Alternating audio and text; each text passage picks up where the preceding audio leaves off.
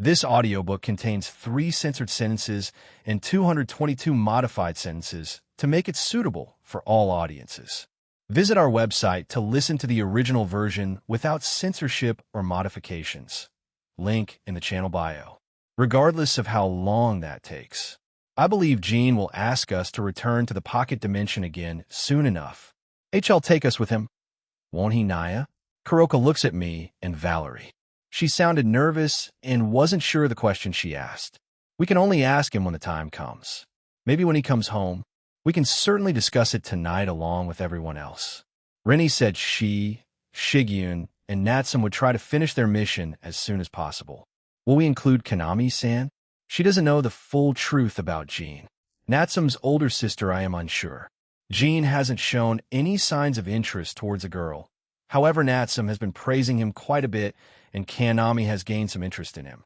I'm sure it isn't romantic for now, at least. I will text Gene and ask him. I took out my phone and sent a quick text to him. It didn't take long for him to answer, and it said, "Sure, I'm all for it. But have her promise not to tell here. It'll send something over." Shine. Suddenly, a small flash of light appeared above me. I reached out and grabbed a pill. It had a note with it. "Hey, this is a pill that will have Kanami swear to keep what she hears a secret from anyone. I do trust her since she's Natsum's sister, but safer than sorry, right? Anyway, I should be back by tomorrow if all goes well. I had some trouble with the Dark Elves realm. Anyway, love you, Gene." I read that out loud, and the 2 girls nodded. Kanami was currently out shopping for some clothes. Since she's living here with us, she needs brand new clothes for her stay. She didn't get a chance due to the Loki debacle. Gracie and Naya, how would you feel if Gene had more maids? I mean, it did take you a while to get used to Sharon. Naya. I did not like it, truthfully. When Sharon first came to be after Gene revealed his creation of those women, we were shocked. For many reasons, but he did give me an apologetic look. It took me around a full year and a half to get used to Sharon. She was perfect in every sense. Cleaning, cooking, and other jobs a maid should do, she did it perfectly. But I did have one thing over her: I was and am Gene's lover. I could do those duties, and she couldn't. However, she did say I can't do those duties, yet Gracie-sama, yet. She couldn't do them yet. However, since she's with Yasaka-sama and Kunu-sama most of the time, she hasn't progressed a relationship that much since then. She has only physically met with Gene after his alliance with the West Yukai faction. I had my own worries during that first year, but Gene did reassure me, even when he was still working through his own doubts and worries, Gracie, even if in the future he'll have more maids, whether I get them naturally or by creating them, please remember that you're my first maid and also my lover. I won't forget about that. Those words have stuck with me since then, and I began to get along with Sharon. I do not mind. My heart is at ease. Kuroka gave me a confused and questioning look, but I just shook my head. She didn't inquire further, so we resumed our usual routines. Mount Olympus. Hestia, are you serious? Hep, you're really going? I was shocked. Beyond shocked. Hephaestus was heading out of our realm again. Where, you might ask? Asgard. Zeus gave her the okay, and apparently he was in contact with Odin because Gene is over there. He didn't mind a Greek goddess going over there. Yes, that's right. Hephaestus was traveling to Asgard to meet up with Gene. Gene himself doesn't know. Hep, you really should tell him otherwise. He won't have accommodations if you stay with him for the night. She immediately began to panic. She wanted to surprise him, but I guess that got through to her. She took out her phone and immediately started typing something. Ding! Her phone buzzed. She quickly checked it and hey, you dumb love-struck woman. I would appreciate it if you could explain it to me in words I can understand. Well, he said, Hell's Wop. Just then a portal appeared beside Hephaestus. I can just assume Gene is responsible for that. Hephaestus wasn't dressed up or anything. She was just wearing her usual outfit. Apparently, she didn't want to come off as desperate. It'll get going then. Hestia, feel free to use my house for cooking if you want. Why, yeah, see you later. She quickly entered the portal, and it disappeared. Love, huh? I looked at where the portal once was, and then at Hephaestus' kitchen. Hephaestus mentioned before that Gene wants to start a restaurant when he's in college. If I can become good at cooking, I can make delicious dishes. Will he hire me as kitchen staff then? Huh? Wait, why do I care? I mean, Gene's a good friend now. I just want to prove to him I'm a decent cook. He did say my cooking sucked all right. Skyward, it'll prove you wrong, and you'll definitely want me in your restaurant. I grin to myself and pull up my non-existent sleeves. Time to get to work. Ask our Dark Elves Island, Gene, Skyward. I wasn't expecting messages from Graphia and Hephaestus all of a sudden, and that geezer didn't tell me anything about Zeus and him being in contact. Kanami will find out more about me. So, we'll bring her along to the pocket dimension to train. Now, to Hephaestus. Why did she want to come here and meet me? Simple, we did promise to hang out eventually, and she took this as an opportunity. Zwap, speaking of the devil, she finally arrived. She was wearing her usual attire and was looking around. This was her first time here, the same with me though, Gene. Hephaestus, it's been a while. How have you been? Everyone else that was around us was looking at the new woman who came out of a different portal with curiosity. I'm fine. I've been busy with making armor and weapons for the tower. But all the orders are done now. I see, that's good. Ahem. Anyway, this is Hephaestus, the divine blacksmith, goddess of blacksmithing, and a Greek god. She, came to hang out with me, so she'll probably be with us until I leave tomorrow. A Greek goddess. Goddess. Hephaestus-sama, welcome to our realm. I hope you enjoy your stay. Sephora and Euanth were shocked, while Rainier for some reason was freaking out. Girl, you saw what I could do as well as the Electa. Why are you more shocked to see a goddess? Anyway, we're in the Dark Elves and Dwarves Island in Asgard. I just came back from Svartalfheim. She tilts her head, and I tell her what just happened a short time ago. She was shocked to hear such a thing could occur, though when I told her about Loki and Hel encouraging such behavior, she understood and frowned. While I think gods are meant to generally not pry or take part in mortal matters, there are exceptions, especially if they hail from your realm. That's why we keep cordial relations with the races and tribes in our realm. Perhaps Odin and the rest will see this as an opportunity. Maybe, who knows? They'll ask him about it tomorrow. Anyway, the dwarves here are known for their blacksmithing and forgery. Euanth, can you take me down there? I look at the sister of the queen, and she nods. Though they were looking at me with awe. Why? Probably because I was conversing normally with a goddess. But they don't know I'm also a god. Euanth and Sephora started to walk away and towards the church-like structure. The building was not far from us, so we arrived quickly and entered. When we were inside, it looked like your typical church, but there were two statues at the front. One was Odin, and the other was Frida. Euanth turned to the right and opened a door. Once in there, it was a normal-looking room with a desk, chairs, bookcases, and candles. She walks over to one of the candles on the desk and pulls it down. Click clang, krrrkshh, sounds suddenly started to appear out of nowhere, and a hidden staircase appeared on the ground. Euanth began to descend, followed by everyone else. Sephora gestured for me to go before her, and so I did. Once I was done, she followed and pulled a lever, and it closed the door behind us. The stairs were made out of metal, and there were yellow lights around us. The stairs were also in a spiral. This'll take a while to go down, won't it? No, we're nearly there, Jean-san. Euanth answered me, and true to her word, around 5 minutes later, we finally arrived at a steampunk-esque room. There was a regular table, chairs, and a few hanging lights above us. There were a lot of paper with designs on them strewn about, a giant clock on the wall, and a calendar beside it. Euanth looks around and shakes her head with a sigh. She then starts walking away towards the door. From what I can tell, it seemed foggy outside. We quickly leave the room, and once outside, there were lights above us in the darkness. Since this island is small, their little home here isn't particularly large or anything. There were oil stains on the streets in front of us, or some kind of wet substance. In the immediate vicinity, there were around a handful of buildings, none of which were large or too tall. They were mostly made out of metal, wood, or both, with some bits of stone. In all honesty, it looked a bit surreal. Looking up, I saw the dark sky filled with darkness with irregular circles of light illuminating the ground. But they were bright enough to illuminate large parts of an area, so the entire underground section was mostly lit. There seemed to be some sort of shop in front of us, as I saw many dwarfs and a few dark elves there. Perhaps it is their own tavern or bar. There was also an extension above it that kept extending to the left side of the area and connected to another building. This certainly is something. It is. This is the dwarf's hamlet town inside the island. With the help of Baldur Sama, we expanded the space underneath here.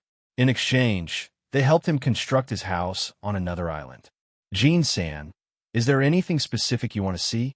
The building in front of us is a bar that includes the upper half. That whole section is part of it. Holy shit, looks cool. A specific area? I mean, maybe the best-known smithy, I guess. The most famous or well-known smithy here. I mean, dwarves are known for that after all. Wait, am I being a stereotypical asshole here? Sephora and Yuanth giggled at me and shook their heads. No, quite a lot of dwarves choose to do such jobs. However, there are some that choose not to. You met Razis earlier, right? He started out as a blacksmith but turned guard for the queen. So, they can always change their profession. Yes, Razis told me himself that his parents wanted him to try blacksmithing, but if he ever loses the motivation for it, they'll support whatever hell do in his future endeavors. They both explained. I see, the guy's lucky. Not many parents would be willing to do that, especially if their family is part of that business. But I'm just assuming that. Yuan then points to the left. If you ask everyone, they will tell you that the shop down there is the best smithy on this island. They have made some magnificent weapons and armor for us. But if you ask me, a certain shop somewhere else exists. Led by two individuals, you saw them earlier in the throne room. Sephora gestured for us to follow her, and we did. We went towards the shop, and a few dwarfs greeted us. They seemed to be heading towards the bar. The day was ending after all. We got to the shop and entered it. The inside of the building was quite large with weapons and armor on display. The prices were also listed in human currency, the euro. A lot of them were quite expensive, ranging around 500 euros and up. However, when I used observe on them, I would say it was justified. Many of them had physical or magical resistances or immunity up to a certain rank. The cheapest, which were the ones in the 500 range, would help protect against low-class to low-middle-class attacks. The expensive ones would protect you from middle-class all the way up to low-ultimate class. But there was no immunity, only resistance and defense. I would imagine it would be difficult to add those specific things to the armor. The weapons also had the same thing on them, except being able to bypass certain defensive thresholds. Suddenly, two male dwarves I saw earlier came out of the back and greeted us. Oh, if it isn't Yuan-sama, how can we help you? She brought the middleman and his companions. Here to buy something, lad? Yuan shook her head and explained why we were here. Apparently, the white-haired and red-eyed one is called Burin, and the long-bearded ginger one is Muvith. They were partners and ran this smithy together. They took pride in what they made, and they were well-crafted. Is that so? Well, please feel free to look around then. By the way, who is the woman with the red hair? She wasn't with her middleman earlier. Burin asked, and Hephaestus was already looking at all of the things they had made.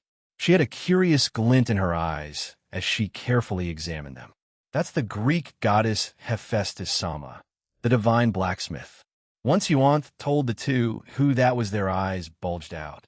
I don't blame them. It's not every day that you get a famous goddess that's known for being one of the most skilled in their craft around the world. The two of them became nervous as she kept on checking out their things. We started to look around as well, but since the girls weren't too knowledgeable about this kind of thing, we just waited on Hephaestus to finish up. I could also just create armor on par or stronger, so I didn't really see a need to buy any. She eventually finished and stood in front of us with her eyes closed. She eventually opens them after a full 2 minutes of silence and looks at the two dwarfs seriously. By comparing certain pieces to the prices that you put on them, I can say that they're appropriate. They do what's appropriate for the price range, while also having both functionality and design. The two of you are talented blacksmiths. Perhaps we can open a trade with my own shop in my realm. 70% of the profit is given to you, while I keep 30%. She liked them. She also proposed a business proposition. I look at the two dwarves, and they were shocked. But kudos to them. They can expand their reach with the things they crafted. So can we talk about this first, Hephaestus-sama? I see no problem with that. Jean is here for the alliance after all. Once it's signed, it will make this partnership even easier. The two smacked their palms after remembering that part. Yeah, I am here for an actual reason. Take your time. You two, we'll be checking out your home for the next few hours. We'll be back when we're ready to depart. But if you don't have an answer by then, I summon my number and give it to them. My number, just contact me that way, and he'll give it to Hephaestus. Thank you, lad. Well, do that. Come here, Burin. Muvith dragged Burin back into the room they'd been in earlier, and we started to hear muffled chatter. Seeing as how we were done here, we quickly left the shop. As soon as I'm outside, I turn my head towards Yuanth. So about that other smithy. Yes, let's go there. Again, the two dark elves started to lead us to where this smithy was. It was on the other side of where we were. As we passed the bar, we could see many patrons inside. They saw us and raised their glasses and mugs in a cheer. Then they started laughing. Peace is a must. Just seeing dumb crap like that make them doing worth it. Even back in Rose's town, the tavern's atmosphere was friendly and lively. Even though I started this dumb middleman business because I just wanted a harem, the longer I live in this new world, the more I appreciate it. Seeing everyone just going about their day, working through their hardships, overcoming them, and growing.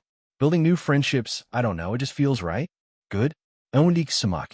I look in front of me, and I had walked into a lamppost. I turned back to see everyone giggling at me, including Rainier. I guess they saw this and didn't stop me, laugh it up. What's up, Dadthoth? Are you keeping an eye on me? I didn't get a response, though. What the hell was that about? Whatever, we continued our short journey until we arrived at a different place. It was tucked away in a corner of the small dwarf town. It had a small sign saying Smithy Witty, whatever that meant. Sephora pushed the door open, and we stepped inside. Welchome Ewante Sama. Sephora-san. Midlaman. Bonk. Stop screaming, Sherry. We were greeted by two energetic female dwarfs. The tall female dwarf from earlier, and the other one who was quite small with purple-black hair. The smaller one is apparently called Sherry. I'm sorry, Kyoko. Kyoko? That sounds Japanese, sorry for that. Welcome to our humble shop. I didn't think Middleman-san would come here. The name's Kyoko Ogawa, and this is Sherry. What can we do for you?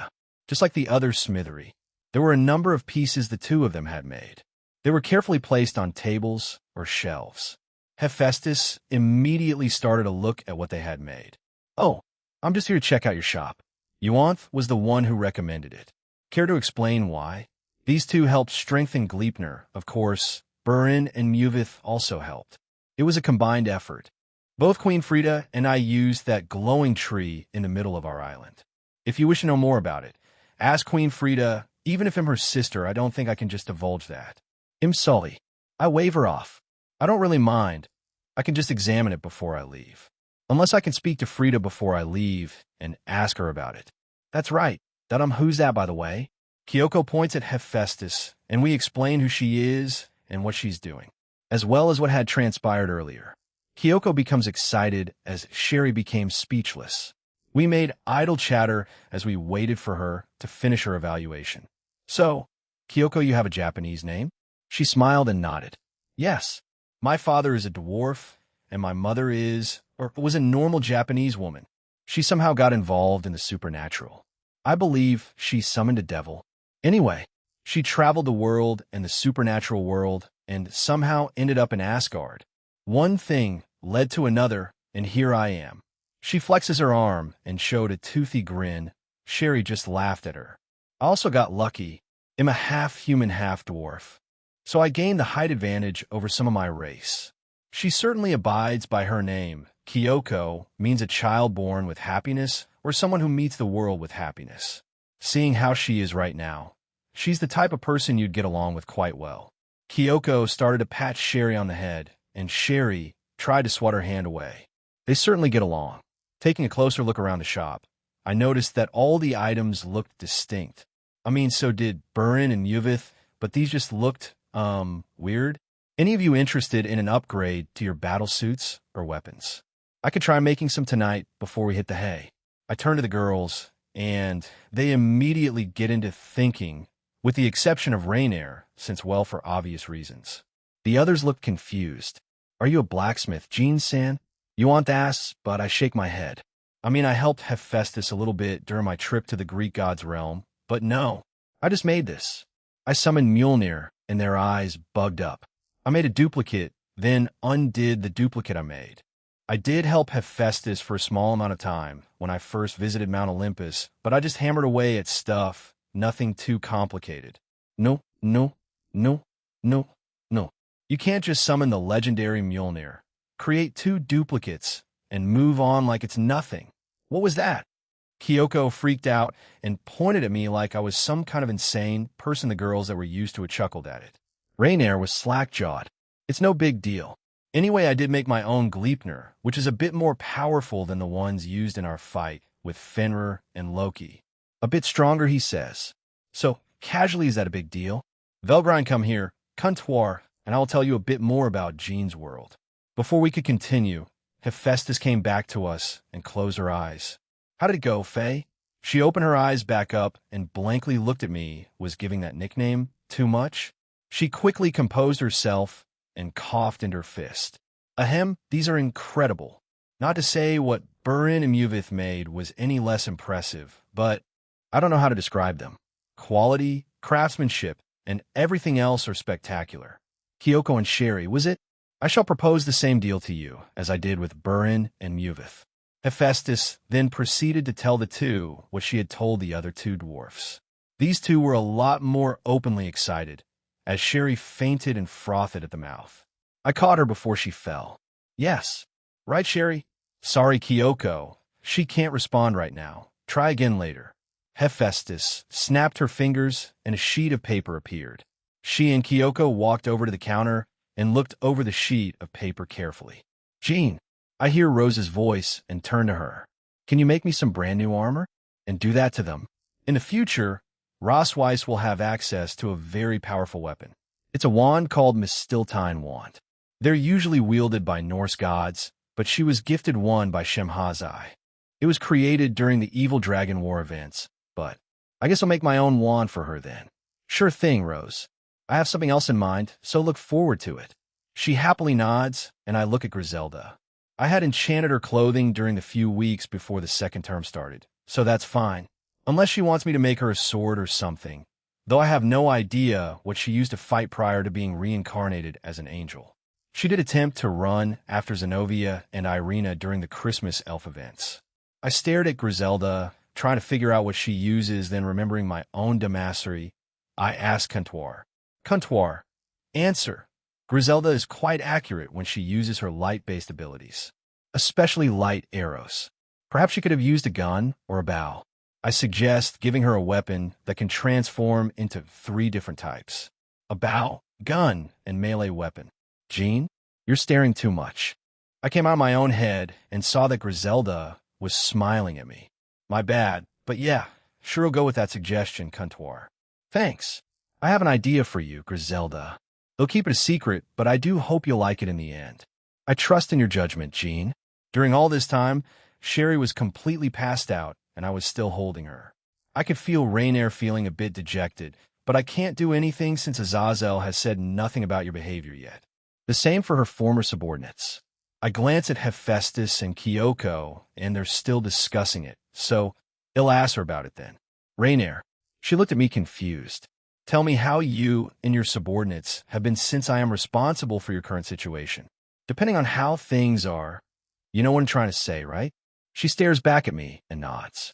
She looks to her side and appears to be thinking about my question. The others were confused, and I told them what and who Rainier is. They were quite surprised and looked at the female fallen angel, making her squirm a bit. Middle hasn't changed. She's just become even more desperate towards Azazel. She just tries to seduce him every time she sees him. The most recent incident was she stripped naked as soon as he asked for her. He doesn't know what to do with her. You know, I want them all to redeem themselves, but what is up with that little blonde? Donasik is still working in the library, research, and science department. He's given more privileges and responsibilities since Sahariel-sama, Penemu-sama, Amuro-sama, and Tamiel-sama have advocated for him. The same can be said for Kalawarna. She's been busy in the business department, and she's also been helping out at the research department. Cookie Samejima has also been advocating for her, though I suspect that he has feelings for her. Huh, looks like Cookie is still after her. Huh? Good luck, man. I wish you all the best, my man. I've been busy with the daycare. I'm an assistant and teacher, but I'm only a teacher when the other fallen angel that works with me is on a day off or busy with something else. Otherwise, I'm just assisting her during all that. I didn't feel her lie at all, so she was telling the entire truth. 3 out of 4 are trying to redeem themselves and are actively trying to improve themselves and their situation. That's good. I just need to talk with Azazel in the future. But if that time comes, I'll need to put them on monitoring for at least a few months before I fully trust them again. I have an inkling feeling that Azazel is pushing Rainier towards me, so he'll personally watch over her. He'll ask Cookie to do the same with Calawarna. He'll ask Penemu and Barrakiel to do it for Donasik. And finally Azazel for the raging blonde midget. I see. Well, good job then. I put a hand on her head and ruffled it. She looked a bit annoyed but didn't say anything. A bit of progress never hurt anybody. Keep it up if I deem you okay in the future. The same with those 3, then I'll unseal your powers. Even if you do, I'll still be monitoring you for a few more months just to be sure. She silently nods, and I remove my hand. Once I did that, the 2 of them came back to us. Sherry had also woken up during that time and had been listening into our conversation. She woke up around the time I told them about who Rainier was. We're done. The deal is done. All that's left is for the alliance to be officially signed, and we can get started. Hephaestus looks at Sherry and smiles. Sherry, Kyoko has agreed to become my apprentice. She will come to the land of Greek gods every now and again. I will give you the same offer. What do you say? Sherry stared blankly back at Hephaestus. If I had to put a sound effect here, it would be the Windows XP shutdown sound effect. Sherry comes back to us, and she starts nodding her head furiously. I guess she's up for it. I see. Then I look forward to seeing the both of you in the future. Hephaestus looked at me and seemed hesitant. Please don't tell me you didn't think about how to get them there.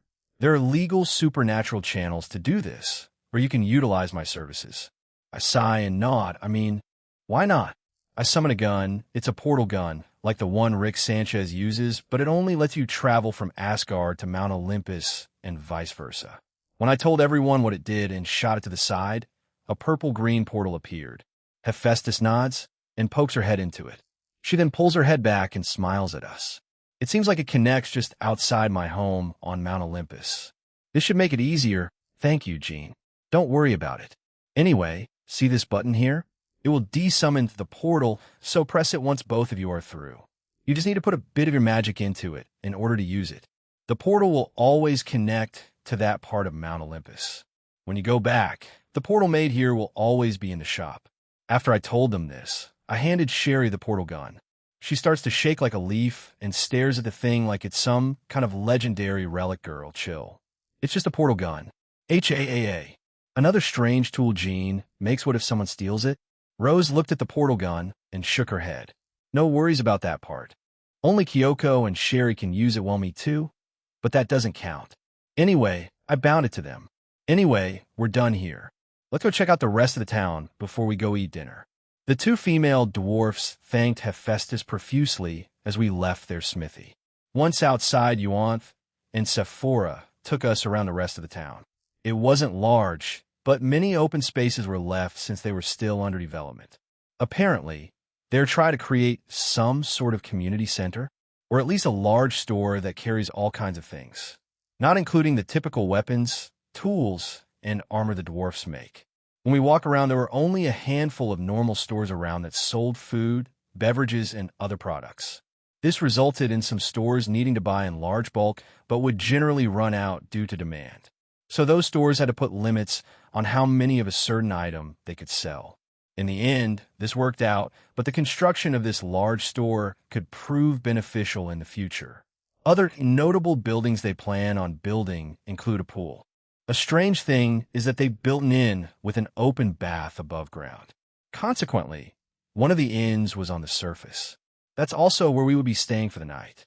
I asked Hephaestus if she would be staying, and she was, so we'll be paying for an extra room. Open-air baths have become more and more popular lately. However, I believe that's due to Odin in this case.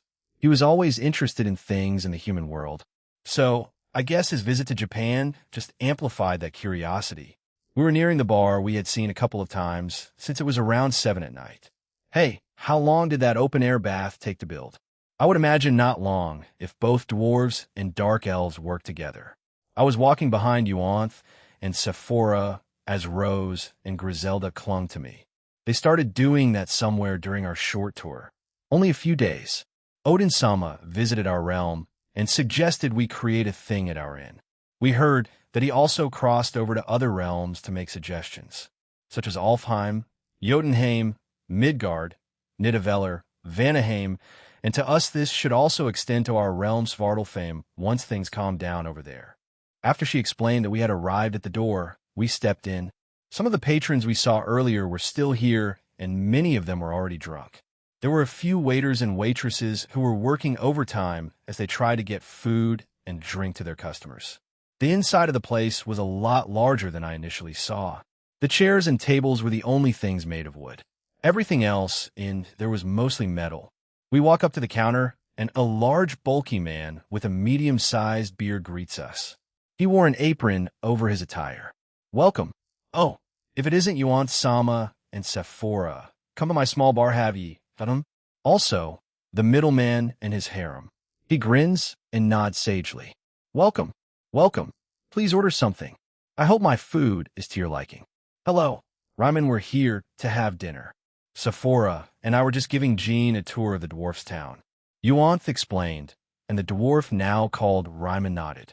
They started ordering off the menu above him that had been put up on the wall.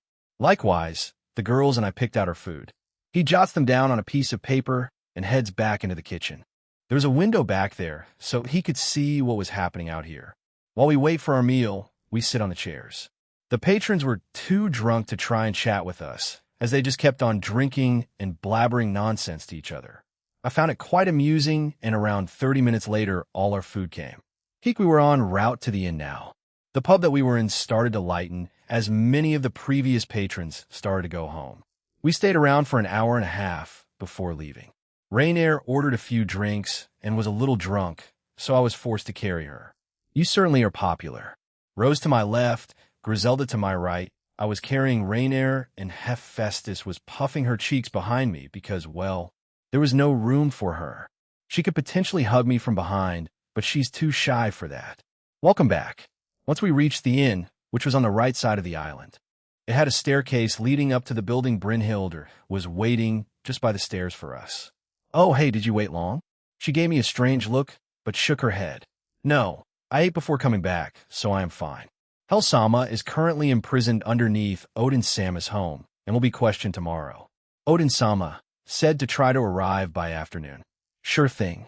I started walking up the stairs when Jean sang, good night. If you plan on leaving tomorrow, then I hope you enjoyed your stay, even if we requested something from you. And next time, we will be a lot more accommodating. Yuanth stopped me. It looks like this is where we parted ways for the day. Yeah, good night, and he'll probably leave early in the morning since I have one more place to visit. I also doubt I can visit that island that Odin's son's homes are on, though this is just me assuming. Maybe I can make time? But ITLL depend on how my visit to Brynhilde's home and that island unfolds. They wave at us before turning around and walking away. I watch them for a few seconds before we also make our way up the stairs. Once inside, there was a reception desk in front of us and a dark elf there.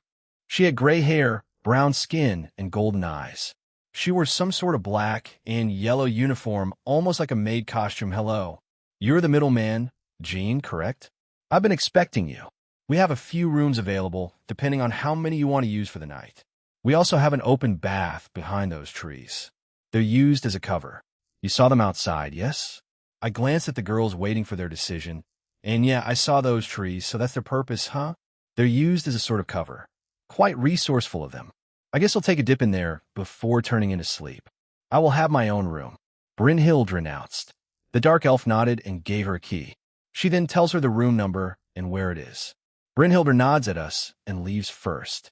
Rainier, Hephaestus-sama, would you like to be in a room with me? This. Oh yes, I do not mind. Griselda turns to Rainier and Hephaestus and asks them if they wanted to be roommates with her. Rainier answered immediately. Albeit drunk, Hephaestus was a bit hesitant but said yes in the end.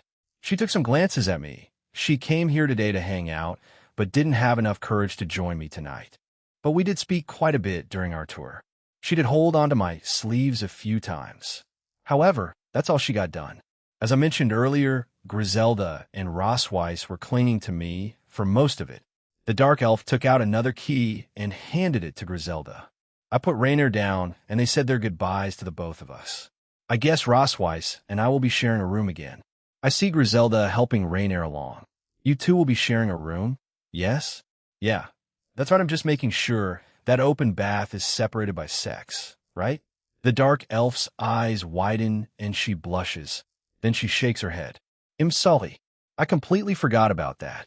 The only males here are the dwarves, and all of them usually retire back underground as they have their own homes, and there's an open bath down there that's separated by sex from mostly females. So I see, don't worry about it. They'll just tell the rest, and it'll probably take mine after theirs. She looked relieved and sighed.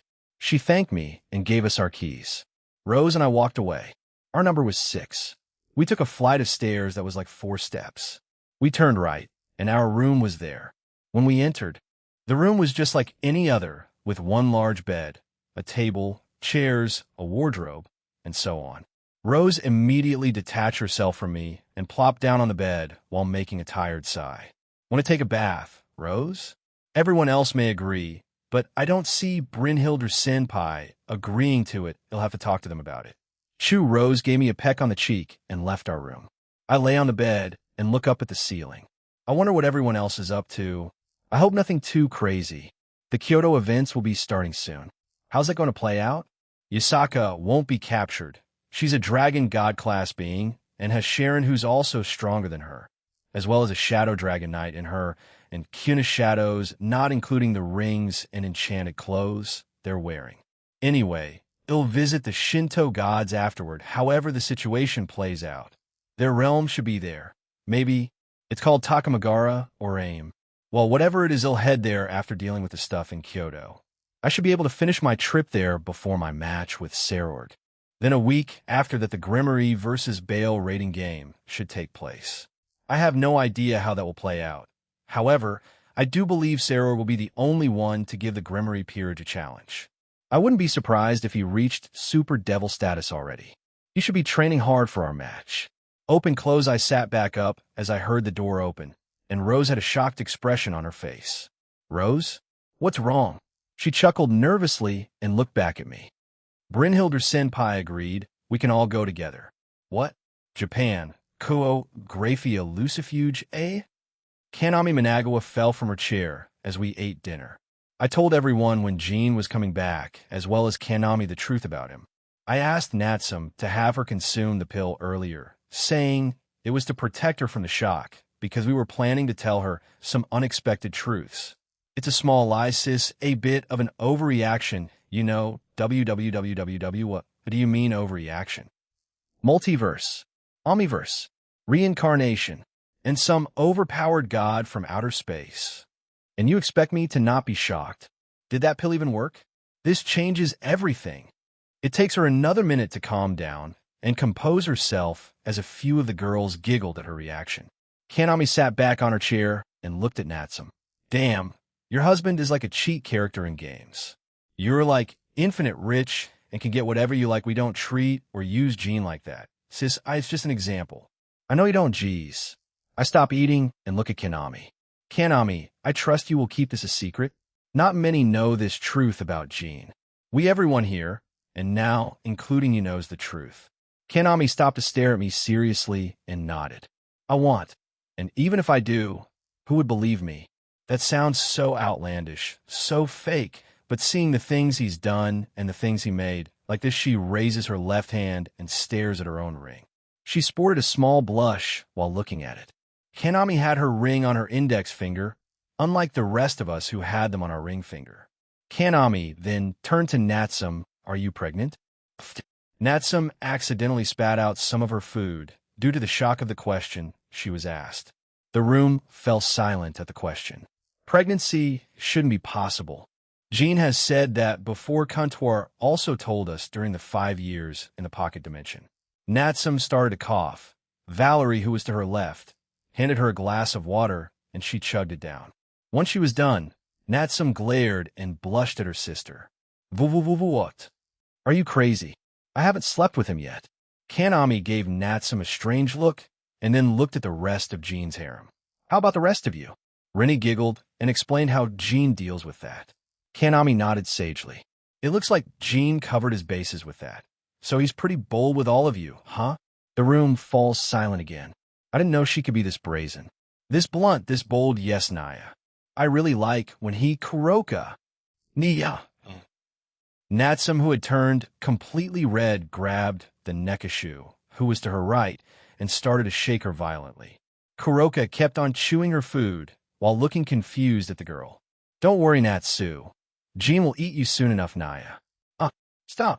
Such a vulgar conversation, but I do believe he will take everyone eventually.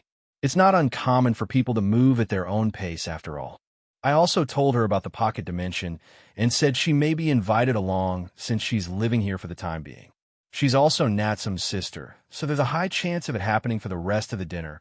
Kanami asked questions pertaining to Jean or his abilities. We tried our best to answer her queries. Ask our Jean Skyward, it was strange. Back then I never thought Rossweiss would be like this. We were in the open bath. Rainier, Griselda, and Brynhilde sat across from us, while Rossweiss and Hephaestus decided to sit next to me. The open bath was quite spacious, unlike the typical ones I've seen in Japan. It was mostly made of wood, even the inside of the bath. The trees did provide some cover and shade for us. However, there weren't many other buildings that were built too high, so we didn't need to be concerned about that. Brynhilde was staring at me very sternly. I glanced at everyone's bodies, and they were all in top shape, curvy in all the right places. So, Bryn, why did you agree? I was quite confident in you saying no. It would be better than having you try spies or peep on us. That's it. I wouldn't do that. What do you take me for? I gave her a strange look, and she blankly stared at me back. This woman, I swear, Brynhilde looks at everyone else and asks, why did the rest of you agree? I can understand why Rossweiss agreed. Those two are lovers now, after all. She said that with a bit of irritation and jealousy. Brynhilde, much like the other Valkyries I've met, like Helmwige, they didn't have boyfriends. I've bathed with Jean before. Griselda answered first, and the rest stared at her in shock. She proceeded to explain how it happened, and they understood. It doesn't matter, Rainier said that without any other explanation. When asked to explain, she refused and just blushed. Everyone else looked at Hephaestus as she turned away cutely. The goddess of blacksmithing was blushing quite hard. I just didn't want to keep Jean from bathing for too long. This was the most logical step. Yes. It is, she explains and mutters it more to herself, as if she's trying to convince herself that what she was saying was the truth. She was obvious, so no one really believed her, but no one pushed her either, so it was fine. This is almost déjà vu, though. This happened a lot in that place, and a few incidents occurred. I say with a sigh. Everyone looked at me confused, but Rossweiss blushed. Yes, she was part of those groups during the 5 years. But an incident didn't happen every time I was invited over. Aquino and Kuroka did try to do it a lot. I felt Rose's hand brush against me beneath the water. When I glanced at her, she was red, but she didn't say anything. It was probably an accident. What do you mean that place and incidents, Jean? Oh, it's nothing. Just my home's own large bath. I would be invited over to a group bath by some of the girls. Some embarrassing things happened. Brynhilde shook her head as she blushed. Whatever Rose is trying to do, it's getting a bit dangerous. I felt her hand brush by my side again. I mean, once is definitely an accident, right? Maybe twice. But 5 times in less than a minute? Rainier started to look up at the sky as Griselda and Brynhilde started to chat among themselves. I have no idea at what pace Rose wants to take this relationship at. However, it's been a few days since I had that, and I'm a bit backed up. I felt her try it again, but I grab her hand, making her freeze. I then move it away. This made her eyes widen. I wrap my arms around her and pull her closer. I leaned close to her ear, Rose. I felt her shiver as her hand slowly but surely moved down and rested firmly against me through the towel. I had already reacted to how risky this was. I checked again to see that everyone was still crap. Hephaestus was looking at me and at the water. She could see what was happening, and she was blushing even harder than before. We can continue this later. I mean, we could talk about it. It'll get going then. It'll leave you, ladies, to yourselves then. I got up quickly But Rose wasn't expecting it, so while she kept her grip on my arm, in turn, she pulled the towel off me, and when I got up, I was completely exposed to all of them. The entire bath became silent as each of them stared, and they all started to blush. I'm sorry. Rosswise threw the towel back to me, and I wrapped it around myself, though it was still quite visible as a bulge. I quickly left the place and got dressed. I feel like that's going to be a reoccurring thing. It happened a few times already. I quickly got back to my room and lay back down on the bed. I waited for them to come back. HAA. And would do it with someone when I get back, seeing them all like that was quite stimulating. A few minutes later, Rose came back and was in her pajamas. She and Griselda had them in their rings. I was already laying on the bed, and she joined me. She did all this without saying anything. I had taken out a light novel earlier and was reading it. It's called How to Raise an Energetic Girlfriend with Listless Girls in My School. But for some reason, they all have unique and weird quirks. Rose cuddled up to me and started to look at what I was reading. Jean. I put the book down on my chest and look at her. About earlier, W, we got a bit ahead of ourselves. Let's slow down a little bit, please. Sure, I also should have stopped, but got caught up in it too, sorry. No, it's fine. We're both at FM. I kiss Rose as she's a bit surprised, but she quickly kisses me back. I take it a bit further and push my tongue in her mouth. Her eyes widen, but she reciprocates and shyly starts to lick my tongue back and explore my mouth. As I started a French kiss with Rose, I could feel her squirming, so I ended the kiss. A small string of saliva could be seen between our tongues. How was it? She was still quite flustered as she kept staring at me with a glazed-over look. It takes her a few more seconds to come back to me. Once she does, she blushes even more and buries her face into my neck. It'll take that. As I liked it, haha, we flirted a little bit more before deciding to go to sleep for the night. Tomorrow was my last day here. After all, thank you, please come again. Jean-san. It was the next day, and we had left the inn. The dark elf from last night was called Fafira. She was quite outgoing and friendly. She and her mother owned the inn. They made breakfast for us and joined us. We had a very interesting chat. What I learned from that was, 1, the dark elf Faluni. The guard that we first met here is married, and her husband is apparently small, but quite old. They said he was around 49 or 51. Anyway, she went after him at full speed. But due to low birth rates for dark elves, no elves in general, they haven't gotten pregnant yet. Anyway, the husband of Fafira's mother died a long time ago, so she's a lot older than she looks. We were walking toward the center. As we could see, Queen Frida was there with Sephora and Yuanth. Razis was also there, and he was already drinking from his gourd. Lad, I hear you're going to go to one last island before heading home? Razis greets us, and I nod. Yeah, to the industrial and agricultural one. They'll take this time to help Brynhilde visit her parents, since they're from there. That place, huh? There are quite a number of dwarves there, too. There's also another pub there like ours, but a lot more normal looking, unlike the metal thing down there. His name's Hermel. Tell him I send my regards. We're lifelong friends. Oh, the pub's name is Kraken Keeper. Don't ask why, he just liked it. Really? All right then. Thank you for the heads up. Gina's promised, here. Queen Frida steps towards me and hands me a card. I look at it, and it was basically a lifetime pass into this island and their realm. I put in my inventory. All you need to do is show this to anyone, and you'll be fine. This will also extend to anyone you bring with you. This is our way of thanking you, as per your request. I see. Thank you, Frida. We'll get going then. I appreciate it. We turn around and start to walk away. Come again. Jean-san. Yes, please do. I wish to get to know you more, Jean. Yuanth and Sephora also bid their farewells. Razis just burped. He already gave his, but geez, man. We quickly enter the building and teleport back to the main island. Whoa. Now, that a lot of POP middleman. I was quickly surrounded by a lot of people who started to ask me questions and also asked me to sign things. I quickly did so, and the crowd started to die down. I guess they heard I was on the Dark Elves Island. I turned to Brynhilde, who looked annoyed by it all. What was that about? HAA, I recognized some of those girls. They were Valkyries.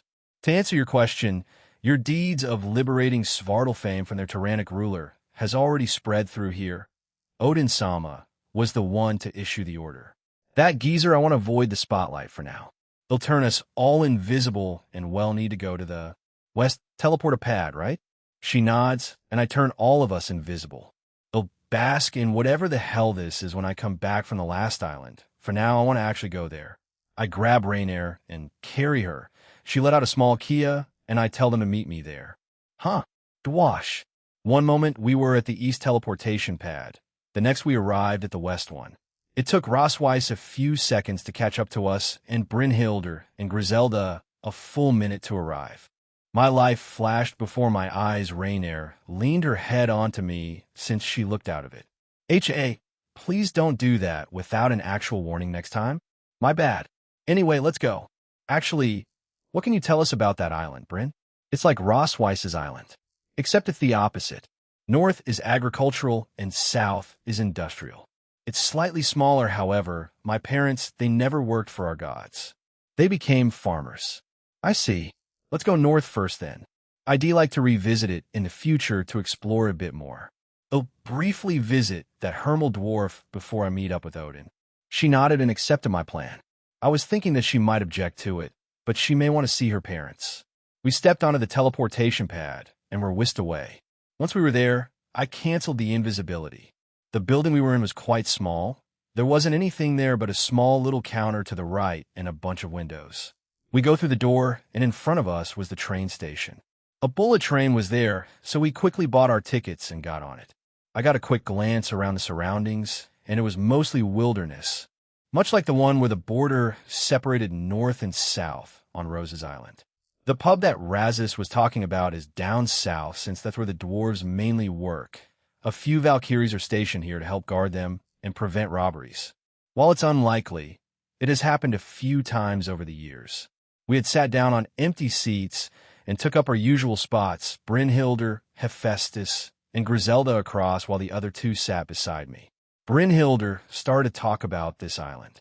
Like Rossweiss's town, my parents and I lived in a slightly bigger town, more fields for growing crops, a few more buildings for processing said crops, and the like. I would like to say it's quiet, but it isn't. It's more modernized and makes a lot of noise on a day-to-day basis. Brynhilde looks out the window and sighs. We will arrive in 15 minutes. Try not to fall asleep. It's not a long journey. The girls chatted to Brynhilde more about her home as I looked out the window.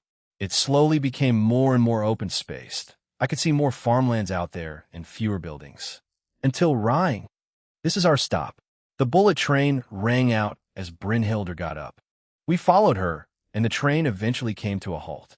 We stepped out and could see not far from here it would be the end of the line, so they would be turning around soon. Huh? I turned back to look at what was in front of me, and it was an enormous area with many open fields and, for what I could see, a small town somewhere near the middle. 2 sunflowers were in front of us. Brynhilde walked over to it and crouched down to it. It's still here. We join her. Still here? My mother and I planted these many years ago. Normally, sunflowers only last 6 to 12 days with the proper care, but she imbued this with Norse magic that would extend its longevity. I had thought of it on occasion and assumed someone pulled it out. So these 2 sunflowers had meaning to her, huh? I believe sunflowers have the symbolism of loyalty and adoration. I can see some of that in Brynhilde, as she holds the Norse god in high regard and is very loyal to them. I look back at the faraway town. ITLL, take us a while. If we casually walk, let's take a ride to your town then, Kaisel. From my shadow came my trusty dragon Kaisel. My king. He bows and then lowers his body. I look at everyone as I stepped on his back and then sat down. They were looking at Kaisel in interest, but eventually joined me on him. I felt someone hug me from the back and see it was Rose. Rainier, come here. I tapped my lap and she awkwardly walked over. She then sat in front of me as I hugged her waist. If she was anywhere else, she would simply be blown off once Kaisel took off and increased his speed. Griselda joined me on my left and Hephaestus to my right. Looks like we were ready. Let's go, Kaisel, to that town in the distance. He made a gruff sound and got up. He spread his wings, then took off into the skies. Once we got up there, we could see this entire part of the island. In the far distance was completely different. Just buildings everywhere. But I can't check it out that much, damn. Fwash Kaisel starts to fly towards the town, and we enjoyed the view up here. Below, I could see many fields of different types. There were also some patches of water, perhaps small lakes or just water from rain. Does Asgard rain? There were also small patches of trees, perhaps for apples.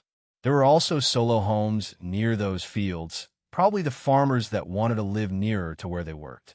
It didn't take us long to reach the town as it came into a clearer view. Kaisel, land just outside of it. I don't want to scare or alarm the ones living there. He starts to slow down his speed and starts descending. Once we landed, there were a few people who stared at us in awe.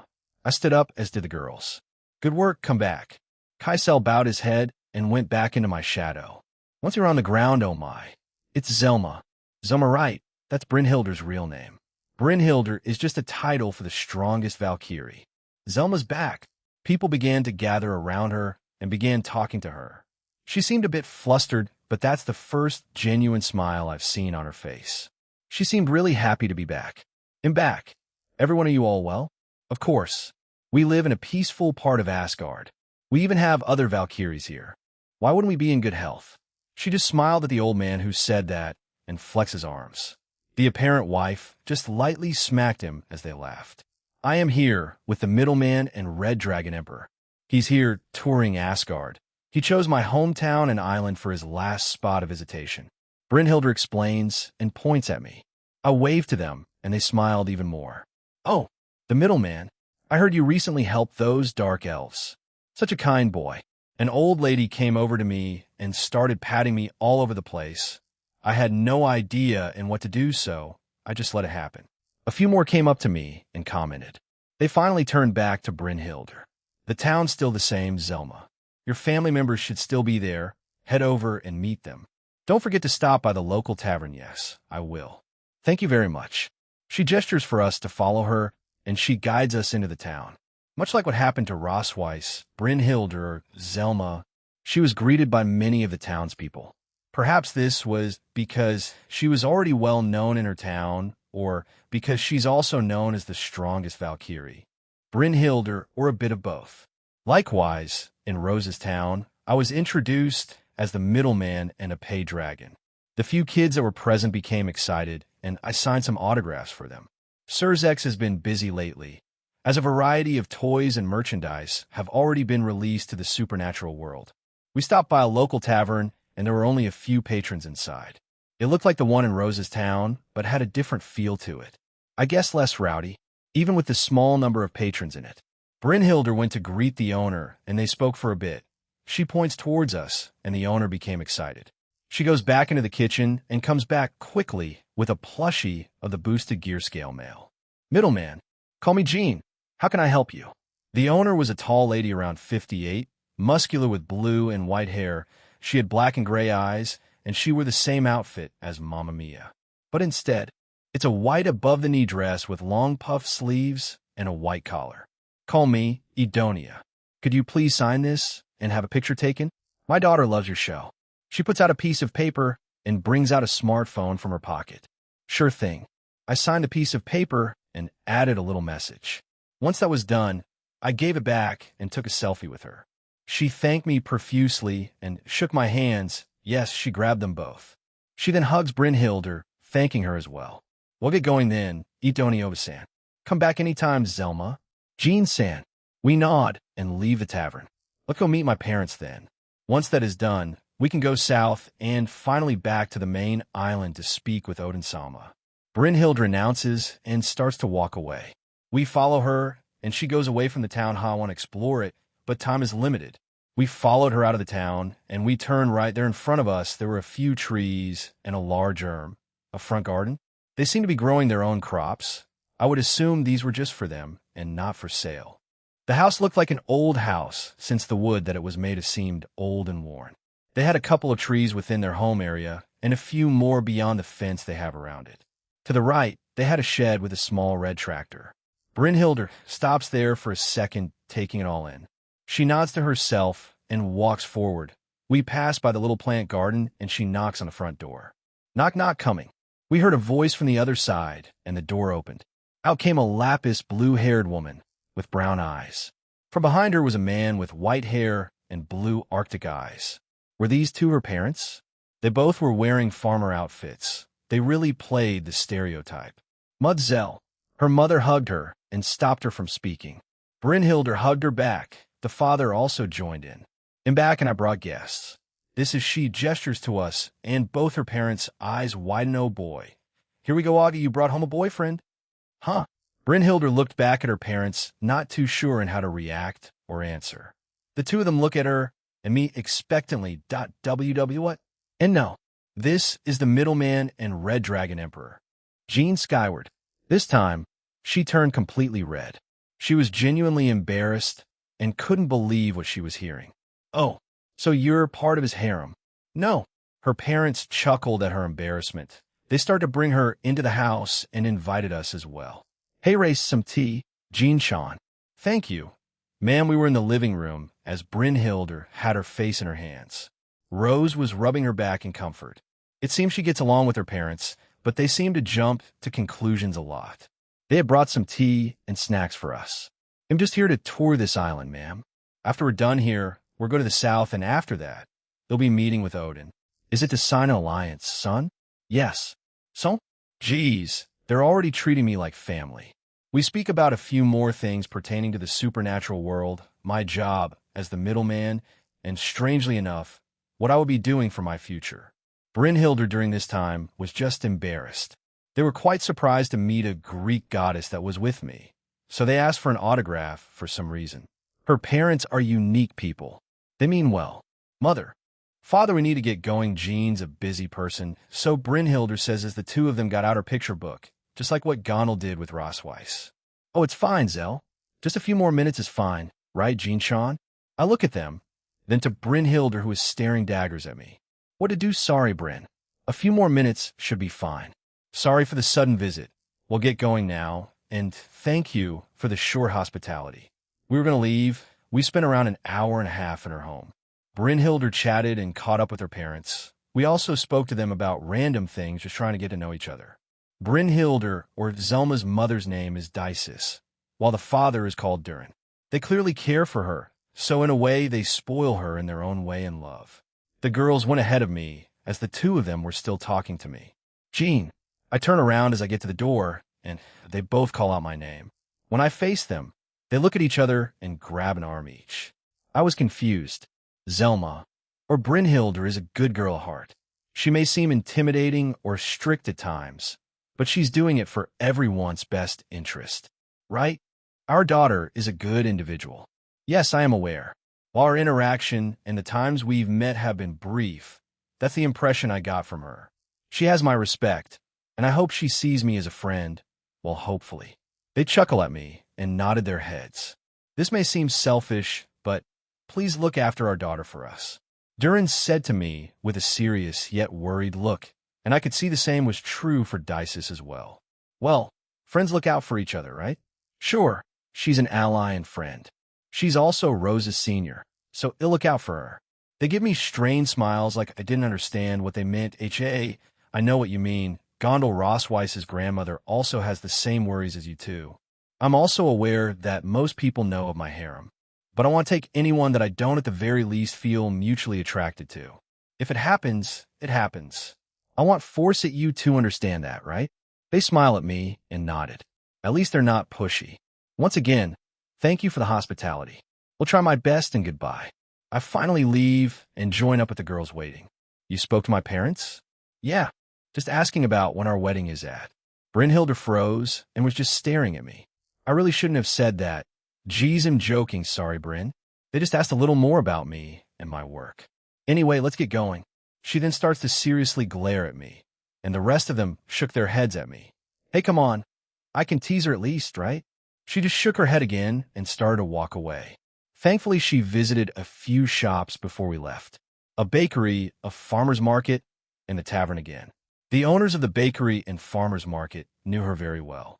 Apparently, they knew of her when she was still a little kid. They all made the same comment. Brought home a boyfriend, huh? Or something along those lines. Once we were done with those rounds, I teleported us back to the platform, instead of flying or using Kaisel. Tight schedule after all. It will be another 5 minutes until it arrives. Brynhilder says, Rossweiss leans up against me as well as Hephaestus, but she was a blushing mess while doing it. Rainair was sitting away from us. She was weirdly silent during the meeting with Brynhild. Her emotions were just confused. BZZZT. I took my phone out, and it was Rennie who sent me a text. Coming home today? She added a sad face emoji with it. Yes, I am. Just one more place to visit. They'll meet up with the Norse gods and get that treaty signed. Yay, we're all slowly dying back here. You know I miss all of you too. They'll be home soon. Are you busy? Just training magic with Shigyun and Natsum. I have to go. Our break is ending. I love you, G9C. Good luck. And I love you too, Rennie. The two of them were just staring at my phone while I texted Rennie. I felt Rose puff up her cheeks. A little jealous, are we? I turn and kiss her head, and she was fine with that. It didn't take long for the bullet train to arrive again. It's been around 20 minutes, and we were nearing the industrial zone of the country. Even from here, I could see a lot of tall buildings in the distance. Are you all right? Just tired. I guess Rainair, since getting on, looked a bit out of it. I scanned her earlier, and nothing came up. Probably just psychological or a mental thing. She wasn't shy away from leaning her head against my shoulder. Anything to tell us about the place we're coming up on, Bryn? Just call me Zelma, but only when it's just us. I gave her a strange look, but she ignores it. I mean, I don't mind. But to your question, it's been mentioned multiple times, but many of its residents are dwarves or anyone that's good at creating things. It's an important place, so there are more Valkyrie stationed here. So the security is tight. Not much sightseeing, Gene. Just a lot of buildings, smoke, tinkering, and creating. The only place we can go to is the Hermal Fellow that Razes told us about. Right? We can just go straight there while taking a look at the city as we go. I don't think I can just waltz into a random building, even with my status. Right then, let's go straight over there. We had left the bullet train earlier, and while Zelma wasn't kidding, this place is just all buildings, smoke, and feels claustrophobic as hell. How the hell do I even describe this place? Piping everywhere, smoke coming out of God knows where. Multiple levels to the place, since not a single shop or building is on one level. Many of the buildings are a mix of metal, stone, and very little wood, or none at all. There seems to be some kind of mini tram system here. I could see multiple people using it. Is that a tram system? Griselda points at it and asks Zelma. Yes, once this place started to be built and becoming more complex, then they made that. It runs underground, so mostly underneath the giant buildings of this place. It's a very hot and humid place. I can work something out with Odin to provide a cooling effect to the Valkyries and workers here. Zelma looks at me funny and lets her feel my close her eyes widen since it was cold. I tell her what I did to it. She looks at Rossweiss and Griselda as they weren't sweating. For the time being, let's do this instead. I point at Zelma, Hephaestus, and Rainair and add a cooling effect on their entire body. All of them looked relieved. Now then, let's get going to that pub called Kraken Keeper. Do you have any idea? Zell? She shook her head great. I spot a random dwarf and Flash step towards him. I appear in front of him, and he jumps in fright. What the W? Who are you? Sorry for the sudden appearance. Do you know where a pub called Kraken Keeper is at? The Kraken? I'm going there now, actually. You'll need to hop on a tram. I gesture for everyone to come here, and they quickly do. We're going there, actually. Mind if we follow you? Go right ahead, lad. I go buy tickets for everyone and enter the tram. It wasn't as packed as I thought. I give the tickets to everyone, and we sit down. The tram had soft leather seats, windows everywhere, and was rectangular in shape. It was also quite spacious. If I had to guess, maybe around. At least 90 to 100 could fit in here if they really pushed it. After a few seconds, the tram made a noise, and we started to move. We were on it for at least a minute before the dwarf from earlier got up and nodded at me. The rest followed me, and then we waited for the tram to stop. It eventually did, and we exited with him. Why are you folks here? It's mostly just sweaty people here doing work. A friend asked to check on a guy called Hermal. Hermal? He's the owner of Kraken Keeper, as well as his sister. Come on, we're nearly there. We entered a tunnel with a lot of shops, each of them different. A few sold food, a few sold what looked like gadgets, and some just clothing. I guess there are some areas here that are a little more normal. We kept on walking with the dwarf until we reached a bunch of stairs and went up them. Once at the top in front of us was a busy street with many people going about their business. There, the dwarf pointed in front of us, and in the middle of the street was the pub called Kraken Keeper. It looked unique as the sign that said Kraken Keeper had art of a kraken entangled around it and was blinking a couple of colors every few seconds. We made our way there when bang. Crash. And stay out. Stupid drunksome? Oh, Frank, you made it. Who are these? New drinking buddies? The now-named dwarf Frank shakes his head. Actually, they're looking for you, Hermel. Hermel is a massive man standing at 212 centimeters. He sports a large frame of exceptionally sculpted and well-defined muscles. He seems to have blonde hair. Hermel's head is completely bald save for a single lock of curly blonde hair hanging from just above his brow. His eyebrows, too, are bare of hair, and he sports a thick, blonde handlebar mustache, which hides his mouth while accentuating his strong, cleft chin. Though these characteristics give Hermel a rather menacing visage, his eyes are blue and kind-looking with notably long eyelashes. Ho ho, to think this many were looking for me, I know why. As he says this, he flexes his muscle and rips his shirt apart and what? Razis, he asked us to come here to just make sure you're doing okay. Imogene, middleman and Red Dragon Emperor. His eyes brighten and puts a hand out for a handshake. A weird glint in his eyes as he waited impatiently for me to shake it. Going with the flow, I reach out and shake his hand. He tightens his grip. I respond in kind, and his face then pales. He starts to put his other hand up in surrender, so I let go. Impressive. To think the middleman would personally come and check up on me and my sister. Come, we have room in our pub. Have some food.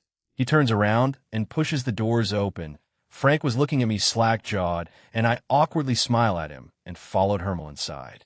The inside was quite tidy, actually. Apart from the few chairs that had fallen over, it was clean. Wooden stools, chairs, and tables. Everything else was either glass or metal. The lights here were mounted to the walls and powered by magic. A few stains here and there, but nothing too serious. Hermel was already by the counter, and speaking to a woman, they strangely look the same.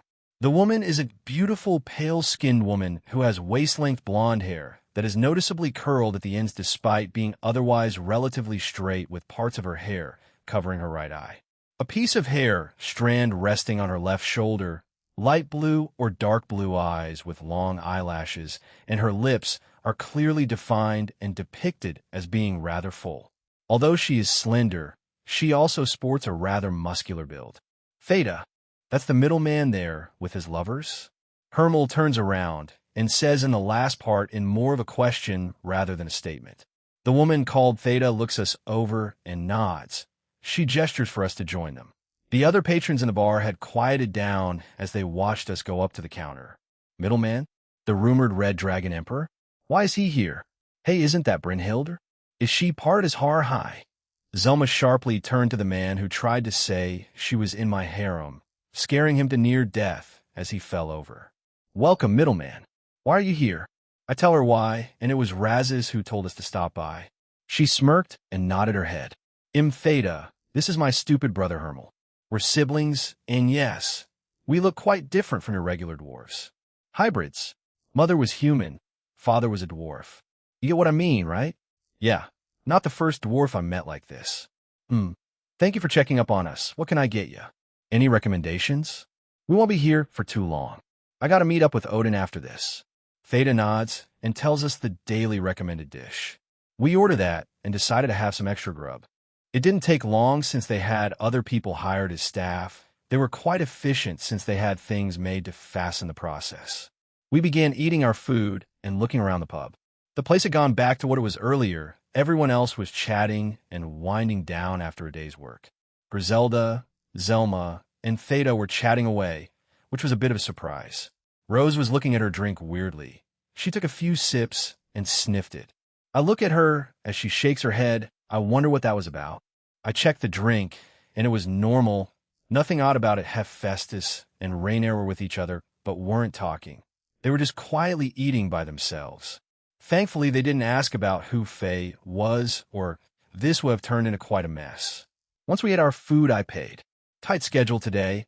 I wish I could have stayed and checked the place out a bit more. They'll come back in the future. Worry not, Jean. You still have your job to do. Hermel flexes his muscles again while pouring a patron a drink before moving on to another one. With all the flexing he's still being efficient. It's almost freaky. We will wait for your return then, Jean. Farewell. I thanked her again before leaving my seat. It was a short trip, and we didn't really do anything except for a very short tour of the place. I'm sure Zelma knows the place a bit better than we do. Rose seemed a bit lost, so I can assume she knew nothing of the layout. Back to the main island then.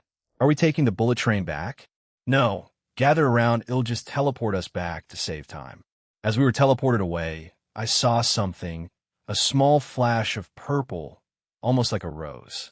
She was either following us since we left Rossweiss's home, or it's a coincidence. Purple Rose Lisa Grausober. Rennie said Shell try to set up a meeting between me and Mephisto. They'll ask her about that again soon. Comptoir, what can you tell me about this Lisa, Purple Rose person? Comptoir. Answer. Currently older than Lavinia Rennie, as she's in her early 30s. Lisa, also known as Purple Rose, is one of the best magicians that has come out of Grausober. Her genius is on par with or greater than that of Lavinia Rennie. Comptoir. Answer. She got involved in the supernatural quite early in life due to her parents dying to some stray devils. She built herself from the ground up, creating, modifying, and perfecting her own magic circles. Comptoir. Answer. This in turn gave Lisa her current moniker Purple Rose, as the magic circle has the symbol of a rose and is the color purple. She also has Purple Lightning as a moniker due to her speed and efficiency in combat. Comptoir. Answer. She is also half German and half English. She was an independent magician before joining Grausober around the age of 26. From there, she became quite well known, until a few years ago she left. Interesting, but that doesn't answer why she's been stalking us. I had noticed earlier, but didn't want to say anything. Maybe I was mistaken? Comptoir. Is she working for any organization right now? Like Cow's Brigade? Comptoir. Answer. No. No contact with Cow's Brigade, nor any signs of Azrael's blood within her. She may be following you for her own personal reasons. However, she hasn't followed you from that island to here. That makes sense. I did teleport here instead of doing it the normal way, Jean. It's nothing, let's go. I start walking towards Odin's home. This time a lot of eyes were on us, but since Zelma was with us and was giving off an aura that said back off, they didn't approach. We quickly arrived to his home and maneuvered our way through his home, and we're back by those doors again. Bam! I stepped forward and pushed them open. The gods were just staring at me in surprise. I may have pushed them a little too hard. My bad. I put a bit too much strength into it. Jean boy, you finally made it. Going through all of those was torture. I feel sorry for other factions and pantheons that have to go through those in the future. I nod and walk into the room. The others follow me. Zelma leaves our side and goes to stand behind Odin. So what's your decision, Odin? He looks around the table and then back to me, a dumb grin on him. He then spreads his arms out, almost looking like he's asking for a hug. Bring me the bigapay ladies of those pantheons and factions. We agree to this alliance. Jean skyward. Ho ho ho. I can't wait for you to go meet the Shinto gods. His sons facepalm at the words of their father. Everyone else had strained smiles as they hold themselves back at Odin's brazen, perverted attitude. Well, whatever the real reason, he wants to join, at least he's part of it. I walk over to the table and summon one last piece of paper. They grimace, and Odin reels back, making me chuckle. This one is just a sign. It needs all your signatures. Once that's done, they'll sign it. If you have any other questions about certain parts of anything, do it now. I hand the piece of paper from the left to start. They start to sign it. Once Thor finished doing so, he pulls out of one the documents, and Jean, a moment, if you will. How about this? That? It's this: a few more Norse gods had questions, and I answered them as thoroughly as I could. Once they all signed the document, I also signed it with that. It's done. I put it in my inventory as well as the other documents. They'll give this to Azazel soon. We're done here then. With this, the Norse mythology officially joined the Alliance. They'll run this by the rest, and you should start getting certain things from each faction or pantheon. If you want anything specific, like how to make your own reincarnation system or artificially created sacred gears, then talk to Ajuka or Azazel. Oh, speaking of sacred gears, Jean. Thor speaks back up, and Odin looks at him with a knowing look. I turn to the god of thunder and wait for him to continue. Zenobia Corda. She said during her rating game against the Sona Citri that you created a new sacred gear, correct? Yes, I made it. It's on par with the original 13 Longinus. I dub it Carnage Incarnate, Grand Chariot. Why do you ask? Do you want me to make a sacred gear for one of you? I glance at Vidar. He gets an artificial sacred gear in the future. With the help of Azazel and Grigori, they made their own sacred gear system using Yggdrasil, letting Vidar store Midgard Sormer's jewel and dons his Ragnarok Aesir Berserk the balance break for his sacred gear. What was his sacred gear? Well, they were boots that Odin created in order to counter Fenrir. But as I said earlier, once they got their sacred gear system, they modified them, and they became Ragnarok Aesir Berserk.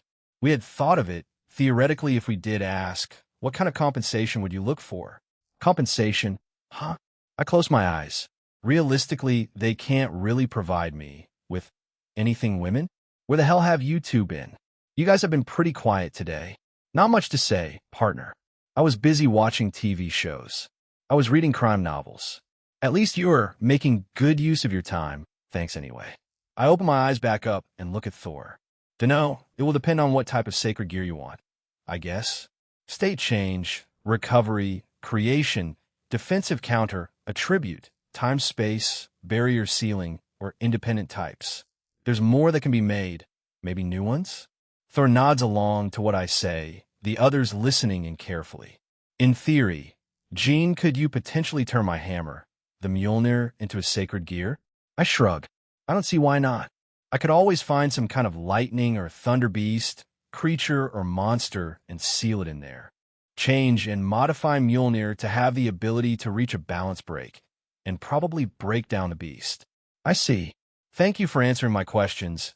Maybe in the future, we may request for something like it. However, we'll probably contact Azazel and Grigori first. Sure thing.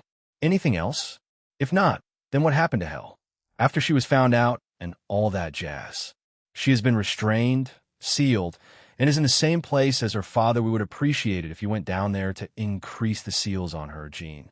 I nod. I was already planning on doing that in the first place, Odin. I see.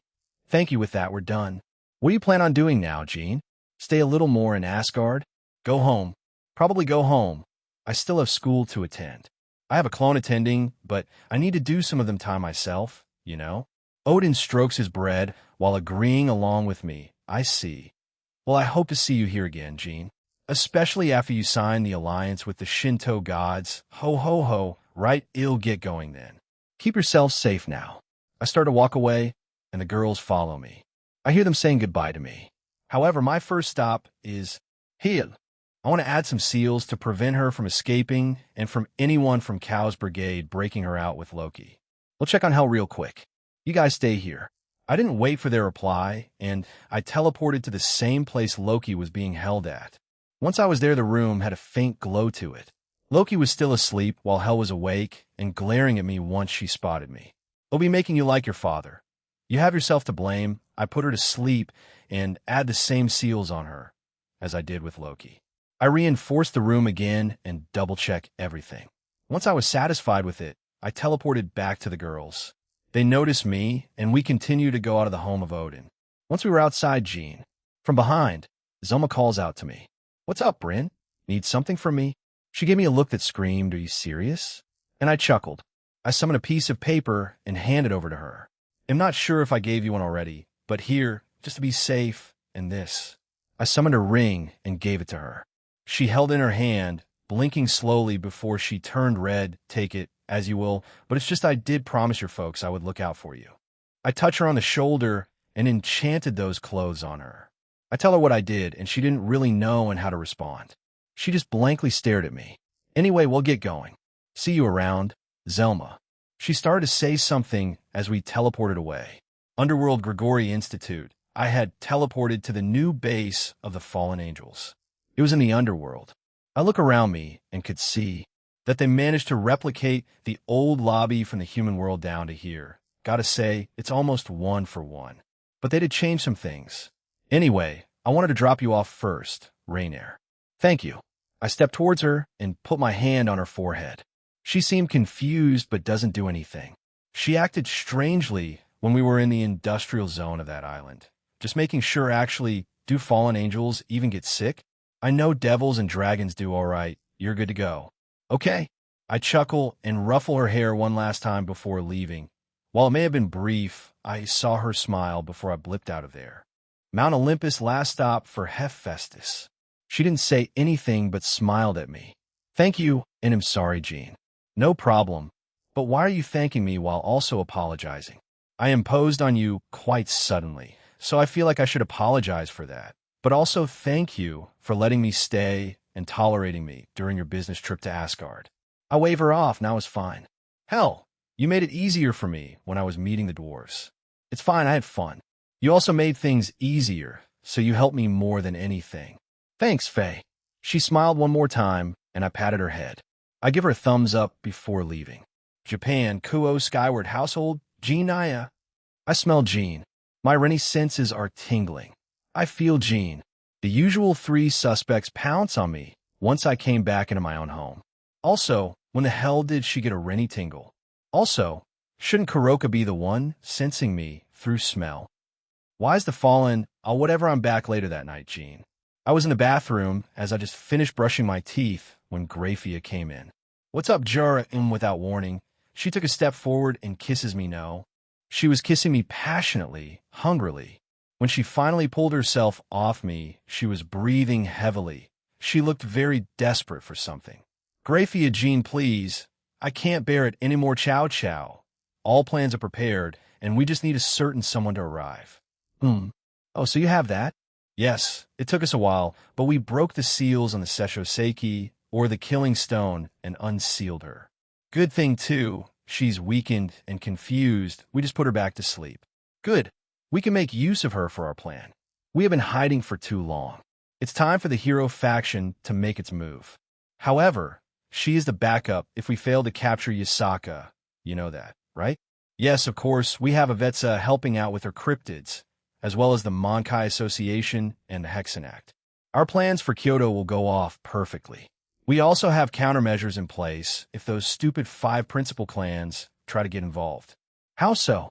Thanks to Lapis Samus Genius, we have increased the speed in making her divine beasts. We have 6 ready, 5 for the clans, and 1 for, well, if things go wrong. Which they want. Good. We start when she gets here. Prepare an assault team on Yasaka. I heard she will try to meet up with some Sakura messengers from Mount Meru. Chapter 4, Part 1. Peace is best, and back to Kyoto, Japan. Kuo Skyward Household, Jean Skyward. I was a bit stunned by Graphia asking in such a straightforward way. In the past, she was a little more subtle, but when I came back earlier in the day, I could sense tension in everyone leaving them. I guess I wasn't the only one missing them all. Of course, I enjoyed my time with Rose and Griselda. I'm not saying I wasn't. Graphia was already wearing a sexy nightgown, and she wasn't wearing any bra or panties. Did my maid miss me that much? When I teased her, she nodded silently and cutely. Damn, I feel like an arrow just shot me through the heart. How can you be this adorable? Graphia? I scan the house and make sure everyone's Rennie's in the master bedroom. Maybe we show both of us while she blushes and can't finish her sentence, I see. So I get the 2 of you right now, huh? Well, I did say I was going to works for me. Nodding and grabbing Graphia's hand, we go to my room, where Rennie is waiting. Jean, I guess my maid and Ice Princess wanted some quality time with me. Huh? Rennie blushed, and I felt Graphia squeeze my arm out of embarrassment. We sat on the bed as I chuckled. Wow, this is incredible, I say, placing a hand on each of their shoulders. Both women smile softly as I stand between them. Wait, I've got an idea. Both girls look at me a bit confused. I laid down on the bed, and both girls sat beside me. Is this good? Hee hee. The 2 of them had pulled me close between them, Rennie on the left, Graphia on the right. That's right, a 2-person welcome. I'd always imagined sharing a moment like this with these 2. Why? Well, the strict and stern Graphia paired with the cute and aloof Rennie is a combination I'd dreamed about. Dreams do come true, don't be stupid. Jean Graphia scolded me, as both of them hadn't moved yet. They were mostly staring either at me or my body. I'm just thankful, Fia. Thankful? You're making this to be a bigger deal than it should be. I'm sure we've done this to you before. I shook my head. FIA, you don't get it, do you? Individually? Yes. However, I haven't had this particular combination before. Certain other things. Yes. Even in pairs and triples, but not this before. Also, it's the both of you. She seemed confused, so I told her what I had said to myself previously, and she just sighed. Rennie giggled at my thought process. Graphia looks back at me and stares intently. Are you alright, Jean? Did you do something while in Asgard? Do something with who exactly? Ross Weiss did start dating me, so there's that, but all she did was spend some time with me when we went to an open-air bath. But apart from that? No, I'm quite backed up actually, so please. Both nodded and pressed their chests a bit harder against each other. Their movements were in sync, and it felt good. Wanting to be a bit more involved, I also started to lean in slowly. Two figures were moving closer together, gently pressing against each other from time to time. But the sight of two women standing so close together was an incredible experience. Does it feel good, Jean? Rennie asked as her face was dangerously close to me. Each time I moved, I felt her hot breath. She's strangely proactive at times like this. Graphia hung back since she felt a bit embarrassed being intimate with someone else, even though she did do that in the pocket dimension. HAAA. HAAA. HAAA, huh? HAAA. HAAA. Both of them started letting out soft sighs, the sound making the moment feel even more intense. They also increased their speed, moving back and forth in rhythm. From the contact, things became slick and glossy. I really am backed up. I can feel it coming soon. Go ahead, let it out. Rennie, caught up in the moment, encouraged me as she squeezed harder, and though Graphia stayed silent, her eyes said everything. She squeezed even tighter. Suddenly, I felt a warm sensation rush over me. The two of them suddenly started to tease me in a way that drove me wild. This was an overwhelming combination. I couldn't hold back and shouted out in surprise. The two of them were still attending to me when I finally gave in. They were a little startled and pulled back. Both of them were covered in a mess. Sorry, I only gave you both a short warning. Ho, they didn't answer me, as both started cleaning me up. They also looked at me while doing, so I didn't calm down, but only got more excited. Talk about being erotic time for the main event then, so whom we decided beforehand, Rennie says as she crawls towards me. I chuckle and wave my hand as the mess on her disappears. She seemed a bit upset, but got over it quickly. I sat up as Rennie climbed over me, adjusting her position above me. She wrapped her arms around me as we stared at each other. I quickly glanced at Graphia as she had a slightly jealous expression on her. When I looked back at Rennie, she had a cute grin on her face. Chewie started to kiss, and Rennie quickly and eagerly pushed her tongue into mine. She was licking the inside of my mouth like crazy. I was absent for a few days, not weeks, months, or years, in my attempt to avoid being passive. I also started to lick her back, my tongue dancing on hers. As my arms snaked down to her ass, I groped them, which elicited a small moan from the blonde. We finally separated as a string of saliva formed between us. Lovey-dovey moment with Jean. She gently pushed me down and guided me as she positioned herself on top. Cowgirl position it is then. Her body pressed against mine as we became one, and she presses closer as if giving a tender kiss. She lowers herself further, making soft sounds of pleasure. Rennie let out gentle moans as she drew closer to me. I can feel her warmth surrounding me. Ha, it's here, NNH. Af-hee-hee, I did it myself again. I could feel Rennie's playful energy as she turned toward me. She smiled and placed both hands near my chest while swaying gently to the music, her eyes closed with a contented look on her face. I glanced at Graphia as she seemed flustered at the sight of us together. She blushed harder and looked away as we made brief eye contact. She had both jealousy and longing on her face. Rennie, why not try leaning forward? AWY, just try it. Confused but still doing as I asked, she leans forward and starts moving again, letting out soft surprise sounds. Her body shakes slightly. Why did she react like that? Something about the contact seemed to make her flustered. Feeling good? Great. Jean, this is too much. The overwhelming sensation against your body. It's not fair. Does it feel good? Why even ask that? Of course it does. You asked that while looking all teary-eyed. My God, this is too much. I'm also at the mercy of Rennie, as she has full control in this position. Rennie slowed down a bit. She apparently can't hear me anymore because of how engrossed she is in moving her hips. Rennie kept on going without a thought in her mind. Rennie, if you keep that up, she looks at me with expectant eyes and gets a bit rougher. Hiya. Fwa. I can't hold back. Jota Jing. What's happening? It shudder hiya. How? Rennie freezes as her body also starts to tremble. Her eyes widen. Mouth open, she reached her peak at the same time I finished. She fell on top of me once she caught her breath. She was breathing heavily. You lost yourself there, you know. Jean, you're still ready? Want to keep going? Hiya. NNH. Hee if she says that like that. How can I not? I moved closer to her as she clung to me. Rennie also started to move with me. She pushes herself up a bit and holds both my hands. Then she shifts back, both our hands intertwined. NNHFHH. Once Rennie starts her back and forth movement, I added an up and down element as well. Seeing her reaction, I started to do it faster. The sound of our movement filled the room. Hiya. Wano wa. Stop that, it's too much. Rennie, you stop moving.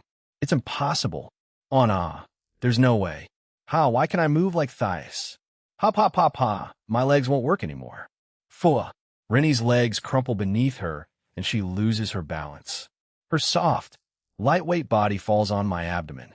The impact knocks the breath out of me as her entire body weight lands on me. Rennie's body also starts to lightly shake, but I keep on going as she tried to keep up with me. Rennie couldn't say or do anything anymore as she let me do all the work. She only stared back at me with a tired look on her face. HAAA. Done. It's coming. The shivers. Shiver? She's gonna climax. Rennie falls back onto me. She couldn't hold herself up anymore. I felt her hands on my chest as I capture her lips. She desperately started to kiss me. Coming. It's coming, Jean. Hold me. Doing as asked, I hold Rennie close as I pick up my pace. Sorry, we're completely caught up in our own moment right now. They'll treat you soon enough. Together. Moi. I focus all of my efforts on what feels good for her. I hold her close as we move together in an intense, passionate rhythm. Rennie's eyes widen as she pulls her lips away from me. It's happening. Rennie. A rush of overwhelming sensation floods through her. Rennie's body freezes and then begins to tremble. I stayed close, holding her tightly. She felt completely spent, and I couldn't hold back any longer. Jean. Baby HAA. Rennie's body started to relax and go limp in my arms. I looked at her, and she fell asleep. Jeez, don't just leave me here like this. I kissed her on the forehead and removed myself from her before placing her by my side. I stroked her hair and felt a smile creep up my mouth. Times like this, times when we just relax and flirt like idiots, I really treasure them. The stupid stresses of life are always a second thought when I'm with them. I sat up and looked at Grafia. She looked pretty hot right now, with a desperate and expectant look on her face. Once I placed the sleeping Rennie on one side of the bed, she quickly crawled up to me. I hugged her and we fell on our sides, facing Rennie, and Grafia blushes even more. If she wakes up, she'll see you in this state. Her body shuddered as I whispered that into her ear. She doesn't say anything, and I lean in close. She lets out a soft sigh. I took this opportunity to capture her lips.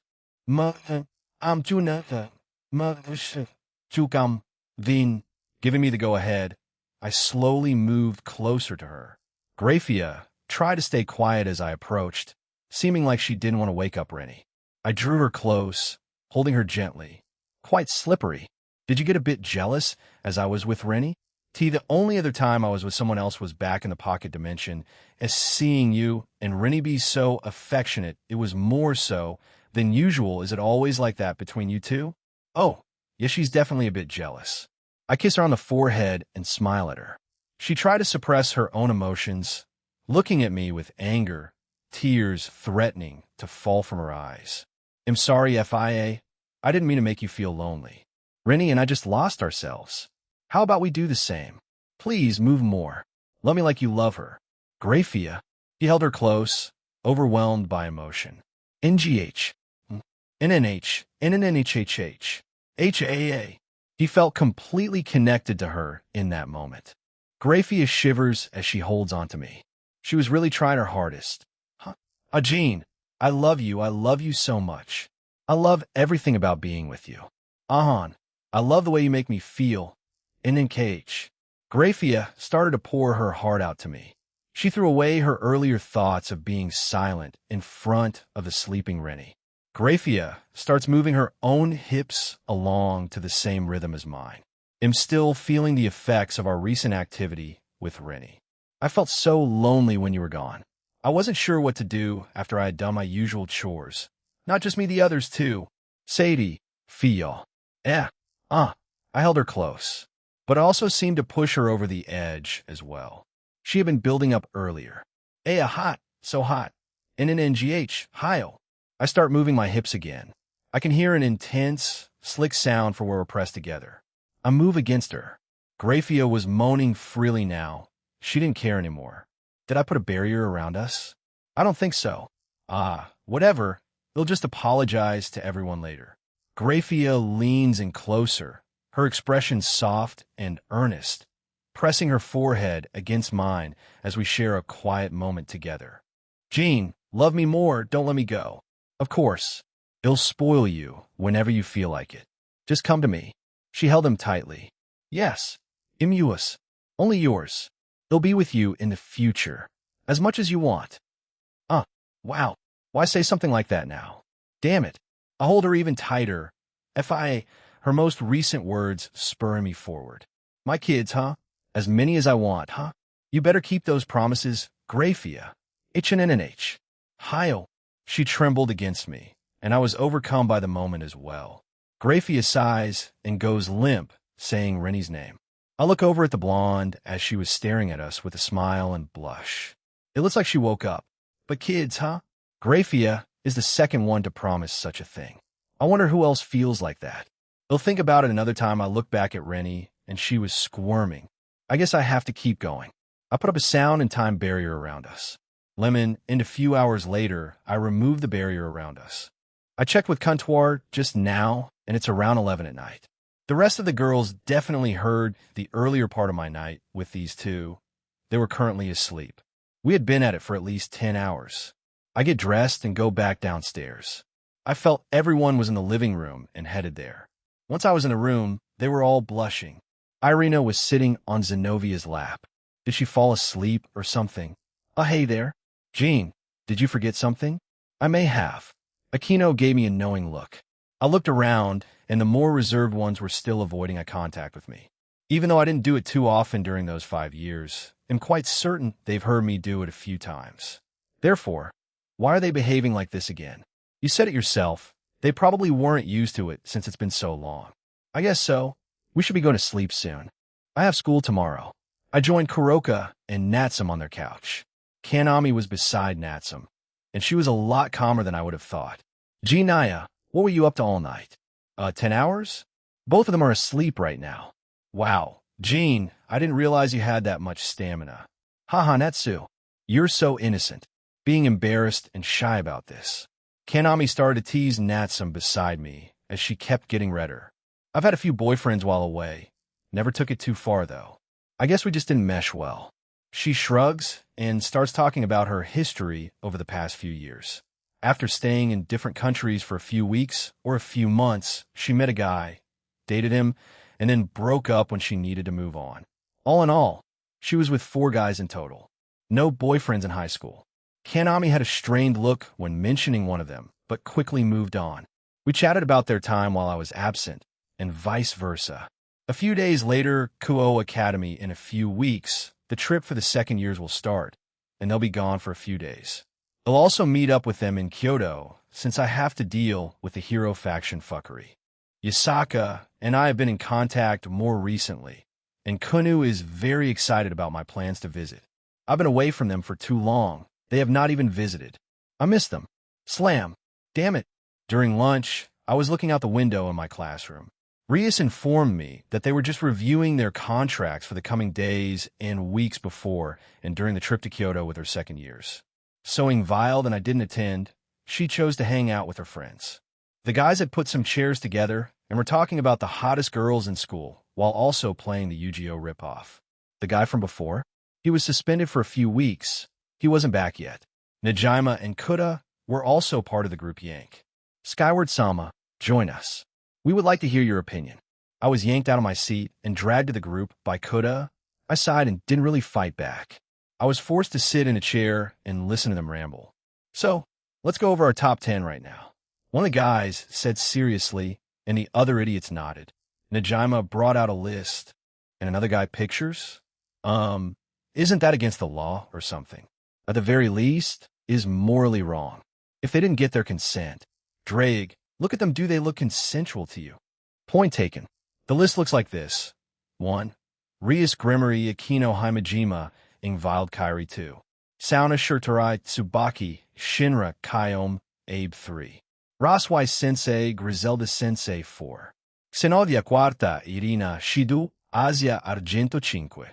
Kaniko Tuju Momo Hanakai Rhea Kusaka 6. Ruruko Nimura 7. Murayama Kate 8. Tsubasa Yura Tomo Meguri 9. Aika Kiru Kuminen. Gasper Vladi, who the hell put Jayasuk on the list? I asked the group. There was also a picture of him in a school swimsuit, a girls one. We all looked at one guy, Rico, on Odura, short blue hair, baby face, a bit awkward, but was usually a good guy at heart, 55 and skinny. And part of the fan club, all right? Jayasuk has a fan club? Yes. It's called the Rise of Shota Vladi. And we're all proud members that day Gasper-chan transferred in. Something awakened that day for me. We will do anything for Gasper-sama. Even kill. He-ha-ha-ha. The guys just gave him weird looks. HAA, good luck, Jayasuk. You have a bunch of weirdos after you. I hope your relationship with Coriana blossoms soon. Though seeing pictures of my own lovers annoys me. You know, I'm quite close with many of these ladies. I'm also good friends with Gasper. I'm a senior too. Do you expect me to leave quietly after this? Everyone in that group flinches and freezes on their spot. Many started to get nervous. I got Sona on speed dial. I can get her. I pretend to take out my phone, and the guys panicked. One jumped up and ran off. The other started to pray. Najima and Kuda just looked nervously at me. Riku, I am a proud believer. Ri got up and bellowed out with a primal screech, making the others cover their ears. Ri, really? I guess this guy is a meme connoisseur. Slam. What in the world is happening here? Sona's voice resounded throughout the classroom. I turned to see her and Tsubaki glaring at everyone and eventually landing on our group. She looks at me and I shrug. Hey, you deal with them. I was just dragged here. The others who weren't part of it quickly explained what the hell was happening, and she glared at us even harder. You know, I would have expected this academy to have some kind of discipline committee or public morals committee to, deal with this kind of thing. Sona marched over, and the guy who produced the photos started to gather the pictures up, but he came up short, and Tsubaki stopped him. Hi, I'm sorry. I just leaned back on my chair, and why you're also a suspect, Jean? Please, Sona, be reasonable. I was forced to come here, I look at her, and she doesn't budge. God damn it. I sigh and slump back down in my seat. They'll wait out then. Tsubaki walks around getting statements from everyone. She comes back, whispers to Sona, and takes everyone away. Sona glances at me, and I get up.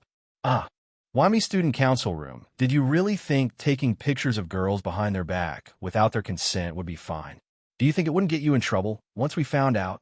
We confiscate these, and you also give us your phone or camera you took these photos from.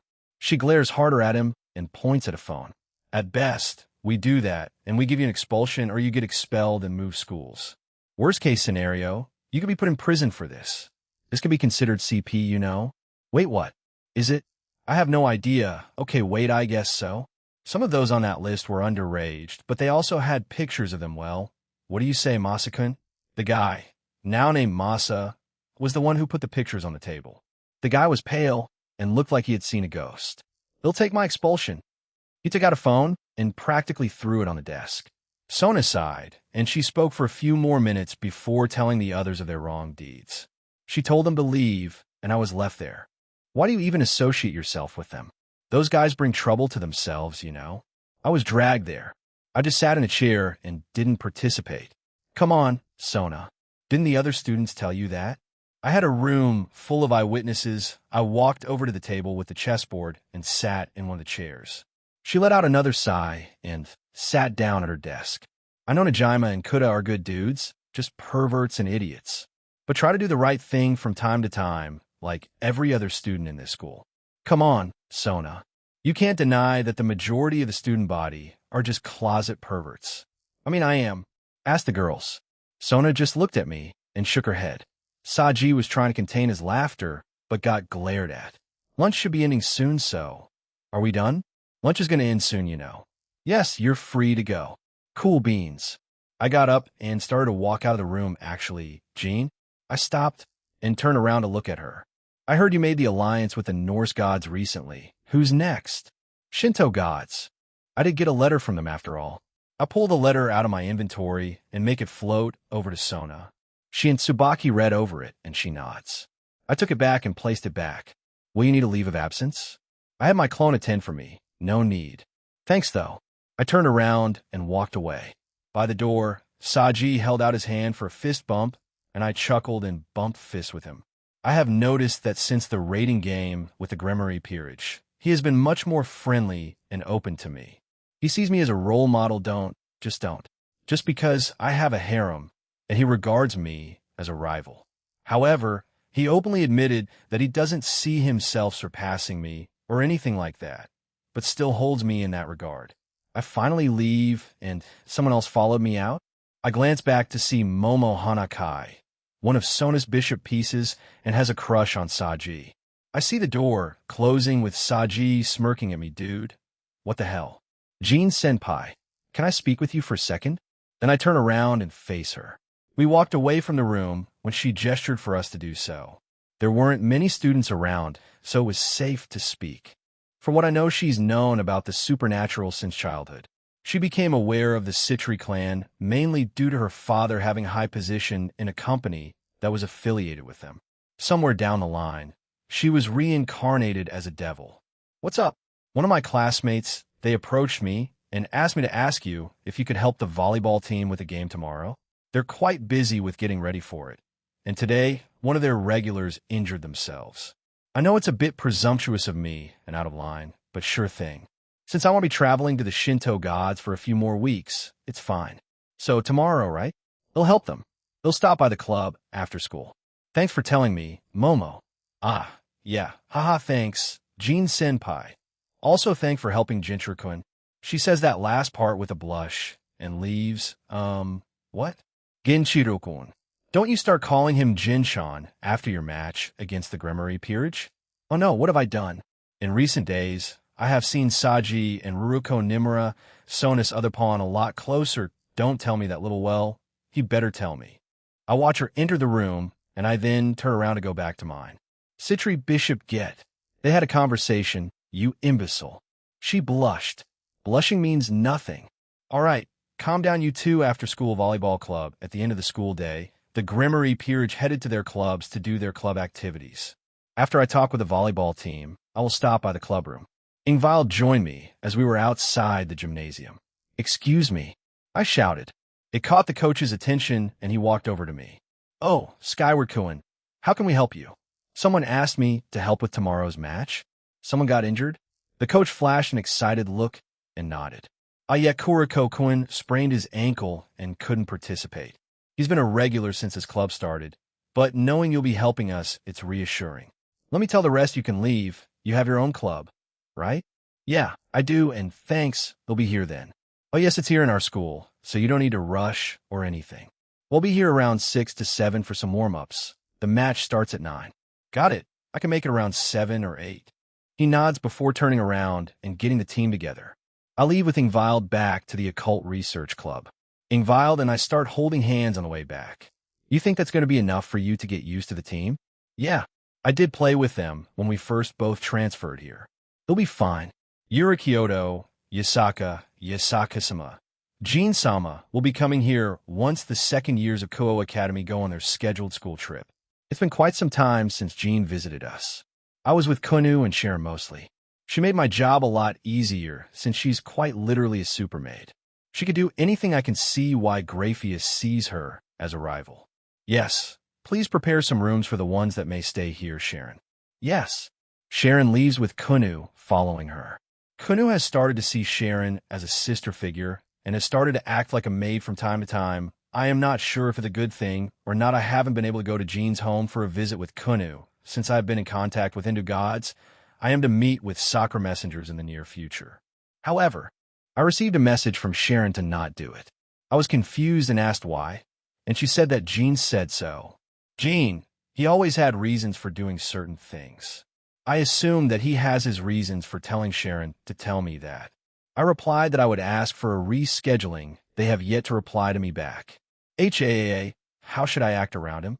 The last time we saw each other was when he took care of my last husband, and when why is my face heating up? I'm older than him, but I get embarrassed now.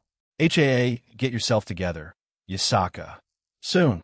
He'll be here soon, Ireland. Unknown location. It's been a while since I last saw Gene Skyward, the Red Dragon Emperor and middleman of the supernatural world. Many were skeptical of his goals. I mean, uniting the entire supernatural world. Who would even attempt such a thing? I had been traveling around the country, as usual, and I had come to Dunleaguer. This is where Gene lived before he moved to Japan. I've been asking around about him, and he's quite popular, though I should have expected that already. Men are trash, every last one of them. I will show the whole supernatural world that he's nothing different. A pay dragon? Ketsa dragon? Please, isn't that proof enough that he's a degenerate pervert? He may have brainwashed those women for his own gain. His own harem, he'll rescue them. He'll out him to the whole world that he's just a scam. I promise you that. Next day, Gene, Skyward Ugh, I shouldn't have agreed to this. I'm here with you, Gene. Chin up. It was around 7 in the morning, and I was on my way to the gymnasium to see how the team's male volleyball team was. Everyone else was still asleep, or just still at home. I had told everyone about it last night, and Ingvild was the one going with me. Ugh, Ingvild, you're the only one willing. Kia. I had suddenly grabbed her and hugged her while I kept walking. I felt her wrap herself around me as she giggled. Don't be silly, you better win this sure thing. For Ingvild, I shall win this game. We kept on messing around until we reached the school, and I let her down. We walked the rest of the way to the gymnasium. Once we were there, it was already quite noisy. We both go inside, and the coach spots me and runs over to me. Skyward Cohen, I'm glad you came early. Your jersey is in the locker room and ready. Go get dressed and go warm up with the team. You must be Ingvild Cohen. If you wish to watch, you can stand by over there. Now, excuse me. The coach gave us a rundown, and I look at her. Ingvild nods and goes over to the stands. I go and get changed. I hope this goes smoothly. Going to show off a bit, partner? For you, Drake, sure. Ah, shucks, you're making me blush, Cuntoir. Answer. Out of the way, dragon. That's my husband you're trying to court. Boom. Jaya. It was a joke, Cuntoir. Shall I shake my head and join the regulars? Hey, just got here. Jean Senpai. Thank you for helping us. All right, let's get back to it.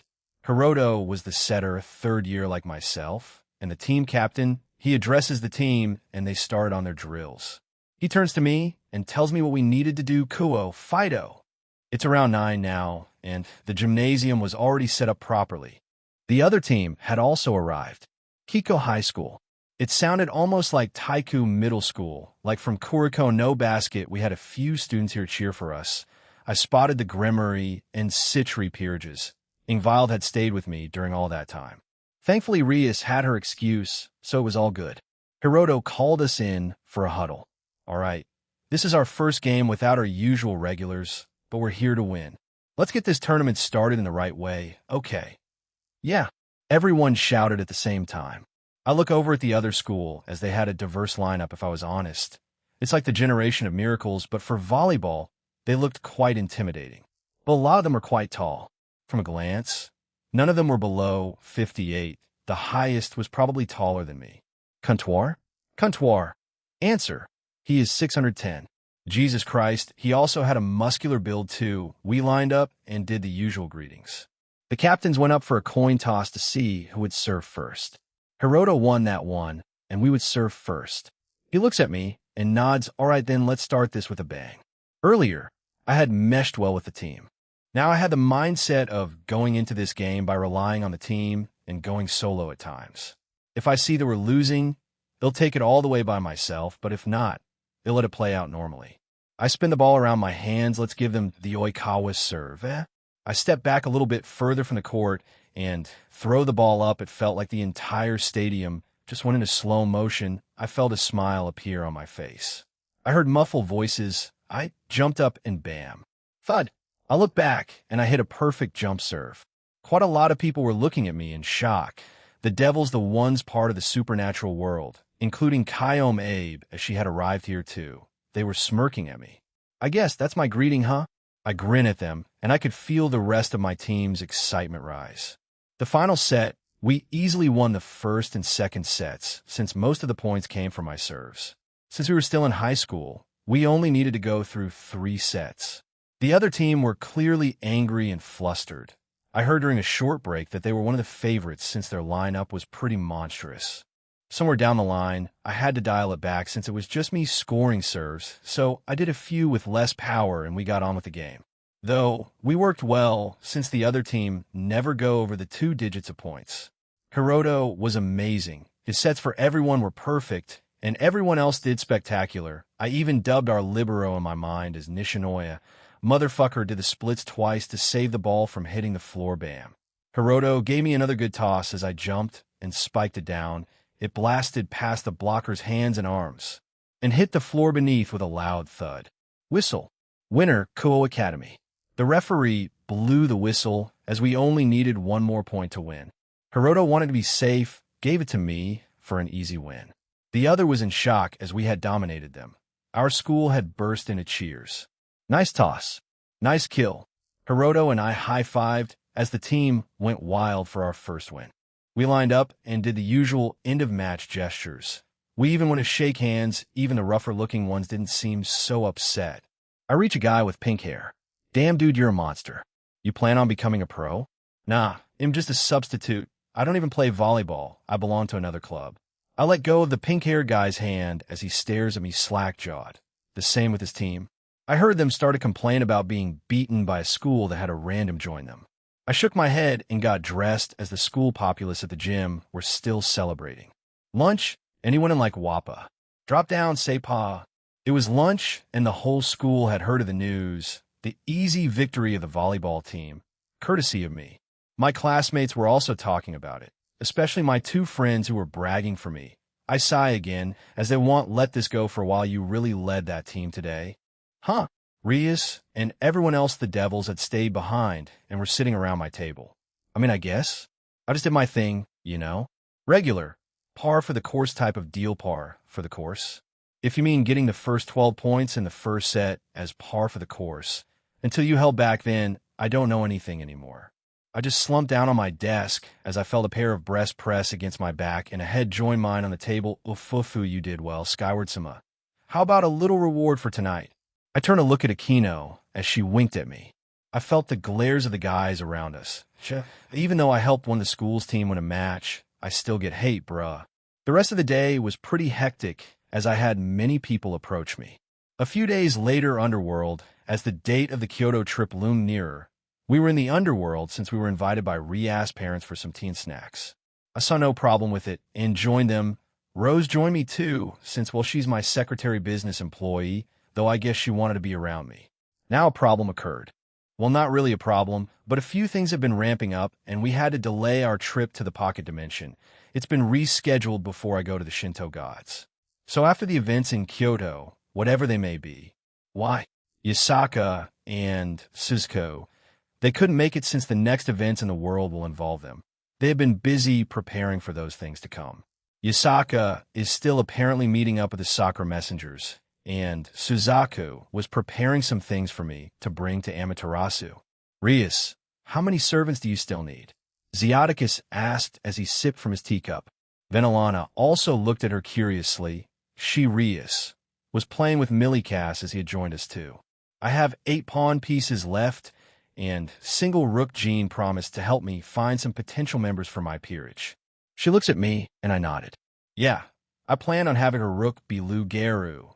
He was originally Sona's servant, but was traded. Formerly a werewolf-human hybrid, he was reincarnated by Sona to be part of her peerage. but I don't know how that will play out, so I need other options for that. I also want our pawns to be 1 or 2, so either have one person reincarnated using all pawn pieces of them, or have 2 and split it as 4 each as to who, though I'm not sure. Originally, I had thought of Ajamu, but according to Rennie, Natsum, and Shigyan, he's part of Team/Dog now, so he's out. I changed her remaining pieces to be able to reincarnate God-class beings, so anything is possible for them. I'm still to visit new factions, pantheons, and as well as revisiting other ones I've been to. I can find some candidates for her there. Is that so? Then, thank you in advance. Jean Cohen, by the way. Jean Cohen. It seems the second years are going on their school trip soon, yes? Rias has mentioned you're also going? Ah, yeah, I am, Venelana. I plan on checking up on Yasaka, the leader of the West Yukai faction, and as well as meet one of the leaders of 5 principal clans, Suzuko Himejima. I have some business with her too. I answer her question as she nodded. I usually have to speak in a more formal or fancy tone with them. I don't know why, but they insisted on it. Even if I marry Rias, I want to take over. Last year, Rias brought back some Japanese pickles from Kyoto, which were quite tasty. Rias' mother actually ate Japanese pickles? No, Rias ate them all the time at home. Still, I felt rather surprised at the revelation. It's impossible to associate the noble Lady Gremory with Japanese pickles. They'll bring back some souvenirs then. I have a few in mind. That's not what I meant. I apologize. You really don't have to do that, no? Hearing my answer, Venelana blushed slightly and brought her hand to the corner of her mouth. This response was unexpectedly cute. I don't mind. We'll bring a few. Thank you very much. We spoke a little more, and I played with Millicass a bit. Seeing him being more of a child was a welcome change. The little get-together ended on a good note. After the tea party, we were prepared to return home via Magic Circle. But because Surzex suddenly returned to the Gremory Castle, so we went to greet him before leaving. I'll go too. Millicass also wanted to see his father, so he came with us. On a special path used only when Surzex returned to the castle, Surzex was meeting with someone, a certain black-haired guest. I felt the same aura earlier, so I knew who it was. It was Sarorg in noble attire. Thank you for your hospitality. Looking good, Rias and Jean. He greets us as we fist bump. He looks at Rias, and the both of them nodded to each other. Yes, it's been a while, Sarorg. You look good too. Greetings, Oni-sama. We heard you came home, so we came here to meet up with you. Don't sweat the formalities. It makes me uncomfortable. Thank you all. Surzex picked up Millicass in his arms and smiled at us. The reason he returned had to do with Sarorg? If that was true, then it must be related to the upcoming match between the two of us. Oni-sama, Sarorg came because... Yes, he came expressly to deliver some fruit, a specialty from Bale territory. Isn't that thoughtful of him? Our cousin, that is. We were talking about how Rias should visit the Bale household to express our gratitude sometime. Miss LaBale would love to see you. Surzex says. Right, for Surzex. Sarorg was his cousin from his mother's side. Looking at it like that, Sarorg's status is pretty high up there. We were talking about a few things about the next match. Rias, he has no special requests about the rules, except that all complicated restrictions be lifted from the rules of combat. He turns to me and continues. The exhibition match between Jean-Coin and Sarorg will happen a week before the rating game between the Gremory and Bale peerages. It will also be held at the same place. Hearing Surzek's words, Rias was surprised, but her eyes become serious. I also nodded along, so it's there, huh? The floating city of Agars. Sarorg, are you serious? No matter how many uncertain elements there are on our side, you will accept them all. Is that what you mean? Rias asks her cousin seriously, and he smiles fearlessly. That is correct. Whether the vampire that stops time, or the holy demon sword wielder, or the new sacred gear wielder, your other knight, I will take them all on. If I cannot handle all your attacks, how can I call myself the heir of the Bale family? Sarorg's open acceptance caused all of them to look at him in surprise. I couldn't help smirk as this guy just wanted an all-out fight with them, and probably me. With piercing eyes, Sarorg gazed at Rias and then shifted towards me. I also look forward to our rematch, Jean. I will go full power from the start, meaning I will use that. I do not fear the Gremory peerage finding out about it. I expected as much, He doesn't care if they see him use his sacred gear, Regulus Nemia. He'll come at me with everything he has in him. Whether he wins or loses, he'll do the same for his raiding game. I see. Then I look forward to it, Serorg. It was the day of the school trip. Around a week and a few days have passed. As this day loomed closer and closer, the girls plus Kiba got even more excited. This was supposed to be a big thing for the students of Kuo Academy. While I won't be able to experience it myself, or Ingvild, since we're both third years, I can still go to Kyoto, so I can meet up with them. I had offered for anyone to go with me, and Kuroka's going, Rennie. She had a pretty big tantrum when she found out she and Slash Dog had been called for a mission in the Greek god's realm. Rennie can act her age when the time is appropriate, but when it concerns me, she just acts differently. I personally find it cute, but she was scolded by Natsum and Graphia, so since then she's just clung on to me.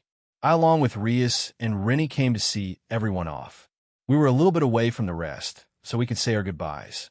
We'll be there shortly, so don't go doing anything unreasonable now. Rose and Azazel will be there too. If you make contact with any of the supernatural over there, just mention me. You'll probably get a bit more leeway with that since I'm in good relations with them. They nodded. I turn to Kiba. You remember our rules? He nods, and I pat him on the shoulder. Good. Well, I can't stay with you guys during the entire time, since I'll be with Yasaka and visiting Suzuko to finalize my plans with my visit to the Shinto god's realm. I'll leave them to you, Kiba. He chuckled and answered me. Realistically, I probably won't need to do much, Jin-senpai. True, but you're a good friend of mine. Knowing you have their back gives me peace of mind. Yes, leave it to me. Ria steps forward and starts handing everyone a card. This is the so-called free bus pass. Aside from being good friends with Jean, this will help you as well. Since most of Kyoto's sites are temples, or in other words, Kyoto is full of sites heavy in spiritual power, this normally caused all sorts of inconveniences for devils. After all, shrines and temples are normally taboo for devils. However, devils can move freely using this pass, which was issued by existences like Onmyoji and Yukai, from the Kyoto office in charge of affairs there. Of course, a valid reason was required beforehand. I hadn't needed it since, well, I'm not a devil, so I was free to move as I please, not including my current status and relationship with Yasaka, which had been spread by Sharon HAA. We used the same kind of pass last year. As long as there is a legitimate reason, they will issue passes even to devils. Gremory's servants, Citri's servants. And Heaven's Messenger, do you realize how fortunate it is to have certain forces backing you all? Rias looks at me and then chuckled at Rennie, who was hugging my arm desperately. Ring Asia answered the phone and then bows to us. Jean-san, Rias Wanisama, Rennie-san. We'll be taking our leave. Yes, we'll get going. Well, see you there, Jean. See you, boss. The church trio answered enthusiastically before leaving us to join up with their classmates. Kiba also bowed. I will also get going. I will see you there, Jean-senpai. We turn around and start walking away. Rennie hugged my arm tighter. Rias did the same thing. Even though I'm trying to hide it, it'll be as lonely as everyone else, you know? I'm not as bad off as Aquino or Rennie, but we'll still miss you. I'm starting to understand how they feel when I say it out loud like this. They'll only be gone for the same amount of time as the second years on the trip, you know? That's a day more than Asgard. Rennie complained beside me. She approached me a few times the last few days, saying that she was thinking of quitting being an agent for Grigori and also leaving behind Team Slash-Dog since she wanted more time with me. I felt complicated about it, but she explained that since I was going to have a restaurant in Kuo in the future and probably more across the world, that I could hire her. She went on to explain that since SAE came back and was part of the team, as well as Ajima joining them, it's become quite large. I argued that they'd need her expertise. She is their skilled magician after all. But she answered back by saying that she was training SAE to replace her in that. She was happily surprised that SAE was a quick learner. She asked if I did something when I healed her. I did not. I just changed her Etsasimi, and that's it. I just removed any impurities and the like to make it easier on her. Anyway, I told her I would think about it when I do. Shall get her answer. Now, what should my answer be? Just a day longer, Rennie. They'll be back. As usual, heck, they'll be meeting with Suzuko, so ITL'll be fine. They'll give her your and your team's greetings. This is also more than just meeting with the Shinto gods after all. She nods. Yeah, it's also to get Shuri, Akino, and Tobio back into the Himejima clan. They were all exiled after all. If I could be on good terms with Amaterasu, then maybe she can do something since those old corpses listen to her. My status, name, achievements, and deeds have become larger since I first met Suzaku. I doubt that would mean much to the elders and old farts of the Himejima clan. They're stubborn like that. Suzaku will need help in changing their rules and systems. Skyward household, everything ready? Yes, Naya. I had teleported back home with the other two. When I did, Rennie was dragged away by her team, and they left for Grigori. Kanami had been dabbling in joining Team Dog, which only ignited an even bigger fire under Rennie. Now, she also got another offer, and that was to become a devil for Rias, whether that be a pawn or her other rook.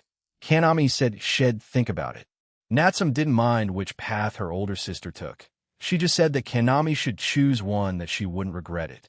All right then, we'll get going to Yurikyoto. We'll see you guys in 3 or 4 days. Zenobia Corda, it's been around 30 minutes since the train left, and since we last saw Jean, Rennie, and my King Rias. I was sitting in seats with my classmates as well as my peerage members. To my left was Asia, right Irina, and across from me was Aika Kiryu, who was mostly talking and insulting the famous perverted duo. Holy crap, this is the first time I've been on a bullet train. It's going so fast. Matsuda says in excitement. Kiryu left her seat and sat opposite of the boys and started teasing them. I felt a tap on my arm and turned to see Asia. Zenobia-san, why did you think Jean-san make you do that? I do not know, but I know he has his reasons. That also means all of us to have to keep our guard up while in Kyoto. It may involve them. Yes, the Cows Brigade. They're still a looming threat to the peace of the supernatural world.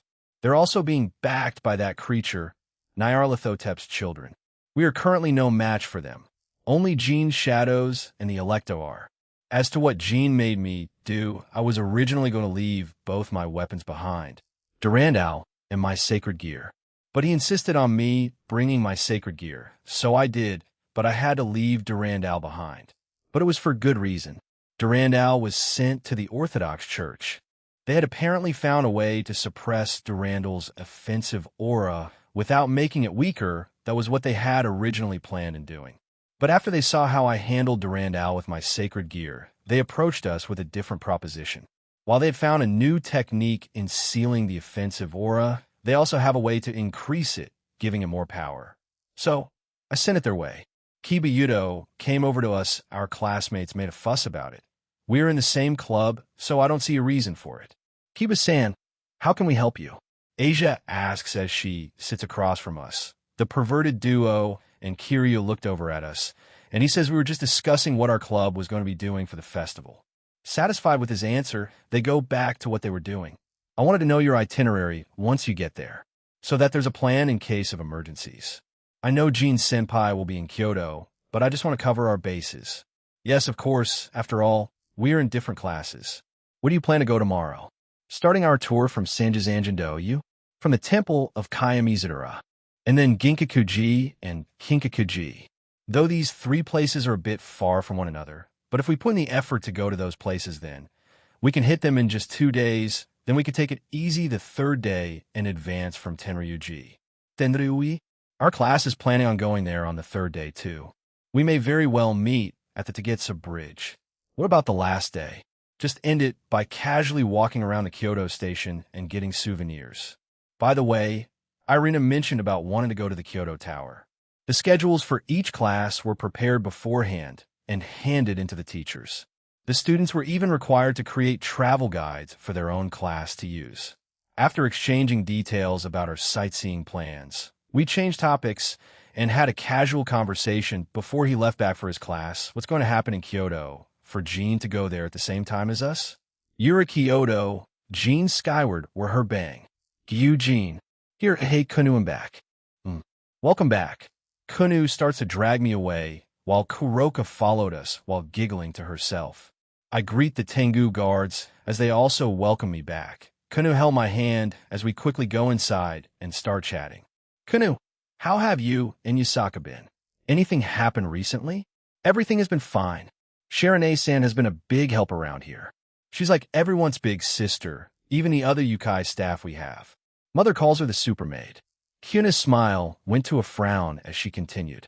But just a few days ago something happened. I wasn't with Mother since she told me to stay back, but Shirane went with her. You have to ask her about it. Did something happen? Did the hero faction try to abduct them? I nod and pick her up, making her yelp and giggle. Is that so, Kunaheim? They'll do just that then. Kunu-chan and Jean are like father and daughter, and I know. He's more than that, Kunu quickly says with a blush, making Kuroka laugh at her. I awkwardly smile. Maybe when you're older and if you still feel that way, but for now, I don't want to land myself in that room. No, sir. As we banter back and forth, we quickly arrive by the room where I felt Sharon and Yasaka's auras. I push the doors open and the two of them look our way with a smile. I let Kuna down as she went to sit beside Yasaka. Ada, Kuroka came with you? Yeah. She wanted to, so she came. Yasaka got up and came in front of me. She smiled at me and we shared a kiss. It was a long one. I could feel that she definitely missed me through this kiss. I share the same sentiment. Yasaka, we finally separated and she goes back to the other side of the table. Well-jome, Jin-sama, Kuroka-sama. Yeah, I'm back anyway, Yasaka. Kuna mentioned something happening recently? Yasaka frowned and nodded. Sharon's eyes became sharp. She had reported back to me when it happened, but I told her to hold off on it until I get there, so hear it from Yasaka herself. But no one got hurt since she was there. Yasaka also held them off too. Yes, I was on my way to meet with messengers of Sakura from Mount Meru. However, we were ambushed and they tried to kidnap me. They were from Kao's brigade and were apparently from the Monkai in Nilrim. Yukai, monster, and human magicians worked together to try to capture me. However, the messengers of Mount Meru, Sharon, and I repelled their attacks. We even captured one, but all they said was even if we don't capture the West Yukai leader, we still have a backup plan. He then started laughing before killing himself. His body then crumbled into nothing. Backup plan, huh? Comptoir, any ideas? I have my own theory, but I want to run it by you real quick. Comptoir, answer. Recently, the Seisho Seiki, or Killing Stone in Japan, has been broken. Legend has it the legendary nine-tailed fox. Tamamo no Mei was the one imprisoned in that rock. Legend has it if the rock is broken, then it means Tamamo no Mei has escaped into the human realm. I knew it. They need a nine-tailed fox to be connected to the ley lines of Kyoto in order to open a dragon gate here. But Kao's brigade doesn't know that Great Red, or Irene, isn't even in the dimensional gap. I would have guessed that Lapis, Ignia, or their siblings would have known about that, but using Tamamo, huh? I wonder what she looks like. There have been many iterations of her in my old world. Wait. Comptoir, can you locate her? Comptoir. Answer. Negative. She may be in a location where I cannot search, or she's been forced to consume Azrael's blood, making her invisible. In addition, before the sealing of Tamamo no Mei, she was residing in the Shinto realm. Could this be my ticket to getting a good reputation with the Shinto gods? If I can save her, then Comptoir, who can I meet in the Shinto realm? Comptoir. Answer. The current gods within that realm are Amaterasu Mikami, the sun goddess and chief deity of Shinto, Fujin, the goddess of wind, Hachiman, the god of war, Junshin Daimujin, the god of provocation, Omoikin, the deity of wisdom, Raijin, the goddess of lightning, thunder, and storms, Raijin, the Japanese dragon of sea, and storms, Sarada Kami, the god of earth, Omakoto, the god of the sea, and storms, Tenjin, the poetry god, Sakumi, the moon god, Comptoir. Answer. Please note, much like the Greek gods, there are more gods, but they are away for the time being. If you proceed with your plan, then you will only meet those there, not including other supernatural beings in there. I see. All right, but two male gods have turned into females, Jin and Raijin. Well, it's this world. What can you do about it? I see. Thank you, Yasaka. I'll have the Gremory and Citri peerages be on alert, as well as Azazel and Rose. If Kao's brigade, they won't just stop at that. They may be planning something big in the coming days. I'll invite them up here tonight for a discussion. I see. Then we'll hold off discussing it until tonight. Then what do you plan on doing now, Jean? I'll go visit Suzaku. If I have time, after then I'll go and join them when they're touring Kyoto. I felt them arrive not too long ago. They should be getting settled into their hotels for now and then going out sightseeing. Kuroka, I'll stay here, Naya. I turn to the cat girl, and she gives me a firm answer. I give her a questioning look, but she just shrugs her shoulder. Well, I don't see any problems with that, but sure, why not? Are you sure? Yes, Naya, I want to explore Kyoto a bit. Kune-chan can help me, yes. Leave it to me. I nod again as the two of them leave the room we were in. I was left in the room with Sharon and Yasaka. I join her side and let out a sigh. So many things to do. The crap with the hero faction, Pocket Dimension, the Shinto God's Realm, my match with Sarorg, and then the Bale and Grimmery raiding game. Don't forget about the Egyptian gods. The majority of the supernatural will be watching your match with Sarorg. You'll need to visit Kurosagi to find out more about what's happening there. So a visit to the Greek god's realm again. Ugh, that sounds like so much work. I turned to see Yasaka was licking my cheek. She had gotten closer to me and had my arm between her breasts. She was smiling at me. How about we spend some time together, Jan?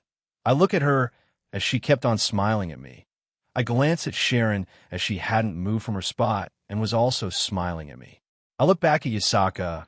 I had initially brushed her off because we weren't officially together, but is she teasing me, or is she being serious? Are you being serious, or just teasing me? Because if you aren't, I quickly pick her up and plop her down on my lap. She let out a cute little yelp, and I hug her from behind while holding her close and resting my chin gently against her shoulder. On J-Jean, W8. Not my nape, I can definitely make that wish come true tonight. I felt her shiver in my arms as she let out a cute little sound, but she eventually starts shaking her head. I guess being teased back isn't her forte. Huh. I inwardly chuckle and stop teasing her and let her stay on my lap silently. Fufufu Yasaka-sama, Jean-sama beat you in your own game. She had no response and just silently blushed. I flirted a little bit more with Yasaka and made her more flustered before leaving to meet with Suzuku. I'm in Kyoto, want to meet up somewhere? Why not visit my home? Can I? Won't the old stubborn farts have a fit? My home isn't within the clans. It's an apartment I bought. Oh, then sure, why not? Where is it? They'll send you the directions, and picture I had left Kyoto and promised I would be back by the evening. I was wandering Kyoto by myself and was texting Suzuku. I guess it's a home date. The apartment looked like it was in a fancy place. I nod and go to an alleyway before teleporting away. I arrived by the apartments. It was in Fudocho, Kyoto-shure, Nakajoku, Kyoto. The door color was green. There were metal staircases that went up to different levels and different colored doors. So I just needed to go up one flight of stairs. I go up then, and then ring the doorbell. I heard it coming from the other side of the door, and it opened to, "Is something wrong, Jean?" And no, it's nothing. May I come in? Yes, please do. I was taken by surprise by what she was wearing. She looked both cute and sexy. It was just a one-piece yellow dress, and knowing her proportions thanks to a kimono, it stuck to her body, so it showed off her curves in the right places. I don't know if this is deliberate or if she's unaware of her own charm. It's like Rennie all over again. Until I pointed it out to her, she became a little bit more aware of it. I walk into the apartment, and it was big. The entrance was small, and then in front of me was the bedroom and living room combo. Her bed was to the right, and besides, that was the balcony. On the left side of the bed were a desk and chair. I walked further inside, and to my left again was another area. It seemed like the kitchen. I see another door, and it said bathroom. The floor was made of wood. The walls were painted white, and in front of me was a giant glass window. Above to it to the left was the AC. I heard that Kyoto could get hot during the summer months. I didn't feel it, though. You chose to live here? Any reason? Suzuka gestured for me to sit on her bed, and I did so. She goes into the kitchen and brings out some tea she had prepared. She looked troubled, so I summoned a table, and she put them on it. Yes, it's close to many facilities and makes it easy for me to go back to the base of our clan. I haven't made much progress as of late, since the elders know of my relationship with you. Well, we're friends and knowing old traditions. I felt her grab both my hands. Sheesh, Suzuku, you do like doing that, huh? But she doesn't say anything. HAAA. After my little stay here in Kyoto, I'm here because the second years are having their school trip. I'm just watching over them. Seems like bigger things are happening. Cow's Brigade may be involved. Anyway, once all that's done, they'll go and visit the Shinto gods. After our time in the Pocket Dimension, correct? She corrects me with a little smile. Right, that too. Anyway, Suzaku, I spoke with Comptoir and found out a few things. Let me go over them. I cover the apartment in a sound-canceling barrier and tell her of what I had spoken to Comptoir about regarding Yasaka, the hero faction, Dragon Gates, Tamamo no Mei, and how she's related to the Shinto god's realm. If you rescue her then, yeah, ITLL make my visit a little easier. I don't know how well regarded Tamamo is in that realm, but I already got an invitation to their realm after I kicked Loki's ass and formed an alliance with the Norse gods. Of course, it'll still need to get in better relationships with all the gods, goddesses, and whoever else may be of noteworthy before I go and say hey. So, one of my friends, Suzuka Himejima, is working towards bettering her clan's rules and systems. One of my lovers, her mother, and her male cousin were exiled because of their strict rules. Can you help me out there? Or something like that. They would probably just laugh me out of there. Suzuka giggled while still holding on to both my hands. When she gonna let them go? Suzaku, if you know any detail, no matter how obscure about the Shinto gods, I'm all ears. Anything will be of help, you know? She nods and lets go of my hands, but keeps holding my right with her left. She slowly intertwines them as she leans her body onto mine. I look at the tea in front of us as I wait for her to speak. Comptoir. Answer. You could always ask me, Jean. I can, and I normally would, but it's a way for them to get closer, Comptoir. Sheesh, shouldn't you know that? Comptoir. Answer. Silence. Drooling fetish dragon. What I'm about to tell you are rumors I have heard from my elders, as well as the previous head, Su Himejima. However, Himejima is the chief of the Shinto gods, their leader. Everyone listens to her orders. She is gentle and kind, but can also be cruel when necessary. Remind me a lot like Shuri. She has both Akino and you. Though, I'm mostly seeing that caring side from you, Suzaku. Jin-sama and Reijin-sama are apparently close with her. They almost treat each other like sisters. Hachiman, the god of war, is apparently lazy. That's all of the rumors that I can remember right now. Many others contradict each other, but these are the ones that are consistent. Inari-sama has sadly passed away. That much I can say. Yasaka-sama has told me about it, and the monster you described to her during the 5 years in your pocket dimension. Jean, please help me. I wish to bring back Akino, Shuri, and Tobio into our clan. I had thought of marrying Tobio just to bring him back into the clan a few years back, but she stops and looks at me. I felt like time just froze. Holy shit. She thought of it. No, wait, she said she thought of it. And I went through with it. She's not even mine, but in this jealous. Shit. I hug her. Damn, what the hell's wrong with me? No, Tobio and I are good friends, but screw it. Fine. I'll admit it. I like the Himejima women. Even if I don't ever plan on courting Shuri or anything like that, she feels like a mother to me too. Suzaku. Leave it to me. Actually, no. I pull away as she looks at me confused and sporting a small blush. I stare at her seriously and directly into her eyes. Will you go with me to the Shinto god's realm when I have time? I plan on asking Akino as well. Anyone else who wants to come, that's also fine, but I need you. But my schedule, I can make a clone to be in your place for a day. You already know how they work, right? I did explain that during that time, too. She nods and looks down to think about it. I keep my hands on her shoulder as I wait for her reply. Come on. You can meet the goddess your family worships. Oh, okay, Jing. I'll go with you. Hell yeah. She jumped a bit with my sudden outburst, and I bury my face in her chest.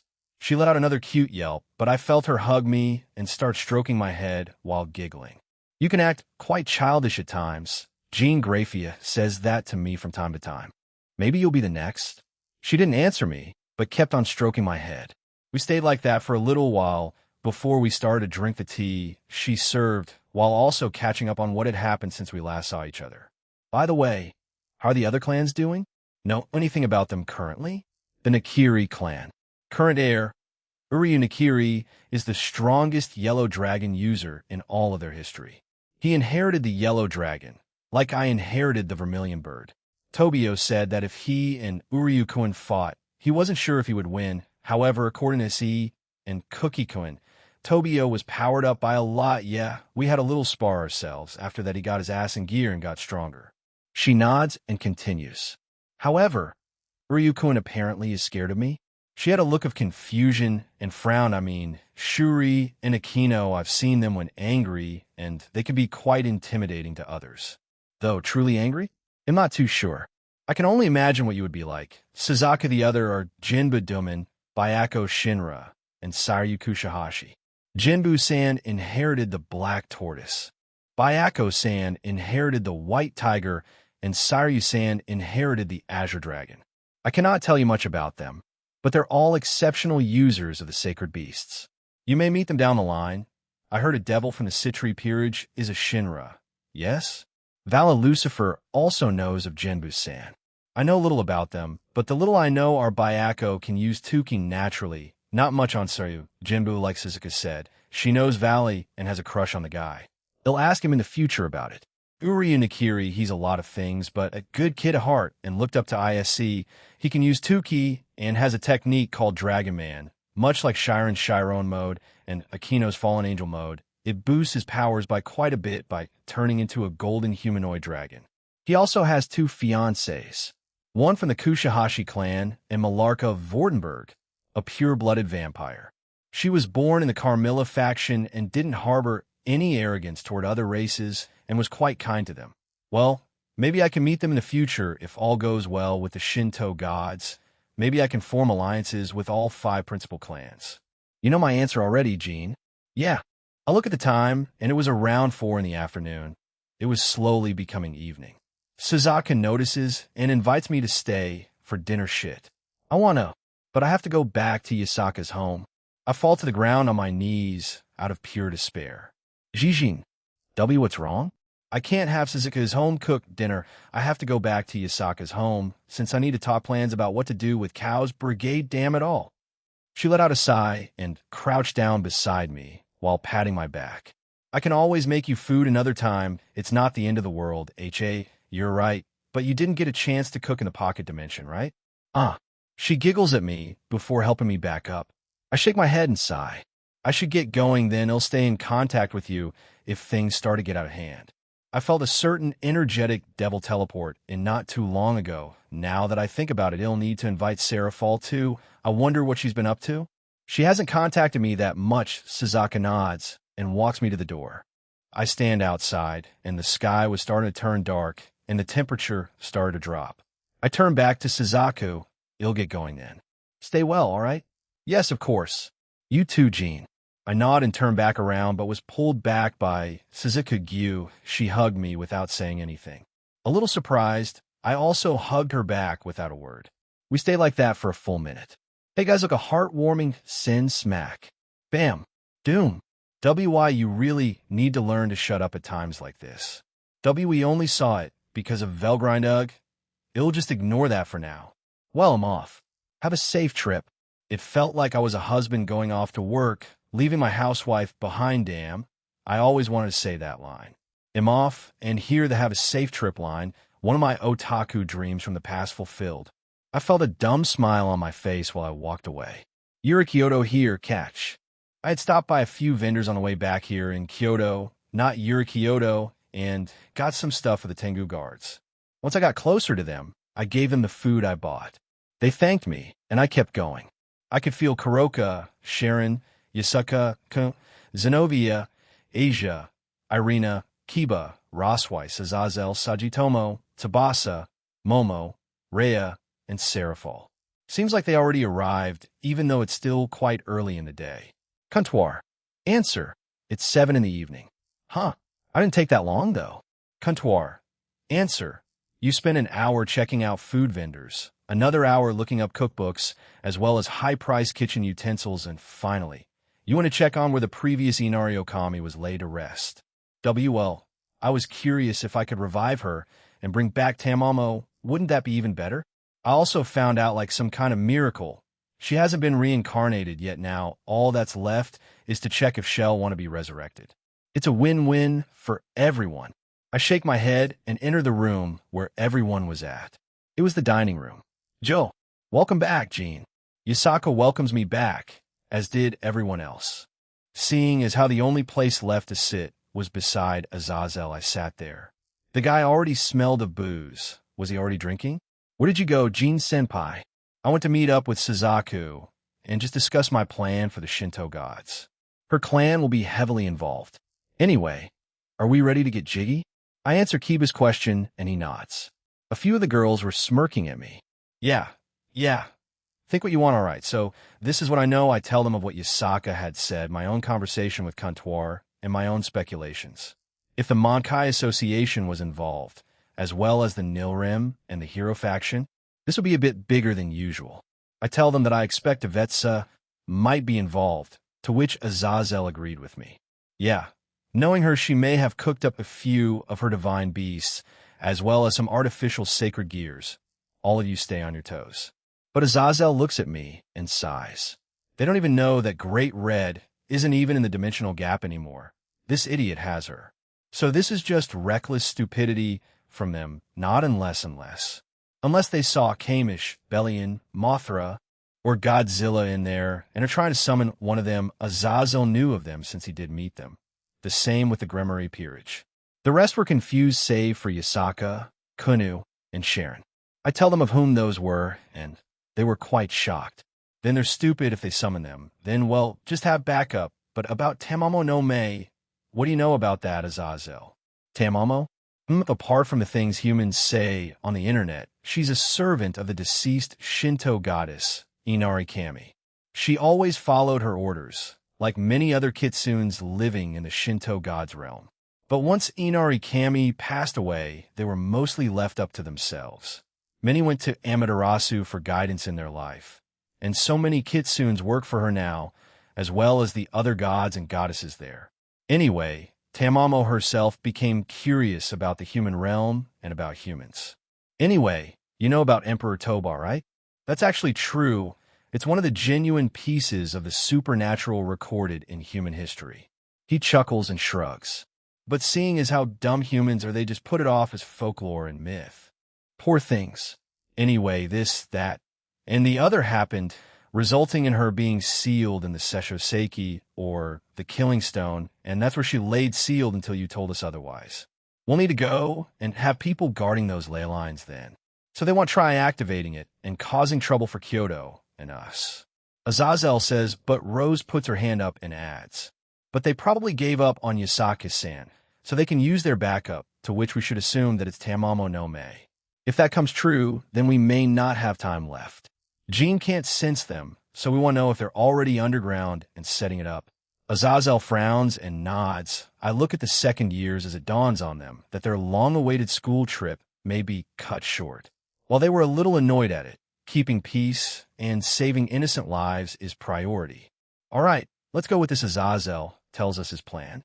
I had no problem with it and would go with it. The same could be said for the rest. They'll go back to the underworld, then, and inform the other Satans, as well as the others were in alliance to lend some aid. Seraphal got up and winked at me. She was wearing a kimono, and her hair was tied up this time. Damn, I wish I could see her a bit more in that. She finally teleported away. Should we go back to our hotel? Saji asks the room. Azazel look at him, to Rosweiss, and back to me. He nods as everyone gets back up and starts leaving. It would be better to have him stay here. I did reinforce this place already, as well as add a barrier, but hadn't gotten around to expanding the rooms. Right then I'll have Zeno, Silva, and Elsa do some scouting. You three come out. Shuring. The three of them appear in front of me, and the ones who were still there look at them in curiosity. I tap my head and relay what my plan was for them. It was an all-night scouting mission. They can come back around 6 to 7 in the morning. Ho-ho reconnaissance mission. I hope my brittle bones can keep up, Pops. Let's go. Zeno and Silva leave first while Elsa looks around the room. She spots Sharon and winks at her. Sharon nods at her. Can I get a reward for this, Jean-sama? Sure thing. But you have to find exceptional evidence if you want that reward. Elsa smirked before leaving. I sighed before sitting back down. Thighs. I crawl around looking like a retarded snail until I come across Rose as she hadn't moved yet. She let out a cute and surprised yelp as I plopped my head down on her thighs. Finally, inner peace, just before I closed my eyes, I saw Rose blush but didn't say anything. I felt her start to stroke my hair. Was I being spoiled today? I mean, probably. TCH, I'm heading back to the hotel. You better be back, Rosweiss. The teachers are heading out drinking for the night. Yes, I will. Rose didn't have that problem anymore. I gave her the immunity of being drunk. She can still enjoy alcohol, though. Once the girls knew about that, a few asked for it. Some were hesitant since they didn't drink yet. Did you guys eat yet? No. I was planning on inviting everyone for dinner, however. They all left already. Such a shame, I see. Let's have dinner then. Are you staying, Rose? Yes, I am. Yasaka looks at Sharon as she bows and leaves. It didn't take her and other Kitsune servants to come back with many plates and dishes and set them down on the table. I was still quite lazy, so I kept laying on Rose's lap. You have to get up? Jean, I begrudgingly do as Rose told me, and sat back up. I look at the food, and it looked pretty good. I look around the table, and it was only us left. Kanu, Kuroka, Yasaka, Sharon, and I checked my phone, and I had a few text messages from the girls who left. A few were a bit upset they couldn't stay the night. They'll talk to Azazel about that tomorrow, depending on what those three find. I may just personally end this myself. Unless they just attack the entire Kyoto area, should I just do this myself? I want them to enjoy their time here. It is their once-in-a-lifetime school trip. Right, I already said it earlier, depending on what those three get in their recon mission, they'll decide from there. Good, this is good. During my inner ramblings, I was slowly eating away at my dinner.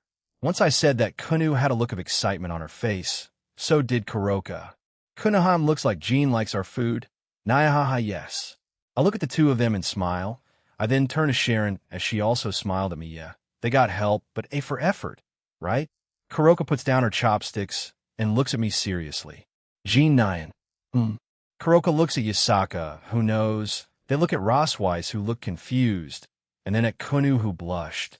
I think I know where they're going with this. It's time for the famous open aerial pass for tonight. Kuroka froze and stared at me like I was some kind of alien. Yasaka, Rose, and Kunu were all doing the same thing. I'm sorry, I'm not always 100% in that mood. You know, I'll be up the rest of the day and wait for those three to come back. Depending on what they find, I may just end this attack by the Cows Brigade by myself. I know I gave a speech about not coddling or babying them months ago and letting them handle certain situations, but I don't know, just shit, and not everyone's up to the standard. I have to look after the Citri peerage. The Gremory peerage is fine by themselves. I kept on eating my dinner as the place had gone silent. Sharon was the only one not too affected by what I had said. I mean, is it really that strange?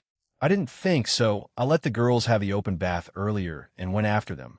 Kuroka tried to entice me a few times, but gave up when I gave her a serious answer. So they should have some bonding time again like in the pocket dimension. It was around 3 in the morning. Yasaka, Kunu, and Rose were asleep. I had stayed with Rosweiss and let her fall asleep in my arms before getting up. Kuroka was awake the whole time, so she sneaked out after I left. Sharon was near me, just silently standing there. Rose skipped out on the teacher outing, so you'll need to explain that to Azazel. I guess she wanted to stay the night with me. Something bothering you, Naya? Kuroka.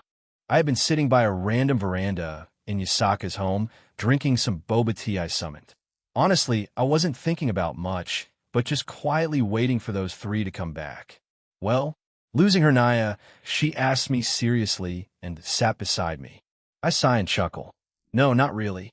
Like I said earlier, I'm just waiting for those three to come back. Actually, Kuroka, do you think I've been babying all of you lately? I know I said I wouldn't do anything like that months ago, but what do you think? Personally? I don't think so. I mean, you're clearly worried about us since that happened to Rennie still haunts you, right?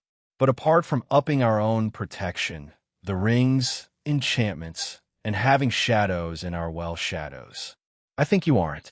Kuroka turns to Sharon and asks her, what do you think, Sharonaya? Sharon steps away from her spot and comes nearer to us.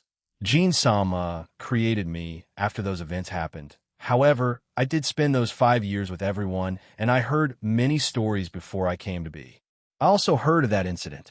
I, along with the rest of the Electa, observed Jean-sama quite a lot. Personally, I do not think so. Though, I am your bias mate, Jean-sama, she winks at me with that last remark before stepping back. I shake my head and grab Kuroka to put her on my lap. Nia, is this am I getting spoiled? If you want, or I can toss you off right now. Kuroka made a fake shocked face as we bantered for the new few minutes until she started to get sleepy. I helped her fall asleep by using a calming effect on her. After that, I teleported her back to my room since those two were sleeping with me. Now we wait, yes. Sharon came out and sat beside me as we looked up at the night sky. 3 to 4 more hours wait, so. What do you three have for me? Zeno, Silva, and Elsa kneeled in front of me as I had stayed in the same spot for those many hours. Chapter 4, Part 2. Hero Faction, Children, and an Overdrive of Hurts. Why am I? We're near the designated location. Chow chow. Shall we proceed with the plan right away? No. Bring her there, but we must scout out the area for any pests of that new alliance the middleman has created. According to Lapis, he should be in Kyoto, as well as some of the Grimoire, Citri devils, of Valkyrie, and the Governor-General of the Fallen. Do you think this will proceed smoothly? The middleman is here, after all humph, with my true Longinus, as well as being the descendant of Chow Chow. I can win against him with my balance breaker, regardless of how he evolved his boosted gear. I own a higher tier Longinus after all. Not to mention we have your Dimension Lost and Annihilation Maker, as well as the others with us. We aren't operating this mission alone. We will succeed, right? Middleman? Red Dragon Emperor. Humans, I hate them. Please save me. Someone, if you're that confident, this should be easy. Right, George? Though, we did get lucky, didn't we? Yes, that's right. I lifted my head up as a human stood in front of me with a proud smile on his face. Isn't that right, Temamo no Me? You're a Kyoto Gene skyward. We have found traces of yokai, monsters and magicians around Kyoto. However, none of the key individuals you have sent to us were there. They are still in the preparation phase. Shall we strike? Ho-ho, you would call them mob characters, young master? Silva and Zeno start. I see. So they aren't here yet? They must be cautious. I can only assume that Lapis or someone from those four informed them of me being here. Any signs of magic circles around Kyoto? Yes, I found them. I remember speaking to Leanne about the magic circles that were planted around Kuo Academy during the peace conference, and they were practically the same. They're scattered around the entirety of Kyoto, some by the 5 principal clans. I need to inform Suzaku and have her tell the other 4 clans. I followed them, and apparently 5 of those circles will summon the divine beasts made by Avetsa. They're specifically made to counter and keep the sacred beasts in check. The 6 they weren't too sure, but I can guess you have an idea in what they'll be used for, right, Jin-sama? 6 divine beasts, 1 for each clan, and an unknown 6 comptoir. What do you think? Comptoir. Answer.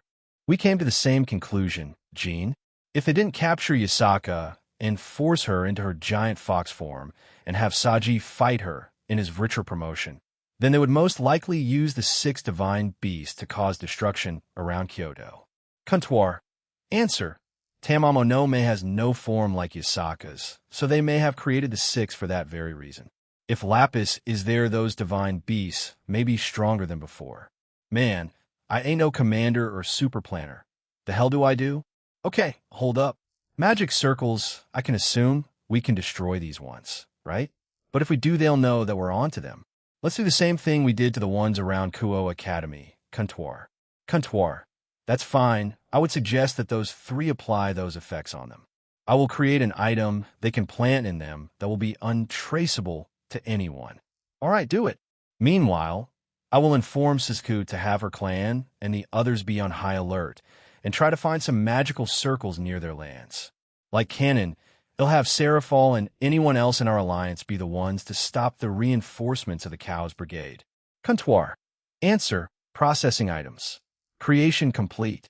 Creating multiple copies, distributing to Zeno, Silva, and Elsa. In front of me, a small light appeared and moved towards the 3. I tell them what they are and what I expect them to do with them when they receive them. Zeno and Silva quickly leave while Elsa looks at me. I sigh and walk over to her and kiss her on the cheek. She smiles, satisfied with her reward, then leaves. Now, then, where is the most effective spot to control the ley lines? I felt multiple different locations with high connections. I can assume some of those are near the 5 principal clans. But the one with the highest concentration was in Niju Castle. That's also where Yasaka was being held at.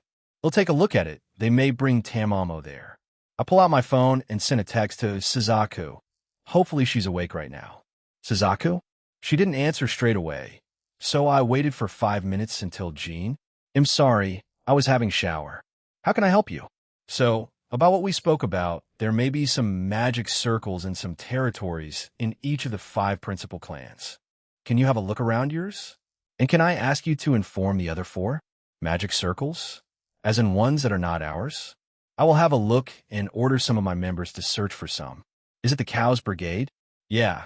So this is why I found out. I sent multiple texts to Suzaku about what I had just discussed with Comptoir and the other 3. That is concerning. Very well. I will send out a notice to the other clans to be on high alert. Yeah, I know you won't have any problems with dealing with the divine beasts since you're powerful, as well as having Shadow Knight.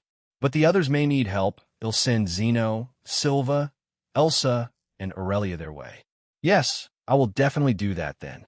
I will text you back when I'm done, Jean. I nod and throw my phone back in my inventory before sighing and turning around. They'll call for another meeting later on tonight. I'll let them enjoy their trip more. I'll handle this myself. If I'm not mistaken, they probably didn't meet Chow Chow today. Breakfast Kanu sat on my lap while she ate and sometimes fed me. Everyone else was here, and we had another delicious meal. We made light chatter, and the 2 girls complained that I wasn't in bed with them when they woke up. Sorry, I didn't sleep last night. I found out a few things earlier. I'll run it by you guys. I then explained what I had already planned and what I had learned. They grew concerned. Rose, can you tell Azazel that when you go back? Yes, of course. Great, thank you. Sharon, stay by these 2, and don't let them out of your sight. I pet Kunu and glance at Yasaka. They're strong, but who knows if one of those 4 will appear? Maybe more? Who knows? Yes, Jean-sama. Let's make this easier.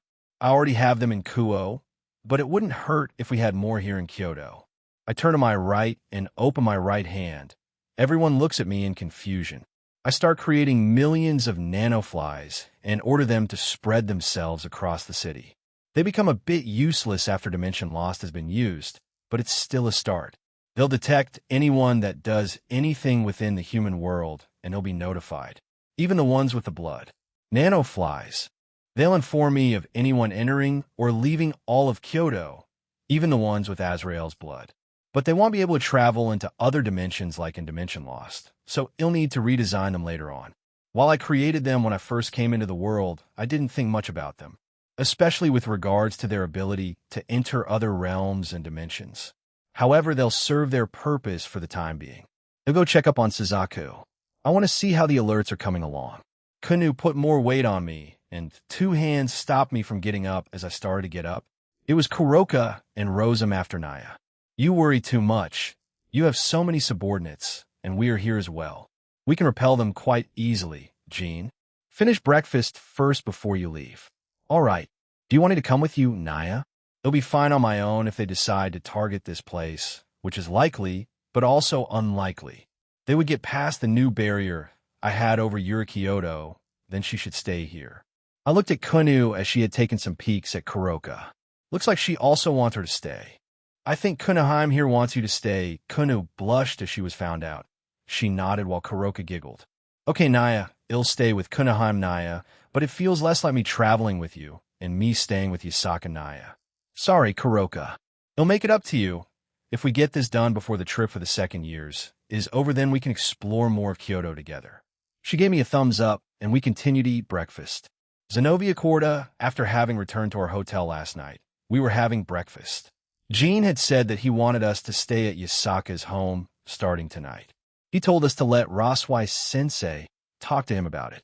I think he'll allow it. We just need some excuses now, or we can use some magic to trick the humans.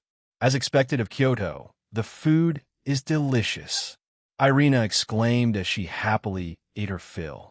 Asia sat beside her as she also happily ate her breakfast. Everyone else on the trip was enjoying theirs. We had another day full of tours around Kyoto, and we plan on taking full advantage of it. Where shall we go today? Tenryui. Asia-chan. Aika Kiryu had walked over to us and sat beside Asia. She, along with Matsuda and Motohama, were in our group. Irina, Asia, and I had no idea about the structure of Kyoto, even with our extensive research in the coming days of the trip. So we decided to merge our group with Aika Curious. As we ate our breakfast, we discussed places we wished to visit today. Eventually, Raswai Sensei came back and spoke with Azazel about something. It looked serious, but he eventually sighed, and they parted ways. How do we get to Tenryuji? I asked Kiryu. She looked at the schedule and replied. When we take the streetcar from the Kyoto station towards Arashiyama, then get off at the closest stop to Arashiyama, then walk in that direction. Got it. Then we're going to the station now. President mentioned it before, but there really are buses and streetcars everywhere. So, all the sightseeing spots are these kind of places? Matsuda heard my comment and spoke. It was true. It was all like this. Our journey started at Kyoto Station. There were signs, so it was impossible to get lost. And so we finally arrived at Tenryuji. The elegant gates greeted us. This is Tenryuji. So does the name have any special significance? We entered the massive gates after paying for the free. Kuroka-san, Kunu-san? Nyaha Zenovia, Irina, and Asia are here in front of us were Kuroka and Kunu. We didn't expect to see them here of all places. You guys know those two? Motohama asked as he eyed the pair. He had a dangerous aura around him as he looked at Kunu. Jean mentioned in passing that he had a concerning preference for young girls, but I did not think it was this serious. In part of Jean's extensive harem outside his school, Kuroka says with a grin. We had strained smiles on us as thud. Damn it. I knew it. Damn you, Jean-senpai. Shit. Damn it. Why does he get all the luck? Shit.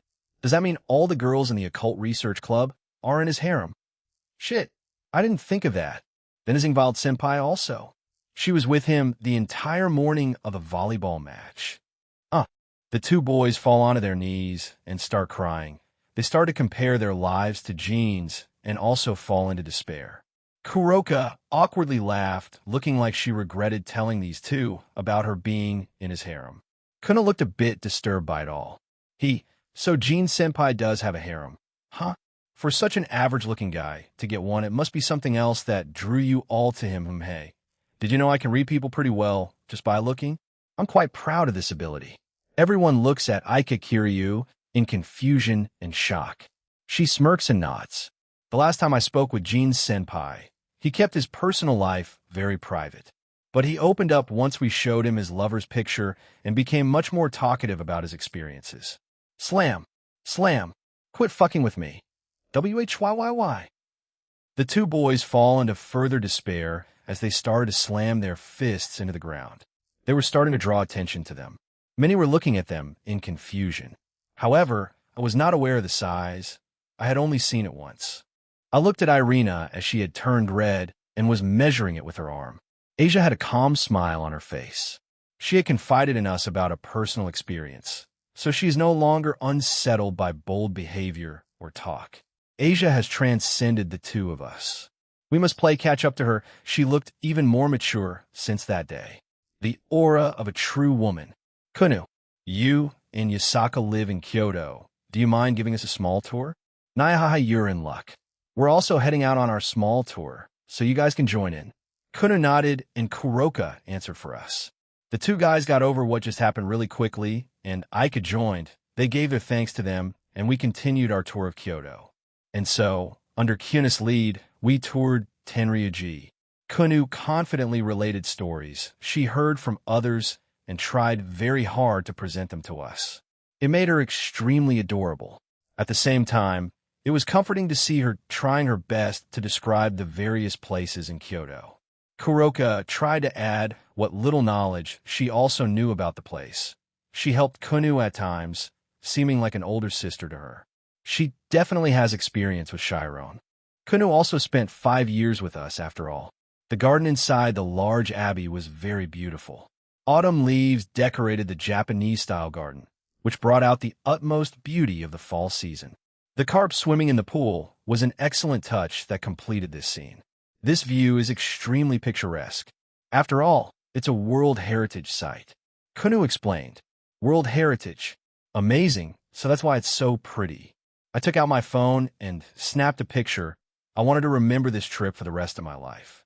It may seem small now, but if I am to spend the rest of my life with Jean, then small things like this will matter over time. That's right, I heard from Asia. She's become immortal. She hasn't told anyone else apart from Irina and I, but she told us when the time comes, Jean will definitely ask us that question. I know my answer, I do not know if Irina holds the same feelings as I do for Jean. After touring the garden, we were taken to the teaching hall.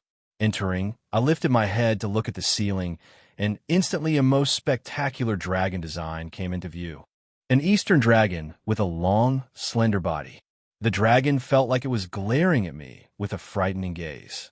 This is the famous Unrazu, or image of the cloud dragon. No matter which direction, you will feel like the dragon is staring straight at you. It's the so-called watching the six directions. It was exactly as Kunu described. No matter which way you look at it, the dragon was staring straight at us. After touring Tenryuji, we stepped outside. Kunu, where are we going next? I asked. Kunu pointed to a good many directions and happily said, Nice-in, the bamboo path. Yuyakoi. I will take you everywhere. Oh, how full of spirit. Now you're really acting your age. And so, under Kunis and Kuroka's lead, we continued to tour around Arashiyama. Jean skyward, I had teleported a few blocks away from Suzako's apartment and was walking towards her apartment. She said she would be heading to her clan's base of operations, but since I contacted her, she was waiting for me. When I arrived, she was standing there wearing her usual attire. She noticed me and walked over to me. I'm ready when you are. Follow me then. So, we're going to your clan's home turf. Change of plans, they wish to meet in a neutral zone, so we picked a place in Kyoto. A park, Arashiyama Park. I nod and we continue walking. We walked to a bus stop to catch a ride. Once the bus arrived, we got on it and settled into our seats. Suzako took the window seat and I took the one beside her. Who'll be meeting with us? The ones I've mentioned before. Uryu Nakiri, Saryu Kushihashi, Jinba Duman, and Bayako Shinra. They have said they will come alone. I mentioned I will be bringing someone with me, but they do not know who. I see, so some well-known names, huh? Didn't think I'd meet representatives of the 5 principal clans today. I chuckle as I felt Suzaku's hand touch mine. I grab it and hold it. She said nothing, but I could see her blushing since her reflection was in the window. Have you interacted with them much? No. Only a few times to discuss certain events of the past. If it means cooperating in protecting our territories, then they will usually put aside their differences for the time being. Some have clashed in the past because of our elders and previous heads. The old and bitter make the young and stupid fight their battles, much like human wars and conflicts in the normal human world. It's dumb. Suzako had a sad expression on her face as she nodded along. Nothing in this world will change until the new generation steps up to change that. Unless we blindly follow it, then we're just creating more problems for ourselves. It won't take long for the rest of the bus journey. We stayed in comfortable silence. Sometimes we look out at the scenery from the seats. Sometimes we play with the thumbs that we hold together. We're not too far, just a minute or two of walking before we arrive by the park and our designated area for the meeting. We walked side by side as Suzako led me to the park. I hadn't been here before, so I had zero idea of the structure of the place. Once we got there, it was quite picturesque. There was a small waterfall and some trees around us, and a few cherry blossom trees scattered about. There were even some boats on the river. Are those used for tours? I kind of want to do some exploring, but I was here for business, and a couple of other things were still happening. We eventually reached the designated place, as I could see 4 other individuals already there. When we arrived, they all looked at us. I used observe on them, and from left to right were Uri Inakuri, Jinba Duman, Sari Kushihashi, and Bayako Shinra. Bayako had his fighting spirit on the back burner, but he had a wild look on him. He looked like he wanted to fight me. Took you long enough. Hi, Majima. Out on a date with your boyfriend? Bayako says while pointing at her hands. We were still holding hands. Noticing this, Suzako let go and coughed in her fist while sporting a small blush. Uryu is a young man who has hair and slicked back and a long bang in front of his forehead that extends in front of his left eye. He is dressed in a special formal attire of the Nakiri clan. Jinbu is a young girl with long silver hair. She has a series of bangs in front of her forehead with a single hair strand sticking out from the top. Also, she has 2 green beads on 2 tied portions of her hair, along with purple hair. She is dressed in a unique yellow outfit that has distinct turtle-like features, a white scarf around her neck, green turtle ear muffs, and a green turtle backpack. Sairyu is a bespectacled, handsome young man with attractive features. He wears a blue blazer. Bayako is a man dressed in a black tank top with gray jeans. He has a shaved head with gray eyes and has a wild look to him. It's been some time, everyone. I hope you're doing well. Stop with the pleasantries, Himejima-san. You said in your text that this was an emergency? Sairyu interrupted her and spoke up. Suzaka nods and looks at me, so I stepped up beside her. Before that, let me introduce you to the middleman and current Red Dragon Emperor Jean. He's the one who informed me of this emergency. Uryu freezes on the spot, making me look at him in confusion. The rest had varying reactions. Bayako and Sairyu became interested, and Jimbo looked at me curiously. Gee, middleman, anyway, hey, race the deal then. I told them about what I know and have found in Kyoto, and how it will affect their clans. The majority of them had a look of shock. They'll send off my subordinates to aid you if the need arises. If not, then, even if you do, our clan can handle ourselves. We appreciate the concern, but we can take care of ourselves. Sairyu adds, as Bayako nods in agreement. It seems these two have their clan's pride in them. Honestly, Bayako didn't look the type, but I guess looks can be deceiving. Very well, but if I deem that you cannot defend your territory by yourselves, I will send them in for reinforcements. Will that do? I see no problem with that, but I will need to speak to the elders about it. While I am the current head, many of the elders are still quite, you know what I mean, yes? Fucking boomers? Yeah, duh. I nod and I look at the rest. I have the same sentiment. The Shinra clan isn't that weak. So send them over if we can't fight back. I nod. I guess I have two answers from them. I look at Uryu and Jinbu. Jinbu steps forward and answers first. I can't speak for my clan since I'm just a member, even if I did inherit the Black Tortoise. However, I could try to convince them in allowing some help. Why are they all so fucking stubborn? I mean, the old corpses, not these guys. Old traditions that aren't healthy should die. While I'm Irish and proud of it, I don't care for that vocal crap as of late. If pride can get you killed, why keep it? Uryu finally stepped up and spoke. I'm the next head of the Nakiri clan, Uryu Nakiri. My words carry heavy weight, so if I make a suggestion, they will be considered and taken seriously. However, much like everyone else here, the current head and elders are stubborn. But as I said, my words will carry weight. Forgive me for saying this as it sounds arrogant, but I'm the strongest Uryu in history so far. If push comes to shove, I am confident in defending my home. Confidence, huh? I know about you, Uryu, and if it were just normal enemies, I would trust you in that. But these aren't normal enemies. Are you confident in being able to beat, no, kill God-class beings? I asked Uryu, and by default the rest of the group. What do you mean a God-class being? You should be aware of what's been happening in the supernatural world, right? Even if your clans are strict about interfering in others' business. You know about Cow's Brigade and what they've been up to? One of their members is a genius.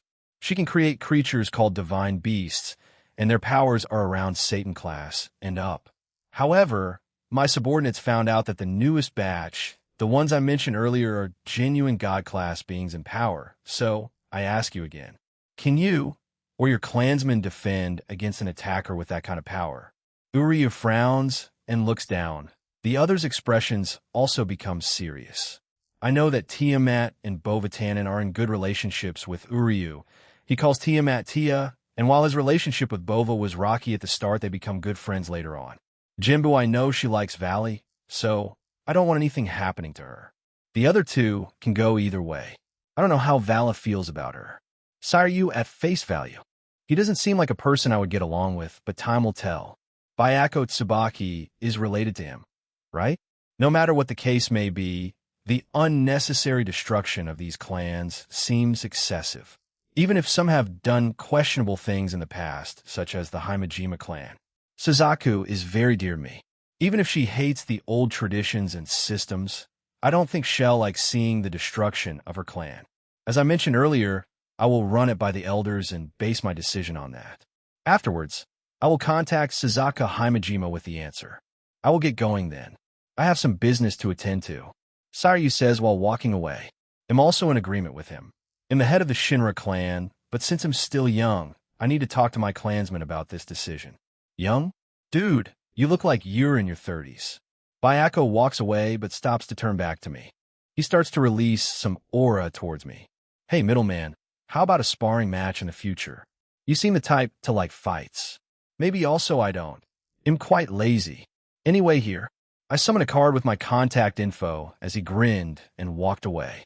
All that was left were Jinbu, Uryu, and us. Hey, Valis doing good, you know? Even if he's become a terrorist. He's like a little brother that he'll need to kick his ass back to the good side, you know?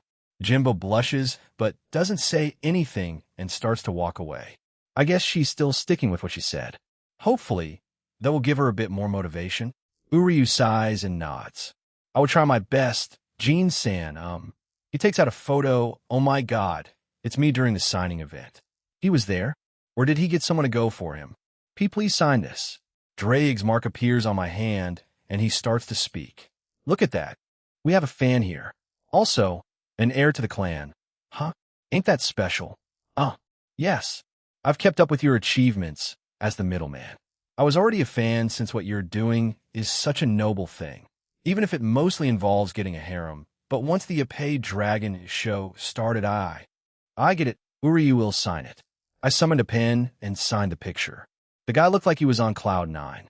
He'll be watching the exhibition match between you and Saror Bale, Jean-san. Please do your best. I'm excited to see where you'll take your sacred gear. Yeah, my brand new forms are also known now. I believe Ain told other supernatural beings, and it spread. I doubt Latia or Ajuka would do that, or a scat hack.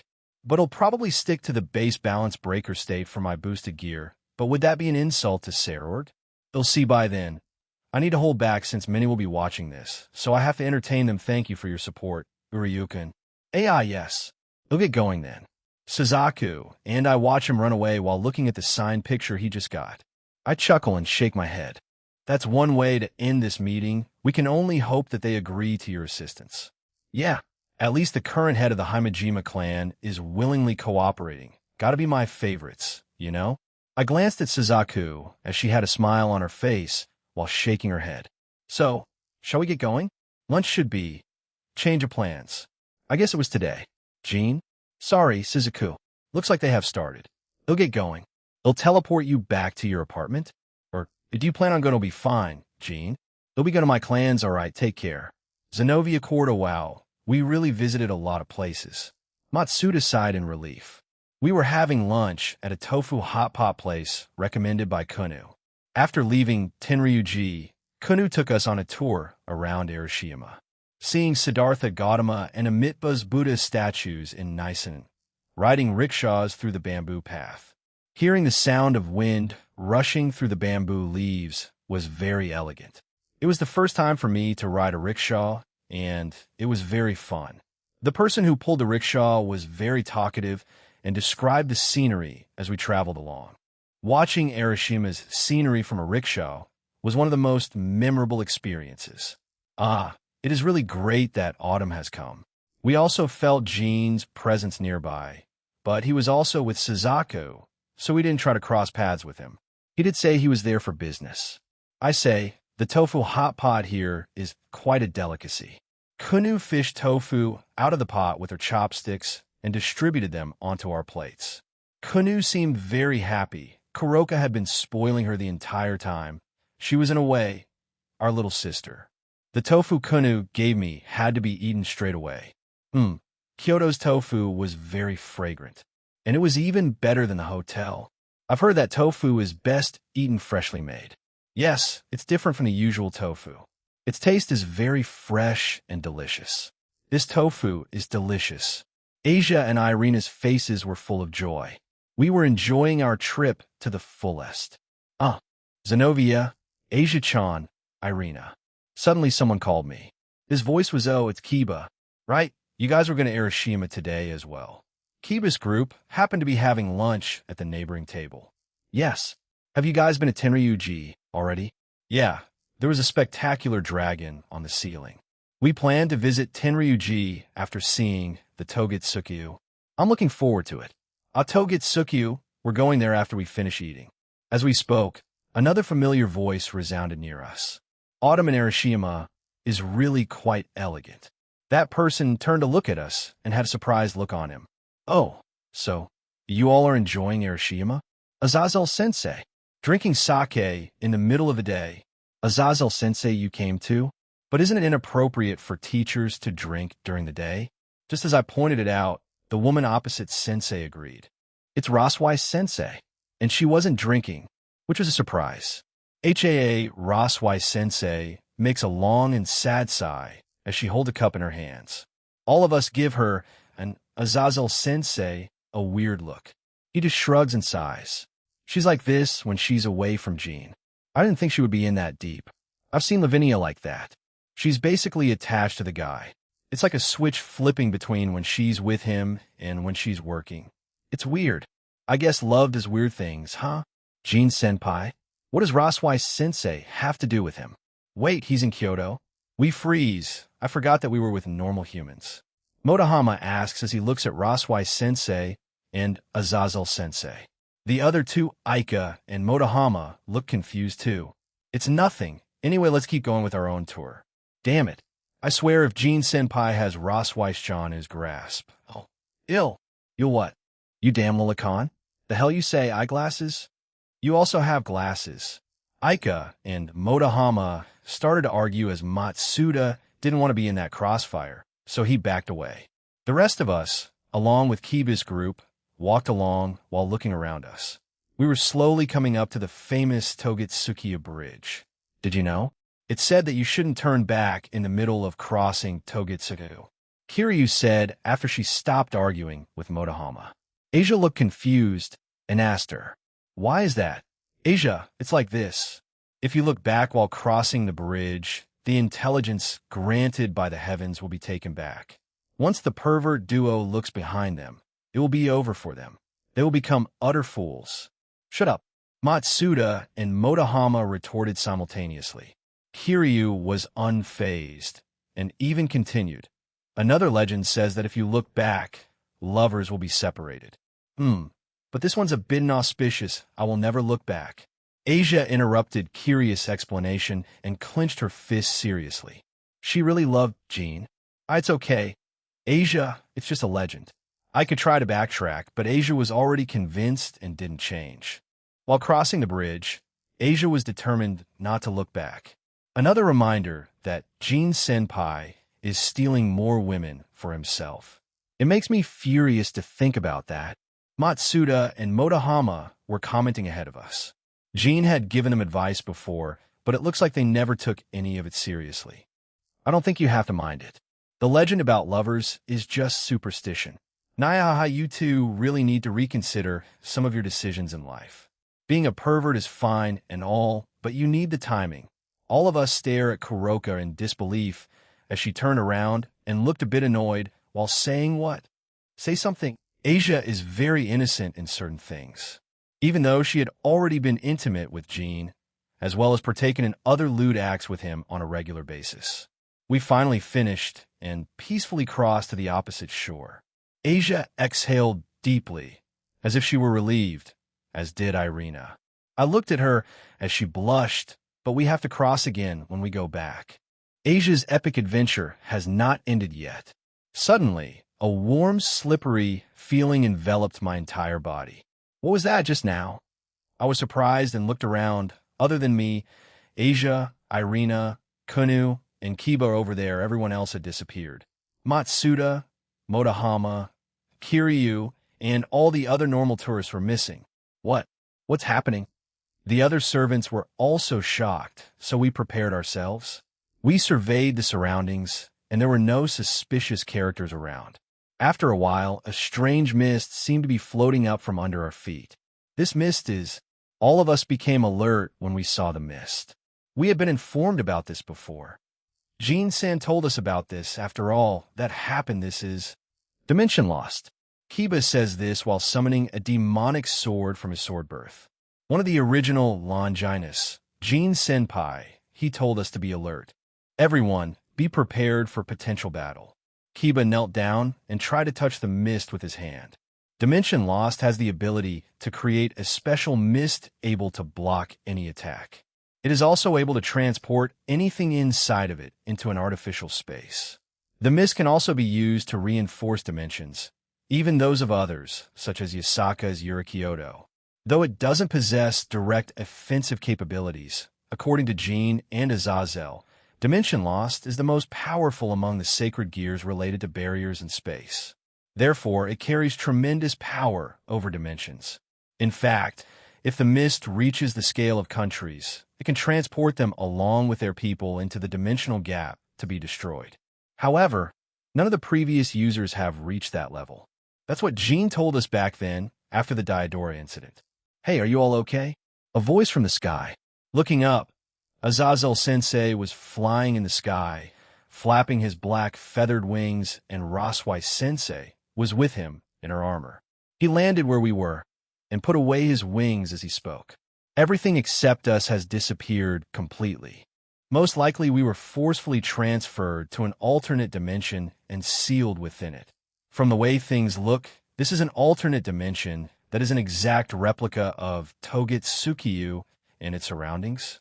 Incredible, like Jean's ability to transfer us to the pocket dimension, it felt seamless. Dimension Lost is truly amazing.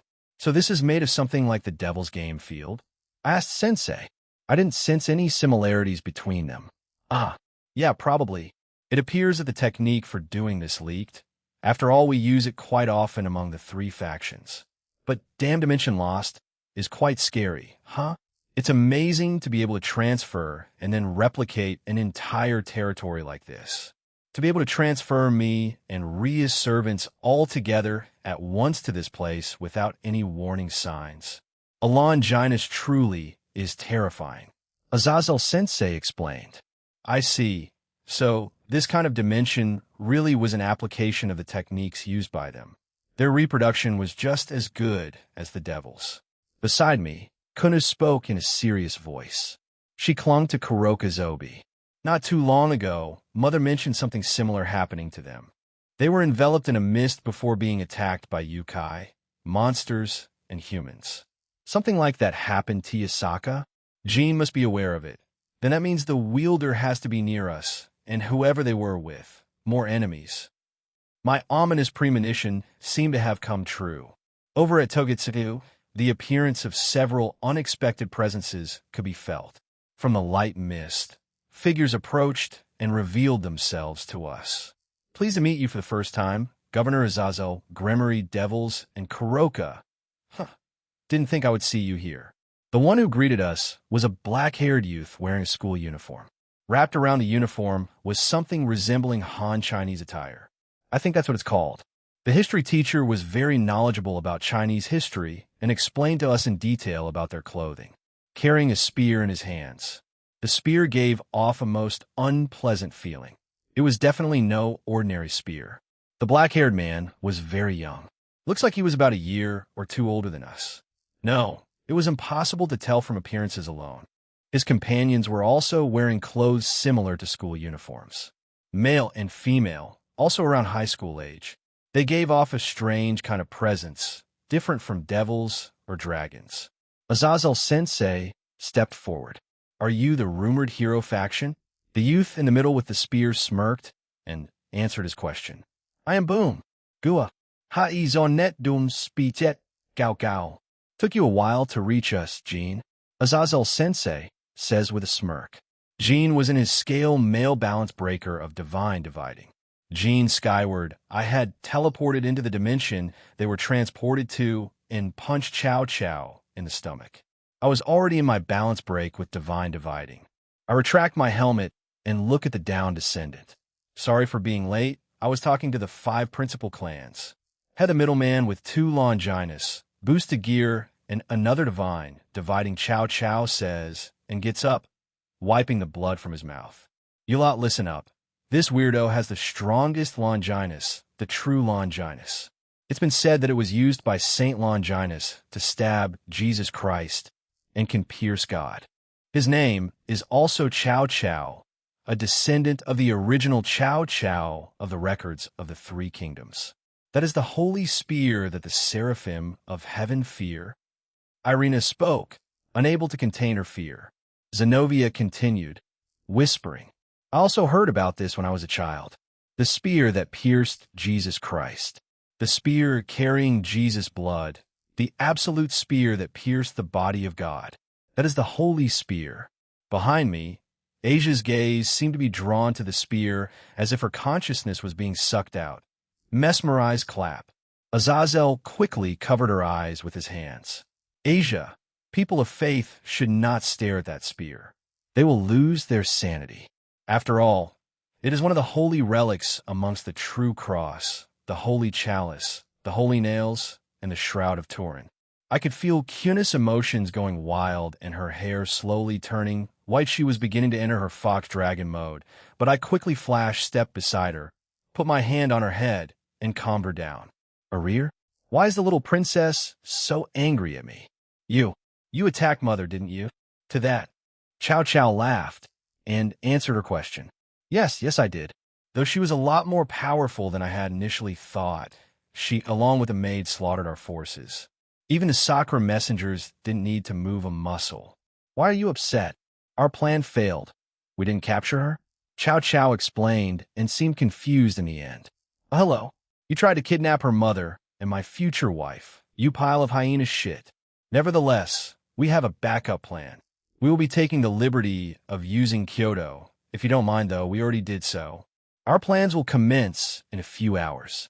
Azazel speaks up again. What are you planning on doing? We wish to have our backup, and if we succeeded, your mother to cooperate in our experiment. Experiment? To grant the wish of our benefactors. That is the main idea. Azazel already knew of Tamamo no May, but wanted to get as much as he could out of Chow Chow. So he played dumb and played along to question him further. Benefactors? Is it that Lapis fellow? And why have you appeared before us? Azazel asked sternly. No, there is no need to hide anymore. We just decided to say hi before the experiment. Let's play for a bit. I also wish to clash with the Governor Azazel and the legendary middleman and Dual Dragon Emperor. Dual Dragon Emperor? That's new, we got a new moniker. And it's not perverted. Both dragons cheered inside me. They really seemed relieved by it. Well, it doesn't matter. Well's what? A portal opened up and a being stepped through it. He overall appears as a white, lizard-like, almost harmless-looking creature. His skin is pure, solid white with purple sections on his head, shoulders, forearms, abdomen, and shins. The purple-lined sections on the sides of his face vanish, though the lines on his cheeks remain intact, giving his face an almost mask-like appearance. Frisia, what the don't tell me he's one of the children that Nyarlathotep made. Fucking hell, you pick him of all people. Frisia-san, why did you come? I was simply bored. I heard from Lapis-san that my father was here. I wish to fight him for a bit and then leave. Ho, it's nice to finally meet you, Papa-san. He was in his final form and smiled a cruel smile at me. He then unleashed his aura on everyone. Azazel looked mortified. The girls, Kiba and Kunu, were on high alert. The rest of you deal with the hero faction. I have this guy. I also feel the same way. Papa-san, I do not care for the weak. I can always snap their neck doom. We disappeared from our spot, and our fists clashed. Powerful shockwaves were made each time our fists made contact with one another. Don. Frisia made a painful face and backed away. He looks at his fists and smirked. They were bleeding. Even while in my idle state, I was still using 1% of an outer god's power. While I do hold back most of the time, I was ramping up my power output. It's as Igneous-san said, you truly are a monster. Quite fitting for an outer god, no? Mama-san chose well. He smirked again, allow me to respond in kind. An enormous golden light erupted from him and covered the entire dimension as he spread his arms out and slowly began to transform. The entire place was shaking and rumbling. This guy, if he keeps pushing, Dimension Lost will break, and this will be brought into the human world to the dimensional gap. Then let us act. Dylan, we're moving places. Frisia, I'll leave them to you guys. Aurelia, take point, get them home safe. Aurelia came out of my ring and joined Azazel, Rose, and the Gremory group. I punched Frisia in the gut and created a portal behind him as I forced both of us through. Very well. Dimensional gap. Once through the dimensional gap, I launched him to the ground as he crashed there with enough force to destroy a large chunk of the land. This place was mostly barren, and anyone can cut loose. Quite forceful, aren't we, Papa-san? It doesn't matter, I should end you here. Try it, Lapis and already gave me a way out if things do turn south, your little helper inside. You can't stop me, Comptoir. Answer. I feel some sort of item within him. Perhaps Lapis turned herself into an item and is being used as a source to make his getaway. Then he'll just kill him before that. Garrett, Amorous, Albion, let's do it. Yes, let's go, Jean. I've been waiting for this. I will lend you my help, Jean. Garrett screamed, and Amorous joined in. I've been waiting for this since I had that conversation with these three. I look at Frisia as my helmet was still gone and grinned. I started to chant Kyoto, Aurelia, Laguinum. Let's take care of this quickly, shall we? A short boy stood next to this person called Chow Chow. Chow Chow said to him, Leonardo, they'll let you handle the devils with your monsters. Chow Chow gave him an order. The boy remained expressionless, but nodded. Instantly, shadows appeared from under his feet and rapidly expanded. Those shadows were not normal. Jean told us everything about this world, its powers, and the like. This boy possessed a sacred gear, Annihilation Maker. As the shadows grew, they reached the level of covering the entire Togetsu, and then they expanded and gradually took form. Arms, legs, heads, eyeballs, wide, gaping jaws separating not only one but 10, no, hundreds. Go, chomp, gobble. With a deafening roar, these monsters appeared out of the shadows. Shadows with monsters appearing out of them. Monsters with black skin and standing upright on two legs. Their bodies were solidly built with rough and thick hides. They also had very sharp claws and bare their teeth. These monsters formed a line and stood in the forefront. Such a powerful tool belonged to such a young child. He has potential, but his imagination is still quite limited. However, they meant nothing to me. I had to be careful not to destroy this dimension, otherwise I will endanger the normal humans beyond it. The governor spoke beside me. Annihilation Maker. Calculavet in zet ponce. Correct. This child carries one of the Longinus. A different threat compared to my true Longinus, but a deadly sacred gear nonetheless. I summoned my weapon and made a stance. I then said this to everyone. It matters not. Azazel, governor of the fallen angels. Save your speeches and technical know-how. We are more or less informed of this sacred gear. It's a time of action. He nodded beside me and summoned his artificial sacred gear down, fall dragon spear. Huh, what do you do, Ugg? I dashed in front of the leader and slammed my great sword into his stomach using the flatted part, sending the young man crashing into a building. The women of the middleman are quite dangerous, aren't they? Very well, Aurelia. Was it? They'll play with you for a while. Zenobia Corda, I summoned my sacred gear and held it with my hands. I don't believe using my balance break is necessary, but we will see soon enough. Zenobia, Roswai Sensei with me. Irina and Kuroka-san provide support as rear guards. Asia-chan, support us. Kunoheim, I would normally say to stay back, but seeing your progress there, please destroy as much of those monsters as you can, but within reason. Yes. Everyone answered Kiba Yudo's orders, and we went about our roles. I felt the enchantment magic from Asia as my strength, speed, and endurance were increased. I also felt a passive healing effect was on me. Asia then covered herself in Tuki and joined Kunu as she entered her fox dragon mode. BZZZT. Boom. A beam of light appeared from its mouth and shot at us. We quickly dodged it as the attack destroyed a nearby building. Jean said that Annihilation Maker targets their opponent's weaknesses, so those attacks will have light imbued within them. Don't get hit, I shout as the others acknowledge it with a nod. I dash in front of a monster and slash it apart. Slice. Slash. However, another few appeared after I killed one. We need to aim for the wielder. I could see everyone destroy one as more appeared, all of them coming to the same realization. We need to aim for the kid, but I don't want to kill him. Knock him out. Do anything to render him unconscious, but don't kill him. Azazel lands in the middle of us as we jumped back and regrouped. He gives us an order, and we agree with it.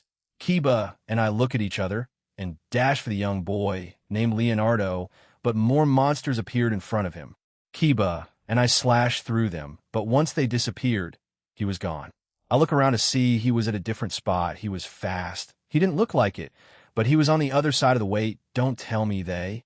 You came to the right conclusion, Knight of Gremory. We, the hero faction, pride ourselves in being descendants of heroes and Yushas. However, might makes right, and so we were forced to drink that vial or be killed. Leonardo puts his hands on the ground, and out came Gru. A giant dragon. It roared as the other monsters he made from his sacred gear vanished. He looks at us and smirks before disappearing. On me, our enemy is a dragon created from the Longinus Annihilation Maker. Focus everything you have on it, but don't destroy this dimension. Everyone nodded to Kiba's orders as Azazel Sensei whistled at him. Kiba wryly smiled. I doubt he thinks of himself as someone to give orders, but he was doing his best. All right, kids, he'll be joining in this time. Let's kill that thing. Balance break. Azazel announces to us as he's consumed in a gold light and was covered in golden armor with purple-colored jewels. Azazel summoned a light spear in his hands and also let out his wings. What does Jean say again? Let's get jiggy, he says with a snort and points his spear at the dragon. Let's do him. Crash. You fucking bitch. Humph. Chow Chow suddenly crashed into a building beside the dragon. He comes out of the rubble with a look of fury and was badly damaged. His arm was twisted and he was missing an eye. It seems like your eye was quite useless, as well as your balance break. Is the wielder of the true Longinus this week? The leader of the hero faction, Chow Chow, readies his spear again when a portal suddenly opens beside me. Chow Chow, come back now, or else you'll be useless to us if you die now. You still need to get that mission done. An all-too-familiar voice resounds from the portal. It was Lapis, one of Nyarlathotep's children, but her voice sounded a little different. Chow Chow looks at us and then to the portal.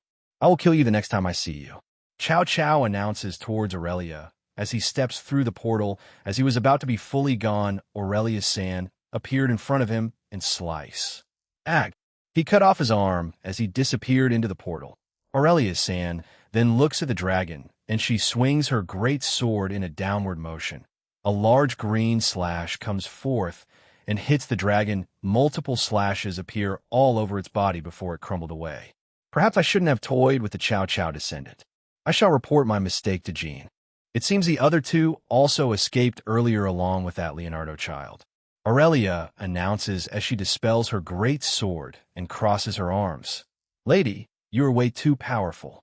But who the hell was that alien-looking thing from earlier? Chow Chow called him Frisia? Is he one of Jean's kids or something? We can assume so. Azazel Sensei. Kiba answers as he dismisses his sword. Everyone else also powered down. The only person left to come back to us was Jean. He should be fine. I hope dimensional gap Jean skyward. I appeared in front of Freeze and kicked him away. He blocked it but was sent backwards. He grins at me and nods. You interrupted me earlier, Papa-san. I shall start my transformation again. He skipped the fancy transformation and slowly started to turn golden. It was his golden Frisia form. Is he looking down on me? You want to use his black Frisia form? Fine, whatever. He gestures with his hand. Your turn, Papa-san. Unlike you, I have some common courtesy in letting his opponents transform. The original Frisia wasn't anything like that. What the fuck did Nyarlathotep do to you? I didn't sense him lying at all. Whatever. You'll get to it then. I, who am about to awaken, I could feel the thoughts of two individuals I'd spoken to a few days ago. They were flowing into me. Let's do this, Jean. Time to show the world how this new white dragon operates. Bring the current limits of this sacred gear to new heights. I am the white dragon emperor who will dominate the law to seize the darkness. The red one abandoned domination. We shall take hold of it.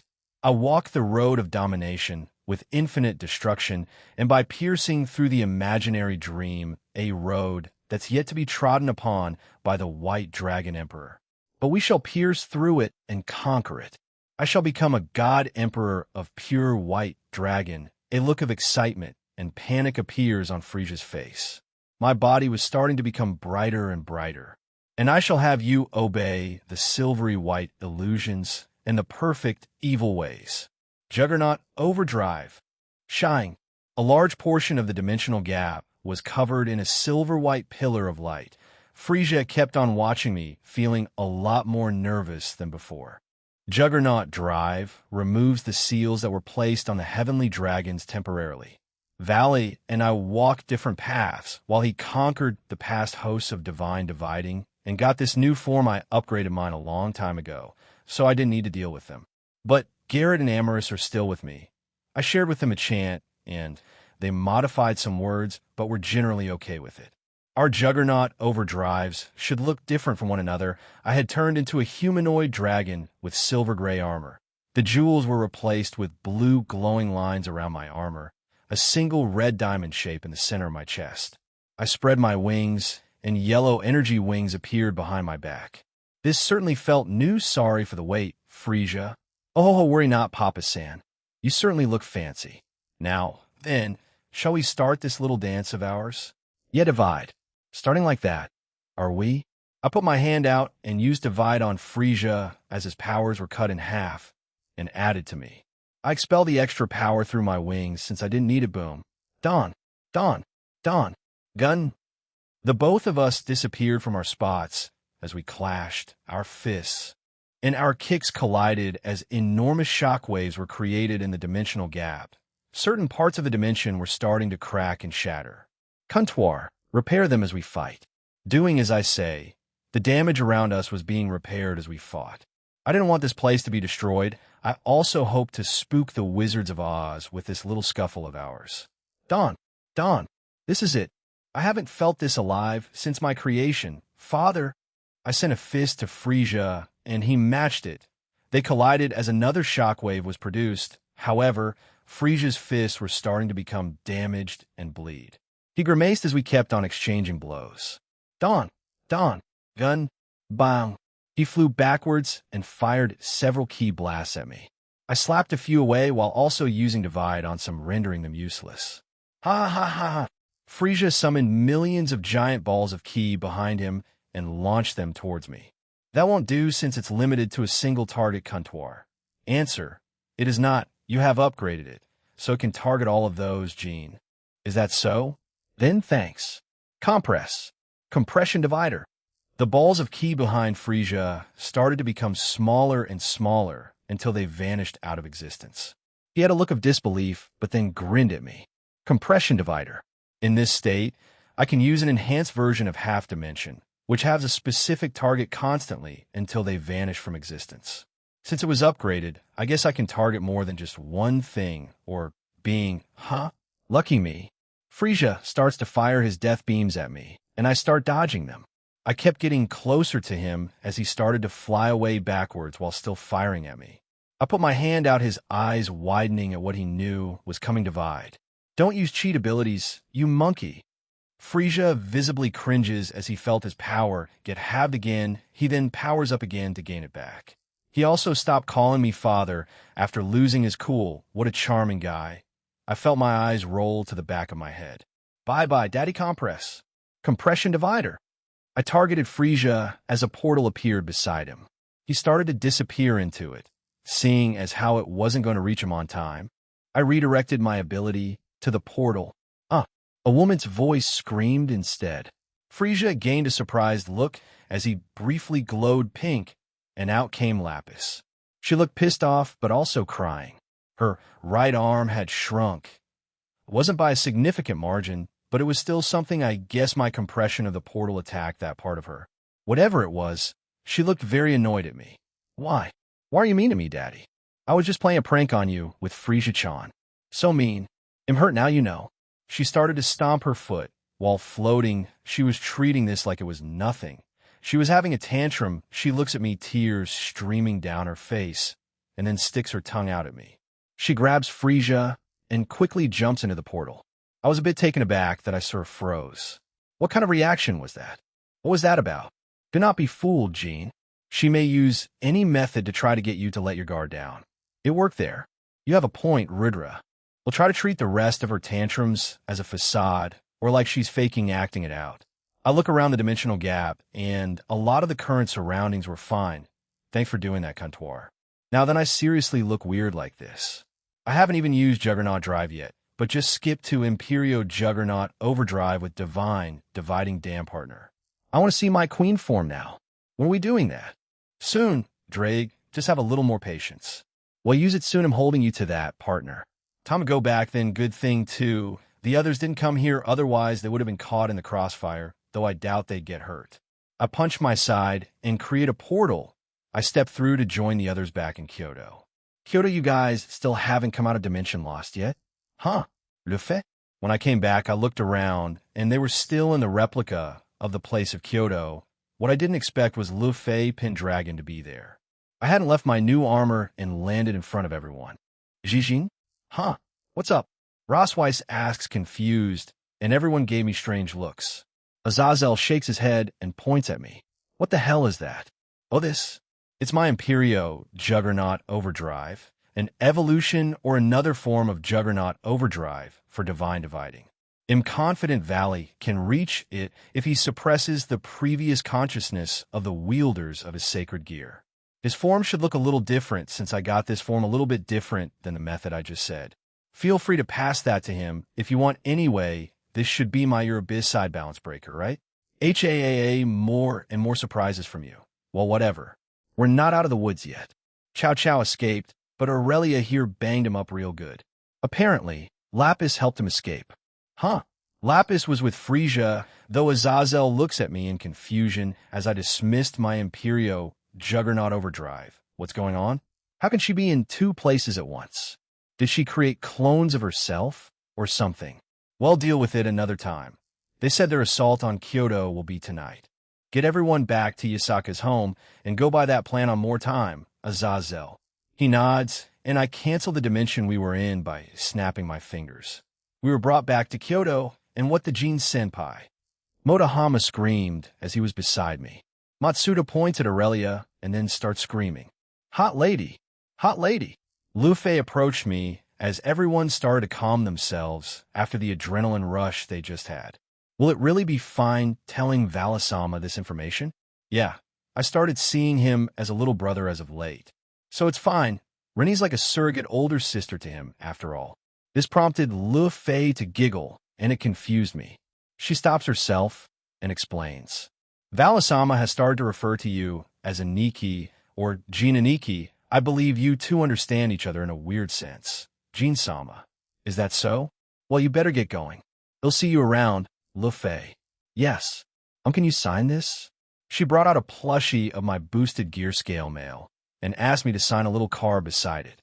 My mouth twitched, but I did so. She was happy with it and walked away. She couldn't exactly just vanish in front of these three humans. Jin-senpai. Who was that? And why did she ask you to sign something? Motohama asks and points at me. I just sign, shake my head. I don't have time for their stupidity right now. I'm just that great. I deadpan at them as they started cursing at me. Aurelia clings to me and makes it worse as they started to curse me to death. Aika kept silent while taking notes of everything. I could see Rose's eye twitching as she held herself back from doing the same thing. You guys go enjoy the rest of your day. They'll get going. I announced to them, and they nod. I then started to walk away with Aurelia. I just need those guys to return to me. How many fucking magic circles are there? I could feel them appearing and disappearing at multiple points around Kyoto experiments. On us and on the innocent? Don't fuck with me, you bunch of kids. Azazel quietly says to himself and punches a pole near him. He looked pretty pissed off. I could see some veins popping out his forehead. I share the same sentiment, Azazel. Yuri Kyoto, on our way here, Kunu and Kuroka joined us. I picked up Kunu and was carrying her. We walked through the streets of Yuri Kyoto while being greeted by many yukais. I even bought some food from them. Kunu, they'll have you and Yasaka stay here, since I have a barrier here that will prevent them from reaching you. They'll have Sharon and Greed stand by you guys, all right? She nods. I'll also run this by Yasaka when we reach their home. Jean, is something wrong? Suzaku's here. Yeah. I increased my pace, and so did the other two. I quickly reach where Sharon, Yasaka, and Suzaku were at. It was the meeting room I met Yasaka for the first time. Once there, they turn to look at me as I let Kuna down. Suzaku, is something wrong? Why did you come here? She smiles and shakes her head. Kuroka and I go over to join them. Once we were seated, they continue their conversation. Sharon pours the both of us some tea. I am here on personal business and not for my clan. Did you take care of the problem from earlier, Jean? I nod and tell them what had happened, including my end. Kuroka tells it from her perspective, and Aurelia also adds in her own bits. Kuna nodded along, silently agree with what was being said. After I let her down, she waited until I sat down and joined me on my lap. I'm waiting for Elsa, Zeno, and Silva to come back. According to Chow Chow, tonight they commence their plan. I believe it will be at Niju Castle. Azazel will be bringing both peerages here along with Rosweiss. He'll personally deal with the 6 divine beasts, rescue Tamamo, and send the Electa over to the 5 principal clans. He'll leave the rest to everybody else, beat whatever reinforcements they bring, and do whatever else is necessary. I'm the one that will deal with Chow Chow if he comes back. He has a grudge against me for besting him at his strongest, even in his balance break. None of it worked on me, Jean. Did you make it so that sacred gears do not work on us? I tell everyone what my own plans were. They didn't give me answers, but listened in. Aurelia adds a bit, I don't mind. You toyed with Chow Chow for what I could tell, so we'll leave him to you then, who knows? Maybe you're just that amazing, Aurelia. I smirk at her as she does it back to me. I feel Kanu pull on my arm, and I start petting her. Jean, can you leave that, huh? Suzaku asks me, and I was stunned. She quickly explains herself. As I said earlier, I came here on personal business, so I wish to discuss it with just women. Suzaku looks at Aurelia, and she nods. They all start to shoo me away, and I reluctantly leave along with Kanu. Kicked out. It's finally here. Im unlovet. I dramatically fall to my knees as I felt Kanu comfortably pat me on the back. You're such a good kid, Kanu. Yasaka is lucky to have you. Jean, let's go explore Yurikyoto. Can Fiz and Renee come? Renee? Oh. Irene, when did she give her a nickname? I mean, I don't see why not. Hey, Ophis Irene. Want to hang out with Kunu? I do not mind. Ophis didn't give me an answer, but Irene did. Both dragon heads start to glow, and both of them come out. Once Ophis was she quickly averted her eyes from me and looked at Kunu. She was sporting a small blush on her. Irene had a smug look on her. She taps me on the shoulder, and I look at her. She leans in close to my ear. I have been having many conversations with Ophis to think the dragon god of infinity could be that cute who. Why not try interacting with her, Jean? I guess it won't hurt. We also have a few more hours before everyone gets here. A bit of unwinding won't do any harm. Let's go. Kunu announces as she holds Ophis' hand, and they start walking away. Irene and I follow them. Care to tell me about it? Unless I have to get it out of her myself. You already know the answer, Jean. I sigh, fine, sure. Then care to explain that other interaction you had with me? Playing dumb now, are we? Fine. I forcefully send her what she did to me during that dream. Bonk. Irene became a little flustered and smacked me on the head. No. Don't be at Sundara. I don't like that trope. Well, I don't like how they handle it nowadays. Sundaras were meant to act like that, and then slowly have their own character development and come out of it. They're not meant to be like that indefinitely, but I guess some of the media today just see them as tropes. Huh? I shake my head as Irene glared at me. Where's my choo-choo? Irene's silence. Irene turned away from me in embarrassment. I just chuckle at her expense. As we bantered back and forth, we eventually reached the city of Yurikyoto. It's the same as ever, and Kunu leads us to more interesting parts of it. Oh, Kunaheim, it's been only a day since you came here, you know? A wolf yukai says with a hearty laugh. There were other yukais there that also greeted and welcomed her warmly. I look up at the sign in front of the shop. Har Har Clothing. Interesting name there. Har Har Aji-san sells clothes here. They're sold at affordable prices and are handmade. If you order something, he'll have it made in a few days. The quality is excellent. Oh, Har Har Aji-san, this is the middleman Kuan, right? I've heard a lot about him. Welcome to my shop, kid. Take a look around and see for yourself. Sure thing. I scanned the place using Observe on its items. Many of them were made using common material, but they were quite high quality. As Kuna mentioned, the guy made it himself. He must be a master of his craft then. Kunu and Ophis walk over to one of the clothing racks, and Ophis takes one of its hangers to look at it. She seems to be fixated on it. It was a pink, black, and purple kimono. Kunu looks over it with her. She takes it from Ophis, and puts it against her, and then hands it back to her. It looks good on you, Fies. Well, take then, Har-Har-san. He smiles as Kunu and Ophis go up to the counter to pay for it. I join them and pay, also adding a little tip, shocking the guy. Thank you. Don't worry about it. Ophis puts the dress into her ring as we left the place. I look around, and in front of us was a little river. Kunu goes down towards it and stops by the edge.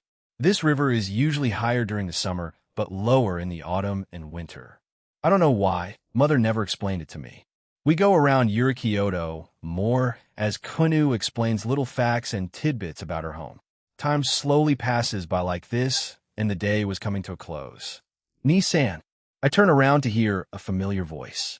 It was that little Yukai I met from before. He also brought his friends. They came up to me, and I gave them high fives. They also became a little stronger since their stats went up. Look at you guys getting stronger. How are things? He grins and closes his eyes. Suddenly, he covered himself in Tuki. Oh wow, this little dude is a monster himself. He opens his eyes back up and puffs his chest. You can use Tuki? Now that's impressive. You've done a lot of training, huh? How about you guys? No one close. I did it for a second. I got back varying answers from them, but they seemed hopeful and determined to keep on improving. We'll catch up with the Ippei Dragon in the future, Jin-san. He announces. I ruffle his hair as he laughed. I see. I look forward to seeing that, then we'll get going. They'll come back here again in the future. I hope to see more improvements from you guys. They laughed and cheered before running away. At least the future generation is motivated. I turn back to see everyone looking at me. Irene had a smirk while the rest were just smiling at me. I pick Kanu up. Everyone should be coming to your home again soon. Let's go back and wait. Shall we? I turn to the two dragons. What do you two plan on doing? I will watch observe from the necklace. They both answer at the same time, and then go back into the necklace. I didn't get to speak with Ophis much. Maybe I can do it before we start the mission tonight. Kunu and I quickly go back to the castle while I had her on my shoulders. We're on our way now, Jean. We still need to get a few things. Saji-kun ate something, and his stomach is upset. Rossweiss texted me. When I looked at it, Saji, my man, what the hell did you eat? Most food I've eaten in Kyoto and Yurikyoto has been fine. You are immune to literally everything. If you ate poison, you would say something like tastes like chicken, yum, partner. He has a point, Jean. All right, fine, whatever. I have time, so you'll just go visit Ophis. I see, you'll go visit Ophis. If I'm not back by then, tell them that. And send me a text, Rose. Okay. I put my phone into my pocket and go into the necklace. Dragon necklace Ophis. Once I got in there, I heard a loud thud. I look over to see Ophis on the ground hugging a pillow. She was weird noises as she was rolling around on the ground. Ophis? I called out her name, and she shot up while still hugging the pillow. She quickly composes herself, and she forces her usual stoic look on herself. Jean, she says my voice in her usual monotone voice. She tilts her head, acting like I didn't just see what she was doing. I chuckle and walk over to her. I grab her and lead her back to the couch, and we sit there. How have you been? Good. Read anything lately? No, so. I heard from Irene. Ophis freezes beside me and doesn't answer me. She really is embarrassed. I could feel from her emotions, geez. From being nearly emotionless to this, all right. Let's help you with that. I grab Ophis and put her on my lap. She started to squirm and become restless. Ophis, are you embarrassed? She nods. Do you know why?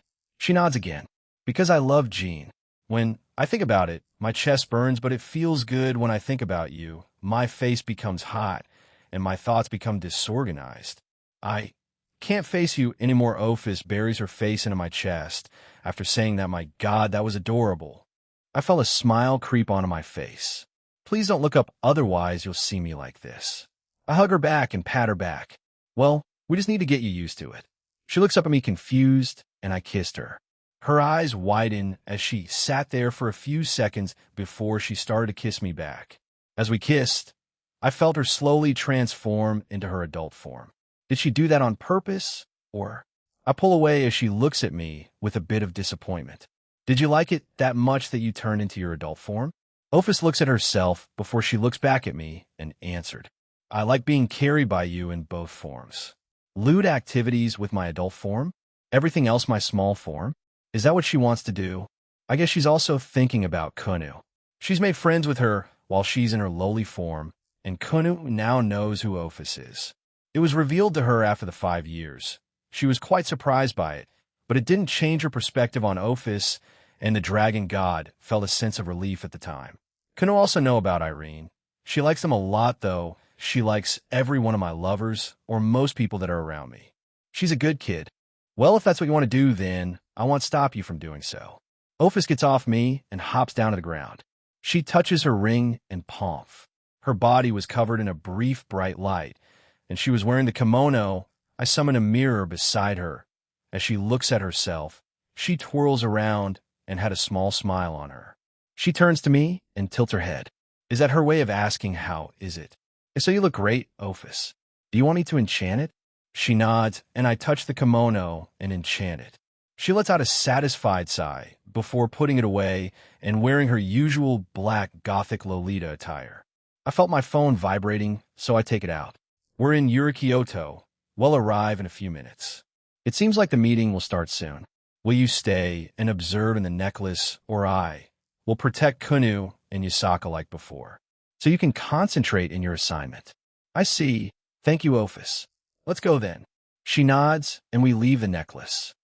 Kyoto. Once I leave the necklace with Ophis, Zeno, Silva, and Elsa appear in front of me. Done? Yes, young master. All those circles around Kyoto should be rigged. Miss Comptoir is as efficient as ever. She made them able to transport into another dimension. Ho, ho, ho. There were a few members of Cow's brigade I saw in my rounds. I killed and brought their brains for you to extract their memories from, young master. Jesus Christ, Silva. A bit extreme there. He brings them out, and I look through the memories. Nothing of significance except for that the Monkai Association, Nilrem, and Hero Faction will be doing the assault tonight. They'll tell them that during the meeting. Good job. That gave me something more.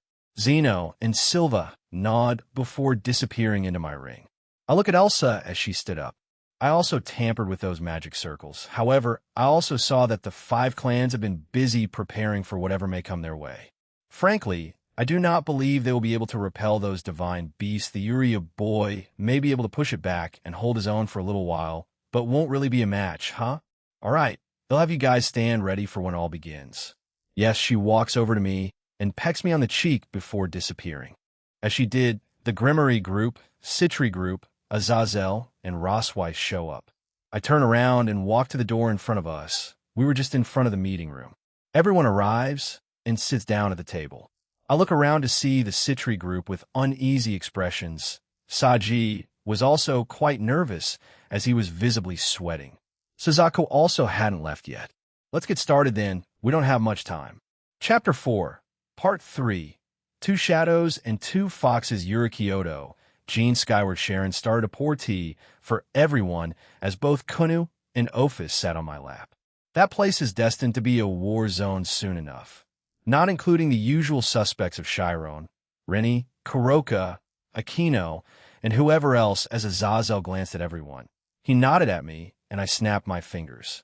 A 3D holographic map of the entire Kyoto area appeared in front of everyone at the table. So, let's start explaining our battle plan. The region surrounding Niju Castle, Kyoto Station, and the territories of the 5 principal clans are now in a state of high alert. All devils, fallen angels, and clansmen of those clans stationed in Kyoto have been mobilized to search for suspicious characters. The Kyoto Yukai are also providing us with assistance. As of now, we have not been able to confirm the movements of the Heroes faction, but we have detected an ominous presence that is centered around Niju Castle. Jean did mention this before. I interrupt him. Before you continue, my subordinates have collected more information. Apparently, the Monkai Association and Nilrem faction of Cow's Brigade will also be participating.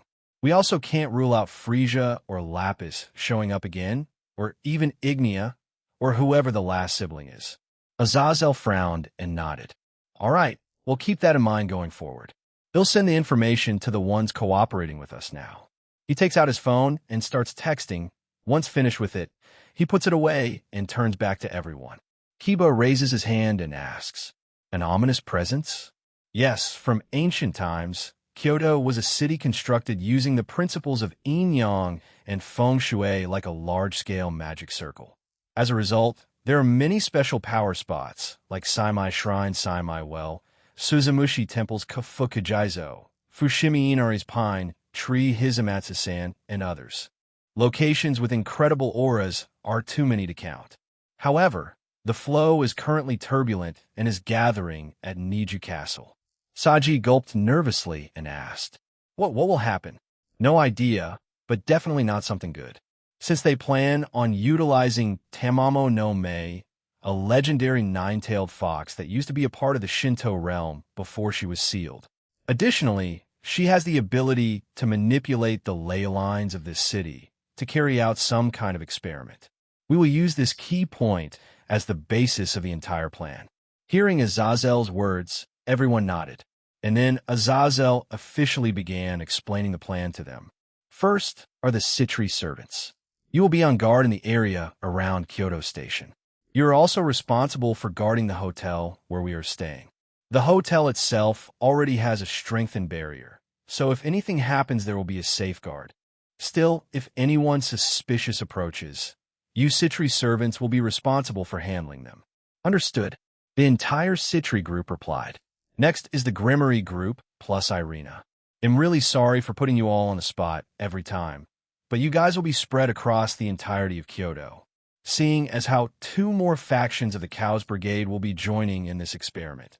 We'll need you to spread out. We also don't know the number or extent of their powers. Azazel turns to me, Jean. You said you'd be taking on the divine beasts, right? They'll also leave the task of rescuing Tamamo no Mei to you. You'll have Aurelia fight Chow Chow if he shows up. I nod. Right, you'll have my other Electa help the 5 principal clans when the time comes, since there will be a total of 6 divine beasts coming our way.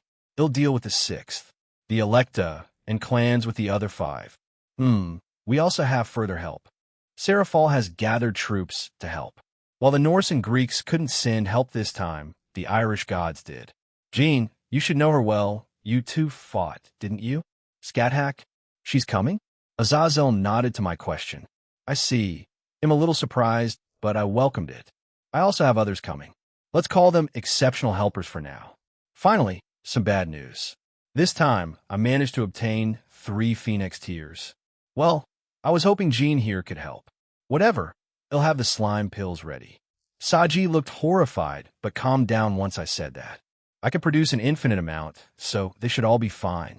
I know we couldn't produce more on our part, but it's been in high demand. As you know, Chaos Brigade uses guerrilla war tactics against us, teleporting into the area, causing havoc, and then leaving. They're powerful, so they can do a lot of damage. This means the prices for Phoenix Tears have shot up by quite a lot, since they need to keep producing more to sell to not just us, but to other factions and pantheons, and Skyward-sama here won't sell his slime pills. I deadpanned to Azazel and produced around 50 Phoenix Tears and 50 slime pills on the table. He stares at it for a few seconds before trying to punch me. I dodge it, and he lets out a sigh. Do that in the first place. Anyway, he shifts back to sitting normally and crosses his arms. This is a secret, but now the various factions have banded together and redoubled efforts to find users of Twilight Healing. Though it is a rare sacred gear, it is not unique, and our investigations have discovered there were several others apart from Asia. Finding them will be a significant advantage, as well as denying the Chaos Brigade their use. Gaining powerful healers will be extremely unfavorable. However, the current Beelzebub Ajuka has also been carrying out personal research on new ways of recovery. That's about all I can say. There is also Grigori's own research into recovery-type artificial sacred gears. In fact, Asia, SAE, and Lavinia have been secretly helping us out with our research, and promising results have been obtained repeatedly. A few people look at me. Yes, I know about it. I signed off on it. It happened when the alliance between the 3 factions started. It only started up more once the others joined. West Yukai and Irish gods. I also believe Asia will reach her balance break sooner or later. So that's the situation. These tears and pills will be divided among the Citri and Grimory peerages. Please use them with care. Azazel told them, and I added to that. Citri group, you guys take the Phoenix Tears. Azazel, you keep the 3 you obtained. Grimory group, take the slime pills. I can create more if we somehow use them all. Yes. They all answered enthusiastically. Right, Saji. You'll help the Grimory group as well as the other 5 principal clans with your Dragon King transformation. Your black flames can seal movements of enemies as well as absorb their powers. Azazel informs Saji as he points at himself, looking nervous. But I can't control it fully yet. I can help with that. Don't worry about it, man. Ah, yes. Saji looked at me with a thankful look. Irina then raises her hand. What other factions have been informed? Azazel nods and answers her question. As mentioned earlier, the Witch of Duinskaith, Scat will be here to provide direct support. Apart from her, devils led by Seraphal, angels, fallen angels, and yukais, led by Yasaka Haim, will be outside of Kyoto to prevent any of them from escaping. She isn't here right now, as she's getting everyone in position. Yasaka Haim is here, as she's left it to Seraphal to get them all in formation. Asia puts her hand up, and Azazel nods. Will Ryaswani-sama be coming here to provide support? Or President Sona? No, I wanted to tell them. But it looks like the time is not right. They are currently back in Grimory territory. There are reports of riots in some cities located within Grimory territory. They have most likely been dispatched to handle that. They were incited by some old Satan supporters. It looks like there was a group that did not have direct communications with Cow's Brigade. Even so, they're causing trouble, and that's an undeniable truth, so the girls have taken action. After all, it will be their own territory in the future. Also, I have received news that Astery-san was participating.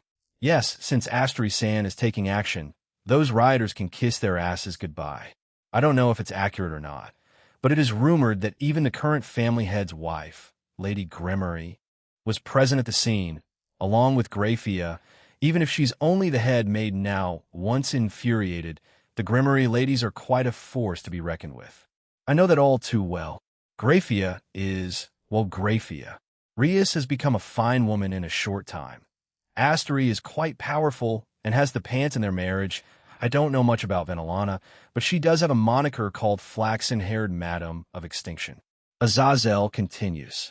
If all of them gather there, ITLL be an easy fix. The Star of Grimory, the Priestess of Thunder and Light, the Crimson-Haired Ruined Princess, and the Silver-Haired Queen of Annihilation.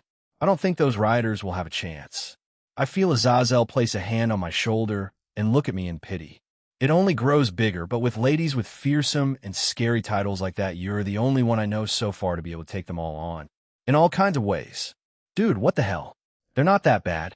So these are the plans I proposed. I will also search for those terrorists directly from the skies. So everyone will be taking their positions in 1 hour. If you find anything suspicious, report to one another immediately. And try not to die. Until the moment you get home, a school trip is still a school trip. We will protect Kyoto with our lives, because they're part of the alliance. Understood? Affirmative. The strategy meeting ended with everyone's response. Everyone started to leave, and I was left with Yasaka, Kuroka, Aurelia, Sharon, Rossweiss, Kuno, Ophis, and Suzaku. I look at Suzaku as she looks at me back. Will you be going back to prepare? I can have Leon escort you. It's fine, Jean. I have my ring and shadow with me. I shall get going. Suzaku gets up and walks out of the room. I get up and follow after her. Once outside of the meeting room, Suzaku looks at me and sighs. You're worrying too much, Jean. It'll be fine. Suzaku hugs me and then create a magic circle. She had been taught by Rennie and Rose during the 5 years in how to use magic. She's become quite efficient at it. I watch her as she teleports away and left me there by myself. I sigh and go back into the room. Will you be heading out to Kyoto to take command, Yasaka? No, I have left it to my 2 Tengu guards. I will stay here and protect my people if they somehow break through the barrier into our realm. Yasaka answered my question firmly as she glanced at the table and sighed. They should be fine. With Ophis, the 4 Shadow Dragon Knights, Kuroka, and Sharon Hirai will stay here with Kunu and Yasaka. Mitunaya, keep them safe for me. Ophis, Kuroka. They'll leave them to you too, Sharon. Yes, Jean-sama. As soon as I heard their answers, I nodded and turned around. I felt Rose and Aurelia get up to join me. I leave through the door again and make my way through the halls of Yasaka's home. We have an hour before our own mission starts. They'll set up a few things too. I reach the entrance hallway and see the Citri group there. Momo, Rhea, Tomo, Tsubasa, and Saji were there. Jinchuru-kun, stay safe, okay? You'll be playing an instrumental role here. That's right, Jinchuru. If Sona-sama finds out about you failing, you better come back alive. We still need to buy some things for President Sona. Run away if it gets too tough, okay? Saji's fellow peerage members were worried about him. They were mostly responsible for keeping an eye on the hotel, while he had to fight alongside everyone. But some should be calling him Jin-chan by now. I wonder why they hadn't. As far as I could remember, Ruruko was the one who called him that as of late. No one else, though, did. I change things too much in the rating game between Gremory and Citri? Oh, Jin-sanpe, Rosue-sensei, Aurelia-sama. Saji sighs and sees us. He calls out our names, and we approach them. I put a hand on his shoulder. Aurelia-sama. I looked at her as she had a smirk on her. You'll be a key player in helping fight those divine beasts, depending on their size. But what I call Vritra promotion is quite powerful. Do your best, and I'll be there to bail you out if necessary. Vritra promotion, I like it. And yes, they'll be relying on you again, senpai. I nod to Saji and look at the Citri girls. The same with all of you. Stay safe, don't push your luck, and know your limits.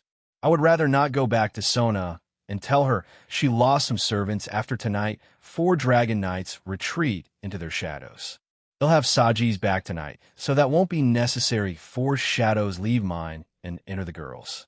They looked a bit shocked, and I explained that ITLL helped them when and if things get shaky. They seemed relieved and nodded. They wished Saji a good luck one last time before leaving. Well, not all of them. Momo stayed behind. She tells them she'll join them soon and wants to speak to me. Good luck, Jin-senpai. Saji puts his hand on my shoulder and gives me a thumbs up. Dude, why? I'm planning to speak to her, not fuck her. He then leaves with the rest of his group. I walk over to Momo as Rose stays there. Jin-senpai, thank you for helping the volleyball club. I didn't get a chance to thank you for helping them. It became a bit too hectic. Don't worry about it. I enjoyed myself. If you get more requests, feel free to throw them my way. Yes. Excuse me. After bowing, she left after her group, lightly jogging out of the building. Helping juniors out as a senior feels good. I turned back to Rose as she was shaking her head. Why? Did I do something wrong? HAA, I still like you. Even if you're being deliberately dense or not part or no.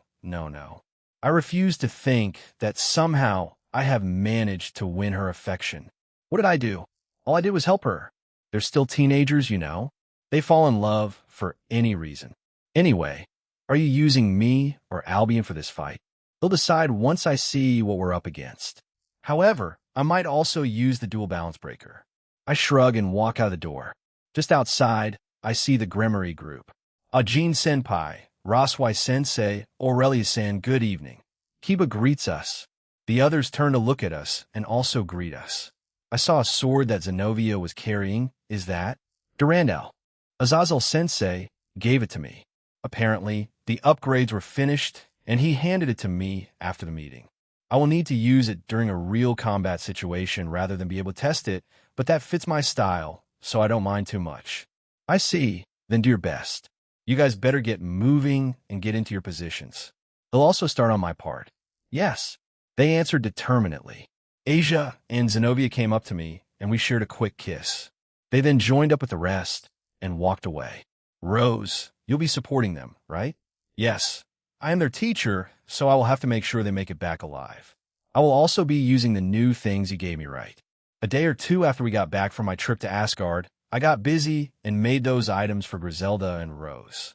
While I didn't have a name for it, she defaulted to calling it her own Miss Stiltine wand. Additionally, I made her some custom armor and asked if she had any particular designs in mind. Her words were make it Jean-like, please. Since I did not know what that meant, I just made the color palette red, white, and black. More or less. It resembled her old armor, but in different colors. Ritter and Velgrind had a lot to say about how I designed it. Therefore, they helped me, since "you suck at this" was thrown around a lot by the Scorch Dragon. I had put the usual enchantments on her new armor to the wand, Well, it was an omniversal class to a weapon. So, it was a little bit higher than Rose's current output. So, I adjusted it. I changed it into a growth-type weapon. It will match Rose's current power and rank. Yeah, kick ass with it, Rose. Smack. Jiggle Haya. I smacked her ass, and she let out a yelp and I laughed. She glared at me, but gave me a quick peck on the lips before leaving too. As I sighed, I looked up at the sky of Yurikyoto. It was already dark, and many yokai were flying about doing their daily activities. Now, then my ring glowed as Zeno, Silva, and Teres and Elsa came out. I tapped my head and sent them my plan. You guys pick which clan you would like to support. Aurelia will deal with Chow Chow if he shows up. But if not, you can help a clan instead. She nods but seemed a bit annoyed at the thought of Chow Chow not appearing. These old bones of mine could take me out on an evening walk. I will go with the Kushahashi clan. I will help defend the Shinra clan. Dumen clan for me, I shall go to the Nakiri clan, Jin-sama. Zeno will go to the Kushahashi clan, Silva to the Shinra clan, Elsa to the Dumen clan, and Antares to the Nakiri clan, which leaves Aurelia to the Himejima clan if Chow doesn't appear. All right, let's go with that then. Go take your positions. All of them nodded and disappeared from my sight next. You, the remaining Dragon Knights, spread yourselves around Kyoto. You will help the Citri, Grimmery Peerage, or the Yukai, devils, fallen angels, and angels there. Inform Seraphal, so our allies don't try to attack you. Once said that I felt the majority of my shadows leave me, leaving me with Greed, Kaisel, Tank, and Jima. I'll make my way to Niju Castle, then I lightly flash and step my way out of Yurikyoto as I stop by to chat for a little bit with the locals. They're aware of what's going on, but not fully, so there was some tension in the air. But they're trying to carry on with their daily lives as usual. I reach the barrier and pass through it. Once through, oh, if it isn't Jean. A familiar voice called my name, and I glanced to my right. There was Scat Hack in a black pea coat, black leggings, and knee-high black boots. Scat Hack, I didn't expect you to be helping out. What about the other gods?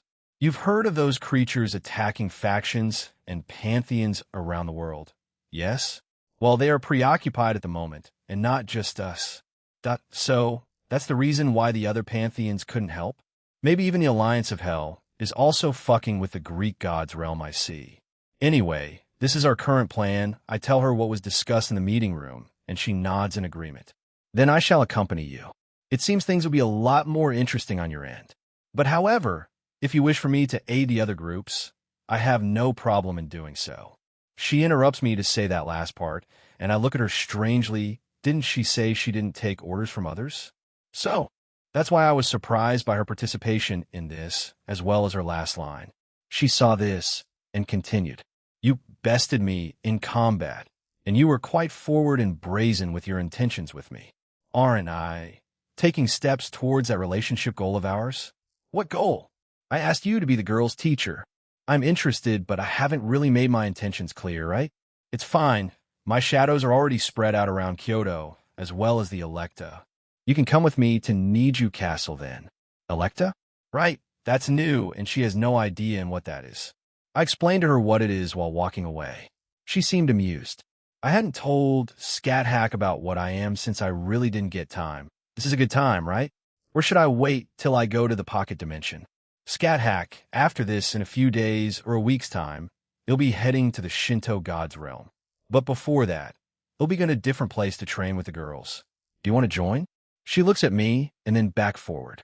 She appears to be thinking about it and finally nods. Very well. Just tell me when and I will be there. I nod and we continue onwards to Niju Castle. As we approached Niju Castle, a mist appeared from below us. Scat Hack looked at it in interest, but I just stomped it away from me. So, they activated Dimension Lost, huh? Some kind of power? Dimension Lost? It's a sacred gear and one of the original 13 Longinus. Seems like it's starting then. Everyone else should have been transported too. Suddenly multiple monsters and cryptids appeared. They all varied in size and shape, but one thing was for sure. The cryptids ranged from middle class to ultimate class, and the monsters were from high class to ultimate class. But suddenly, other circles across Kyoto started to explode. They became alarmed and made magic communication circles and told them to stop teleporting him. Heh, I guess they did it a lot faster this time around. They turned to me with even more fury. Stop them from reaching Niju Castle until the experiment is complete. Before the divine beasts are transported in. The monsters cheered and rushed towards us. I glanced at Scat-Hack as she smiled. Her casual outfit was discarded, and her battle gear was on her. She summoned her Gale Bold alternative and pointed it at them. Come, you fool. Jean, you go ahead, this won't take long. I nod and dash past the cryptids and monsters. They didn't expect me to do so, and they didn't react in time. Like led you arg. Bam! I heard a loud thud sound behind me, but I kept running towards the castle. I ran past the giant gates and into the courtyard. Even more cryptids, monsters, and humans were there. I could tell some were magicians, and some had sacred gears and innate abilities. It's the middleman. Stop him! One of them shouted, and many of the humans started firing their attacks at me.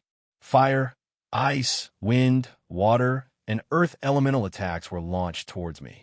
I swiftly dodged them and balled my right hand into a fist. Control, not too much, not too little. Don't blow away the castle. I punched the air in front of me. Boom! A large pressure of air is sent towards the large crowd of enemies, and they were blown away. Quite a few of them were knocked out, but the ones not near the center of the attack were left standing. Damn it. Cryptids attack him. The same with you monsters.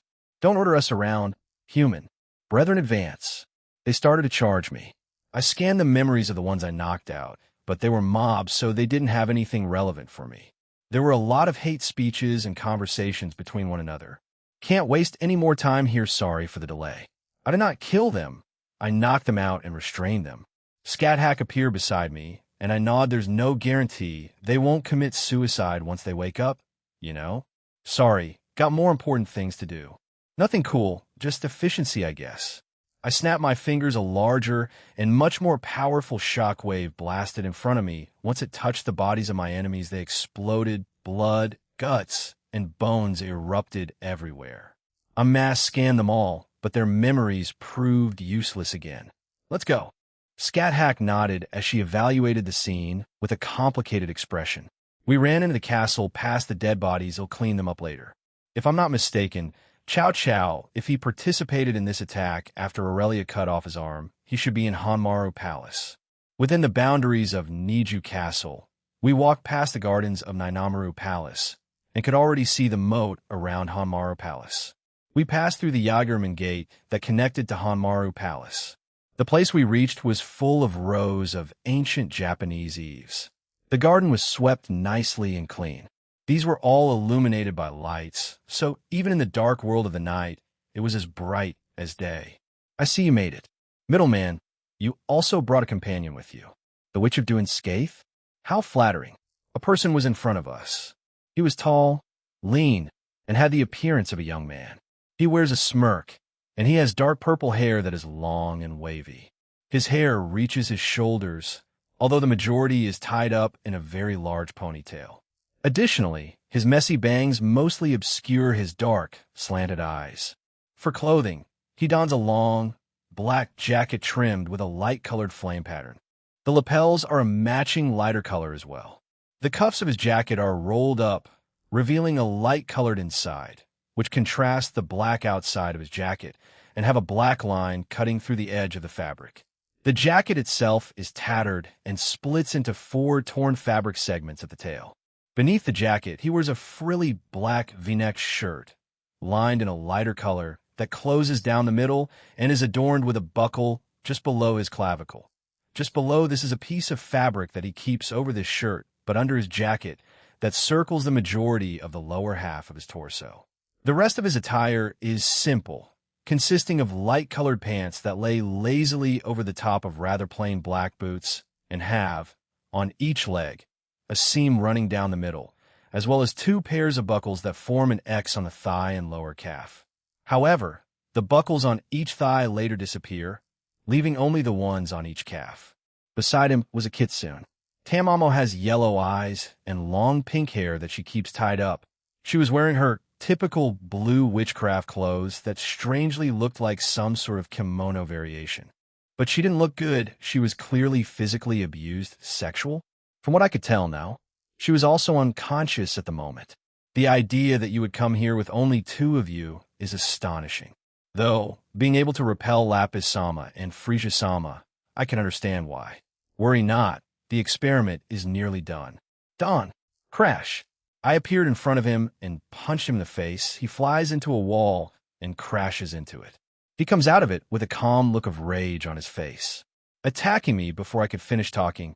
How rude of you. I am Margir, a new addition to the Monkai Association, also part of the Seekers of Truth. I am a mix of monster, yukai, and devil. The pleasure is mine. He smiles and bows. He dusts himself and continues. As he does, I destroy the device that had Tamamo in place and catch her. I jump back to where Scat Hack was. It doesn't matter. We should have collected enough to put it into it, as well as the other parts of the experiment. If you're wondering where Chow Chow is, that woman, Aurelia, he kept shouting and cursing that name. She did a lot of damage to him. He is getting a prosthetic arm as we speak, so he is out of commission for the time being. A stubborn fellow, the fool refused to consume the blood, even though the rest did. He will, however, drink some in the future. I'm done here. He stops and thinks for a moment and looks back at us. The existence of Kyoto itself is actually a large-scale magical device surrounded by powerful ley lines. There are various places known as famous sites, which contain a lot of spiritual, yukai, and demonic power. The ancient In and Yang masters, on Myoji, hope to mold the city itself into a kind of massive power. Well, precisely because of that, all sorts of existences have been attracted to this place. Our current pseudo-space is located in the dimensional gap, both infinitesimally close to and infinitely far away from Kyoto at the same time. The power of the ley lines is now flowing here. As a member of the highest level of existence amongst yukai, the nine-tailed fox is said to be on the level of the dragon kings in power. The relationship between Kyoto and the nine-tailed foxes is also intricately linked in a variety of ways. That is why our plan must be carried out here. Exhaling, Margir continued speaking. Using Kyoto and the power of the nine-tailed fox, the plan is to summon Great Red to this place. This would normally require a dragon gate as well as multiple dragon kings, but gathering several of them by force is virtually impossible even for God and Buddha, so Kyoto and the power of the Kyubi will have to do as substitutes. Great Red? Why do you want to summon that massive dragon? That fellow, all it wants to do is swim and fly around in the dimensional gap, but it is harmless to everyone, right? Scat Hack asks and looks at him with curiosity. Correct. However, our current leaders have plans for both that dragon and Ophis. Ophis? The former boss of the terrorists and one of my lovers. Azazel and Surzex know where she is. Her position as leader of Chaos Brigade has ceased to exist, and new leaders are well known in the supernatural realm. She has nothing to do with anything and wishes to calmly and peacefully live with me in her new home. So you're planning to summon Great Red and kill it? Margir shook his head at Scat Hack's question. Well, maybe we won't go that far. Anyhow, we'll catch it first and then decide what to do. There are so many unknowns about its existence, and there is so much to be learned. For example, what effect the Dragon Eater will have on the Apocalypse Dragon. Anyway, no matter what, it's just an experiment to see if we can summon a powerful existence. That was the initial plan, but seeing as how you have Tamamo no Me, this part of the experiment is complete. We'll begin the other part later. We got what we wanted after all. Dragon Eater, they found Samuel? Are they seriously targeting Ophis and Irene? Also, it's more than one part. The information provided was valuable to us. We do have minds as bright or brighter than Azazel and Ajuka after all. He snapped his fingers and rumble. Rumble. Shake. Shake. The entire area started shaking and rumbling violently. I felt an enormous no. Multiple enormous magic circles begin to appear and activate. Scat Hack looks surprised as I grab her and pull her nearer to me, then teleport away from where we were standing. Margir was grinning at me as we left. Boom! The entirety of the replica of Niju Castle was no more. It had been destroyed, and a giant monster was in its place. It's one thing targeting me. I really don't care. I can take care of myself. Not that I'm saying they can't, but I took a deep breath and calmed myself. Losing my cool here would do no one any favors. The divine beast in front of us was massive. It resembled a dragon with no wings, hundreds of spikes on its back to its tail, and was on all fours. It had sharp teeth and red eyes. Gene, what's the dragon eater? He'll explain later. Scat hack. Can you bring Tamamo somewhere else? Go, and help the others out too. Leave this thing to me. Scat hack stares at me for a few seconds before nodding her head. She takes Tamamo off me and disappears. Now then, how should I deal with you? Perhaps I'll make a shadow out of you, Zenobia Corda, Irina. It looks like we're back in Dimension Lost. I can also feel multiple other signatures around us. Be careful. All right. Irina summoned her angelic wings and a light sword. I also summoned Durandal, or what it's now called X-Durandal. Whoosh! With a violent sound, the mobile portions of the sheath began releasing a large amount of holy aura. It covered the entire length of the sword, and the massive aura shaped itself into a blade. So this is a result, huh? Combining all the current Excaliburs we have using alchemy. It can use the abilities of the Excaliburs and Durandal's original powers. This is my new holy sword. Doom! Suddenly, we heard a sound in front of us, and then we looked at it. In front of us was a person. He is a 2-meter-tall man with a well-built body, sporting shoulder-length gray hair, wearing what appears to be a Japanese school uniform. He is protected by what might be Greek-style armor. Hello, devil. Angel. I'll come a play. Let's dance, shall we? Call me Heracles. I carry the spirit of the Greek mythological hero, Heracles. Whoosh! He dashed in front of us. He's strong. Irina can't fight him. I have to do it, but the monsters around us boom. Boom. Boom. Shadows? I see. Jean has his other shadow dragon knights around Kyoto. They'll surely protect Irina if she's struggling. Clang. Chess. X-Durandal met with Heracles' fists. They were covered in spikes. Is this some kind of weapon? Boom! They suddenly exploded, and I jumped back. The blast didn't hit me directly, but I was caught by surprise. I glanced at Irina as she was fighting off several monsters and cryptids that range from low class to high class in strength. Irina had attained at least high class status. She had been joining us and training in Jean's training facility, as had Sister Griselda. She can hold her own, zing. Eyes on me, devil. Huh. Heracles jumped towards me and tried to punch me again. He kept up his assault as I easily dodged them. I twist around and hit him with my sword. Bang. Crash. Arg. Ha ha. This is so awesome. All right, balance break. Balance break? Does he have a sacred gear? The aura around Heracles' body glows, transforming into numerous missile-like objects on his hands and arms, while smaller missile-like objects cover his legs.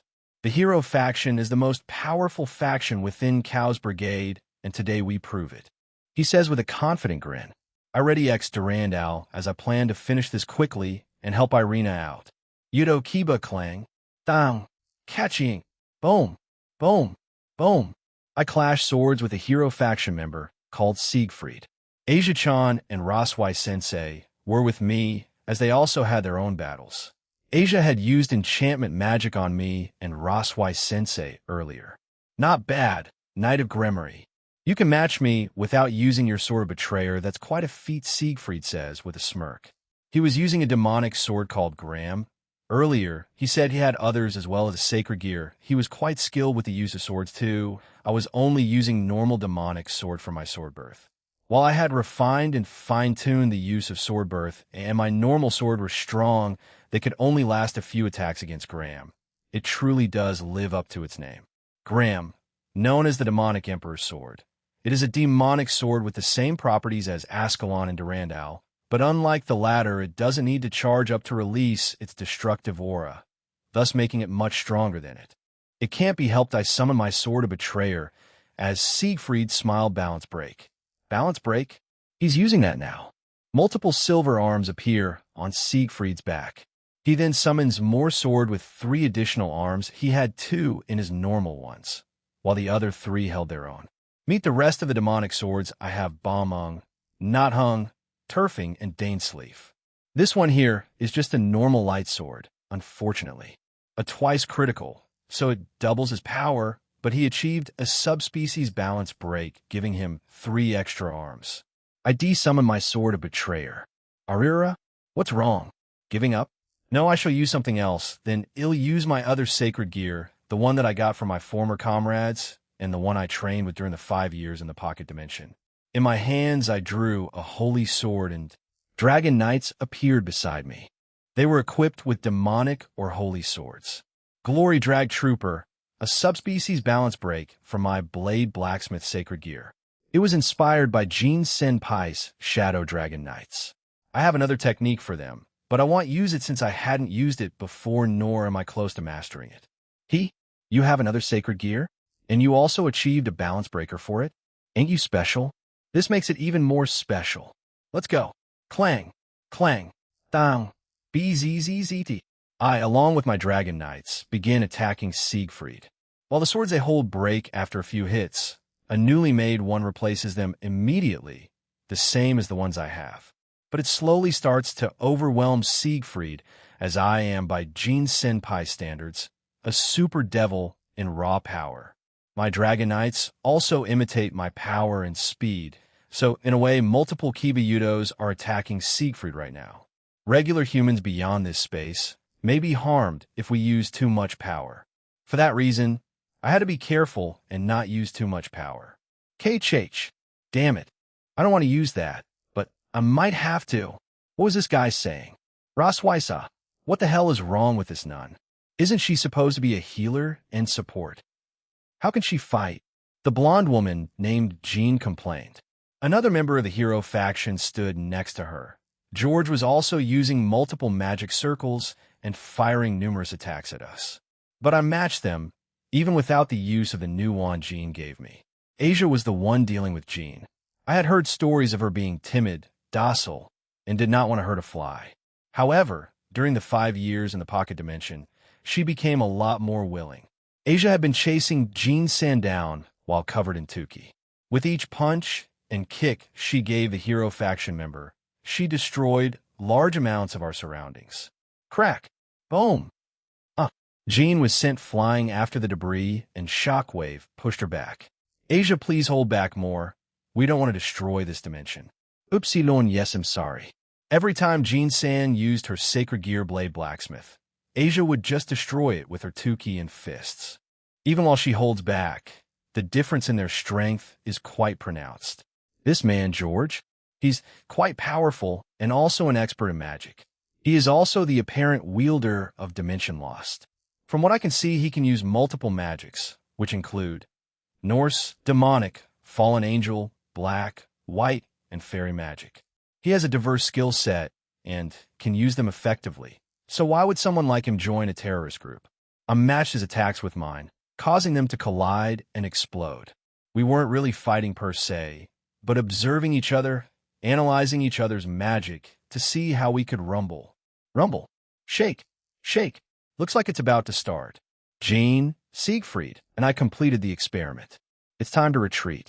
The rest of Leonardo's forces are engaged in combat with the alliance of the middleman. Fallen, Angel, Devil, and Yukai are battling his monsters. A magic circle appears beside George, and he nods. Margir-sama has also retreated. Let's go. George tells his comrades, and both of them jump back towards him as they teleport away. Experiment finished. I look towards the shaking and rumbling, and the boy with Annihilation Maker is the one fighting our allies outside. What is that? A dragon? A dragon-based divine beast? It's toward Niju Castle. Wait, there are other magic circles appearing everywhere, more cryptids, and the other 5 divine beasts. Asiya, Kilokun, let's know. Yes, sensei. Bayako, Shinra, damn it. What is this? Why does this thing look like the sacred beast, White Tiger? It's humongous. We had been dealing with weaker enemies earlier, and I thought that what the middleman said was a joke. But is this what he meant by God-class being? I am confident in my power and fighting, but I don't think I can win if I come up against that. It's like I'm fighting the Empire State Building, but stronger fwash. Who are you? Silva. Young Master sent me here to provide aid. Young Master the middleman? Who is this guy? He looks strong, but I can't feel his aura or power. His name is Silva? Silva's body is covered in purple like 10k as he floats up. He summons two large, glowing balls of 10k around his hands and throws them at the beast in front of us. That's not going to war, boom. The creature was consumed by a large explosion. Once the explosion was over, the beast was no more. It vanished, killed in an instant. A god-class being just killed off like it was nothing. The middleman said he had more subordinates. Are they as strong as this guy? I felt a chill when he landed and stared at me. He had sharp cat-like yes. He stayed there for a few seconds before vanishing. The sounds of fighting around me had returned. I look around me, and there were still other creatures attacking us. I slap myself hard on both cheeks. The world's a big place, huh? More monsters out there. Let's do this then. I cover myself in 10k and charge at my adversaries. I'm even more excited in fighting him and watching that exhibition match between them. Red Dragon Emperor. Baal. Siryu Kushahashi, a clone of the Azure Dragon. A large magic circle had appeared above our clan's territory, and a dragon appeared within it. It resembled our clan's sacred beast, the Azure Dragon. I slammed my hands to the ground, and millions of roots sprouted. They shot at the dragon to restrain it. It succeeded, so I fixed my glasses and shot bolts of lightning at it. Many other members of my clan were also fighting other beasts that appeared. I was the one left to confront the replica of the Azure Dragon. Ho-ho, you're doing quite well, boy, but it won't be enough. I turn to my right and see an old man. Who is he? What does he mean, Gaboom? The roots that held the dragon in the sky in place were destroyed easily. Damn it, is that what he meant? I was sent here by young Master Jean, the middleman as many know him by. Anyway, I wish to read up more on a certain book I was reading. Ill rid of this dragon for you. The old man starts walking away from me. The middleman's subordinate is him. How is he of use? He's old. He suddenly disappeared. Ushu, where did he go? Gzhhh. A loud sound reverberated above us. I looked up along with others of my clan. Above us was an even larger purple dragon. What the W8 is it the old man in the middle of it? The purple dragon quickly plunged down onto the Azure Dragon. Boom. The area was engulfed in a large purple explosion. I covered my head as the wind pressure that was produced was quite powerful. The trees around my clan's territory threatened to fall. However, they stood strong. Once the blast was over, the Azure Dragon was gone. There was no trace of it, except for an old man walking back towards us while grinning. He starts to wave at me. My work here is done, young head. I shall take my leave. Just like that, he was gone. He was a subordinate of the middleman. He certainly has strange taste, but one thing is for sure, they're powerful. I looked back at the destroyed area and felt uneasy. Making him an enemy wouldn't be a wise choice, Jinbu Duman. Everything was going well until that thing appeared. It also looked like a giant version of the Black Tortoise, the sacred beast of the Duman clan. The head, elders, other members, and I were shocked to see this thing appear from a large magic circle near our territory. But the middleman had warned of such a thing, but I tried my best, but they didn't take it seriously. Even when I mentioned the other clans and his name, the head, took me seriously, but the elders I sigh as I didn't know if we could repel this attack. Jean Sin, the middleman, mentioned this thing to be a god-class threat. Seeing it here, I couldn't help but start believing his words even more. We need Era, what a cute turtle, who are you? I suddenly hear a woman's voice behind me, and I quickly turned around. So did the others. In front of us was a woman in risky clothing. She had a large dagger in her right hand and her left hand on her cheek. Middleman, aid delivery service, and middleman. Is this the subordinate you mentioned, Jinbu? She's the one he sent. How do I answer? I instinctively start nodding my head. The lady came over to me and patted my head. Leave it to me, I'll slaughter that thing in an instant. One moment. The beautiful older lady was there the next. She disappeared and Shiik. Bang! Crash! A loud sound reverberated throughout the area. I cover my ears with my hands. I heard it briefly. It sounded like a slicing or cutting sound. But on a larger scale, I looked towards the giant tortoise, and its shell was sliced into hundreds of parts. It started to fall off the creature as it howled in pain. The beautiful One-E San was floating above it, as she had a dangerous look on her. one that look of someone who was out for blood. It had a very calm but intense look. She makes some small and quick hand gestures with her open hand. The tail of the tortoise suddenly was cut off, and dark purple shadowy tendrils came out of the ground and grabbed a hold of its legs. She points a finger up to the sky. A large magic circle appears above the immobilized tortoise. And then, my God, what is that? A monster, an enormous, large, black-purple fireball came out of the magic circle. It almost seemed like a large asteroid. It was both awe-inspiring and terrifying, but an uneasy feeling was still nagging inside me. It told me that she was still playing around. Kaboom! The area where the black tortoise was consumed in a large pillar of black-purple fire. It kept on burning and burning. The one-San was floating there with a smile on her face. She waited up there until the fire went out. Once it did, there was only charred ground left. The enormous black tortoise was gone, most likely burned to ashes. Should we form an alliance with the middleman? One of the elders asked. A deafening silence enveloped the area around us, however. That was short-lived as the sounds of fighting started up again. Alliance, it sounds a lot more enticing after seeing that the middleman is going to have an exhibition match with a devil in the future. We may watch it. The elders may be more interested in seeing him in action after this incident. Uryu Nakiri Doom. Jinshuru-san. Uryu Nakiri, was defending my home, clan, and people from a monster attack. According to a devil of Citri who came here earlier saying that he will assist us, these things were called cryptids. While some of the members and elders were against his help, I persuaded them, and together we had been killing the weaker ones for the last few minutes. However, around 5 minutes ago, a large cryptid, Jinshuru-san called it a divine beast, was summoned through a large magic circle. This cryptid was powerful if what Jin-san said was true, a god-class being. It was shaped like a big scorpion. It had red glowing eyes, and had unique markings all over its body that glowed purple and green. Its stinger would also shoot out laser beams to attack us. We had avoided any serious injuries so far, but I was in my Dragon Man transformation. I had learned this over the years and slowly honed it. Tia, or Tiamat, helped me along the way. She's one of the 5 Dragon Kings. Dragon Man allows me to transform into a golden humanoid dragon. It enchants my physical attributes. It allows me to hurl giant spheres of 2k at my opponents, and as well as infuse it with draconic aura. But even with this, I appeared in front of the scorpion cryptid and punched it, but it had no effect. Its eyes looked at me and bam. Arg! It slammed its body into mine, sending me flying. I land beside a downed Jinshuru-san. He had transformed into his dragon form earlier. He called it his richer promotion, but even with that he was still toyed around by the cryptid. He also mentioned that he couldn't control it yet. The black dragon beside me got up again and charged the cryptid.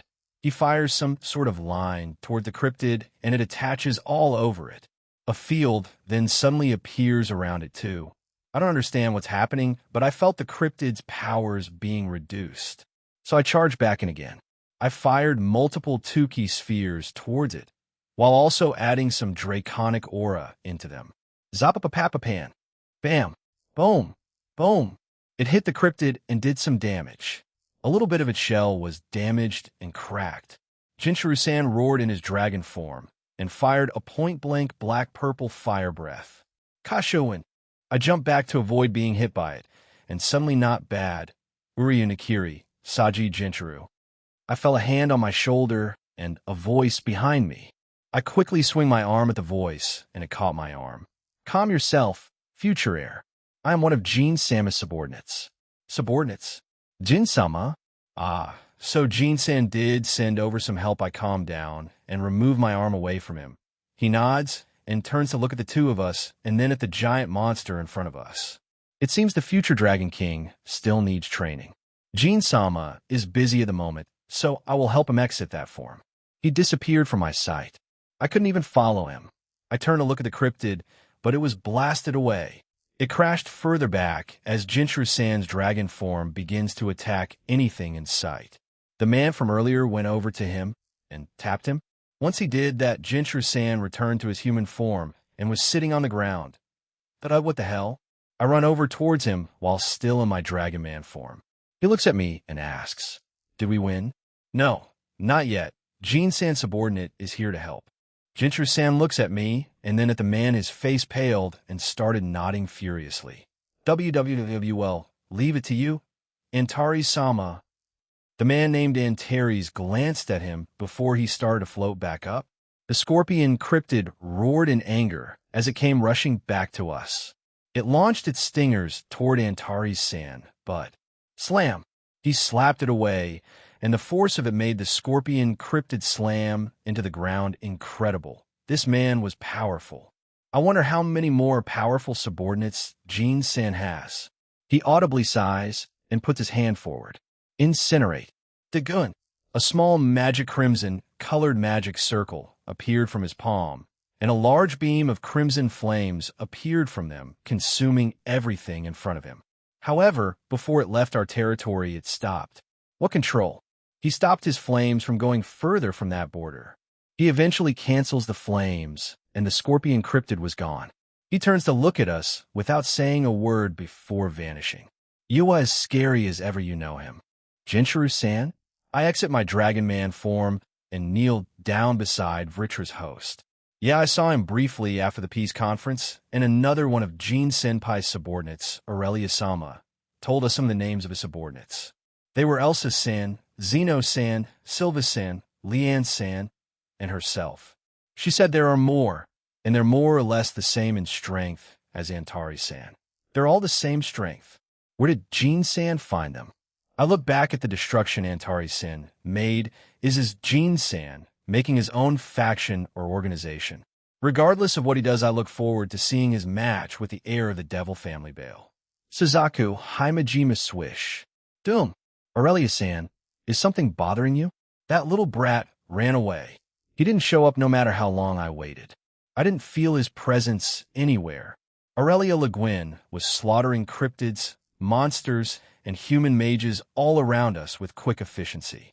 She appeared not too long ago and started helping us. Apparently, many of the Cow's brigade members were slowly being defeated, and some of their key members had retreated. However, where is that stupid cry-shuring? Boom! Never mind. Great timing. From the magic circle came out a giant shadow. It landed and stood on two legs. It was draconic-shaped but stayed silent. It was mostly black with green markings with black shadowy wings. What is that? Ho ho. How did she manage to make that? No, if Lapis was involved, it isn't impossible. Loa Erebonius. Perhaps Jean would like to make this into a shadow too. I shall deal with it myself. Deal with the rest. Aurelia-san started to walk away, and I nodded. She's reliable, and while I can deal with it myself, I'll focus on protecting my clan members. I shot out flames from my hands and killed multiple cryptids and monsters around me.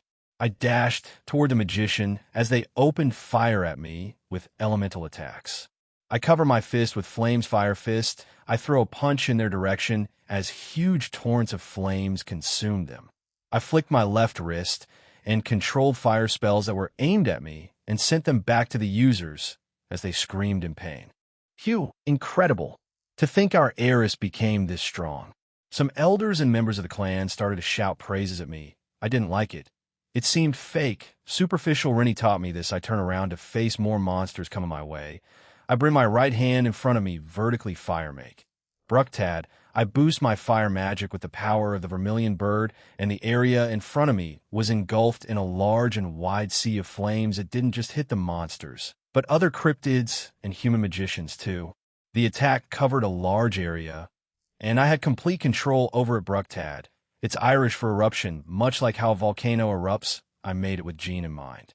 I looked back over at Aurelia-san as she was about to end her fight with the creature known as Loa Erebonius. She had a fearless smile on her face as she jumped up. She gathered energy around her great sword and launched an attack at it. It hit the monster and went through it. It started to collapse as she created a platform behind her and pushed herself off it. She charged through the beast and cut it once again. Her attack kept going and hit the ground, destroying a large portion of it. She covered the great sword again and sent out a horizontal and vertical green slash to the monster. Boom! A large explosion occurred as she put her great sword away and started walking back towards me. Loa Erebonius fell to the ground. She kept her word and didn't destroy the bodium. It was quite weak. You're just powerful, Aurelia said. She tapped her ear, and the communication function appeared. Jean, I have a potential shadow for you. It's Loa Erebonius. Come to the Himejima clan's territory when you are done. Roger that. Good job, Aurelia. She nods to herself before looking around us. The magicians and monsters were panicking as their trump card was already dead. Let us clean up. Capturing them will provide more useful. I agreed with her as she quickly dealt with the remaining forces of the Cows Brigade. Jean skyward looks like they dealt with the other 5 divine beasts in quick succession, and Aurelia gave me a potential new shadow soldier. Neat, but I also have another one in front of me, Khmer Sparky. It heard me as it fired an ice breath at me. I quickly dodged it, and it seemed quite annoyed by it. Does it have intelligence? It had looked like it understood me when I gave it a name. HAA, whatever, Albion, we're going to use Imperio Juggernaut Overdrive again, right? I summon Divine, Dividing, and fly up. Balance Break. Vanishing Dragon Balance Breaker. I don my white armor and begin a chant. I, who am about to awaken, am the White Dragon Emperor who will dominate the law to seize the darkness. I walk the road of domination with infinite destruction, and by piercing through the imaginary dream, I shall become a God Emperor of pure white dragon, and I shall have you obey the silvery white illusions and the perfect evil ways. Juggernaut Overdrive. I entered Imperio Juggernaut Overdrive and stared at the divine beast as it had a look of boredom. Geez. At least humor me, Dawn. Boom. Crash. I quickly appeared in front of the cryptid and punched it in the face. Caught off guard, the cryptid flew away and crashed to the ground. I destroyed a few buildings in this dimension in the process. It got up and looked furious. That part of its face was caved and it suddenly fired another ice breath at me. I put my hand towards a divide. Divide. Divide. Divide. The attack became smaller and smaller until it became so small that when it hit me, it did nothing. It felt like a piece of cotton hit me. I expelled the extra power through the wings and flew towards the cryptid. As I approached it, it fired a few more shots at me. I dodged them all and Dawn. Dawn. Dawn. Dawn. Dawn. SBSHHH. I cocked my arm back and sent a barrage of punches towards its eye. It hit it perfectly, and its eye exploded as well as bruising its face heavily. I back away. Comptoir. Can I make this into a shadow if I use Compression Divider on it? Comptoir. Answer. Unfortunately, no. You must kill it normally. All right, let's stop beating around the bush. I was starting to enjoy fighting again. Though I should do the holding back thing during sparring matches or exhibition matches. Let's end this and get 2 new shadows. The cryptid looks at me, and the spikes on its back detached and launched themselves at me. When I dodged them, they came back to hit me again. Are these things homing on to me? How the hell did she manage to make that? Unless this is mechanical or something, I targeted all the spikes and compress. Compression Divider. The spikes kept on shrinking until they vanished. I appeared in front of the cryptid and Dawn. Using more strength than before, I did a simple punch. The cryptid exploded, and everything else behind it was destroyed. I create a wall of true infinity in front of where my punch was going, and it hit it, also stopping it. I exit Imperio Juggernaut Overdrive and land on the ground. Once there, I look around and found the heart. It wasn't mechanical, but real, but it was made up of several hearts of different creatures, some of yokai, monsters, and other supernatural creatures. Did these beings willingly let themselves be used for their cause, or forced? I look at the ground and saw that turning this fellow into my shadow was still possible. Arise. KSHHH. The area was enveloped in large black and purple shadows. Slowly, a shadow version of that creature rose from the ground and kneeled down to me. I look at it with Observe, and it was only around low-tier God class. I put a barrier around us just to make it safer. I touch its head and changed its power and ranking to the peak of Omniversal. Once that was done, name. How about Etoirer? It means champion of the blue. Etoirer nodded his head before going into my shadow. I look at the destruction I caused. It's a different dimension, so not my problem. I quickly locate Aurelia's aura and teleport to her. Aurelia, where's the thing you beat? Aurelia and Suzaku were sitting down and speaking to one another, and both of them turned to me once they heard my voice. She nods and points to her right. I turn to see, yeah, it's Loa Erebonius, though it was dead and cut up. The middleman's sacred gear. I could hear a few whispers around the place as Suzaku looks down with a frown. So that's the type of shit you deal with, huh? Don't worry, we'll have Amaterasu kick their asses into gear once we visit the Shinto god's realm. Want to see how I make those shadows? I asked the two, and they both nodded. I mean, I made them and not actually did the arise thing, but still this will be the second today. I appear beside Suzaku and pick her up, earning a small yelp from the woman. Aurelia just smirked at me, and yes, I know that she can reach that spot quite easily, but Suzaku lays her head on my chest and closes her eyes. Yeah, I wanted that to happen. I had to stop myself from grinning and flash step towards the corpse of Loa Erebonius. I put her down, and she frowned a little. Well, good job in keeping it mostly intact. I don't need to rename the guy. Its name is already enough. I point at the corpse and make a small hand gesture to point up into the sky. Arise. KSHHH. Again, like earlier, the area was enveloped in large black and purple shadows. Slowly, a shadow version of that creature rose from the ground and kneeled down in front of me. He didn't change much except for the part where the green markings turned into purple ones. I tapped my ring and used the communication featured and connected to Seraphal. Sarah, how are things on your end? Jean? Oh, this thing has this, doesn't it? Yeah. We're doing okay out here. We caught many members try to escape. How are things in there? Good. We should be done and no casualties. Great. They'll get going. There are a few more we have to round up. They'll see you soon. Seraphal cut off the connection and nodded. What plan did they have? They gave up with Tamamo away too quickly. What the hell did Margir mean by first part? Is there a second part to this experiment? Jean? Is something wrong? No, nothing.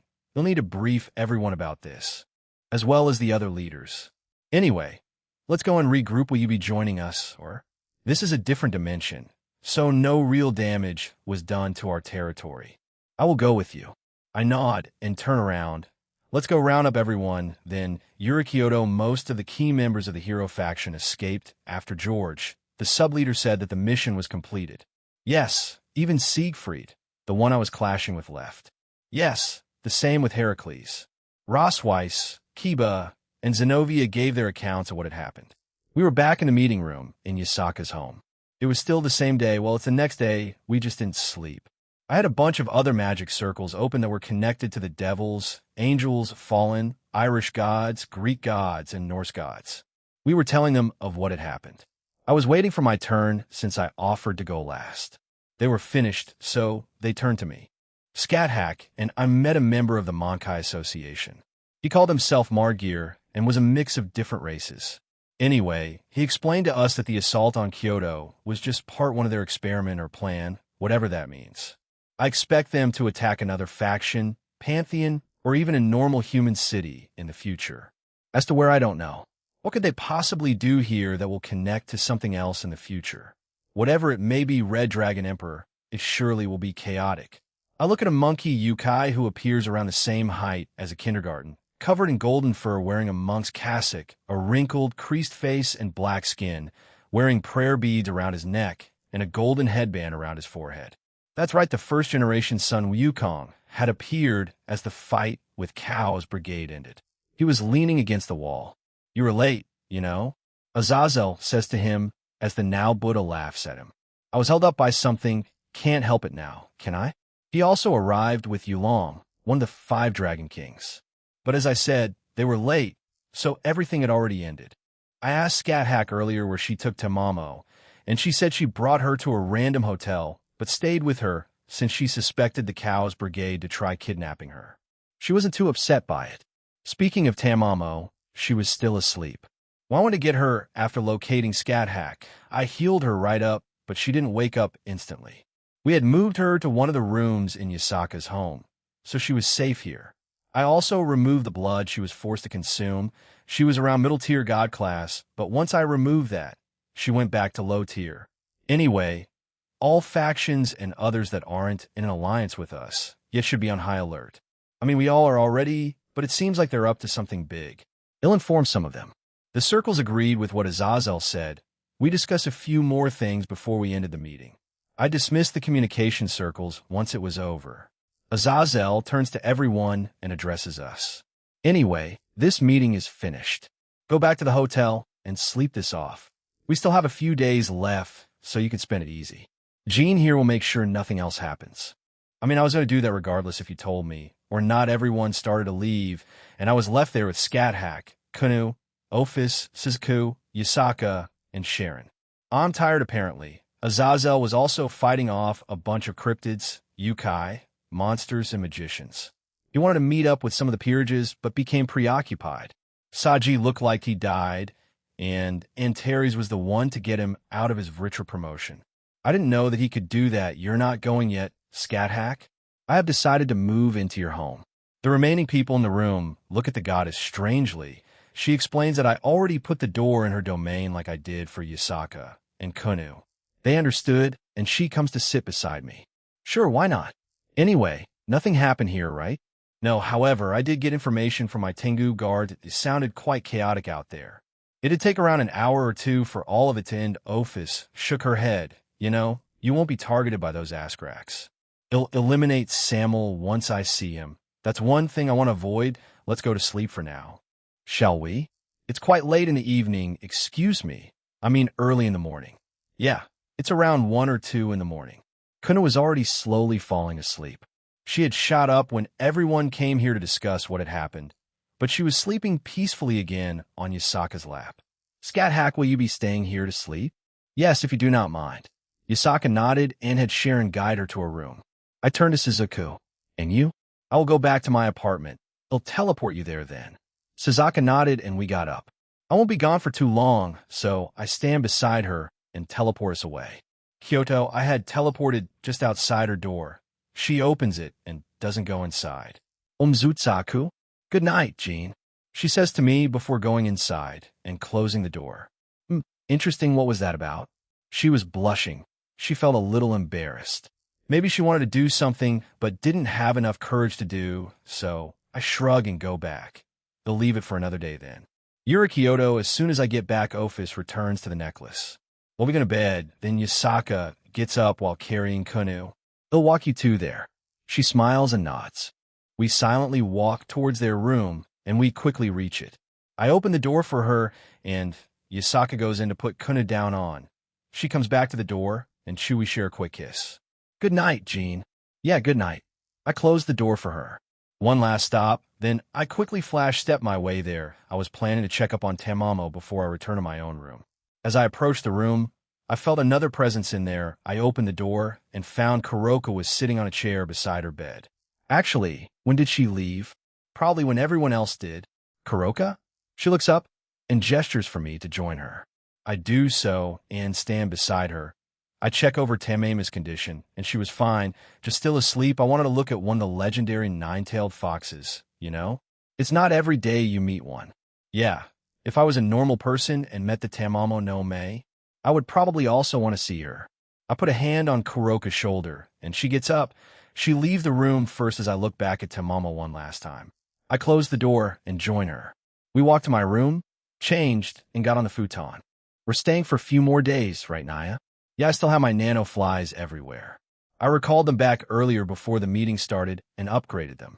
But I doubt they'll try to attack again. We can go on a date, then Naya. I chuckle and agreed. We then went to sleep. Next morning when I woke up, Kuroka was gone. I felt everyone else was awake already, so I got dressed, fixed the room with magic, and left it. No one's room was near mine, so I started walking towards the dining room. I also felt Tamama's aura in the dining room. I guess she's feeling better then? Partner, we're going to the pocket dimension again, right? Yeah, 15 years. That's what I decided. Why? Just wondering, that's all. I want to try some new moves. He's going full Veldora. Drake, please don't. Shut up. I'm not. 1 Veldora was enough. Don't make it 2, Walsh Dragon. Calm down, Velgrani want, right? They banter back and forth until I reach the dining room. I push open the doors and enter the room. Once I enter the room, I was hugged by Kunu. I picked her up and joined everyone on the table. Morning. Morning, Naya. I felt a certain kitsune's gaze on me.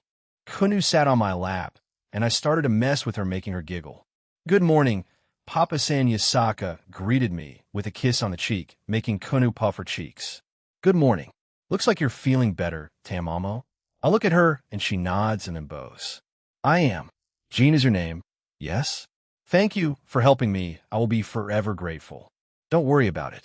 Anyway, will you be going back to the Shinto god's realm?" "Yes." "Cool. Before you go, can you come with me somewhere?" Everyone looks at me strangely, and I grin. I checked with Comptoir, and it's fine. We'll be bringing a certain goddess back to life. Kyoto. It was early in the morning, so there was no one here. I, along with Kuroka, Tamamo, Yasaka, Kanu, and Sharon, were in Fushimi Tenoritasha. There were many statues of foxes around the place, as well as a few red torii gates. I could feel a few yukai auras around the area. Yasaka said earlier that she has some yukai guard the place in case someone tries to disturb her final resting place.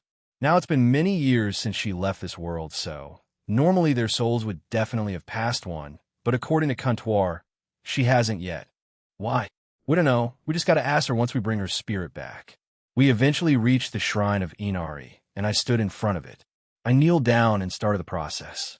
The area briefly glowed bright green, and an ethereal body came out. It was definitely her, Inari, the goddess of foxes.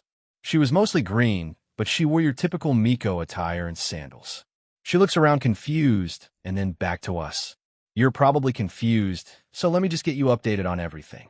I approached her and touched her forehead and transferred what had happened since her death to what I personally knew. I step away as she blankly stared at us before sighing. "It's your choice. I know, to think so many years have passed, but I am glad that Kyoto has flourished during my time gone." "Jean Skyward, was it? Thank you for doing this, and yes, I would like to come back. I have left the kitsunes of the Shinto's realm to fend for themselves for too long." I nod and complete the resurrection of Inari. She glowed again, and her normal appearance came back. Inari Okami had white hair, fur, yellow eyes, and her Miko dress was the same as the others: white top, red bottoms, and sandals. She had large diamond-shaped earrings. "Iinadi-sama. Ada, Tamamo, my, how you grown. Come here, dear. You suffered greatly for a long time, no? Come home with me." Tamamo walked over to Inari and started to silently cry. "Igriegajis." The two embraced each other, and once the tears dried up, they started to catch up with each other. Once that was done, they looked back at us and nodded. "We'll be visiting the Shinto god's realm soon. Mind telling Amaterasu and the other gods there what I did? Gotta score some brownie points with them." Tamamo giggled at me, and Inari nodded. "Great. You'll go in there with a decent reputation. Probably higher than most other factions and pantheons I've been to since I did just rescue one of their foxes and revive the goddess. We will get going. We'll look forward to seeing you again, Jean." "Yeah, see you there." They vanished in a puff of smoke, and I turned back to everyone else. "Let's take it easy then, we'll get going then, Yasaka, Kanu, Sharon." It was the last day of the school trip for the second years, and they were going on. No, they were already going home. I saw them off earlier. Azazel and Rossweiss were with them, so it's fine. I was back in Kyoto just to say goodbye to these three. "Yes, Jean-sama. You come back soon, okay?" Kunu was clinging onto my leg, as she wasn't happy about this. I reminded her that they could always use the door to come to my home in Kuo in an instant. "Then I'll go there." "Well, I did say before that I'll be bringing everyone to the pocket dimension soon. They'll contact you guys when I do. So, we'll be with each other for an extended amount of time again." Hearing and remembering that, Kunu smiled. "Che," I pet her a bit before Yasaka, and I share a quick kiss. "I will be tying the knot during that time then, Jean, sure thing." She smiled and blushed. She seemed quite excited by it. Nyaha Kuroka just laughed beside me, tying the knot. I don't think she means getting married, but that, oh boy, I wonder what she actually meant. I felt an awkward smile creep up on me. "Anyway, we'll see you guys soon. Take care for now, all right?" They nod, and we teleport away. Nighttime Skyward household, we were relaxing in the living room, and Azazel was here with us too. He said he needed to get away from it all, and chose my house for some reason. I mean, I didn't mind, so he's just been here, drinking some tea, coffee, and eating some snacks. Oh, by the way, the House of Phoenix daughter is going to transfer to Kuo before the cultural festival. Other than Rias, Aquino, Chiron, and I, everyone was else surprised. Yeah, I was more than expecting that. I say as Azazel gave me a strange-looking grin. Yeah, looks like she was influenced by Rias and Sona's example and requested a study in Japan. She should be a first year. The formalities are all complete. The same year as Kaneko, eh? But cats and birds don't get along too well. Watching them together will be fun. Whatever. Chiron seemed displeased.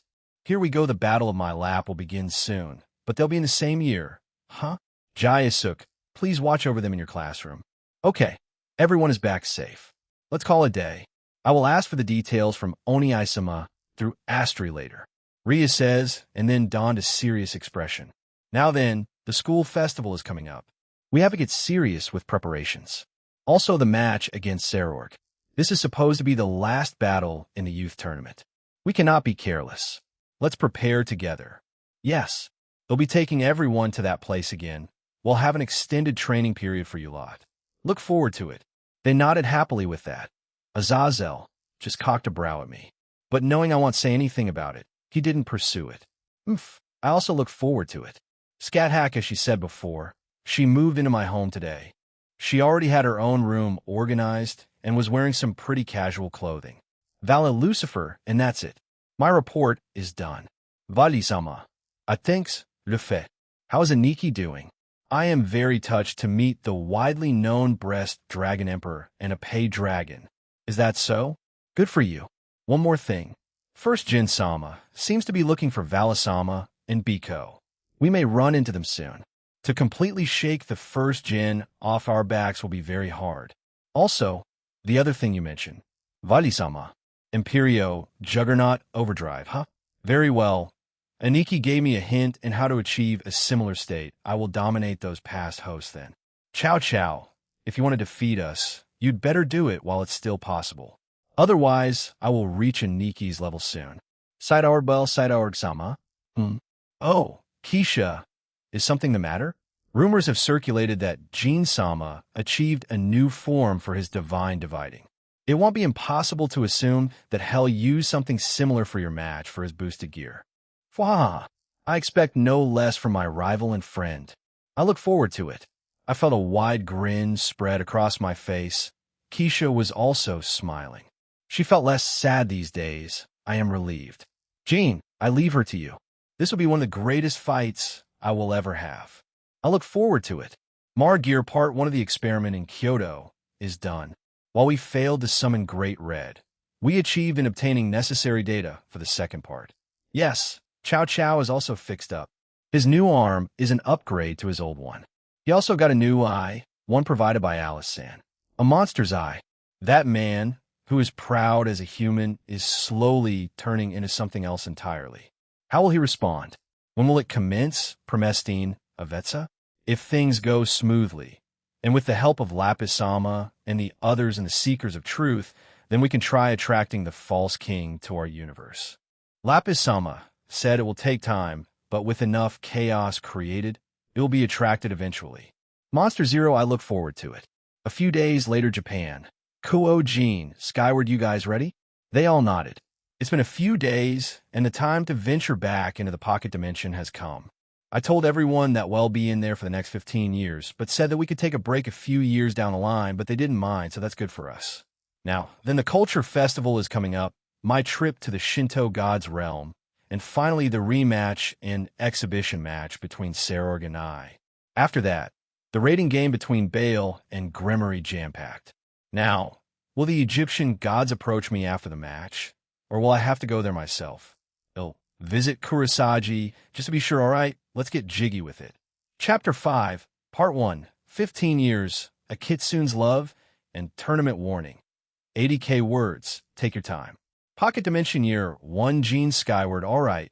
Everyone who knows how this works can go off and do their own thing. If you brought anything along for the next 15 years, go put them in your room in the replica of my house. To the ones not in the know, you can have Sharon or Graphia go with you and pick a room out for yourself. We were finally here. We'll be spending the next 15 years training in here. If they wish to take a break of a couple of days to a week or more, I can accommodate that.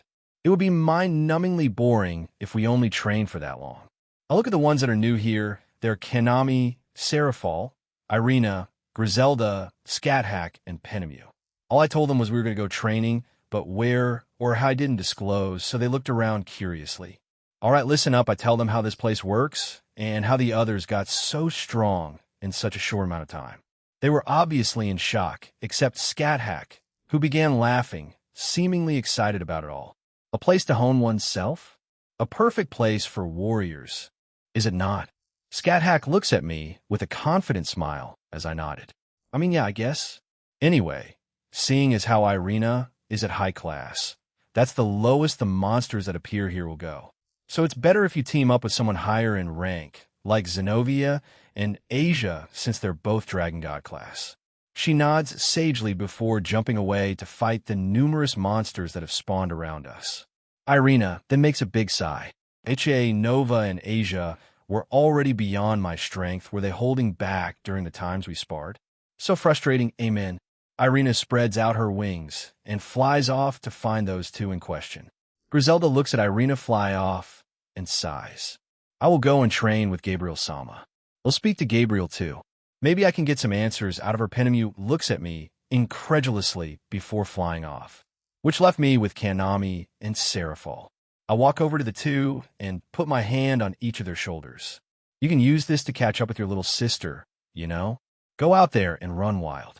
Sarah, you can catch up with Grafia, and Gabriel too. Both of them nodded before turning away from me. I walk over and sit on the bench as I watch a lot of explosions and big attacks happening in my peripheral vision. Now then, what should I do? Train? I mean, that wouldn't hurt. Suddenly, Shing. A red and white ball came out of me, and Drake and Albion came out in their human forms. Time to get stronger. Drake shouted and flew off while bringing out his draconic wings. Albion sat beside me and sighed. He's way too excited. Do you plan on doing anything for the next 15 years, Gene? As he also looked at the attacks happening in front of us, I glanced at Albion. I mean, yeah, a little bit of training here and there with the help of Rudra. Maybe both out here and in my soul. I still need to improve my relationship with Velgrind. I hadn't gotten a chance to speak with her much, and the times I did, they were a bit tense. In any case, apart from that, I'll try to strengthen other relationships as I move forward with others. How about you? Gonna try to keep up with the Welsh Dragons' energy? While we do not try to kill each other anymore, we still do have our rivalry, so yes, I'll try to match my training with Drake. However, he's been a bit sulky since he used the Imperio Juggernaut Overdrive. I sigh and scratch the back of my head. That dragon, I did say, would use it soon. Have you mastered the chance yet? I guess I have. I don't know if ITLL live up to what you guys expect. Albion smirks and shakes his head. Gene, the one for Imperio Juggernaut Overdrive is fine. You had Garrett and Amorous help you correct it, right? Why not tell Elsha and Belzard about it? I felt a small blush appear on my face. I wanted to surprise all of you. That's all to this. Albion starts laughing at me, and I blush harder. God damn it, man. I'm trying my best here. Geez, anyway, you won't be hearing any of it until the time comes. Go compete with your lover already. Swash. Albion tried to punch me, but I dodged it. The man looked unimpressed by what I said, but sighed in the end and left. Shing. Hello. Gene. Irene and Ophis showed up. They briefly greeted me before flying off, likely to join Yasaka and Kunu. I wish I had a lap pillow, as if my prayers were answered. My ring glowed, and out came Elsa and Leanne. They stare at each other. A tense silence falls around us. Hockey. Paper and scissors can probably fix this. They glance at me, and then back at each other. They bring their hands close to each other. The ultimate game of rock, paper, and scissors was about to start. Irina Shidu, what the heck? I dodged another attack from a god-class being. Zenobia and Asia were having no trouble. Ingvald Senpai was also with us. Chiron and Kuroko were with us earlier, but wandered off to try something. I flew away and summoned a couple of light spears behind me and threw them towards the monsters that were attacking us. They looked like wolves, but were green with tentacles for their legs. Boom! My attacks hit them, but once the smoke cleared, they were uninjured. Kuroko mentioned that if I team up with someone else, and they kill the monster, some of their powers will be distributed to me as well. However, since I've mostly been dodging everything, I hadn't had a chance to attack. But this should change things, right? Zenobia appeared in front of me and destroyed the monsters in a single strike. I feel like I'm getting stronger. It felt strange. According to Asia, you usually wouldn't feel this, but since I was just floating here and not actively fighting, I would be able to feel it. Right? Irina-san, are you alright? Yes, I'm alright. I didn't know this is what it felt like. I feel slightly stronger than I was a few seconds ago. Let's keep at it. Maybe I can ask Gabriel-sama for some guidance on using light manipulation. Asia came over to check over me. I was in top health, so no worries on my end. Natsum-san can perform light manipulation. I think she's also with Gabriel-sama and Griselda-san right now. Sister Griselda is with Gabriel-sama. We need to go there. I grab both of them and pull them with me. We need to go to them. Sorry about that. Don't just randomly pull us away when you don't know how to locate them yet, jeez. Zenobia sighed when she saw Gabriel-sama and Sister Griselda in front of us. They seemed to be speaking to each other. Someone else was with them too. As we got nearer to them, they turned to look at us. Oh, Irina, Zenobia, and Asia. How can we help you? The one to ask was Penemu, the chief secretary of the Fallen Angels of Grigori. I didn't think she would be with them. Hello, Penemu-san, Gabriel-sama, Sister Griselda. I'm here for advice. Advice? Gabriel-sama tilted her head. It was really cute. Light manipulation. I feel like the way I use it is, well, not efficient. I mainly create swords, whips, and the like, as well as light rings to fight, but I think I can use it a lot more efficiently if I ask Gabriel-sama, who's experienced in using them. I do not mind, Irina. Griselda here came for some help too. I will be teaching her along with Penemu. I do not mind helping you too. Benevolence. Gabriel-sama. I put my hands together and start praying. Zenobia and Asia started to do the same too. So kind, so caring. Shall we get started? Yes. Kanami Managawa, that's a lot. You'll get used to it, sis. Kanami Managawa joined my little sister's group in training. But, swash, boom, bam, doom. I felt so out of place. Everywhere around me was destruction. Lavinia, Reni-san, Shigyu Neru-san, Little Natsu, Akino Himejima-san, and Suzaka Himejima-san were dealing with monsters and chatting casually. Training? Is this training to them? Just an FYI, this isn't training. It's just about gathering some raw power within us. Jean already explained it to you, right? Natsum says beside me. Yes, Jean did indeed explain what this place is all about to us. It's essentially like a video game, quite exciting. But I hadn't gotten a chance to fight since everything around me has been dying at fast rates. I summoned the spear that Jean upgraded for me from the ring he also gave me. I move it around to get a proper feel for it and place the end of it on the ground. I should try fighting something. Natsu, can you back me up if I get too in over my head? Sure thing, sis. Me, Griffin, and Sylph will be here for backup. I found a lone monster all by itself, and it looked like a giant bear, but just by its appearance it was much stronger than me. Jean did say that high class was the weakest. Although I have been training in his facility for the last few weeks, I only improved in my technique and only jumped one rank. Therefore, it is not a very significant improvement.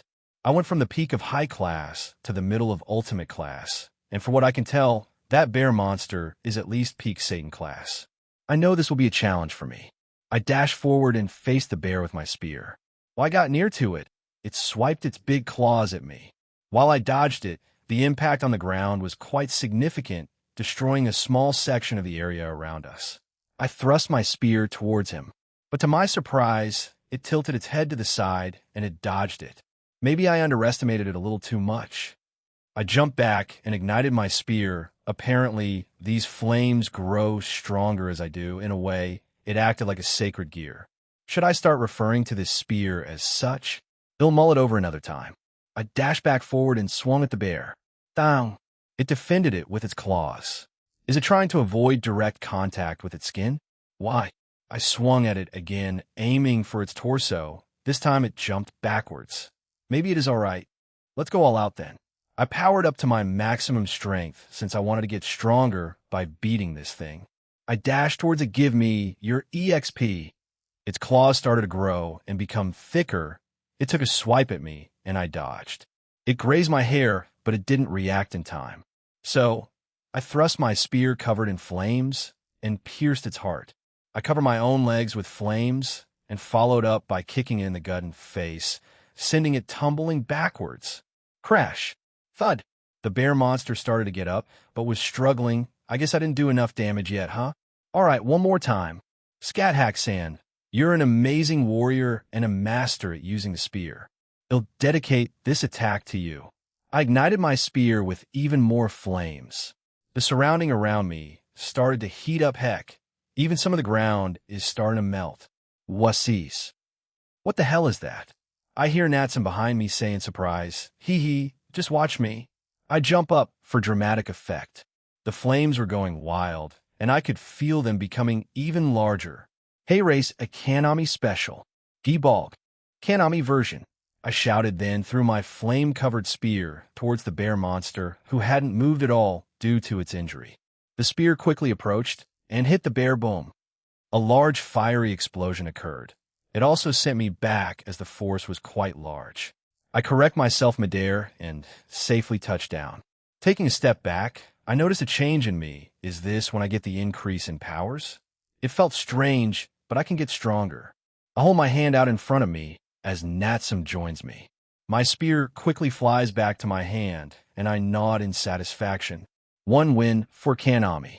I put up a peace sign and stick my tongue out. A victory pose. Nice win, sis. How do you feel? Great. I gotta thank Gene somehow for letting me stay in his home and bringing me into this place. I see Natson give me a strained smile, and I grin at her. This makes her blush. How about double trouble from two sisters? I can teach you a thing or two. Natsuno. I mean, I want to do that on my own time with Gene G, sis. Dial back your lewd meter a bit. Does Gene even feel that way towards you? I don't know, but he doesn't just do this for anyone you know. Natson sighs and shakes her head. Gene's just like that. He's unconditionally kind to everyone, even to a fallen angel who tried to kill Asia and him once. Anyway, you're also my sister, so there's that. Let's just keep on training for now. Natson turns around and starts to walk away. Wait, how does all of this work at night? We stop around 5 to 6 in the evening and just relax for the rest of the time.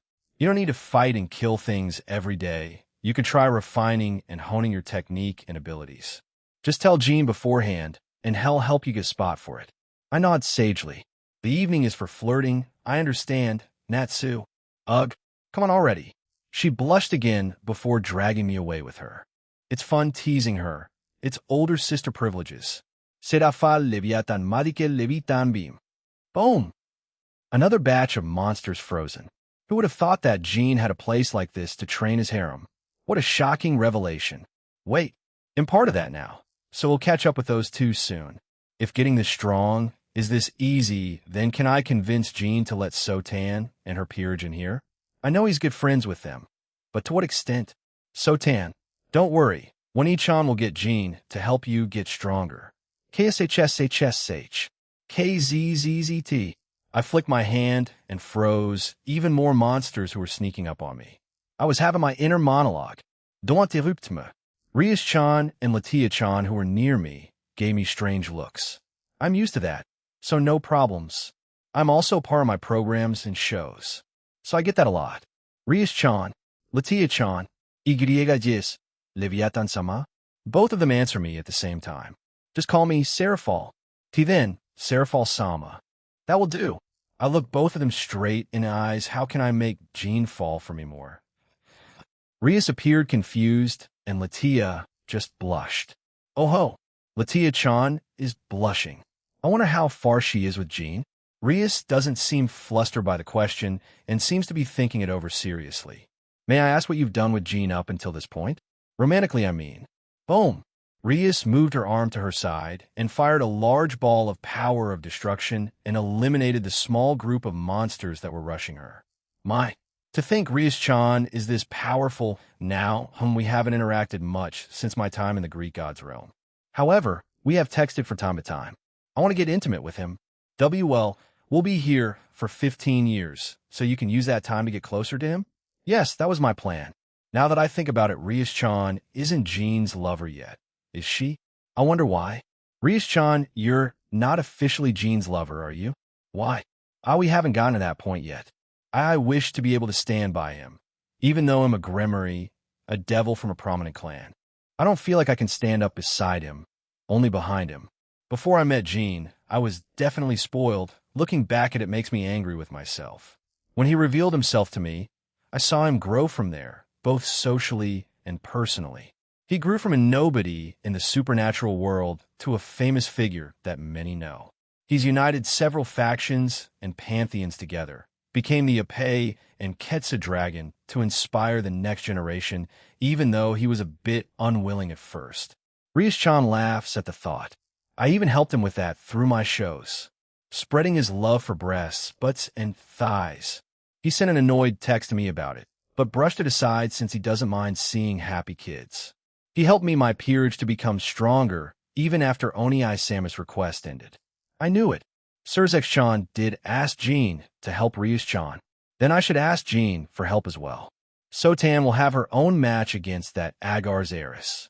We have gotten intimate sleeping with him, kissing and the like, but as I mentioned earlier, I want to prove myself to him. I guess. Even though if I tell him my feelings right now, he would probably accept them. So, when will you confess? After my rating game with Sarorg. Whether I win or lose, I will tell him how I feel. But I believe we'll come out victorious. If you told me that before Jean revealed himself to me, I would have been skeptical. Since I have learned the truth and seen your power right here, along with the others in your peerage, I can truly believe it. Sarorg Bale is no slouch, you know, Rias-chan. I know, Sarafal-sama. I am not looking down on my cousin Sarorg. In fact, the opposite is true. He mentioned he would be using something during his match with Jean and isn't afraid of us knowing. So with that in mind, I, along with my peerage, will train even harder for the next 15 years. Wow, she's really changed a lot, huh? A year hasn't even passed out there in our world, but Surzek-chan, you can rest easy. I think Rias-chan will do fine. With everyone else supporting her, she'll be fine. Is that so? Very well, Rias-chan. I can see your determination. I turn to look at Latia, who is also looking at Rias with an amazed expression. They had interacted a lot in the past, but I guess the time they spent here wasn't all for naught. Then, Latia-chan, how about you? Jean and I are just friends, Sarafal-sama. At Sundara, or at the very least, one that's denying her feelings or is unsure of them. Latia-chan points behind me, and a large explosion occurred. I turn around to see a bunch of monsters slowly fading away. I see. It will take time for Jean to conquer you. Hee enough chatter. Then let's go and get stronger. The two of them nodded as we continued our training session. Jin skyward boom. Boom. Boom. Maybe I shouldn't have agreed to this scat hack after going on a killing spree. Came back to me earlier and asked for Aurelia and Leanne to come out, but seeing as how Leanne was already there, Aurelia was the only one left. She scat hack had been killing so many monsters that I can to increase the spawning rate for them around her vicinity. It was quite a spectacle to look at, but now she and those three were having a three-way sparring match. Elsa and Elsha, that will be interesting in the future. I was just watching while getting a lap pillow from Elsa. I'm trying to remember, you knew of me first. It'll be that in mind. Elsha, as I watched the three of them duke it out, Elsa was knitting dolls. I have no idea where that came from, but she just summoned some knitting needles and started going at it. How is my lap pillow? Jean-sama? Wonderful. Satisfied with my answer, she gets back to knitting. I closed my eyes as I heard the sounds of weapons clashing against each other, explosions, and spells being used. What a chaotic life I lived, Jean's soul. I didn't expect to be pulled in here.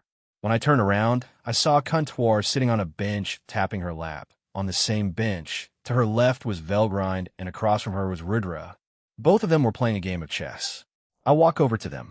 How's she able to touch that? She isn't. She says her move, and it moves for her. Rudra is the one physically moving his, or he can do the same. Contour answers me. The two of them too engrossed in their game. Also, what's with people playing chess? Is that so? All right, excuse me then. I was getting a double lap pillow. Contour makes a gesture with her hands, and a screen appears in front of us. In it, we could see me, asleep, on Elsa's lap, and the three women still sparring. You certainly like laps. I'm a thigh connoisseur, Velgrind. I glance at her as she moves her chi pow to cover her thighs. I couldn't help but chuckle as she turned back to playing her game. She does have fine thighs, 15 years. That's quite a long time. What do you expect out of it, Jean? Rudra asks me. Well, one thing is certain. Everyone is moving up ranks, and a lot of them. Apart from that, in a way, look at this as a vacation for all of us. I mean, you'll need to do this again when more join. I mean, everyone is getting stronger is the priority, right? Apart from that, I guess, growing my relationships? Rudra makes a grunt to answer me. I just shrug and start to feel Comptoir's thighs. Enjoy my thighs, are we? Yes. Where's everyone else? They've retreated too deep within your soul. Perhaps resting? I see everyone is slowly reaching higher levels of power. Soon enough, you'll need to try a little more. I know, but when I evolve, that'll change again, right? I mean, I'll ask them if they want a race change, yeah. It'll probably end Nyarlathotep. Once that's done, we'll be missing an outer god. The rest will be asleep. What'll I do with them? I don't know. Kuntor said he'll be having a chat with Azathoth when I evolve, so he'll ask him a few questions. One of them will be something like, how are the other outer gods like? The same as Nyarlathotep? Or something different? And if I get the same answer, then I guess there will be multiple additional outer gods in the Omniverse. When he answers they're the same as her or worse, then I won't take any chances. Nyarlathotep is already an annoyance. I would rather just live a relatively lazy life. Deal with problems as they come. Her blood just makes things more complicated. Oh, right, any idea what they're planning with those experiments? I am unsure. However, seeing as how they've been running around attacking multiple parts of the world with their cryptids, monsters, and such, I believe they're trying to start more chaos. Well, it's in their name after all. Bonk. Censored lightly hit me while Velgrind groaned. Rudra just chuckled at my expense. Well, technically, right, you know any places they're specifically targeting right now? Censored closes her eyes and falls silent. She's probably scanning the whole world. After a full minute, she opens her eyes. Egypt, Russia, and Ireland. The other countries are seemingly at random. However, those three I mentioned seem to be the focus of their attacks. They may try targeting more in the future. Lucky me, they'll be going to the Egyptian mythology soon. But why Russia and Ireland? It doesn't make sense unless they're targeting the Irish mythology and the country because of me. Perhaps. Does that mean the Russian mythology will be on your list of places to visit? Most likely Russia. I can't wait to make some comrades. Am I stereotyping them? I won't say that out loud over there. I know next to nothing about their mythology. I know some things, like the Baba Yaga. I think she's neutral. I remember something like she helps or hinders you depending on circumstances. But that's what I read in my past life. Fact is weirder than fiction. Zeus was a surprise here. The gods and goddesses that I am aware of are Purin, the god of thunder, Zbog, the god of fortune, Velis, the shapeshifter, Belobog, the god of light, and Chernobog, the god of darkness, but they're sometimes referred to as just one god. So I'm not sure. Lada, goddess of love and beauty, Marzana, the goddess of winter and death, Mokosh, the fertility goddess, Svarog, the fire god, and Zoria, the goddess of dusk and dawn. Are they part of their own pantheon, or are they in different groups like the Irish gods? Whatever, they'll find out when I go there in the future. How about the Egyptian mythology? How do you plan on getting there? Velgrind was the one who asked this question. She doesn't turn to me, but keeps on looking at the chessboard. They'll travel to the Greek god's realm, find Kurosagi, and confront her. She has to have a reason for being there, right? She has that title, the Spear of the Sun God Ra. That has to mean something. What do you think, Comptoir? She closes her eyes again, and I wait for her. However, this time it takes a little longer, and after 5 minutes, she opens her eyes once again. Civil War. Oh, God damn it. Why? Why the hell no? Wait. There may be a legitimate reason. And if not, then fuck. Well, they're on the brink of it. It hasn't started. Perhaps she fled? With a spear like that? Kuntor puts out a theory, and Rudra asks a rhetorical question, making her chuckle. I'm just putting out a wild guess there, Rudra. I do not know her reasons, but there is some tension. Tension over what?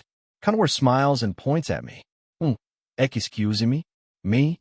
A certain group is apprehensive in letting the middleman and Red Dragon Emperor enter their realm, while the others welcome you with open arms. Why? Kuntor sighs and looks back at the screen, and I do the same. One of your past hosts was erased when you upgraded your boosted gear. In the past, the Red Dragon Emperor and White Dragon Emperor came across one another in one of the cities of the Egyptian god's realm. You know what happens after. They fought. She nods.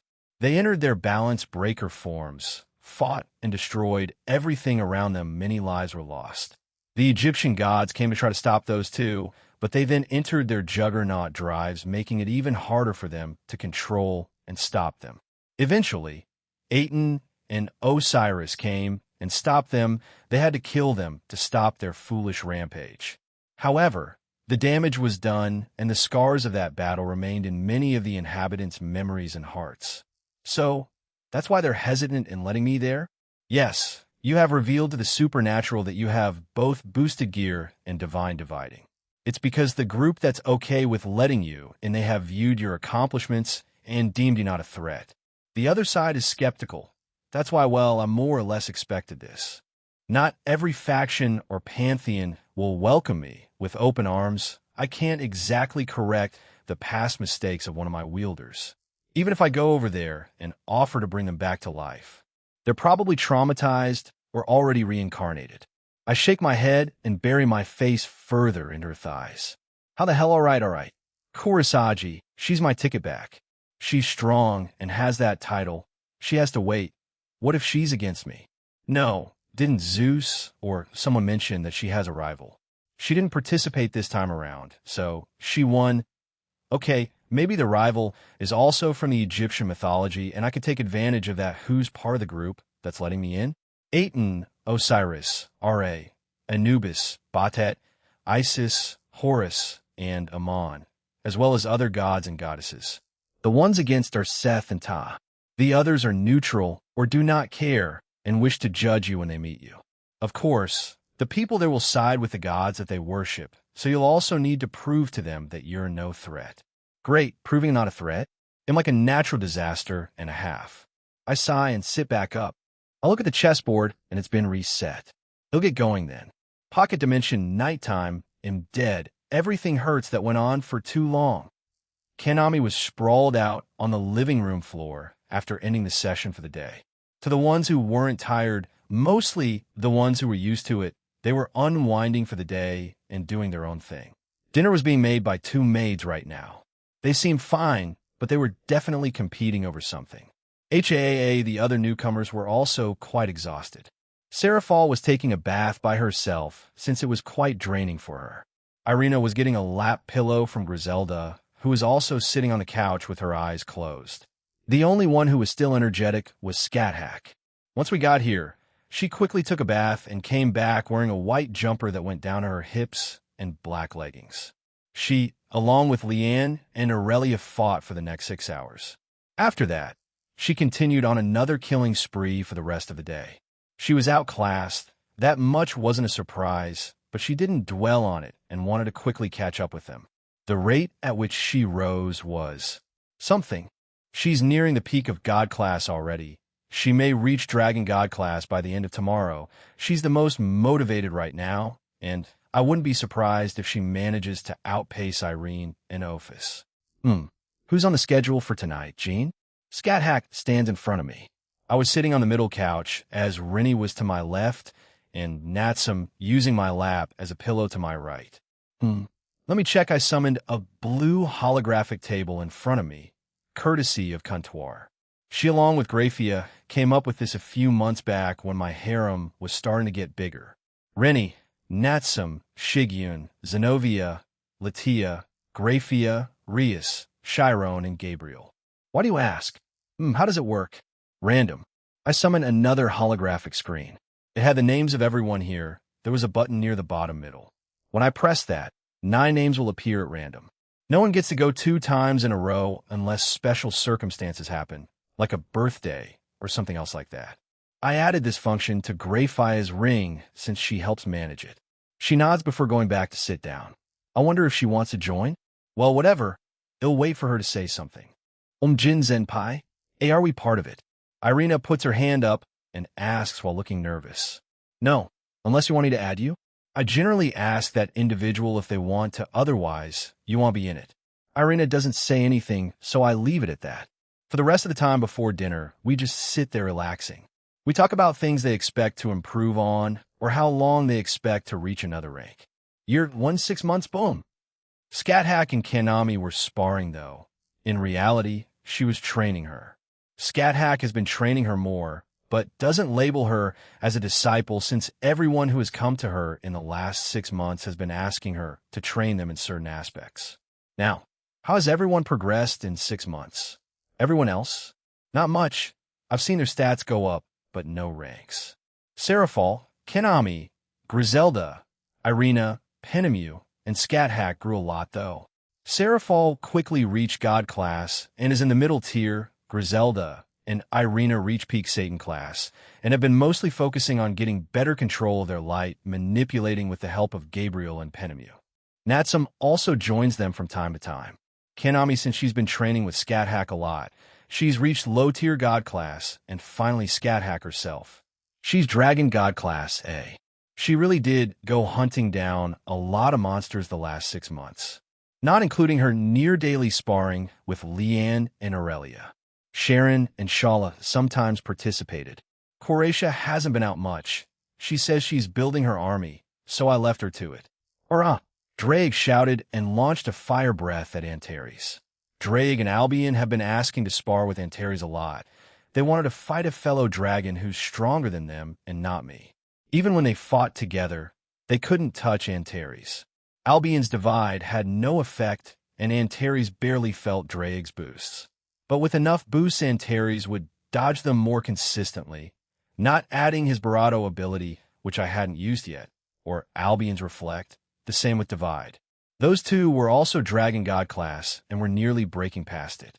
I looked down at my lap as Kuno happily ate some jello. She was taking a break, and Yasaka was being put through the ringer by Irene and Ophis. How is it? Good. How is your training coming along? Fine. Fiz and Renee helped train Mother and I. Fiz has been smiling more the last few months, the same with Renee. Scat Hack-san is also helping me train in hand-to-hand combat. Is that so? Glad to hear. She's really taken up the role of teacher or shish. Kunu giggled as I patted her. Does she see everyone else as like Annie's or other mothers? She refers to Sharon as Sharon-san. So maybe she sees her as a sister figure? I've been thinking of changing both Kiba and Jayasuk's potentials to peak universal since they've all but reached their maximum power output as super devils. I'm done. It'll get going now, Jean. Kunu puts her cup on the table and then jumps off my lap. She turns around to wave to me before speeding away, leaving a trail of dust. Hugh sighing, I throw away the cup. I've been training some swordplay with Rudra during the last few months, and he's starting to like my progress. Velgrind usually just watches us without saying a word. Well, she doesn't say much to me, but speaks a lot to Rudra. Jean. I look up as I was looking at the ground to see Scat Hack in front of me. She was still in her usual combat attire, but I didn't see Leanne or Aurelia with her.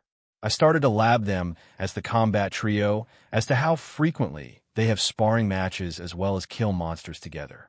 I wish to spar with you. I refuse. She seemed a bit shocked, so I continued. I'm a little lazy right now, maybe in a few months' time. I see, I am too weak right now. Very well, I shall get stronger first. She somehow comes to that conclusion and looks even more determined. She turns around and leaves. Did I just give her more motivation or something? I meant what I said, you know. I'm way too lazy right now, whatever nighttime, so. How's it going with Coriana, Jayasuk? To that. My junior, Gasper Vladi blushed and sunk deeper into the open bath. We were currently having a bath since dinner was still being made, and the girls said they would take one later. I turn to Kiba, and he shakes his head. Nothing on your end. Huh? I am too busy, Jean Senpai. I am satisfied with my current life. Whatever floats your boat, Kiba. Gasper eventually starts speaking. We're friends, Jean Senpai. For now. Why did she suddenly start coming over? And speaking to me? He looks at me for an answer. Now how should I go about this? Tell him the truth? Give him a hint? Play dumb? Playten to D? Gasper's probably been wondering about that question for a while. I didn't know Jayasuk. She just asked me if she could speak with you. I said that she'd have to ask Rias about it, and I guess she allowed it. ITLL be up to you to find out the reason. I left out the part where she likes you, but what I said was the truth, but I can guess you know that like part already. We continue to talk about random stuff, and Gasper joined a few of them. He was seriously thinking about Coriana and himself. Year 2 months tang. Down.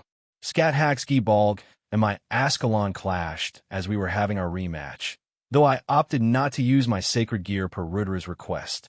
I also told Scat Hack this, and she didn't mind. She found out the truth about me, as well as the others around a few months ago. Clank. Down. KZTTT.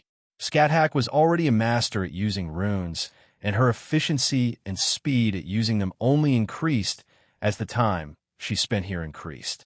She had sat down and spoken to Rennie and Rose about their own magic circles and went to improve her own. It feels wonderful going up in strength after years of stagnation. Glad to hear. I moved my neck as her spear went past my face, and I swiped my sword towards her only for her to make an acrobatic move to avoid it. Scat Hack then followed it up with a kick to my face, and I blocked that with a free hand.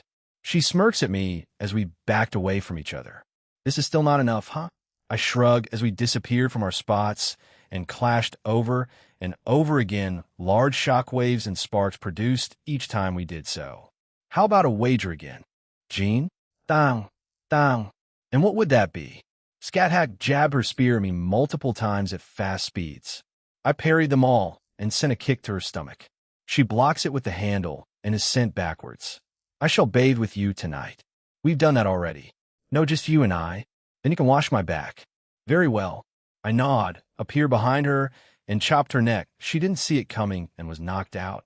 I caught her as she was about to fall. Was that cheap? I didn't teleport, if that's what she's going to complain about. I grabbed her spear and teleported to the bench, where Valerie and Ingvild were sitting. They see me with an unconscious Scat Hack. Who won? I answer Valerie's question by lazily pumping my fist as the two smiled at me. I lay Scat Hack down and waited for her to wake up. I joined the other two. You two want to go on a date when I get back from my visit to the Shinto god's realm? They look at me in surprise, but nodded in the end. Sorry, things have been a bit hectic, and I didn't have time to bring some of you on one. I still need to do that for Grafia, Asia, Gabriel, and Seraphal. Of course, the two of you as well anyway. Anywhere specific you want to go? I was thinking of Ireland. Valerie told us about it. The same with Natsum and Shigyan. Maybe we can meet those Irish gods too? I mean, Scat Hack San speaks about them from time to time. Ingvild says, and Valerie adds, I also want to check up on Queen Mia and the citizens of Tir na Nog. Hopefully, they have recovered from the incident from back then. Maybe even on King Dara and Queen Isabella. Little Princess Siobhan did want you to go visit the land of giants and heroes after all. Yeah, I made a few promises to many people. You'll need to go back to a few of them. I also want to ask Aim why she leaked that. I mean, I wasn't trying to keep it secret, but I want to find out from her own mouth. Sure thing. I wanted to visit Aim myself for personal reasons, huh? Has Aim taken your interest, Jean? Scat Hack speaks as we turn around to see her sitting there with a hand on her cheek and an elbow on the table. She was smirking at me, and I rolled my eyes. Well, she did tell the supernatural about my illegal move Triana, and so I just want to ask her why. I see. She may have her own reasons. You must find that out yourself. To another point, would you like to see me fully nude or with a towel for tonight? Valerie and Ingvild freeze and turn to look at me as I facepalmed. I both like and dislike her bluntness and straightforwardness. They'll leave it to your judgment. Before either of you asked, it was a wager I won. So Scat Hack will be washing my back tonight. With my body. Both of you join me too. Sure, Ingvild agreed quite easily as Valerie blushed, but also agreed. With that, Scat Hack set off to find her usual group to hunt down monsters. Nighttime open bath my back. I sat down in the open-air bath and let out a satisfied sigh. I feel like you sound like an old man. Ingvild says as she, Valerie, and Scat Hack join me. The two of them had towels covering their bodies. Meanwhile, Scat Hack had come into the women's section fully nude. Yes, I was on the women's side. They requested it. Jean, come out. I need to scrub your back. Oh, right, I got out of the water and joined Scat Hack. She was already kneeling down and waiting for me to sit on a small stool. I could feel both Ingvild's and Valerie's gazes on me. I sat on the stool and felt soft, squishy, round objects hit my back. The Sopo, yes. One moment. I let out a sigh. Is she teasing me? Or doing this on purpose? She did say she'd try taking steps, but geez, this is quite the super direct approach. I hear Scat Hack lather herself, and then felt the same sensation on my back again. H-A, slide, slide, press, press, squish, squish, how is it? Jean? A shit way of helping me clean up. Scat Hack, but it's something, all right. They'll tell you that much. Ah, are you perhaps worked up? No. Unfortunately, Asia, Chiron, and I had quite a night together last night. ITLL take a little more out of you to get my attention properly. Nah, I'm good. I heard her make a small annoyed grunt before pressing her body closer onto my back, leaning against me more insistently. I could feel her tense up as she kept pressing against me. I glanced at the other two. Valerie was blushing, while Ingvild just shook her head. H-A, is Scat Hack. I could feel her own lust increasing as she did this, so I wanted to ask her something. It feels like you're competing. Did Aurelius say something to you? She stopped her motions and chuckles. Am I that obvious, Jean? Maybe I feel Scat Hack get off my back and make her way to the front. I look up as she was smugly smiling at me. She reaches down and tosses my towel to the side and sits on my lap. You lied. She wraps her arms around my neck and looks down. She was sporting a small blush line. Aren't you feeling bold? Scat Hack says that but doesn't do anything else. We sit in silence, just staring down at my hand until I look up and see her staring at me. She then starts to shift closer to me. This is getting a bit dangerous. You need to wash up too, you know? I reach forward and hold her gently, and she lets out a quiet sound as we stay close together. I also begin to lightly touch her shoulder. I glanced to my side and could see the two girls had turned back around. The two of us were sharing a quiet moment. Scat Hack was teasing me, dangerously, so as things would escalate between us, only for her to deliberately hold back and pull me closer. I could tell we both wanted more, but it's too early. She looks at me with disappointment as I stop her with my hands. Am I not good enough for you? No, I want to, but this may make me sound old school, but I want to do other things with you before we jump into, sex. You wish to try courting me in such an old-fashioned way. I've been alive for thousands of years, Regardless, that's how I do things, even if my intentions of you are clear as day. Yasaka's issue was the same, and we're still working on that. Scat Hack stares at me for a full minute before nodding to herself. She brings her face closer to mine, and as we bumped heads, she had a normal smile on her face, not her usual smug, smirking, or confident smile, just a normal one. Then I will follow your rules, Jean. She gave me a kiss on the cheek before getting off me. She walks away from me towards the bath, making sure to swing her hips to rile me on even more that woman. I swear I shake my head and join them there. Ingvild and Valerie were clearly flustered by the whole thing. I guess it got a bit too extreme for her, even though we did it already. Sorry about that. And no, it's fine. Jean and your towel. I sat down beside Ingvild as she points out that I still didn't have it. I chuckle and summon it back on myself. Ingvild to my right and Valerie to my left. Scat Hack was across from us, as she was still sporting the small blush on her. Now that I was finally back to my senses, she had tied her hair into a ponytail. Nice. Comptoir. Answer. You like women in ponytails? I guess so. I mean, they look nice, comptoir. Answer. Understood. Poke, poke. I was brought back when I felt something poking me again. Scat Hack was teasing me with her foot as I looked at her. I just deadpan at her, and so I'm making her laugh. Year 9 months, Jean soul. I don't know what's happening, but all the women in my soul, so Comptoir, Elsha, Amorous, and Velgrind, all have been wearing their hair in a ponytail lately. Since Comptoir can change her appearance, she made her hair longer and tied it in a ponytail. The same could be said for the other girls. That Scat Hack, she definitely told them, and now most of them are wearing ponytails. The ones with short hair were thinking of growing out their hair. I told them they look great in them just to stop them. But Luski in. Yes, gaining favor from all of them. According to Rudra, Velgrind tied her hair like that before coming in here, so that's how she changed it. The others did it with help from Comptoir. Belzard and Garrett pat me on the shoulder, and I sigh. Jean. I turn to look at Velgrind, as she called me. She gestures to the chessboard, and I join her. During our game, Rudra sat beside me and watched over us. Is everything going well for everyone? Rudra asks as I move a chess piece. Yeah, everyone's getting stronger and progressing nicely. We've only been here for 2 years after all. They'll see more progress as the days pass. Checkmate. Velgrind looks at me unamused. Oh, that was quick. Rudra shakes his head beside me, and I reset the board. I move my piece again. We silently play chess until checkmate. Few Velgrind looked annoyed but didn't say anything, and I just reset the chessboard again. Swoosh. Bah. I swing my Bakken around while Rudra instructed me. Velgrind, Comptoir, and the past host just watched me as they ate some food. I told the girls I would be in my soul doing some things with Comptoir. Both Drake and Albion were out in the pocket dimension. They were hunting down many monsters like Scathack in order to push past their current rank. Both of them said that they felt like they were close to breaking into Universal. Both Ophis and Irene have reached a rank in Universal, so they're doing fine.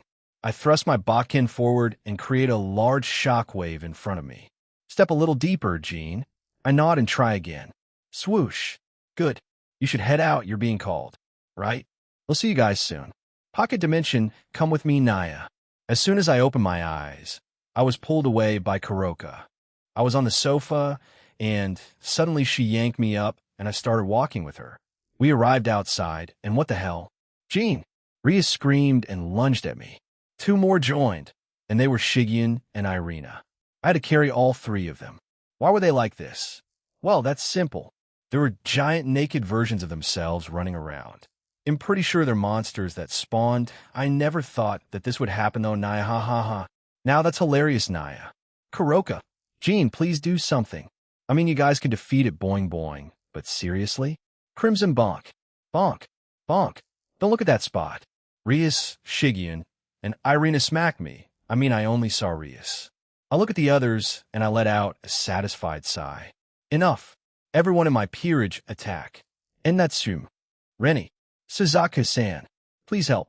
Gabriel-sama. Zenobia. Sister Griselda. Penemu-san. Each girl ran off to their little group, while hysterically crying air.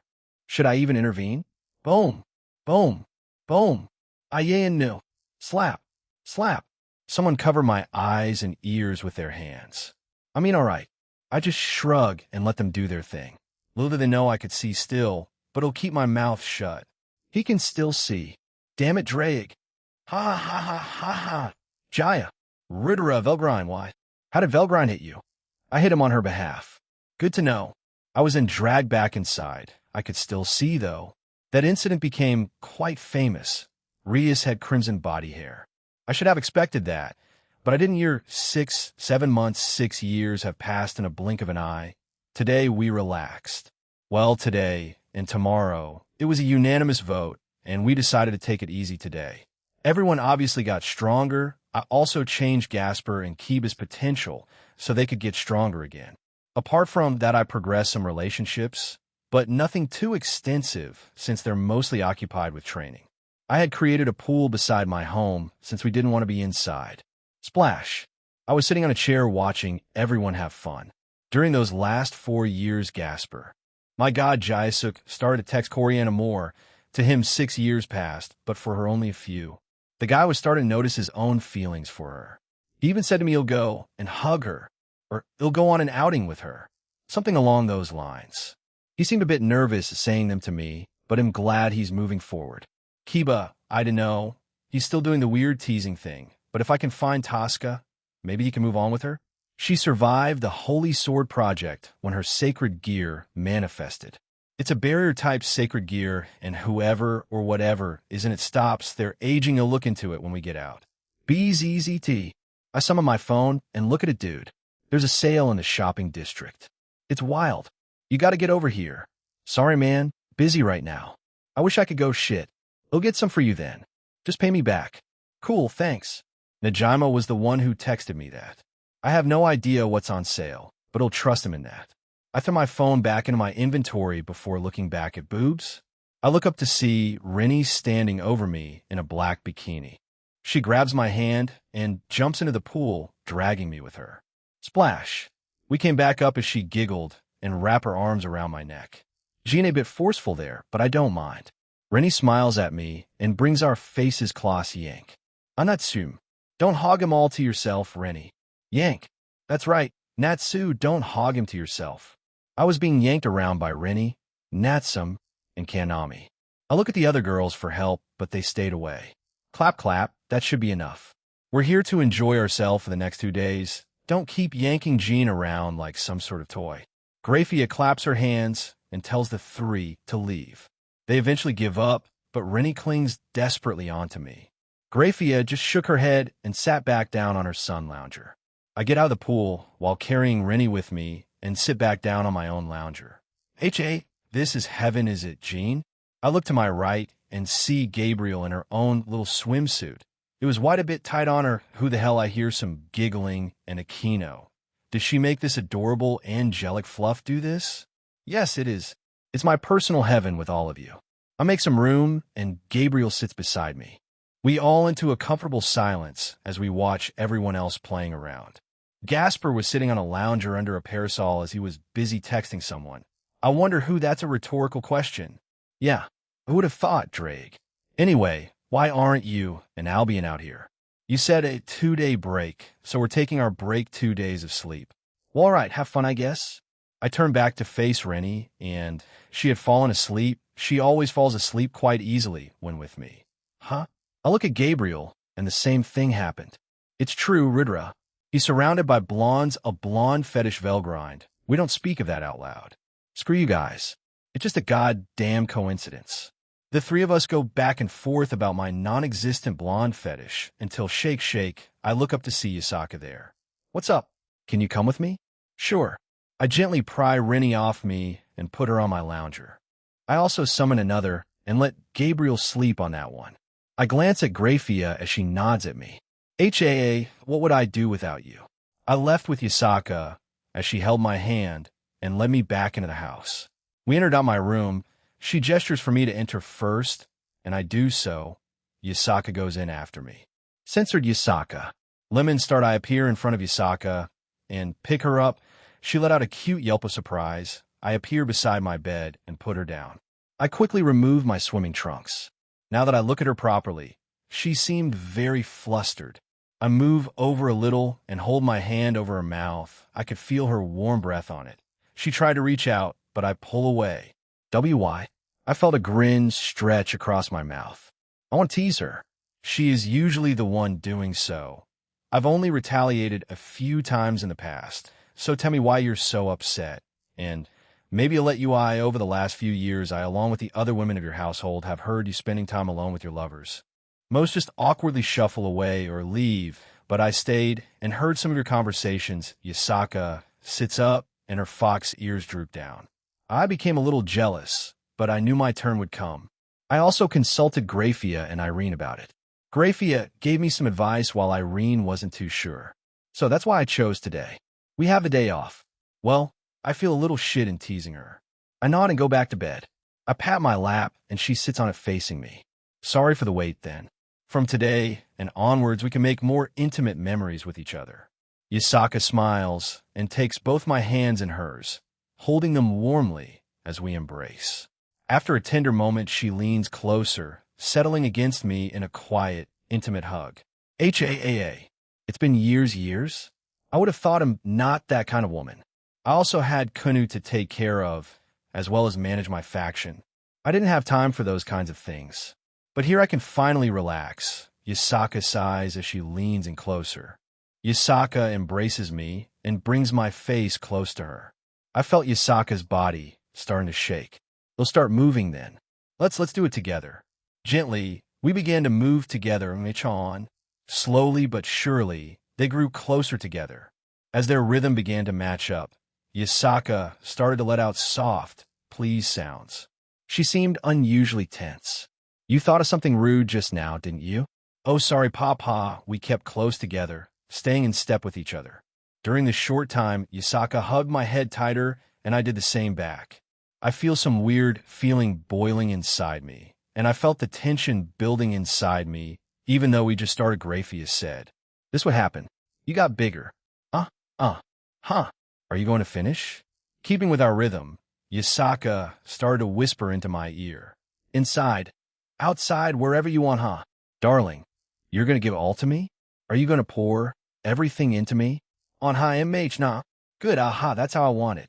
Ah, my darling. I felt Yasaka pull me closer. I guess she was also reaching her own peak. We were strangely quick, papa. I tightened my hug around Yasaka, holding her close. Encouraged by her soft whispers, the moment felt deeply intimate. Nha Yasaka gives a full-body flinch in reaction to the impact. What I did suspect was why Yasaka is that milk. I can't help it. MH, this is foie. And no, wait.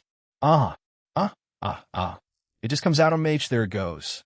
Her breast milk starts squirting out of her breasts. Yasaka welcomes a wave of shared emotion in sync with our deep connection.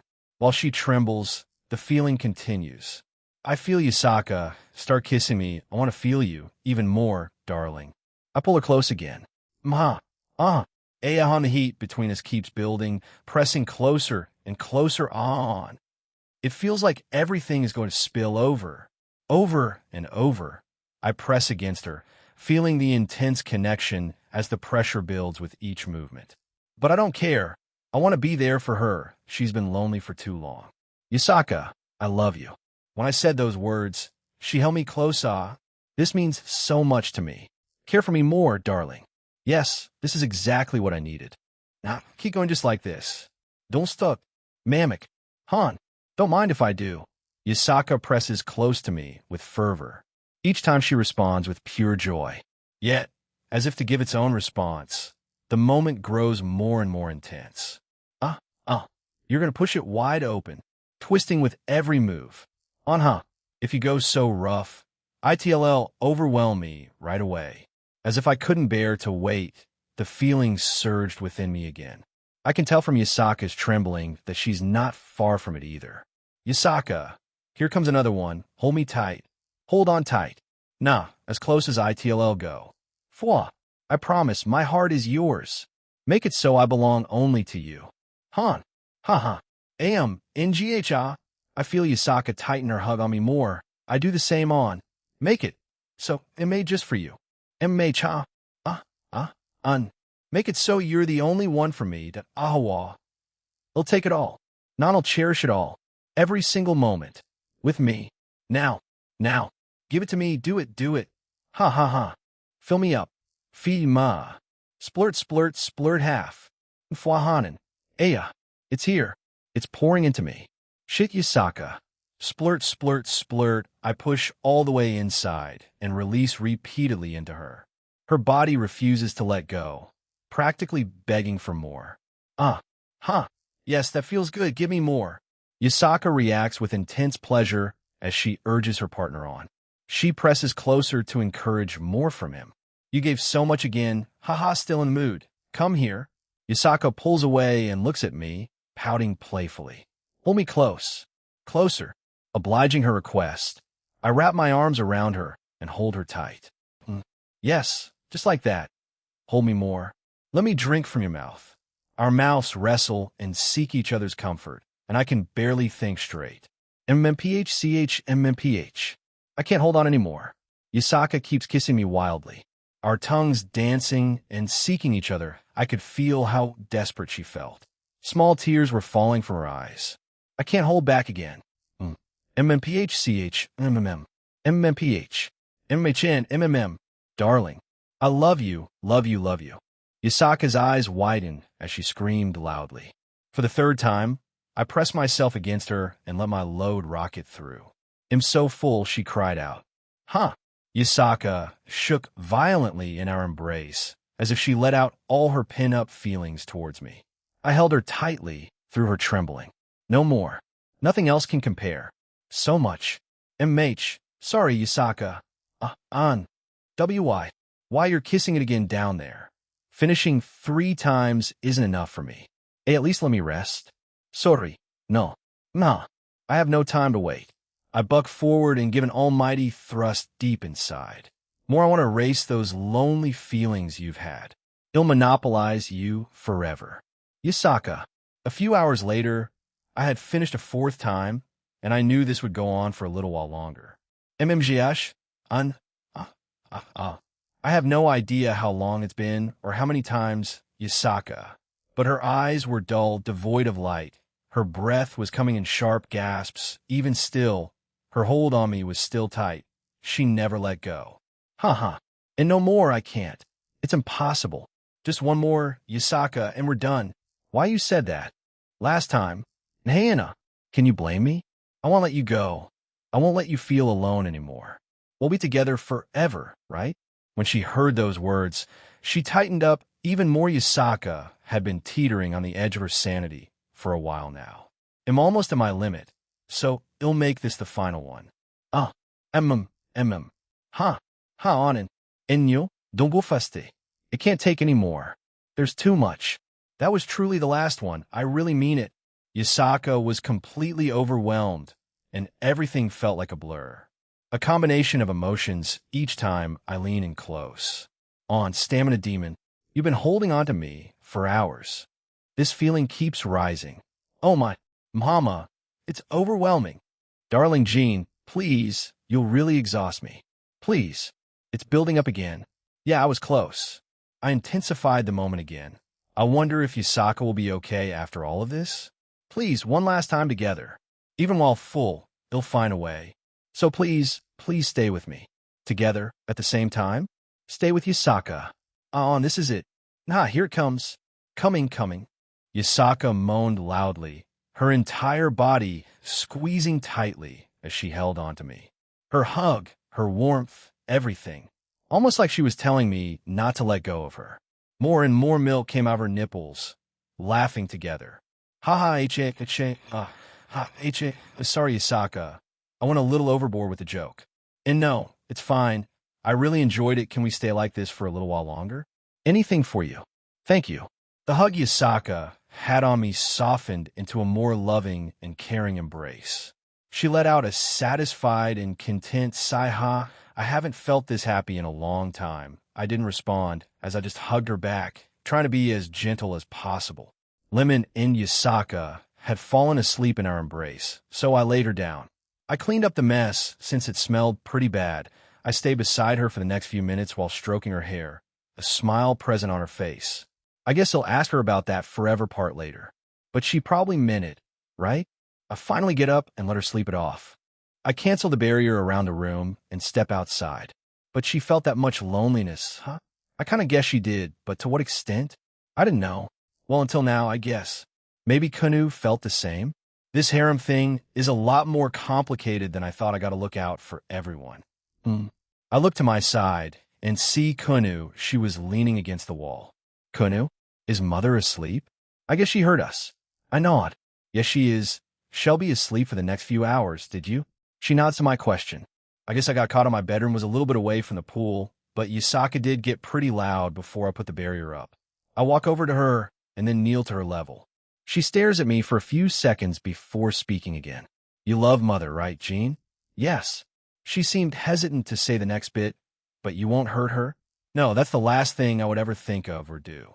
She nods, satisfied with the answer. I'm still young, I like you too. I want my mother to be happy, but I also want to be happy. If my feelings are still the same when I'm older, will you also take me? Kunu says with a serious expression, but I could tell that she was worried with how I would answer. I hug her. If you're serious with what you said, then go ahead, Kunu. I won't stop you from pursuing it. But feelings and people change over the years, you know? I'm confident these feelings won't change. Kunu hugs me back before letting me go. I also go back a bit. She smiles at me before running away. I sigh as she finally leaves my sight. What did I just promise her? She did mark you already, partner. I know. So she already made her intentions to you quite obvious a long time ago.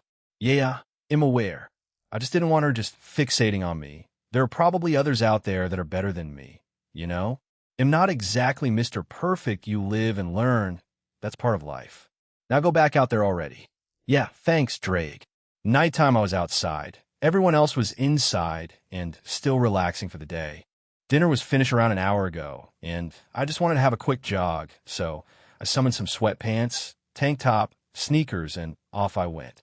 This place was basically infinite, so I could keep running forward infinitely.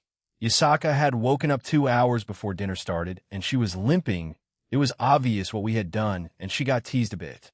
Aquino said that she knows how she feels since she suffered the same fate. I guess she's over that little memory if she can say it so casually. Hugh, the temperature in the pocket dimension changes, so at night it's quite chilly, though if they just wear the enchanted clothing, they won't feel that. But some girls sleep naked, but they don't feel it since I also had the temperature control in the house. Shing! Shing! Albion and Drake came out and started a job beside me. What's up? Just wanted some fresh air. Censored me, I'm still ahead 40 points to Albion and 39 for Drake. Huh. Fuck you. They were doing dumb stuff for this competition, but now they started a fight. I just wanted a calm evening jog. It's been around 30 minutes since then. We'll just start heading back. I'm going back, you too. They stop their bickering and go back into my soul. Talk about quick attention spans. I flash step back since I didn't want to be out. So, Suzaku? When I got back, Suzaku was outside waiting for me. She smiled at me and opened her arms. I chuckle and go in to hug her. Welcome back. Did you go for a run? Yeah. I felt a bit restless. Anyway, what's up? Why are you outside? Am I not allowed to wait for you? Well, Yurshi nods, pleased with my answer. She grabs my hand and we go back inside. Huh? Have you guys been drinking? Are we not allowed? Rhea shouted back, drunk. I look at who was pouring them the drinks, and it was Sharon. Where is Grafia? She should be the one preventing this from happening. Grafia-sama is currently asleep. Jean-sama, I see Jean. Rias clung to me and was pushing her lips towards me. I never thought I would come across a drunk Rias. I stop her and just hug her, seemingly okay with this. She just stays like that in my arms. Everyone should have accepted that proposal from Jean. I can enjoy drinking without getting drunk, Rose said to everyone while taking a sip from her mug. She looked flustered but wasn't drunk. She was lightly scolding others who were drunk too. Yasako was sitting there quietly while taking glances at me. So, anything in particular you guys want to do tomorrow? Aquino raises her hand. Rias wondered if you could summon some characters from the Dragon Shout manga as enemies when we resume training. Sure, why not? Anything else? Fight me. Not right now. Beat me. Maybe another time. I looked at Scat Hack and gave her a look that said, are you serious right now? And she shrugged at me. No one else said anything, so I left it at that.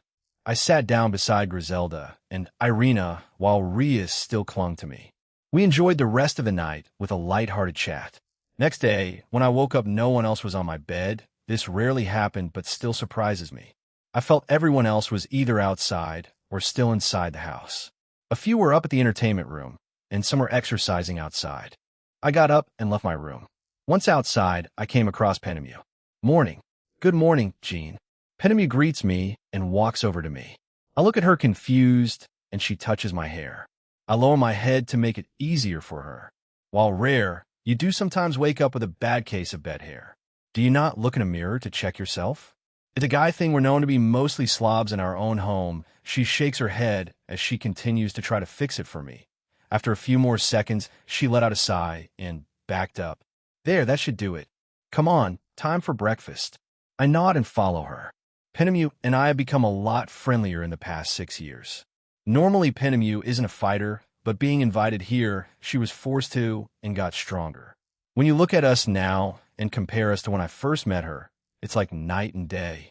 But we haven't really moved beyond just being friends, it seems. Like some women, I see her glancing at me at the most random times.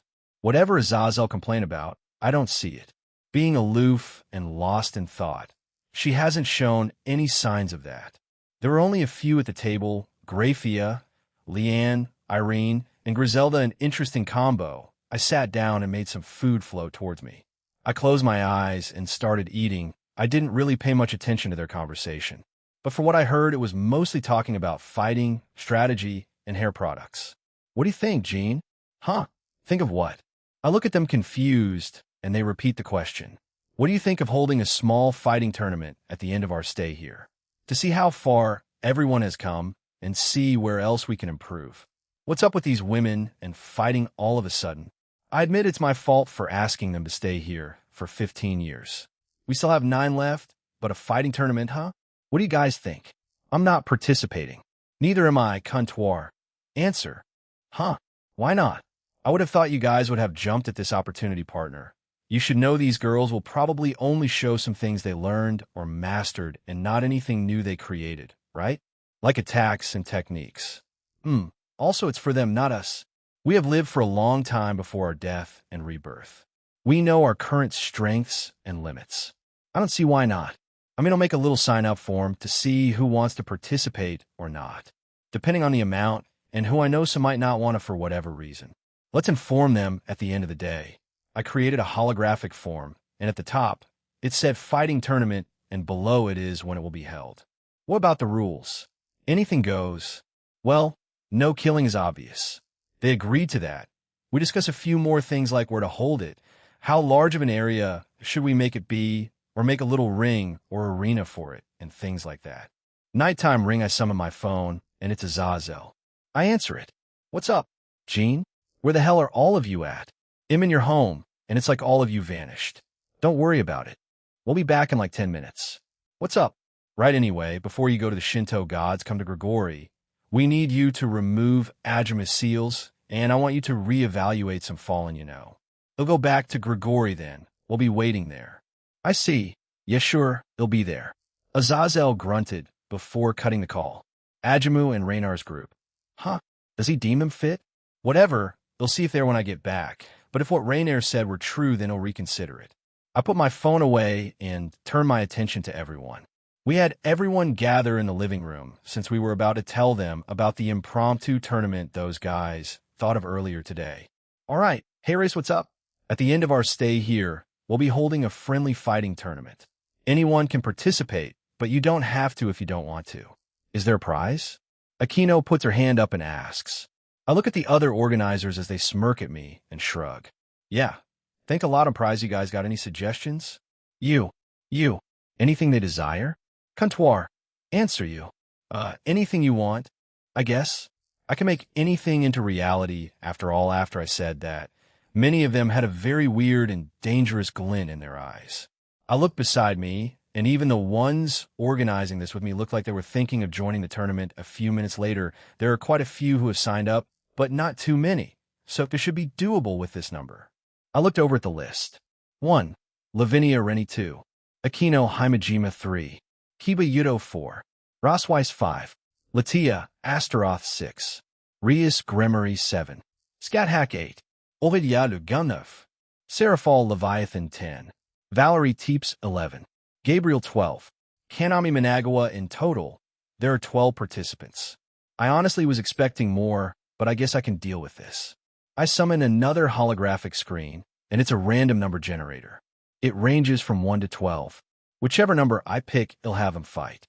Scathack versus Kanami Managawa Rias Gremory versus Aquino Himajima Lavinia Rennie versus Rosweiss Latia Astaroth versus Valerie Teeps Gabriel versus Seraphal Leviathan Kiba Yudo versus Aurelia Le Guin Kiba had a strained smile on his face, and I could tell the guy wasn't too happy with his matchup. He was fighting Aurelia after all. The woman in question had a confident smile on her face. But some of these matchups were interesting. King versus queen, teacher versus student, magician versus magician, Seraphal against someone she considers her rival, and Latia and Valerie. That's the only odd matchup here. Those two are good friends, so I wonder how that will turn out. So, those are your opponents in a few years. Train like your lives depends on it. Rias and Aquino smiled at each other, but they were really glaring at one another. A competitive atmosphere covered the room. They were all raring to go. Already did I turn them into battle maniacs or something? Just the prize, they're gunning for it. But I guess, well, whatever they want from me can be done. So we'll see by the end of this session in the pocket dimension, and in reality, when they reach the peak of their powers, they'll only be bringing a select few in the future. Unless they want to come here for another reason.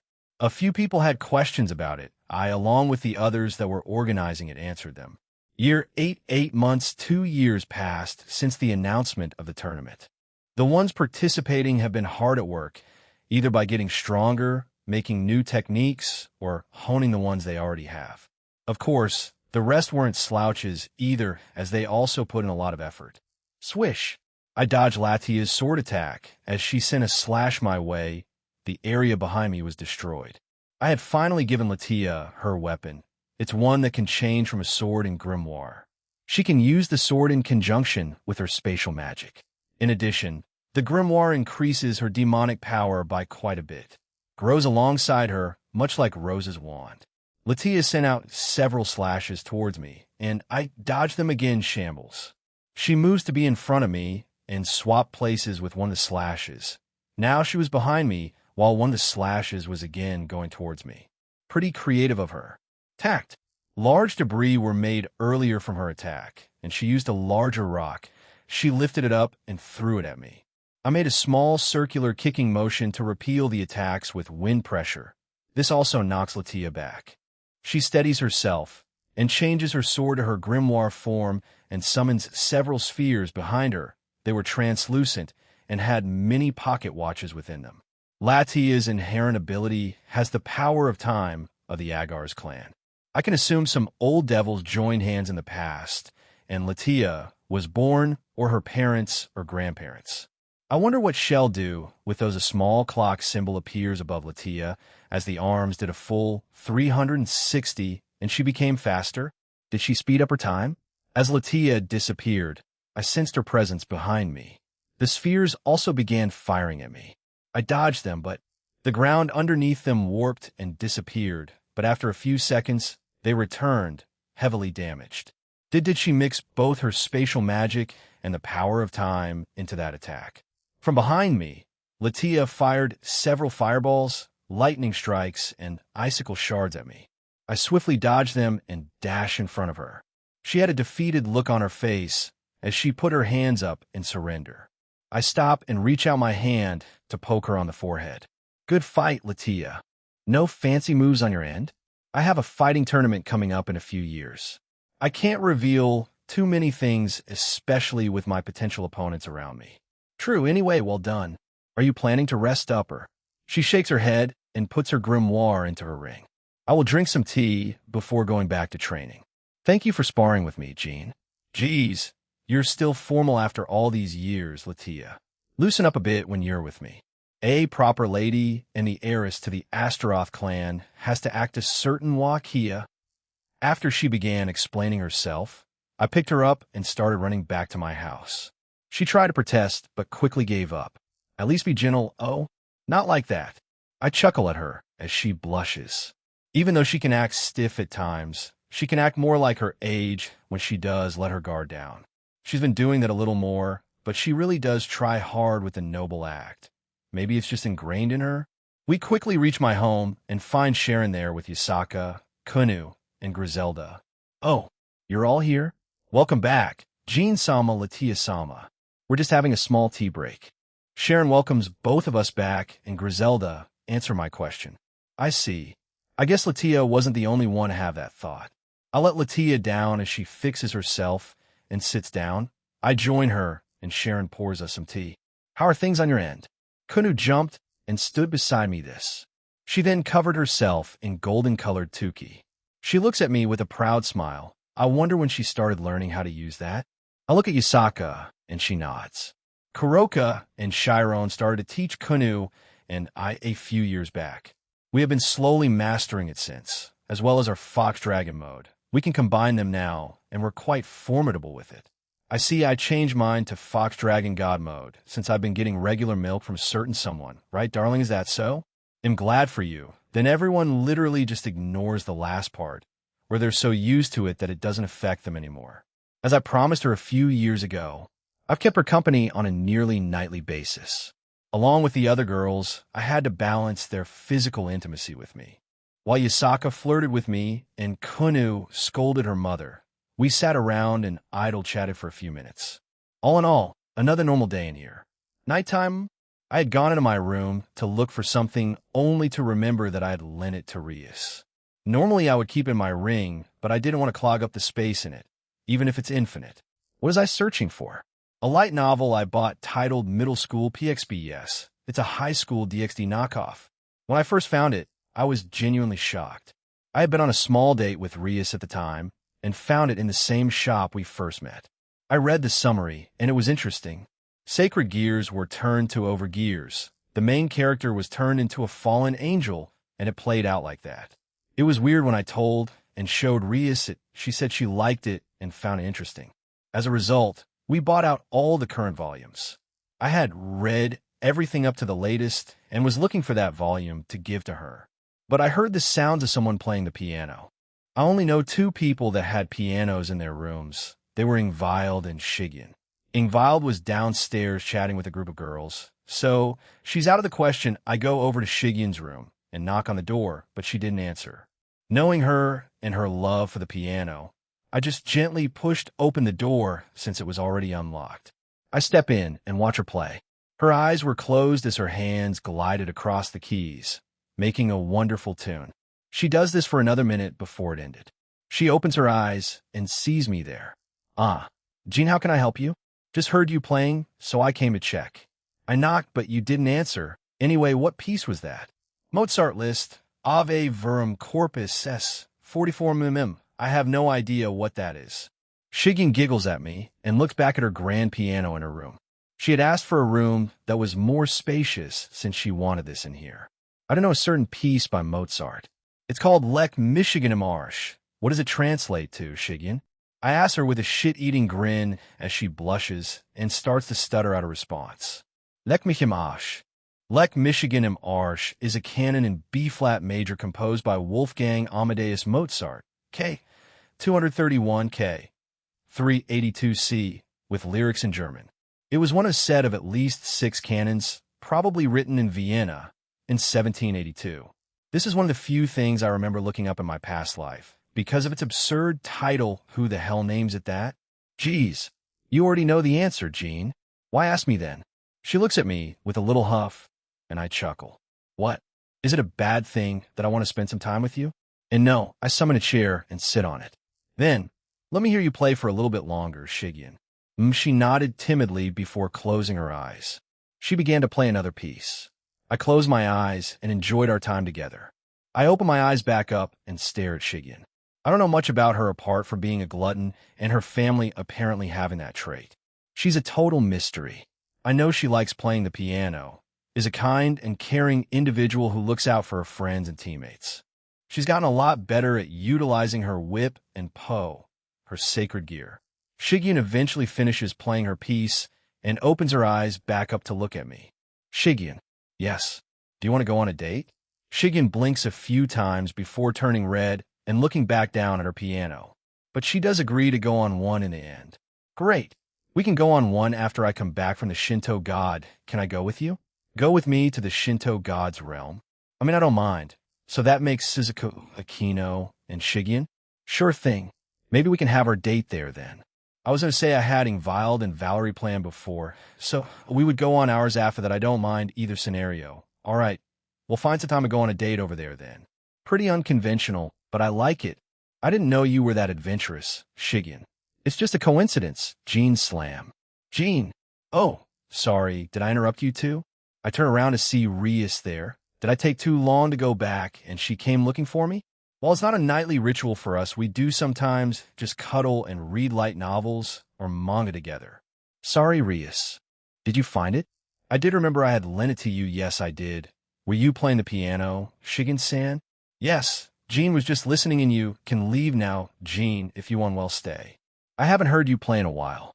I mean, if you don't mind, that is. Shigyn smiles and shakes her head. She turns back to her piano and starts to play again. I summon a chair and put it beside me. Rias starts to read the novel beside me as we listen to Shigyn play. Every time she finishes, we stop to chat before she goes back to playing. This repeats for the next hour or so until we decided to end the day. Year 10, 5 months swish. Swoosh. Bang.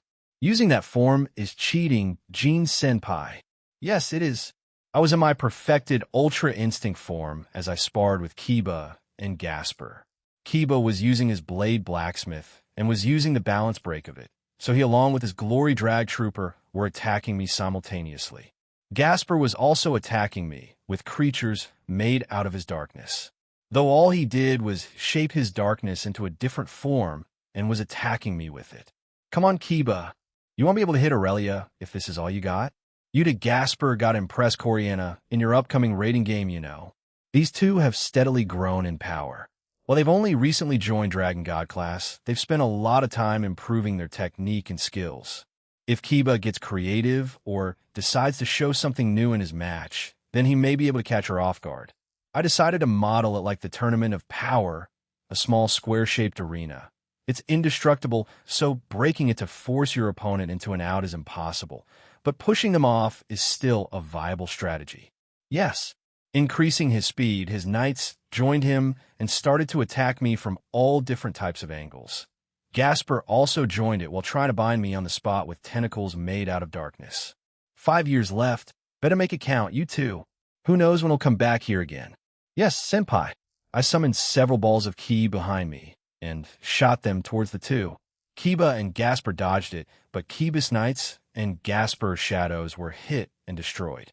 But it didn't take long until they started to regenerate and come back. Dvin, Kiva-kun. Gasper-chan lunch, we stop our sparring and turn to see Rennie by the picnic table with a tray of sandwiches. We power down and walk over to her. Thank you, Lavinia-san. Food, thank you. Lavinius and Gasper was quite happy and started to eat like he was starving. Sheesh, man, slow down a bit or you'll start choke MMGGM? He started to choke. I summoned a glass of water and gave it to him. He quickly took it and drank it. Thank you. Senpai, slow down or you'll choke again. What's the rush? He blushed and took out his phone. He wanted to text back Korina, eat slowly and text her back. Gasper-chan, yes, I'm sorry. He apologized and ate slower this time as Kiba patted his back. Rennie sat beside me and leaned against me. How's training on your end? Fine, I'll be fighting Rose, so I have to be ready. You gave her new armor and a new wand. I have to compete with that actually. Jean, can you upgrade my wand and broomstick? Sure thing. She smiles and takes them out of her ring.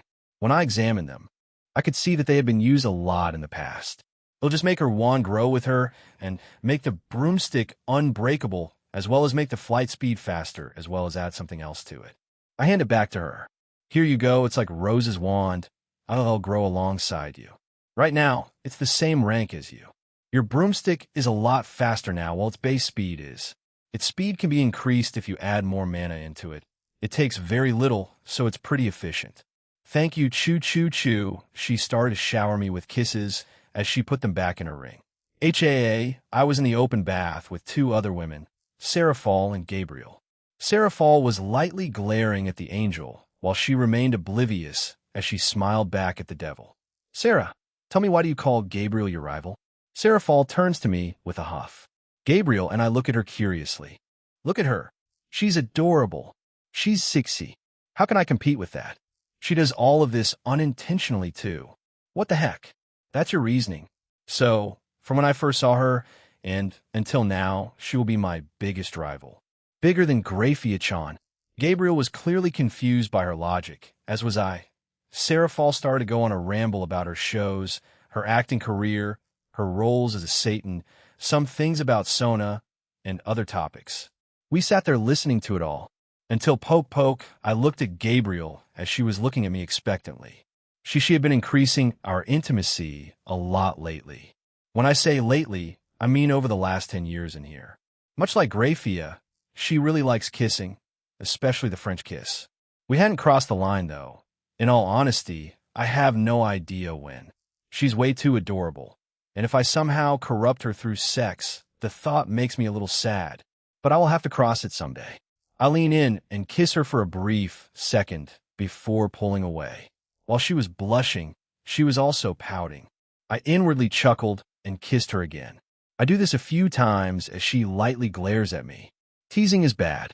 Jean, sorry, don't just go off into your own world. We turn back to a Seraphal Leviathan standing there in her birthday suit and glaring at us. Actually, Gabriel, do you know what sex is? Yes? Gabriel tilts her head cutely while answering Seraphal. Unfortunately, she walked in on me when I was doing it with a few of the girls. So she's no stranger to it, even before this session. She's both innocent and not innocent. Wait, don't tell me you two did it already. Seraphal flinches back and looks at us in horror. And no, sex is a sacred act. I want to do it with Jean when the time is right. Seraphal became even more shocked as she fell back down on her ass. I didn't know that was how Gabriel felt. Is that how you feel? Then we'll eventually reach that place. We don't need a rush. It'll beat you to it then. Jean, come here. Let's not waste any time. Just calm down. I pulled her towards me and gave her a kiss. She let out a satisfied sigh and smirked at Gabriel. The seraph frowned before sitting closer to me too. For the rest of our time there, they kept on taking turns in kissing me. They made it into a competition, but you can't beat the angel who loves kisses. So the Satan Leviathan was beaten by the Seraphim Gabriel that day, year 12 months. It's today. Today was the day that our training session ended. When the tournament started, I had constructed the miniature arena in front of my house the night before and built some seating platforms around it. Once you step into the ring, it's covered by a barrier that will stop any attacks from leaving that space. Of course, this also includes the elimination zone. We are safe, and spectators don't have to worry about attacks running wild and hitting us. The arbiter for the match is Leanne. I'm on standby just in case there are some injuries. Everyone else had snacks with them, and Sharon walked around giving everyone iced tea. I looked at the list again. Scat Hack versus Kenami Managua, Rias Grimmery versus Aquino Himajuma Lavinia Rennie versus Rossweiss Latia Astaroth versus Valerie Teeps Gabriel versus Seraphal Leviathan Kiba Yudo versus Aurelia Leguin. The first match was Kiba versus Aurelia. He looked quite nervous. Chapter 5, Part 2. Shinto Gods in a Deal Pocket Dimension. Jean Skyward. Who do you think will win? Jean-sama? Shala asked. She was sitting in front of me, as well as the other Electa, except for Mothra and Godzilla. They were still in the dimensional gap. Realistically, Aurelia. But maybe Kiba can pull off a miracle? Or show us something new that will catch Aurelia off guard and force her out of bounds. Kiba-san did achieve an unusual balance break with his sword birth sacred gear. Maybe he can do it again? Asia said as she cheered for her friend and peerage member. I'm not sure, but let's hope he does something amazing here. Kiba Yudo, are both fighters ready? Yes, of course. Leanne-san was the arbiter for the match. Aurelia-san may be the most challenging opponent I have faced to date. If I don't include Jean Senpai. She is part of the perfect humans Jean Senpai, created with godly strength. I can't let my guard down here. I summon a holy sword using Blade Blacksmith and ready myself. Aurelia-san did the same with her great sword, the Arcadia. Begin. Doom. Ugh. As soon as Leanne-san started the match, Aurelia-san dashed towards me at a speed I couldn't follow and attacked me. I could barely block it in time. She was forcing me back slowly, and I was nearing the end of the ring. Balance break, glory drag trooper.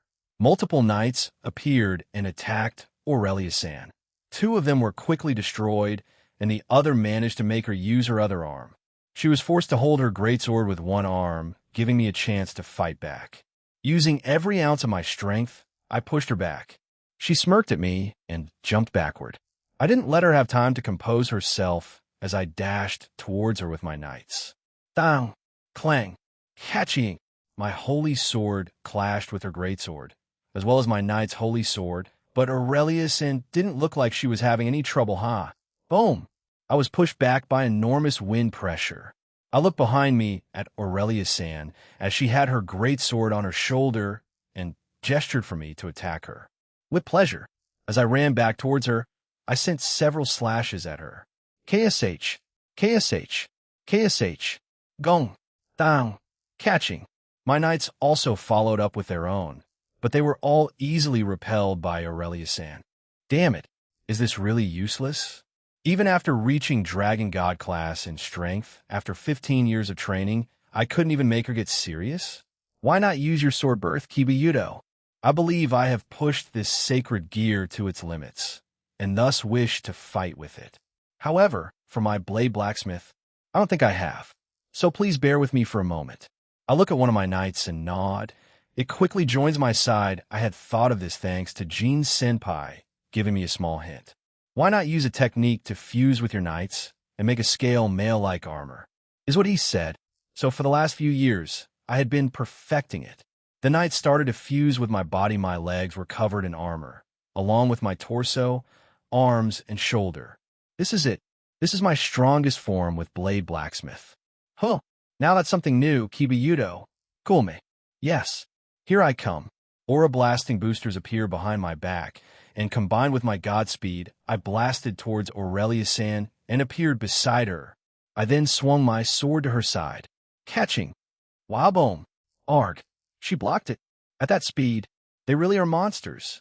I stabbed my sword into the ground to stop myself and looked back at Aurelia-san, who still had her confident smile plastered on her face. This is inspired by Jean's armor, isn't it? Interesting. You even have those boosters on your back. Ha ha. You really look up to him, huh? Of course. With his help and that of my comrades, I was able to acquire my sword of Betrayer Balance Breaker and even this Sacred Gears subspecies Balance Breaker. Yes, I do. So, I will show him and everyone my progress so far, even if I don't win. I ready myself again and charge back at Aurelia-san. I summoned other knights, and they fought alongside me. It was futile, but Aurelia-san had a smile on her face as we clashed swords. Jean Senpai changed my potential again during these last few years, but it's not enough to overcome her. Very well. One moment I was charging toward Aurelia-san, the next everything turned black. Jean Skyward Winter, Aurelia. Leanne announces. Kiba's armor vanished along with his dragon knights. I jumped toward the ring and healed the guy. He was asleep, and the injuries that I just healed weren't anything major. Aurelia had essentially cut him multiple times and karate chopped his neck. I carry Kiba on my back and bring him to the stands. I place him down and sit back down in my seat. The next two that went up were Kanami and Scat Hack. Student versus teacher. I wonder how this will play out.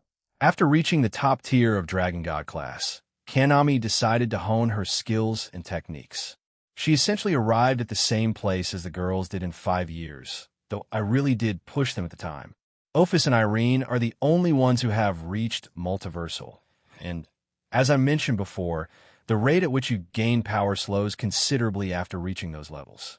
Everyone else was in universal at varying ranks. Kiba, Gasper, Seraphal, Penemu, Kanami, Irina, and Griselda were near the peak of Dragon God class.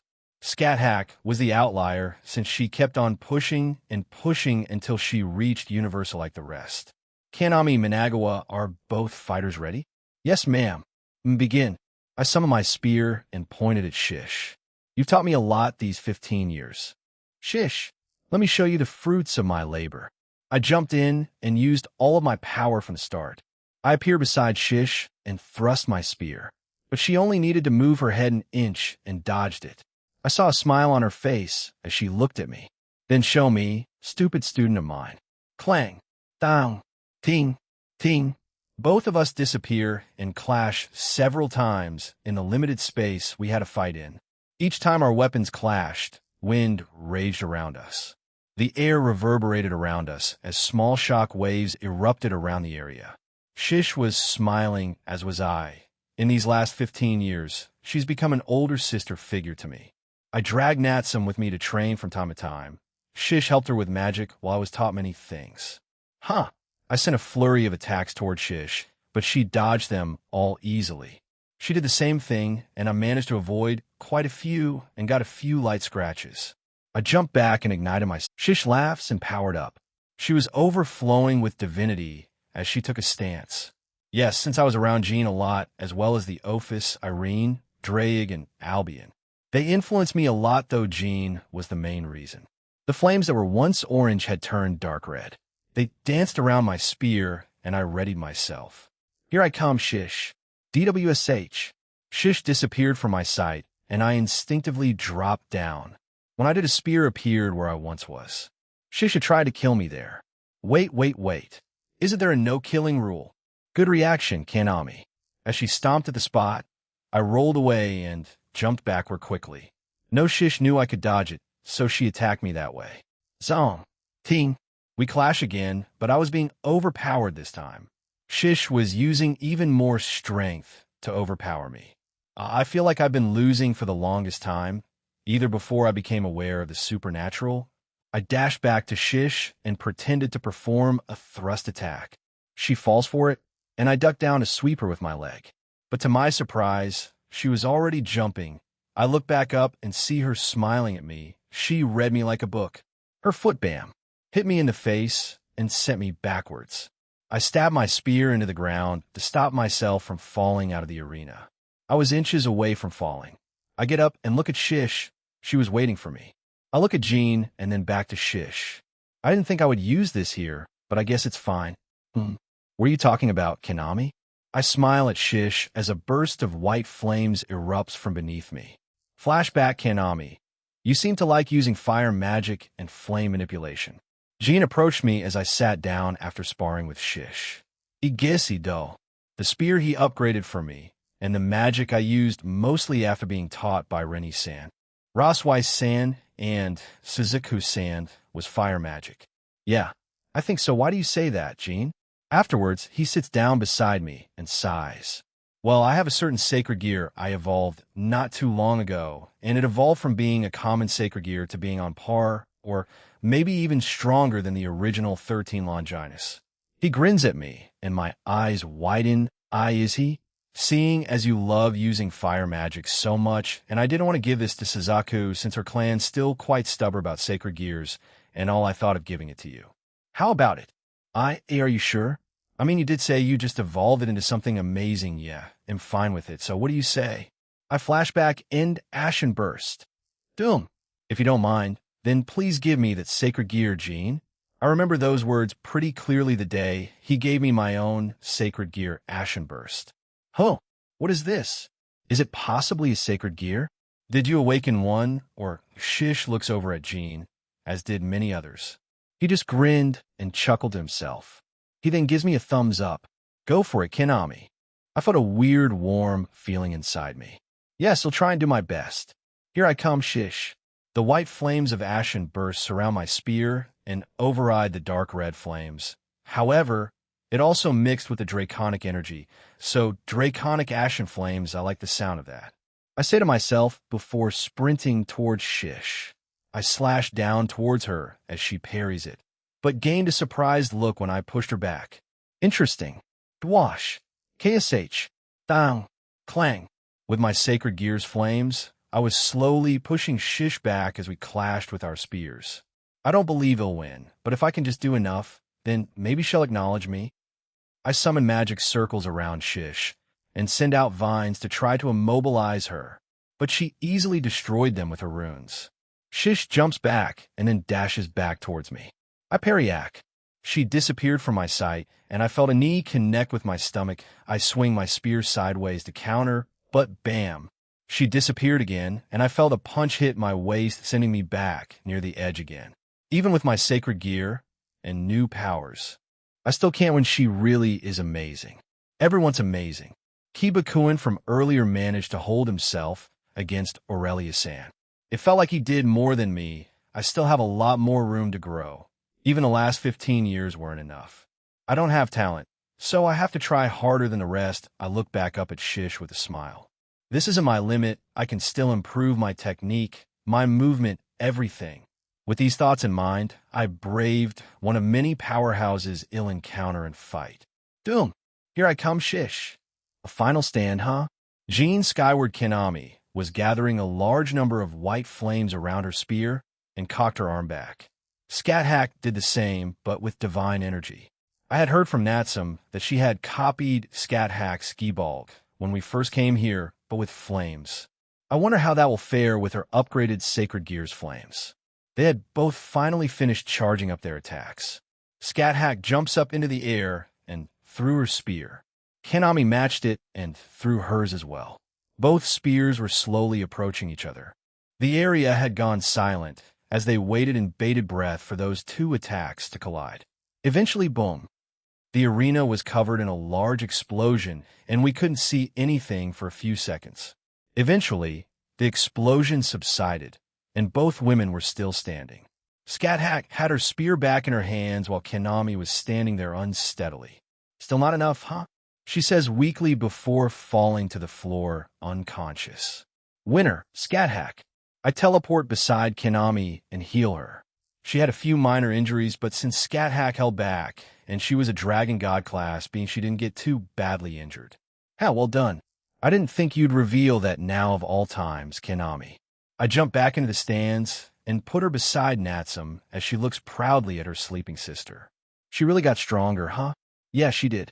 I always looked up to her, but seeing her that determined, It reminded me of when we were younger. Natsum started to stroke Kanema's hair, and I retreated to my seat. I felt her gaze linger on me for a few seconds. The next match was, this should be interesting. Serafall versus Gabriel. The two of them step into the arena.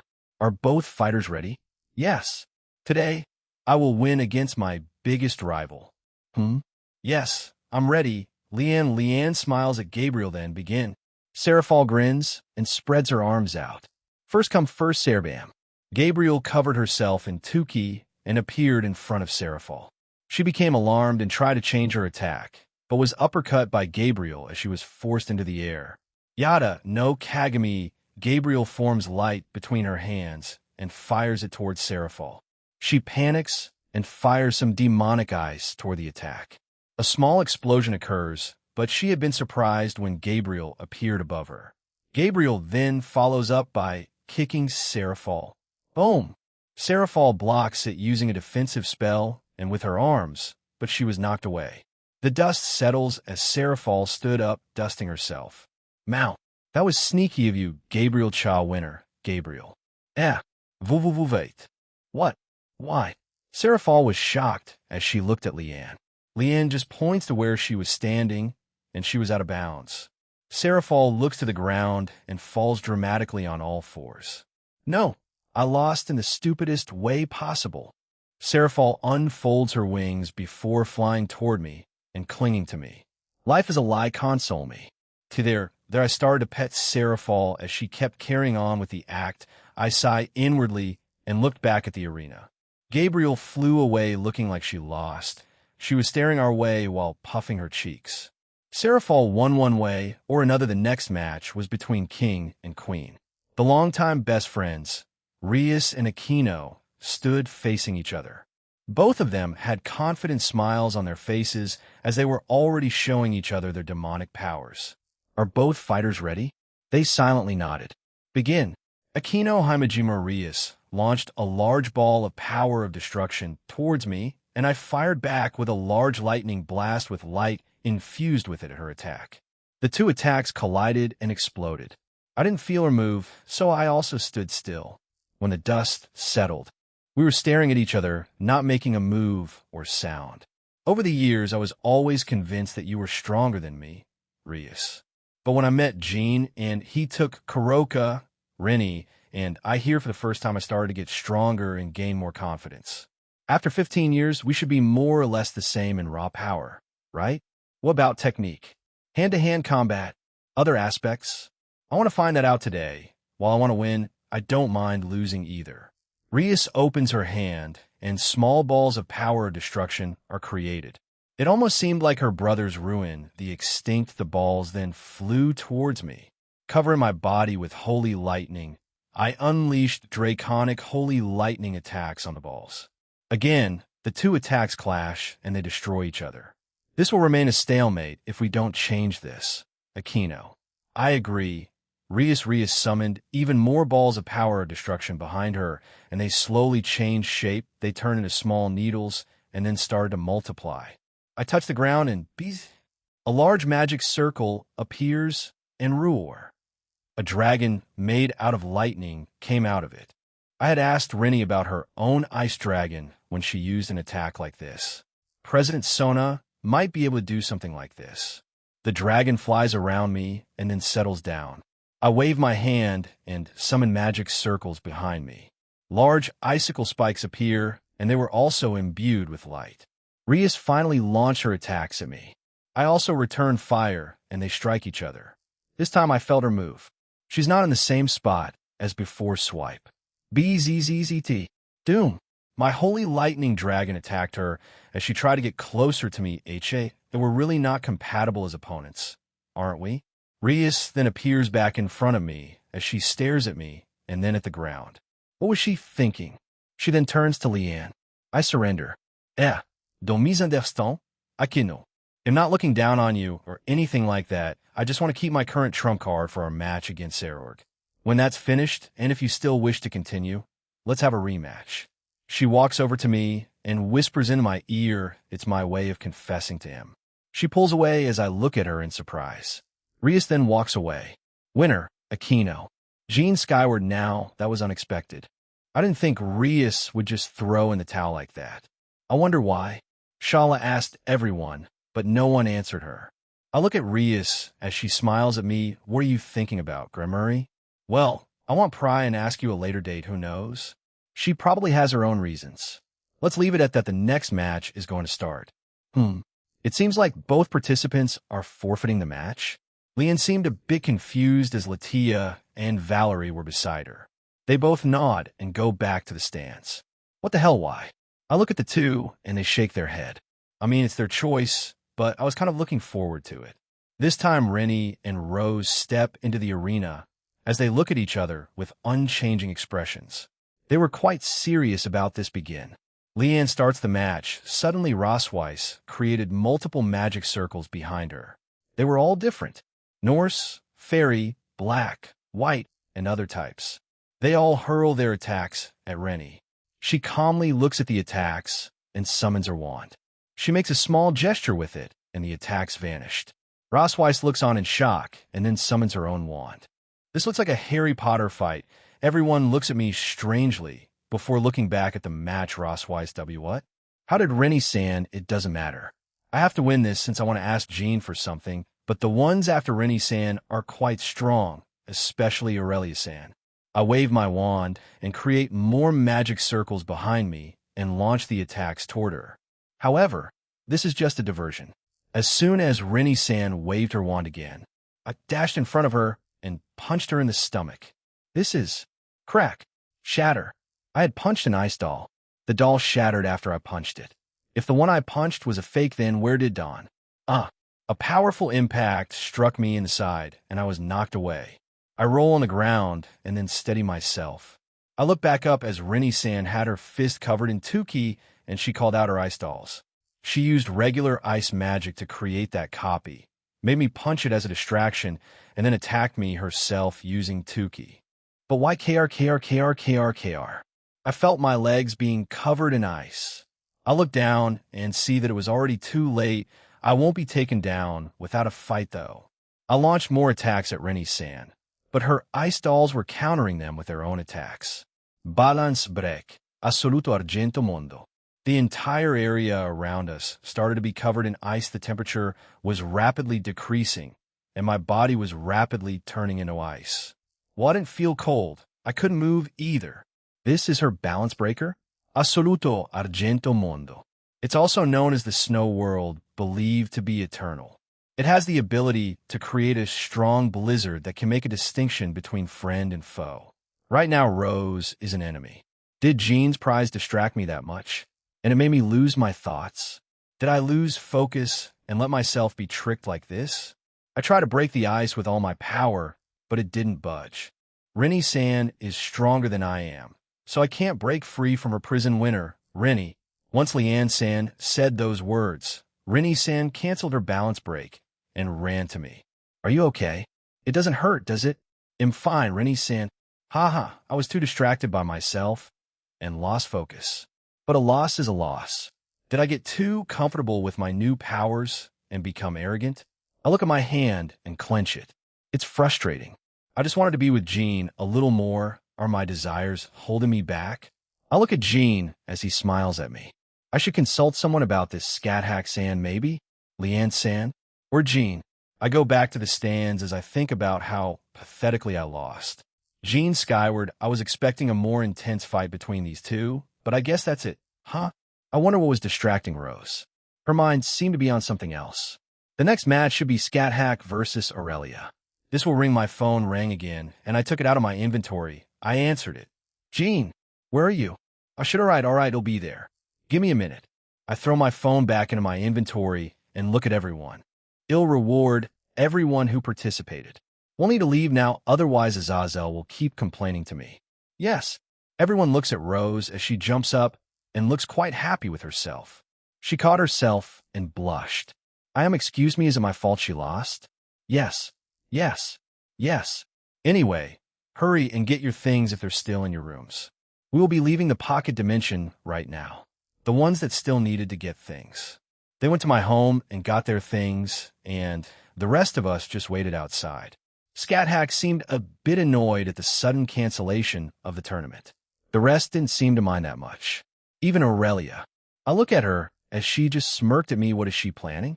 Eventually, everybody came back out. Ready? They nod, and I cancel the pocket dimension, and we were brought back out. I go over to the door and open it. I glance at everyone and look over their current ranks. Aquino Himejima, Universal CC Asia Argento, Universal C Gabriel, Universal CCC Gasper Vladi, Dragon God AAA Grafia Lucifuge, Universal CCC Griselda Corda, Dragon God SSS Ingvild Leviathan, Universal CC Irene Belsirian, Universal SSS Irina Shidu, Dragon God SS Kanami Minagawa, Dragon God SS Kiba Yudo, Dragon God AAA Kanu, Dragon God X Kuroka, Universal CC Latia Astaroth, Universal C Lavinia Reni, Universal A Natsa Minagawa, Universal CC Ophis, Universal SSS Penemu, Dragon God SSS Rias Gremory, Universal CC Rossweiss, Universal CCC Scat Universal B Seraphol Leviathan, Dragon God X Shigen Inaru, Universal CCC Chiron Tiju, Universal CC Suzuku Himejima, Universal B Valerie Teeps, Universal CCC Zenobia Corda, Universal DDD Yasaka, Universal CCC. I nod, satisfied with them for now. They'll try to aim for another 15 in the near future. Hopefully another 15 will have some of them break into multiversal. Sorry about this, but he'll be heading to Grigori, and then he'll come back. He'll come with you, Jean. Penemu stands beside me, and we leave. Grigori will get going then. How about you? He'll accompany you. Maybe I'm needed? I nod, and we start walking toward Azazel's office. I already found his aura. The new Grigori more or less looks like the old one, structure and color-wise, but there are some changes here and there. By the way, Jean, the annual Leader of Fallen Angel Mahjong competition is going to start soon. Care to watch it? It should be our 317th competition. So, the leaders are the only participants, huh? How many did you win? To this, Penemu huffed. I guess she hadn't won yet. We kept on walking and talking about it. Who won the most then?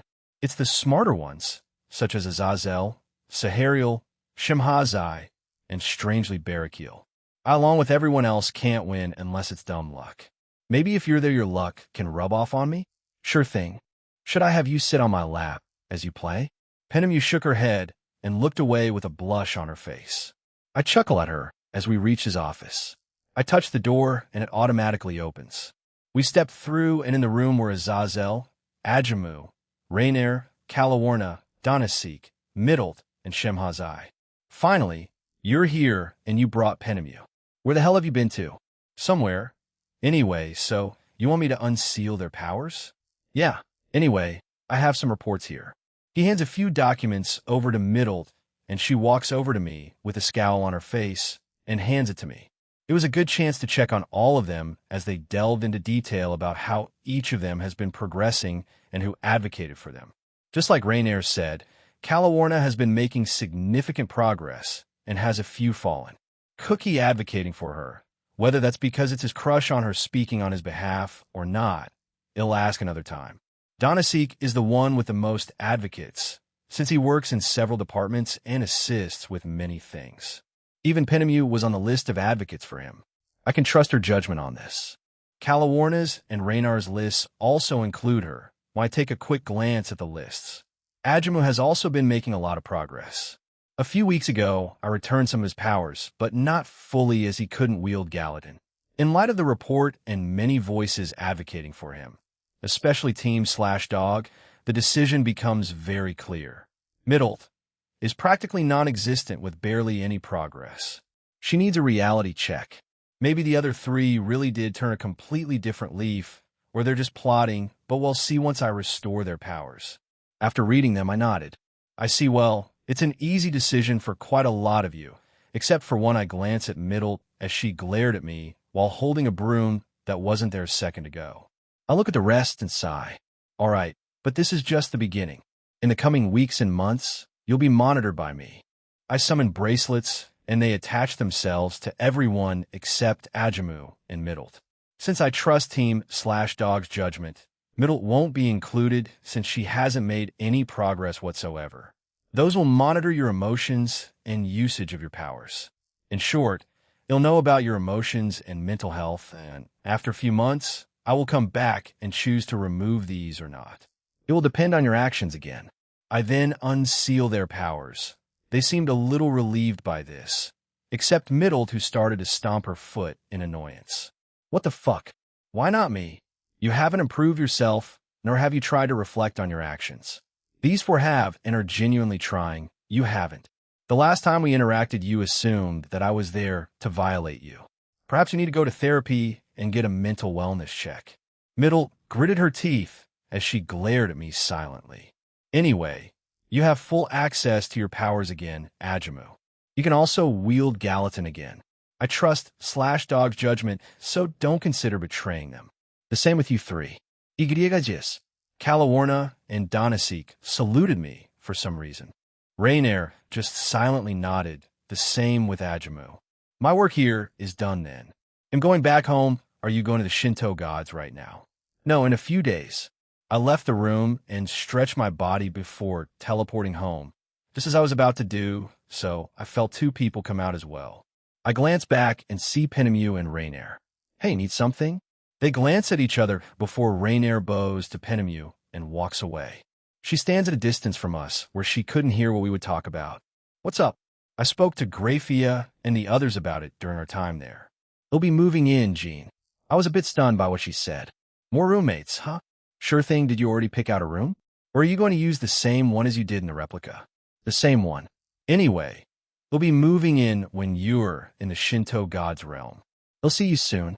Jean, she slightly bends over and pokes my nose before turning to leave. I wasn't sure if I was imagining things, but it seemed like she put a bit of sway in her hips while walking away. Hoo-hoo-hoo. Coo-coo-coo. Bam. Ow. What the hell, Rudra? Ignoring the fuss these three were making, Rainier started to walk back to me. When she gets here, we stand there in silence for a few seconds. H, how have you been? Good. I plan on taking it easy for a few days before I head to the Shinto gods. You? T, the other fallen I work with advocated for me, as well as Penemu-sama and Azazel-sama. Thank you for unsealing our powers, Jean. She bows to me, and I wave her off. You guys still need to prove that you won't go doing the same shit as you did a few months back. Until then, those bracelets will stay on, and only I can remove them. Yes, of course I'll be leaving then. Goodbye. She bows again before leaving. She's still quite stiff around me, even after we spent a few days together in Asgard. I shake my head and sigh. I'm not going to snap and kill you. Rainier Asia already forgave you, and I don't hold a grudge against you. Japan. Kuo Skyward household? It's on fire. Cease. Why did you try cooking? I wanted to surprise Jean. You're terrible at it. Also, why did you use your sacred gear's flames? I had teleported back into my home and just heard screams. I look at everyone in the living room, and they just pointed me to the kitchen. I quickly go there to see Grafia, sitting down looking calm, but her aura around her body said otherwise. So what's happening here? I heard a bit of what just transpired. I will need to teach Kanami how to cook properly. Yasaka, Suzuku, Kunu, and Sharon left for Kyoto. Serafal has retreated back into the underworld, and Gabriel is back in heaven. KZH. Hi. Grafia lightly stepped with her left foot as ice erupted from the ground and stopped just as it reached the two sisters. They both freeze and back up. Behave. Both of you will take lessons from me, starting now. They both nodded at the same time, without saying a word. Grafia strikes again. Her age is really shows squeeze, pinch. Grafia glared at me while pinching my cheek. My bad. A few days later, time to head out then. It was a school day, and I had my avatar go to school as I was traveling to the Shinto realm today with Akino, Suzuku, and Shigyan. I was a bit surprised when Rennie didn't make a fuss, but told me she was planning something for me, whatever that is ready. I turned to the three people with me, and they nod. So I teleported us back to Kyoto. Japan, Kyoto. I had teleported us just outside of Kyoto just to be safe. It was a weekday, and there were a lot of people out right now. From there, we walked in the direction of Takamagara, the Shinto god's realm that's separated from the human realm. If my assumptions are right, then we need to pass through that barrier and go through Aim no Okahashi, also known as the Floating Bridge of Heaven. Once there, a deity is supposed to be guarding the entrance into Takamagara. Saratahiko Kami, the god of earth. It is rumored that Takamagara is located somewhere in Mount Karama. Suzaku says beside me. Mount Karama, huh? I look north of Kyoto and at the mountain itself. It was supposed to be the largest mountain in all of Kyoto. It's also rumored to be where the king of Tengu lives. His name is SJB unless he also lives in Takamagara. Then we'll see him there. SJB is rumored to be the one who taught the legendary Minamoto no Yoshitsune. But everything will be cleared up once we're there. Let's go then. I check ahead, and there aren't too many tourists there at the moment, so we can probably teleport quite near the entrance. We walk to a spot where no one could see us teleport. Mount Karama, we arrive at a little alleyway near a home. We walk out of there, and we're greeted by a few houses around us. There was also a tourist center that probably also does tourist guides up the mountain. There are multiple stairs ascending up and towards Mount Karama. At each side of the stairs were red poles with lanterns attached to them. When I glanced at my companions, they too could feel the barrier. It's not a far walk, you guys ready? They nodded, and we started to ascend the stairs of Mount Karama. They looked around, but I was scanning the entire place for any signs of the supernatural and could feel small traces of them. Many of them were yokai, but a few were human. I could also feel someone near the barrier. They would circle it, maybe a guard. As we kept ascending, more and more trees came into view, and we also passed a gate like the Torii gates. We could see a little clearing with a temple of swords up ahead, but the barrier wasn't that way. I checked to see if anyone else was around us, but no one was. I turn right and go into the woods. The girls follow me. I step over a railing and keep going north. I cast invisibility over us, and we kept going up the mountain on a more unconventional path. The only things in our way were trees and large roots. It didn't take us long to reach the barrier, and the person who was patrolling the area was also standing there. She has blue eyes and black hair past her waist, tied in a ponytail using a white ribbon, and has pale skin. Her body is very athletic, but also quite petite. She wore some kind of school uniform and had a sword around her waist. I undo the invisibility, and she becomes alert and puts her hand near her sword ready to draw it. Who are you?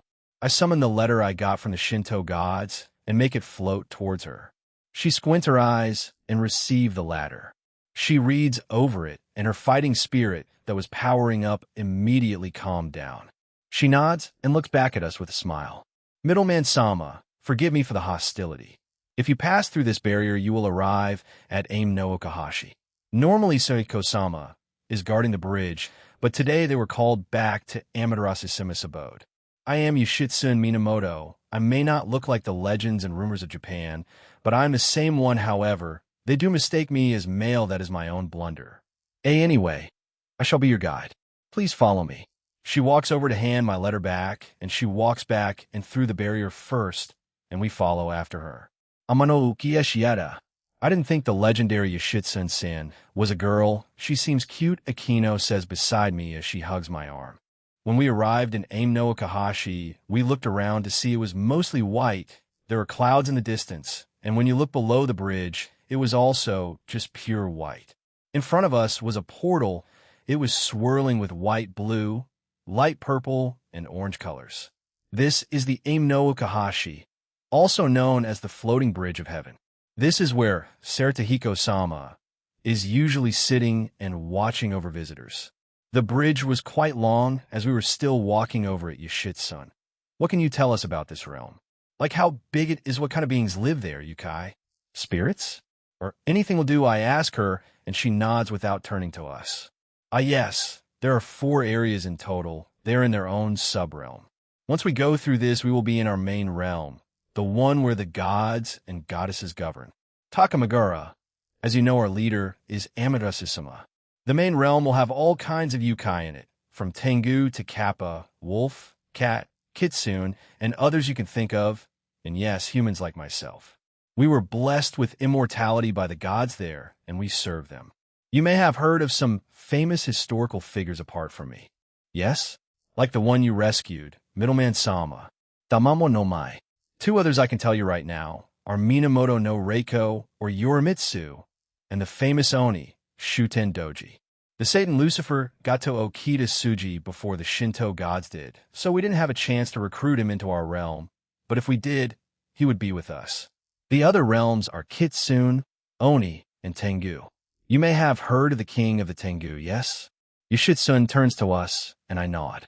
SJB, right? Are the rumors true that he trained you? Yes, when I was still young. He helped train me and hone my swordsmanship and many other things. I am indebted to him. While I mostly reside in Takamagara, I do visit the Tengu realm. We finally arrived at the portal after saying that. Yoshitsune looks at us first before entering, and we then pass through it as well. Takamagara, Yoshitsune. You're back, who are they? Benkei, Yoichi. That's the middleman, and he brought some companions with him. Benkei? Yoichi? As in the Sate musician Benkei and Nasu no Yoichi? They do look like their Magikoi counterparts, but I didn't think I'd meet them here of all places who? So he's the middleman. Huh? But weren't you saying that you'd get an autograph signed by him? Yoichi? Shut up, Benkei. Yoichi blushes and turns away, sulking as Benkei and Yoshitsune look at me. I walk over to them and put my hand up for a handshake. Gene Skyward, middleman. Nice to meet you. I didn't think I'd meet two more famous historical figures here. Also, Benkei is a woman. Reality is stranger than fiction, Gene Cohen. Yoichi has purple eyes and short gray hair. He also has a very athletic and ripped body build. He wears a black shirt with a unique pattern on it. He also wears another one over that as well as jeans. Benkei is a pale-skinned girl with wavy black or dark ash hair that goes past her waist and purple eyes. Benkei carries a staff and a gourd bottle in her left hand containing sake. She wears a messy-looking uniform with pantyhose and black shoes. The girls join me as we look over the ridge down at Takamagara, and it was a pretty nice sight, almost like old-era Japan. Much of the buildings are made of wood, both walls and roofs. The rooftops were green, and the walls were painted brown. The thing that stood out the most was the large castle in the background. Sakura trees were also spread throughout the city below us. A bridge also went over a small river going through the city. I could see many people down there, mainly yukais and a few humans.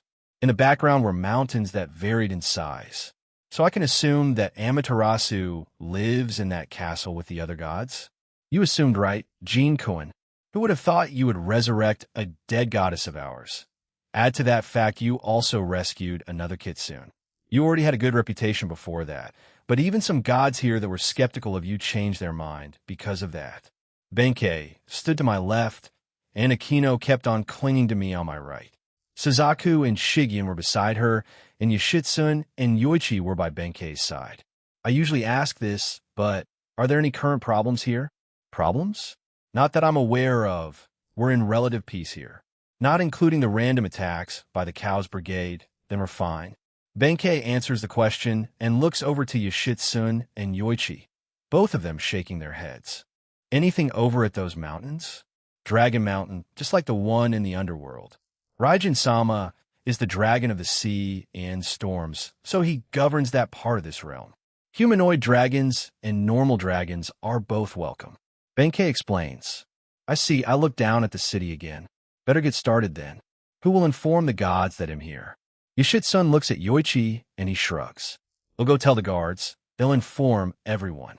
They'll see you soon, middleman. Yoichi then disappears from our sight. Yoshitsune gestures with her hand for us to follow her. She starts walking down the path toward the city along with Benkei. The two chat as we look around our surroundings. The ridge connected to a small hill, and on both sides of it had blooming cherry blossoms. The ground was littered with pink leaves. We walked down it as some yukai poked their heads out from behind the tree and waved at us. Middleman, middleman, a few of them say. It looks like my arrival is already spreading. It didn't take us long to arrive by the bridge where there was an Oni and Tengu guard. The Oni was male and the Tengu was female. Benkei-sama, Yoshitsune-sama, welcome back. Is this the middleman? That's right, Kuroda-kun. The one and only middleman, Gene-kun. I see. Welcome to our realm, Gene-sama. Kuroda has gray hair tied into a ponytail, red eyes, and had a scar on his right eye. He wore a mask that covered his mouth, and it was golden colored. He wore a unique-looking outfit that had shoulder guards and Chinese attire around his waist like Chow Chow. He gave the vibe of Oni Ninja. He also had a sword around his waist and two kama blades behind him. The Tengu guard stared silently at me, showing very little expression. When Benkei walked over to her and patted her head, she turned her attention away from me. "This is Mio. She's a little weird, but a good person." "Benkei-sama," she complained, but Benkei just chuckled at her. Mio has brown hair and light purple-colored eyes. Mio had a unique-looking kimono. It looked like the Iramuji variant, mostly in white and various shades of purple. She also had a sword on her hip. "Anyway, let's go. Amaterasu-sama and the others should be aware of your arrival and will be waiting for you." The two guards nod at us before we went onto the small bridge and go to the other side. We turned right, and we could see many different houses, shops, and a few vendors along the street. Various yukai walked along the road, and a few were selling their goods. This place may be even more diverse than Yurikyoto. Yurikyoto? Oh, the West Yukai faction? Yes, our world is a lot bigger than theirs after all, not including the other realms. How is Yasakaheim? Well, she's part of Jean's harem, if that counts. Benkei seemingly knows Yasaka, and Akino answers for me. She stops and turns around to look at me, a wide smirk on her face. Huh, I didn't think Jean-kun's harem varied that much. To think that Yasakaheim would be involved in a harem as large as yours. Benkei chuckles before we continue on our way. We pass by a few more shops and come across a blacksmith. It had all sorts of weapons and armor displayed, but no one was there. Hey, Kathleen-san isn't here, huh? I wonder where she went. All right, Kathleen-san is the local blacksmith here. I come here for repairs and to check out any new armor. Yoshitsune sighs and explains who the person she was talking about. You mean me? We hear a female's voice behind us, and we turn around. Kathleen is a well-endowed, beautiful woman with brown hair and aqua eyes. She wears a white collared shirt under a red vest, blacksmith gloves, and a long blue skirt. Along her waist is a blacksmith apron with several pouches. Kathleen-san, where did you go? You normally don't leave your smithy unattended like that. I needed to buy some breakfast. I wasn't gone that long. Yoshitsune-sama. The two seemed friendly with each other, as their conversation was in a casual tone. After a brief exchange, Kathleen looks at me. Is this the middleman the city is fussing about? Nice to meet you. I'm Kathleen. If you need a new weapon or a piece of armor, then stop by my place to get it. I'm Jean, and I might check this place out later. We should get going, then we'll see you around. Kath, yes, goodbye for now. Yoshitsune-sama, Benkei-sama, Jean-san. Kathleen nods before entering her smithy again. We start walking away, and there was a straight road ahead of us, and we could see the castle a lot more clearly now. More and more cherry blossoms were present, and there seemed to be a gate we had to pass through before getting to the castle. As we approached it, there were two shops across from each other that advertised and sold novels. In front of them were two kitsunes. One was male, and the other was female. The male kitsune had long white hair, white ears, and red eyes. He wore a yellow nagagi kimono with a shoulder plate on his right shoulder and a single glove on his right arm that went up to his elbow. The female kitsune has purple eyes and long, muted pink hair that is tied at the bottom. She also has fox ears and a single pink tail. She wears a unique and stylized variation of clothing inspired by the colors of Shrine Priestess traditional outfit. She wears a golden head accessory accompanied by matching golden earrings. The earrings are attached to her ears by diamond-shaped studs. Ye-san, Kajitsunamura-san, what's wrong? Yoshitsune-sama. Listen to this. This stupid fox won't stop trying to steal my customers. Huh, are you not the one stealing mine, boy? The two kitsunes glared at each other before stopping to look at us. They both seemed curious. Ah, this is Jean-san, the middleman. He's here to form that alliance with the Shinto gods. Yoshitsune introduces me to the two, and I finish her sentence for her. Both their eyes had a dangerous glint in them. Oya, oya, so the gossip was true. Welcome, Jean, to our realm. It may not mean much, but thank you for bringing back two of our own. Yeah, I barely agree with this harlot, but thank you for saving Tamamo-sama and resurrecting Inari-sama. Two of our own, oh, she means Tamamo and Inari. I nodded, don't worry about it. Yay, and Kajit Tsunemaru? They both nod before running towards me, as they held a book in each of their hand. Will you buy my novel? Jean? No, buy from us, Jean-san. Ours is top quality, unlike hers. Ignore this buffoon. Ye's publishing shop has much better quality novels. HAA. Kajit Tsunemaru's novels has better quality and quantity. The two of them start bickering back and forth, so we decided to slip away from them. I look at Yoshitsun and Benkei as they chuckled to themselves. They're always like that. Their shops are coincidentally across from one another, and they have been competing with each other since. It usually accumulates at year-end sales, and a loser buys the winner food and drinks for the night. Is that so? They seem to get along in a strange manner. The two of them chuckled again while agreeing. We eventually reached the gate and walked through it. In the distance, I saw another single guard. It was a female and a Tengu. As we got closer, she spots us and landed in front of us. Benkei-sama, Yoshitsune-sama. Welcome back. Is this the middleman and his companions? Yeah, that's right. Sarah-chan. Sarah is a woman with indigo hair cut into an uneven bob and golden eyes. Her attire is primarily black and white, with hints of mauve, red, and gold.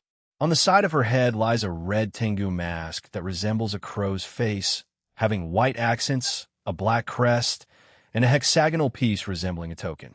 Being a Tengu, she has two pairs of black raven-like wings that can unfurl from her back and wields a black feather fan. She also wears red and gold Tengu Gita sandals. Sarah nods and gestures for us to follow her. Amaterasu-sama and the other gods are waiting for you. We were alerted by Yoichi-sama and others earlier.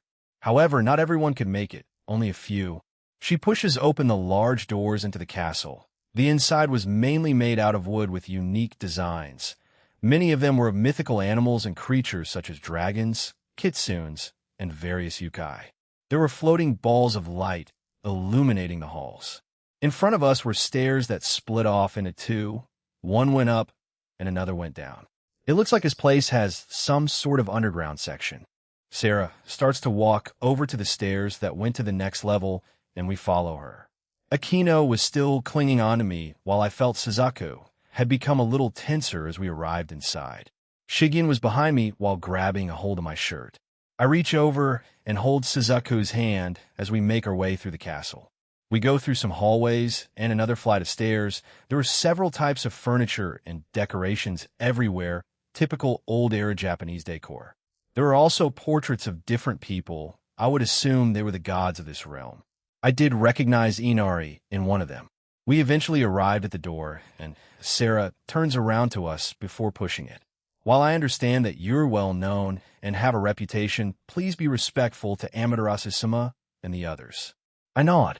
I was already planning on doing that. Sarah, it also looks like Benkei and Yoshitsun were going in with us. Sarah then turns around and pushes the doors open. Once they do, the various gods in there turn to look at us. I have brought the middleman, Amaterasu-sama. Sarah bows before walking to the side and standing there. I took this as a signal to walk forward alongside everyone else. Benkei and Yoshitsun joined Sarah as I felt their gazes on me. All the gods and goddesses were sitting around a rectangular table that was positioned horizontally.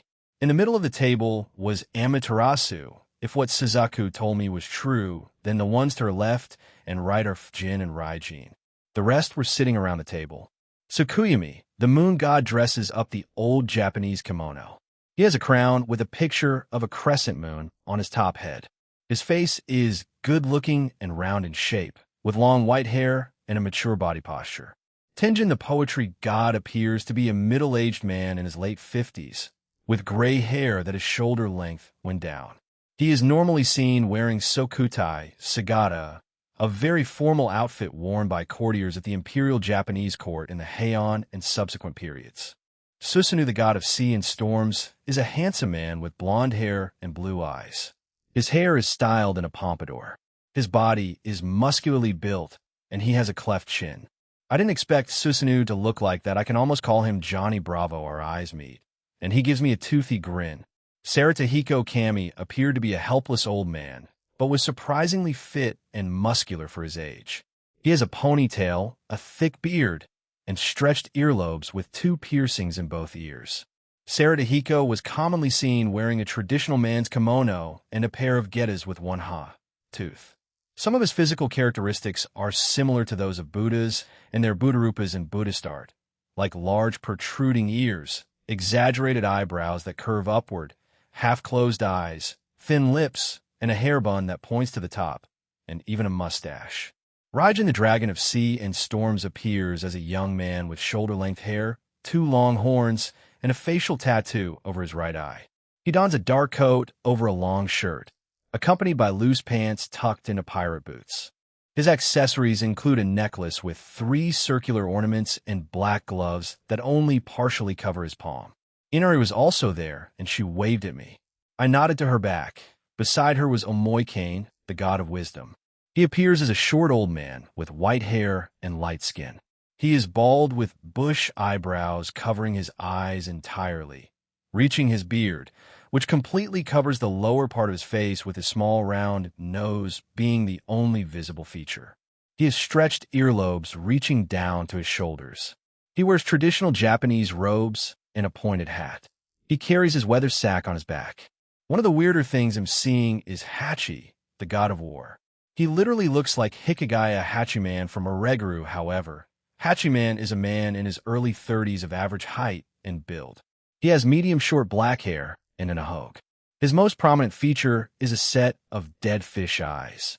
Unlike most of the deities here, he wears a black suit that's unbuttoned with no tie. The last 3 were Jin, Raijin, and Amaterasu herself. To the left was Jin, the goddess of wind. Fujin's appearance is that of a beautiful, voluptuous woman in her 20s who is over 170 centimeters tall. She possesses long black hair and golden eyes. She wears a set of black traditional Japanese kimono with unique floral designs along the bottom, and a pink undershirt similar to a hatajuban. She also wears a red Japanese-styled hairpin and piercings on the top of her hair, as well as worn orange sandals. Raijin's appearance is that of an adult woman, with long braided violet hair behind her back, and on the right side of her head is attached a hairpin with pale violet flowers resembling morning glories and a fan-shaped piece. Her eyes are purple, and she has a beauty mark below her right eye. She wears a small crimson ribbon on her neck as a choker and a dark-colored bodysuit underneath her kimono. The sleeves of her bodysuit completely cover her arms and are looped over her middle fingers with golden rings to partly cover her palms and the top of her hands, and her nails are painted purple. Her kimono has an assortment of patterns in different shades of purple and crimson, along with a badge bearing the lightning emblem tied to the front of her clothing below her right breast and a more elaborate emblem on a pauldron on her left shoulder. On the back of her outfit, she wears a crimson bow with tassels. She wears dark purple thigh-high stockings with small diamond openings at the top and high-heeled sandals. The one on the right is adorned with 2 of the same violet flowers on her hairpin. Finally, Amaterasu has hazel-brown eyes and light, flowing brown hair, and she has white horns that point downwards. She is wearing what appears to be a white koriginu with an elaborately tied sash, nagabakama, and a divine cloak wrapped around her arms. Welcome, Jean Skyward, to our realm, Takamagara. I trust that Yoshitsun and Benkei told you a little bit about our world. Yes? I nod, and she continues. Splendid. Without further ado, I would like to give you our thanks. You saved Temamo no Mei from the hands of the Cows Brigade, and as well as brought back to life our very own goddess of foxes, Inari. Words cannot describe in how thankful we are. She bows, and so does the other gods. It felt weird, and I put my hands up. Don't bow. That always feels weird for me. I was just doing my job as the middleman. Inari was just a coincidence, so I went with it. They stop bowing, and Amaterasu looks at me with a smile regardless. We still wish to thank you. So again, thank you, Jean. Now then for your visit, it's about joining the Alliance, yes? We have already discussed it, but there will be documents, yes? Yeah. Here you go. I snap my fingers, and 250 pages of paper appear in front of them.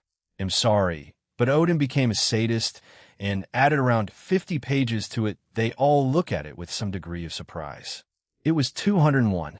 Geezer Odin became a bit mischievous and decided to add 50 pages of relevant items onto there. Normally I would try to lessen it, but when I read through it myself, it was all relevant. That Geezer, I see. We shall go over these documents thoroughly then. A few gods' faces paled as they looked at the amount. They had to go through Illa, come back in a few days then? They'll go check out this world if you don't mind, yes. Feel free to, Jean. Come now, everyone. Take a few pages each and read through them. Sarah, fetch a maid for some refreshments, will you? This will take some time to go through. We will need to discuss the pros and cons of these terms. Yes, Amaterasu-sama. Benkei Yoshitsun, can you guide Jean and his companions around the world? Bring Yoichi as well. Yes, Amaterasu-sama, you betcha, Terasa-chan. I turn around and walk away. Sarah looked annoyed at Benkei being all casual with their leader, but she didn't seem to mind. The two of them joined me as Sarah went ahead of us. Thank God I'm not part of that, otherwise I would die of boredom while going through those. I had to do that myself, anything new, so 50 pages of the Norse stuff. Then anything irrelevant can be put aside. Did you know it was 500 pages before I took it to the Norse? I cut it down to 201. Thank you for your hard work. Vinkun, do you want some sake? Benkei turns around and starts walking backward while offering her gourd to me. No. Thank you, Jean-san. Where would you like to go to? I will assume you want to explore the other subrealms, right? Yoshitsun asks, and I nod. I want to check this place out a bit more before moving over to those realms. I may be able to see Tamamo when we go to the Kitsune realm. Yeah, that's the plan. But can you show me more of this place first? Yes. We were back outside, and the first stop that Yoshitsun wanted to bring us to was the two novel shops that belonged to Ye and Kajitsunemaru. We first went to Kajitsunemaru's shop, much to Ye's dismay. The inside of the shop was simple in design, with a few wooden shelves with a series of light novels on them. I recognized a few that Rias, Gasper, and I were reading.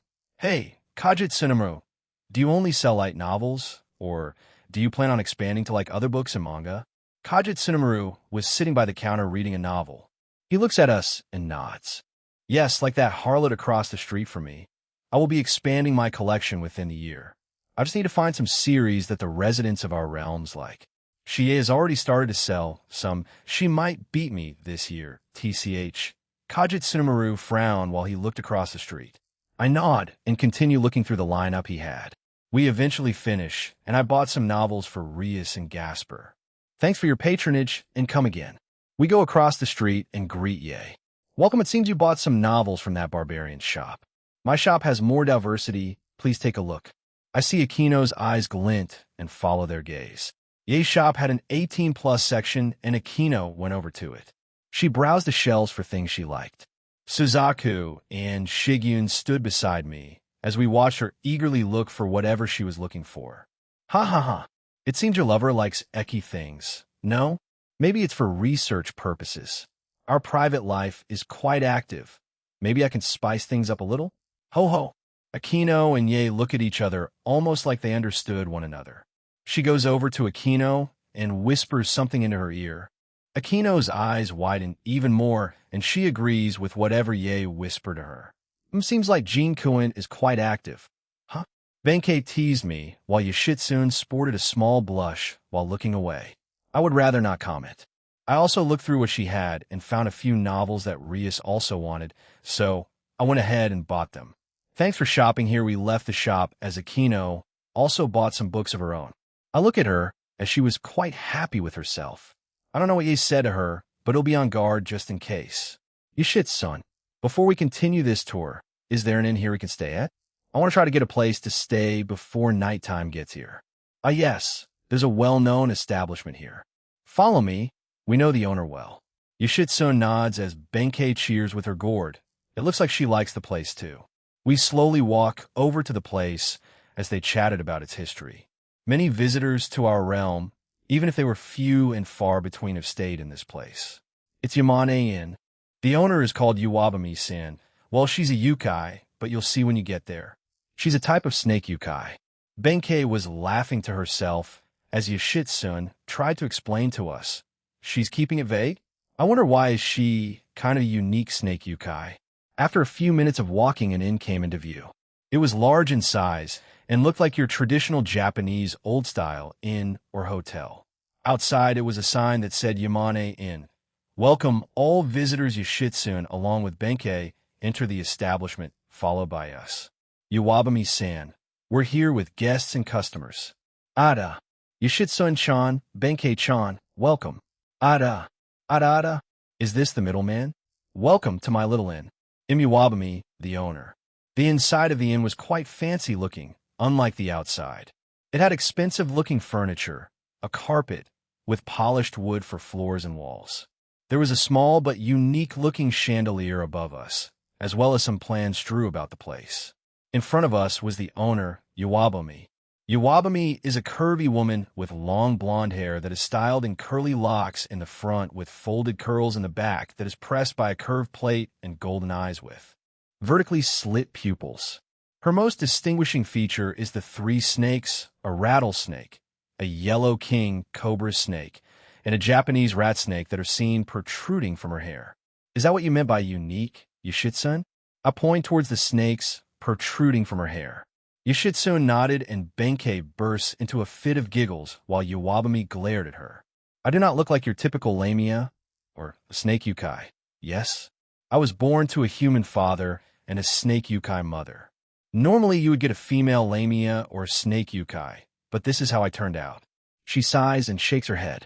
Anyway, is the middleman staying here? Yes, call me Jean. He'll stay here for a few days until Amaterasu and the other gods read through the documents. She nods and gestures for me to join her at the counter. We go over the details, how many rooms and the like. Will you and your harem be sharing the same room? I look over to the girls, and they nodded. They'll take that as a yes, then all right, take this key. Your room is on the second floor. There's sound insulation in there if you do get up to nightly activities. Iwabami hands over a key and smirks at me and the girls. I turn around to see both Suzaku and Shigen blushing while Akino was nodding sagely. I nod and put the key into my room, confusing her. You're not checking it? You're a fancy-looking lady. We'll trust in your judgment.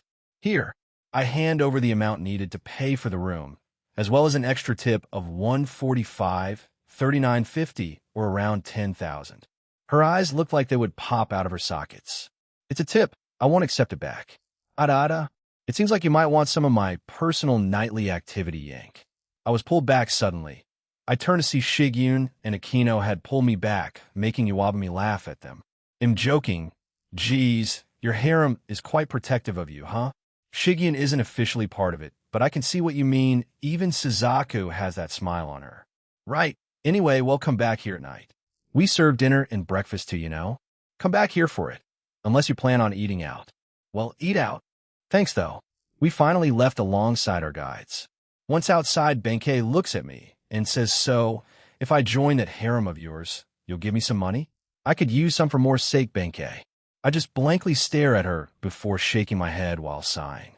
She started to laugh and say she was kidding. But you must be loaded, huh? Since you just threw that much money away. I guess so. Anyway, where to next? As mentioned earlier, our realm is relatively peaceful. However, Dragon Mountain will be the next best place to visit.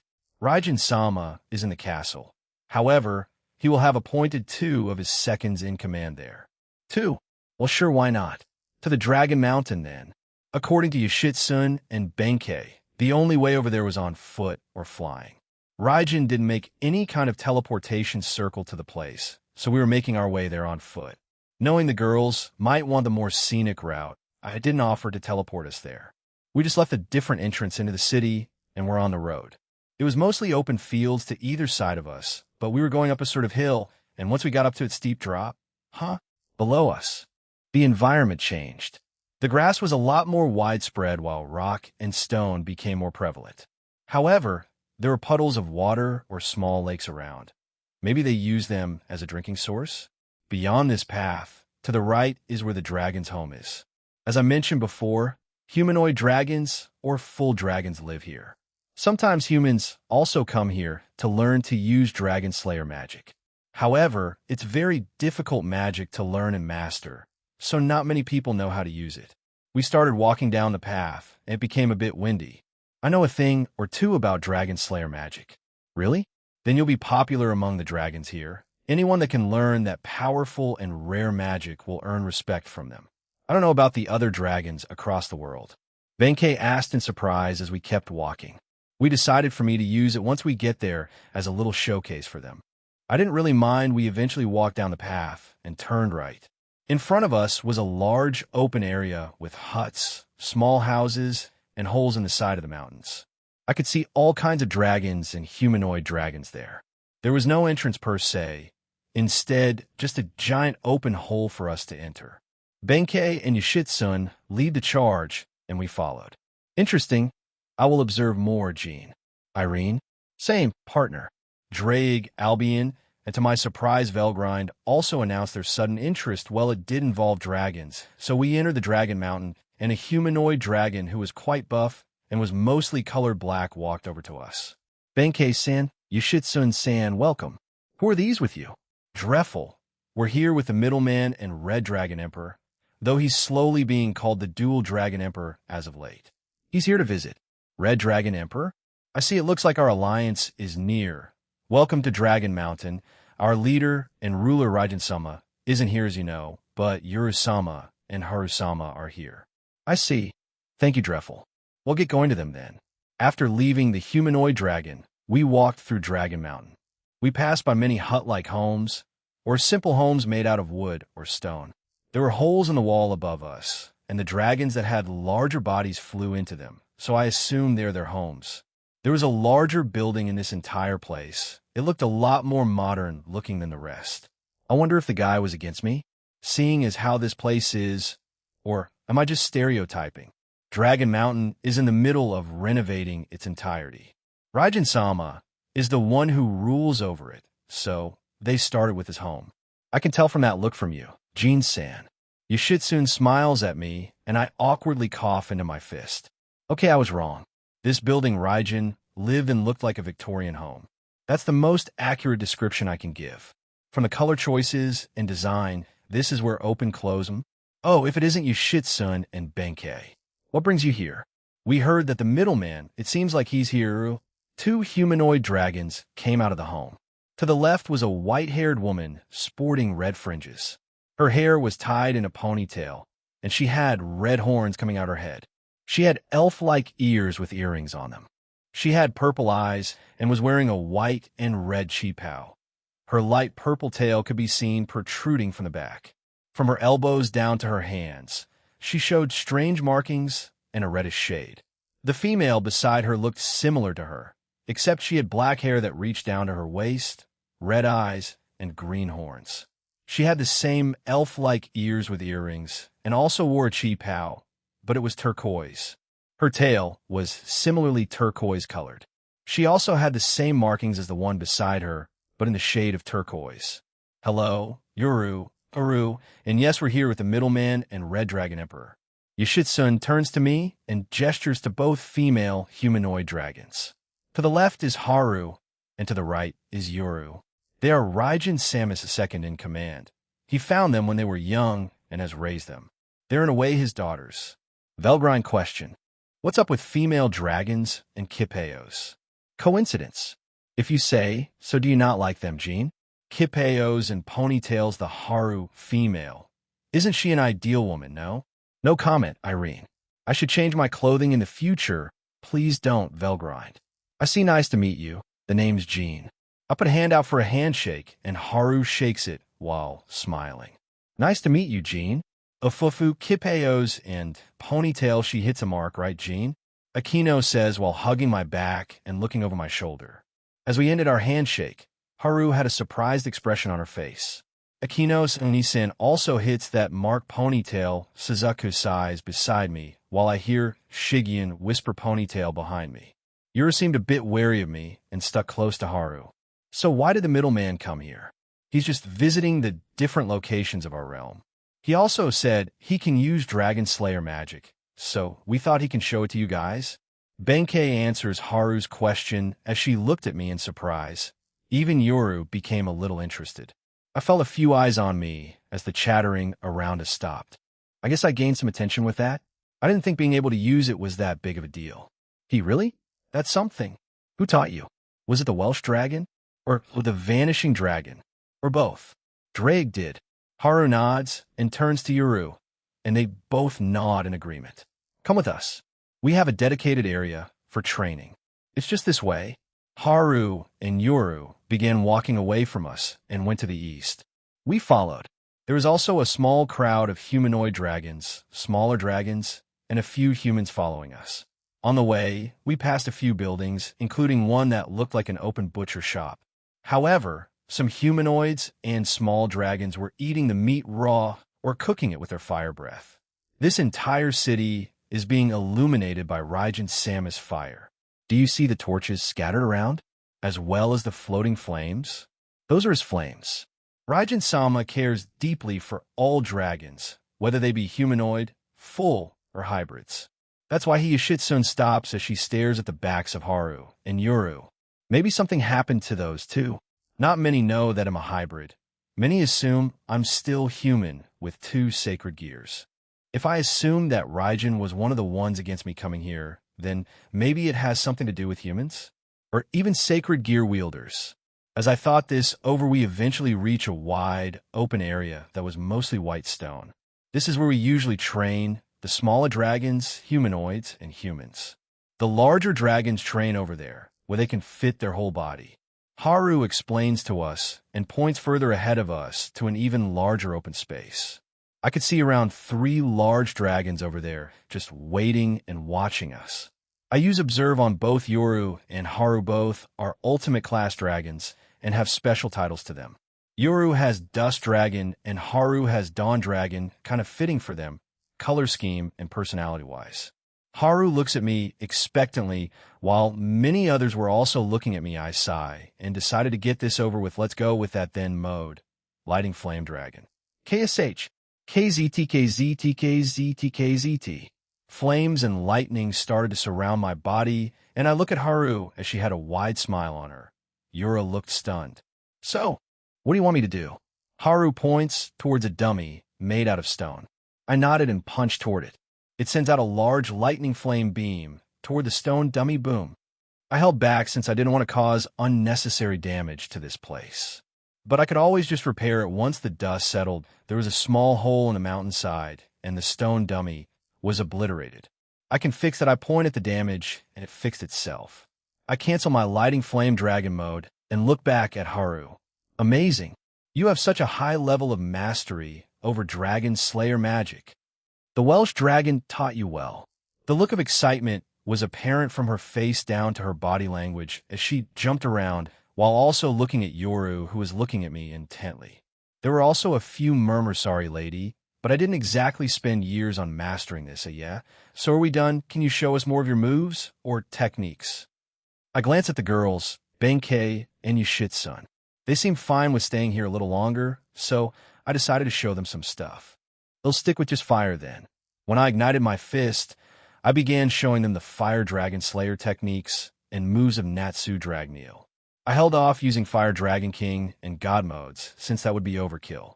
As time progressed, more spectators came by and started to ask me questions from the crowd. And that's all I know. The sun was begging to set, and I didn't get a chance to go anywhere else. I was stuck here answering questions from many dragons.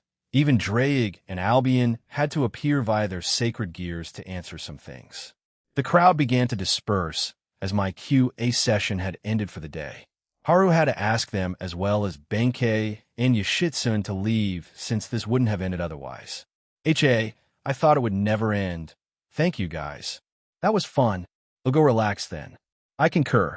Both Divine Dividing and Boosted Gear vanished. I turned to the girls, and we started to walk back into the city.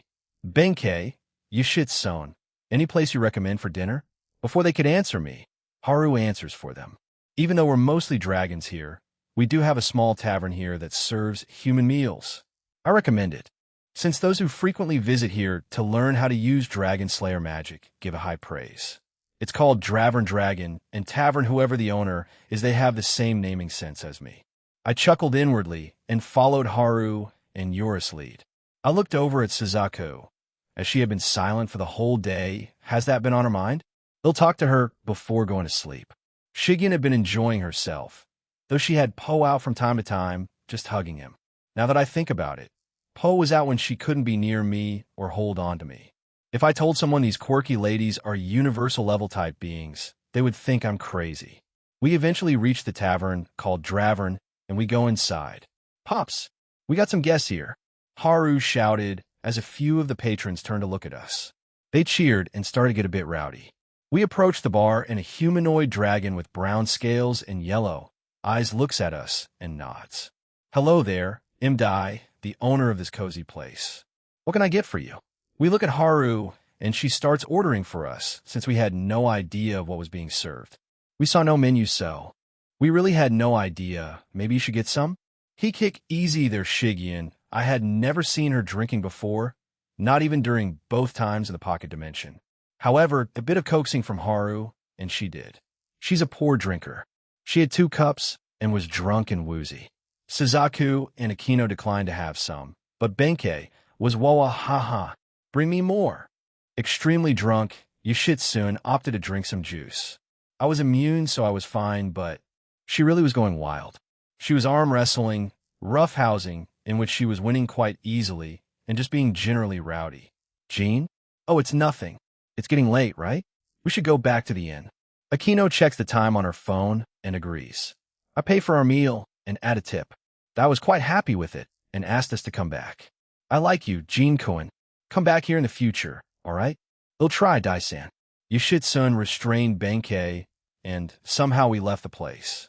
The night sky of Takamagara. It was quite something since I could see a vast sea of stars in the sky, cloudless, and there was a small breeze making it better. Even at night, there were still some dragons flying around. The place seems a little livelier than daytime. Suddenly, Raijin-sama, welcome back. Yoshitsune, good work. She got drunk again? It's how Benkei is, These are Jean and his companions. I hope you enjoyed your day in Takamagara and in Dragon Mountain. It's nice to meet you. Raijin puts his hand out, and I shake it. Likewise, Raijin. Haru and Yoru were great companions for the day. Is that so?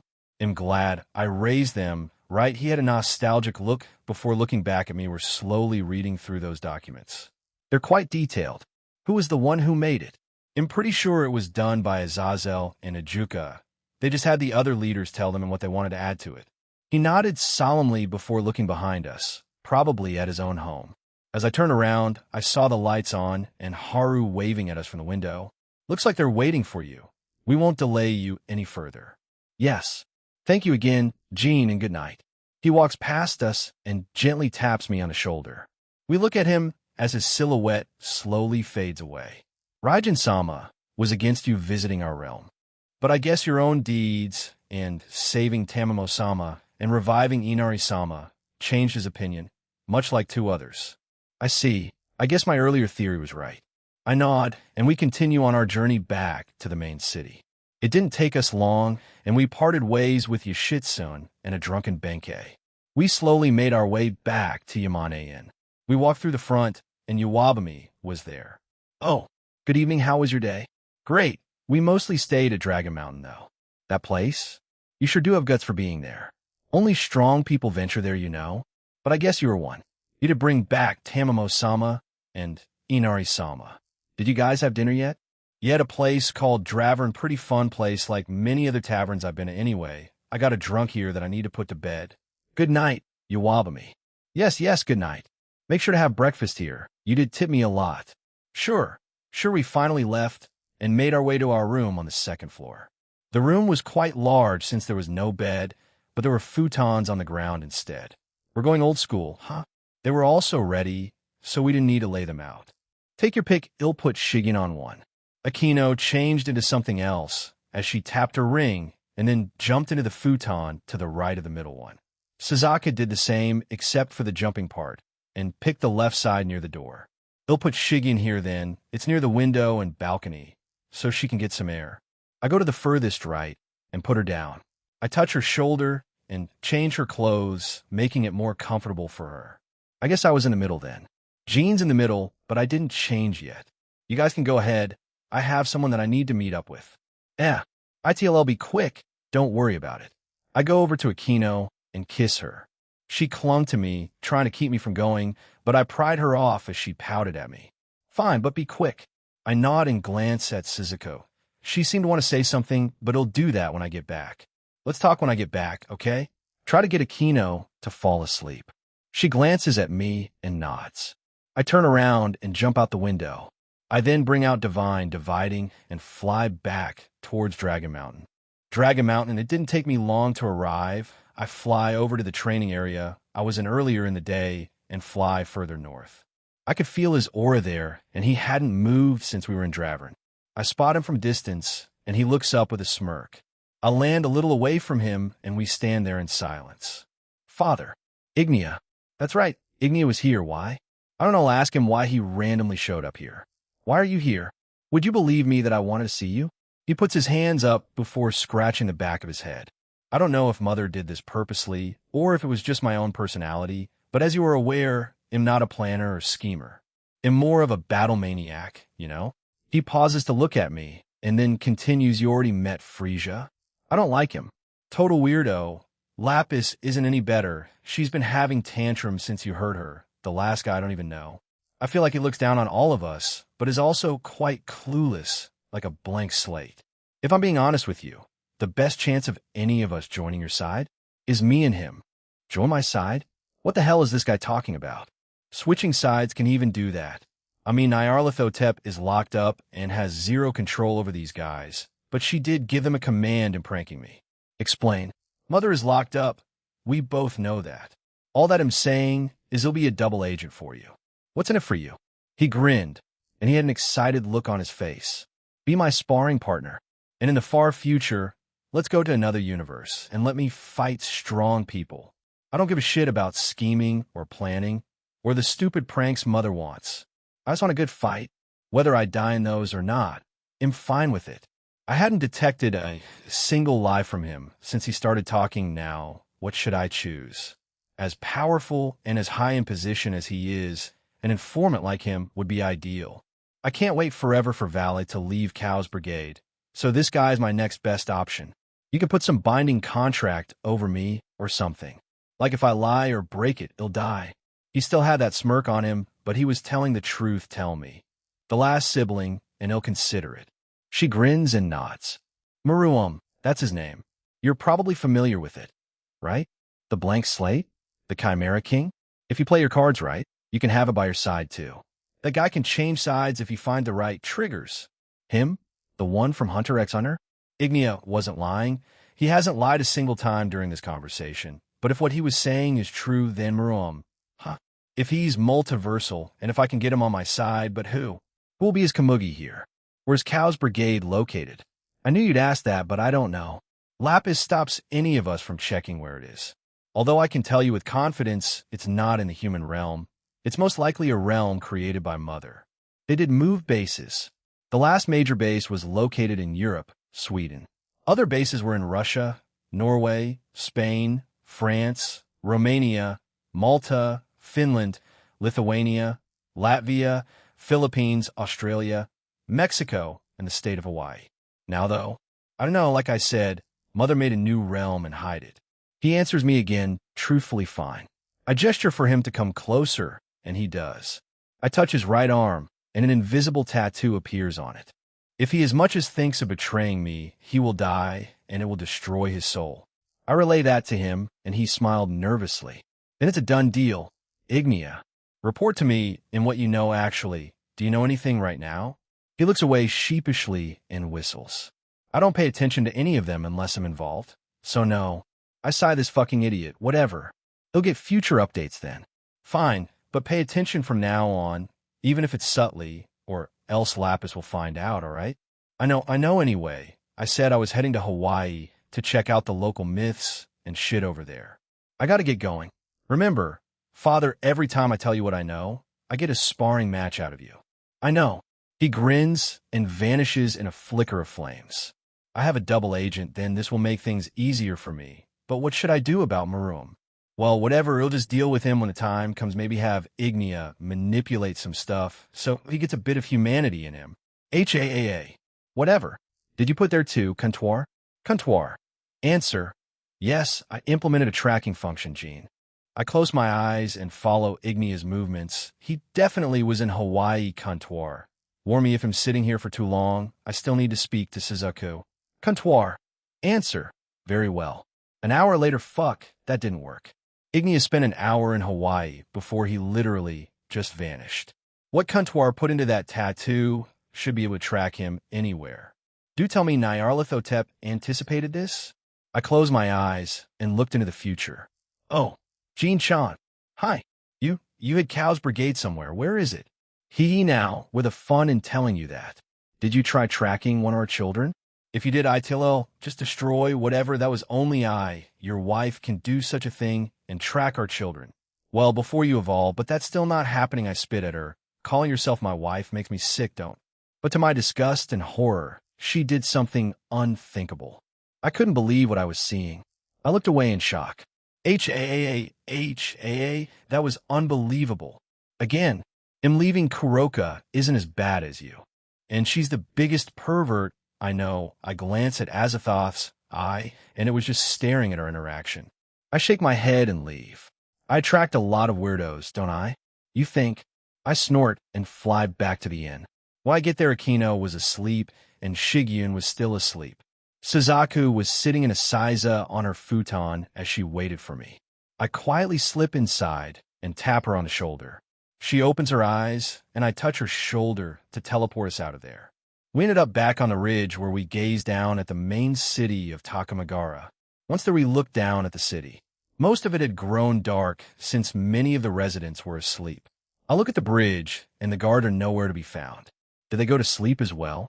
They're quite lenient. I thought it would be a 24/7 kind of thing. You've been pretty silent all day, Suzaku. Is something bothering you? I believe I know what it is, but it's better to confirm than think I know what it is. Suzaku sighs and turns to look at me. I'm just nervous. I was nervous when I met Amaterasu-sama, but we didn't get to interact with her much. Maybe when they're done reading through that. Yeah, probably. They'll talk to her about it. She may even see this as a small favor for me. I did help Tamamo and Inari. Now that I say it out loud, it sounds like I did that on purpose in order to get her help. I awkwardly chuckle to myself. That wasn't the intended effect, but whatever, please do. I grab her hand and pulled her into a hug. She puts her head on my chest and hugs me back. Don't worry, Amaterasu should be able to help with that. If not, well, we could try a more forceful approach, of course, with your permission. But it will be a last resort, so just keep that in mind. Last resort, I don't think Shurioba-san would like that. Oh, I know. I've come to know what kind of person she is over the last few months. But as I said, it's a last resort. But I'm confident that Amaterasu will help you in your clan. Do you think they'll say no to a literal Shinto god asking them? Suzaku falls silent as she thinks about my question. I do not believe so, but if they do, then Amaterasu might just use force herself. You said it yourself, right? Shall be cruel if necessary. And we stay like that for a few more seconds before separating. Let's go to bed now, shall we? She nods, and we teleport back to the inn. An hour later, what the hell, my lower half felt weird. No, it felt good. I open my eyes and look down to see Akino very close to me, clearly enjoying an intimate moment. What are you doing? Jean, let's do it. Chapter 5, Part 3, Yolgana, Goddess Physis, and Nighttime Rendezvous Takamagursu Haimajima. Start and GGH. Papa T those two. They're really. I felt my heart quicken and it stung a bit. Was I jealous? I wasn't part of Jean's close circle. He treats me well, but I think it's because I'm a close family member of Akino. I never thought I would hear Akino say such words. Kiss me, Jean. I heard kissing sounds, and it also seems like Jean had a strong reaction. I know it's wrong, but I felt a bit jealous. I also felt my own body responding to hearing the commotion. What's wrong with me? Being affected by hearing my cousin and her partner being intimate. Hee, Jean, do you like Suzukane-san? Akino, why are you asking me that? Answer me. Don't push me while I'm asking a question. Well, yeah, I do. I mean, do you love Nei-san? I caught myself as I waited with bated breath. I felt my own body tense as I waited for Jean to answer. Well, yeah. Papa, I felt my face turn hot and my heartbeat quicken even more. Jean loves me? I was interested in meeting her after finding out about her from Tobio. I mean, the first time I heard her voice, I kind of froze up and blamed it on Drake. So that was the real reason he didn't respond immediately? Okay, mister, keep talking. I won't let you distract me while we talk. I hear him chuckle, right? Our relationship was slow since we mostly texted, but when I first saw her, I froze and again I blamed Drake for it, but it didn't work since Drake came out and ratted me out. Anyway, during the first 5 years we got closer, then the Kyoto incident, then the 15 years, and now we are closer. I mean, it would be pretty difficult not to be in love with her after that. But I need to find the right time to ask her to, half. Fwahanen, don't just suddenly do that to me. It felt like I had a fever since my face was so hot. I hear some shuffling. Do they get up? Thud. MMPH. It feels so intense. My mind is going blank. Please, right now, Jean. Papa. Aquino then starts to giggle. Hey, pretend Suzuka-san. Hey, Aquino. W, what are you saying? Don't you want to be with Nay-san? Aquino. Papa. Nah. MMGH. Yes, so rough. Hi, no way. Hee you won, Suzakane-san. Do you really want to do that to her? Jean didn't answer her, but they started to sloppily kiss MMCPH, MMPHM, MMPHC, Yesh, Kishes, I hear them return back to Jean's futon and just started kissing. Even more those two, they know I'm awake, they did that on purpose.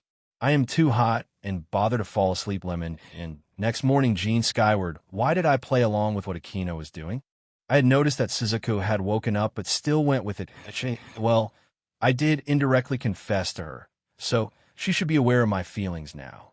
Aquino and Suzaku were already gone, and I was waiting for Shigen to wake up. Shuffle. I saw Shigen moving around her futon until she faced me.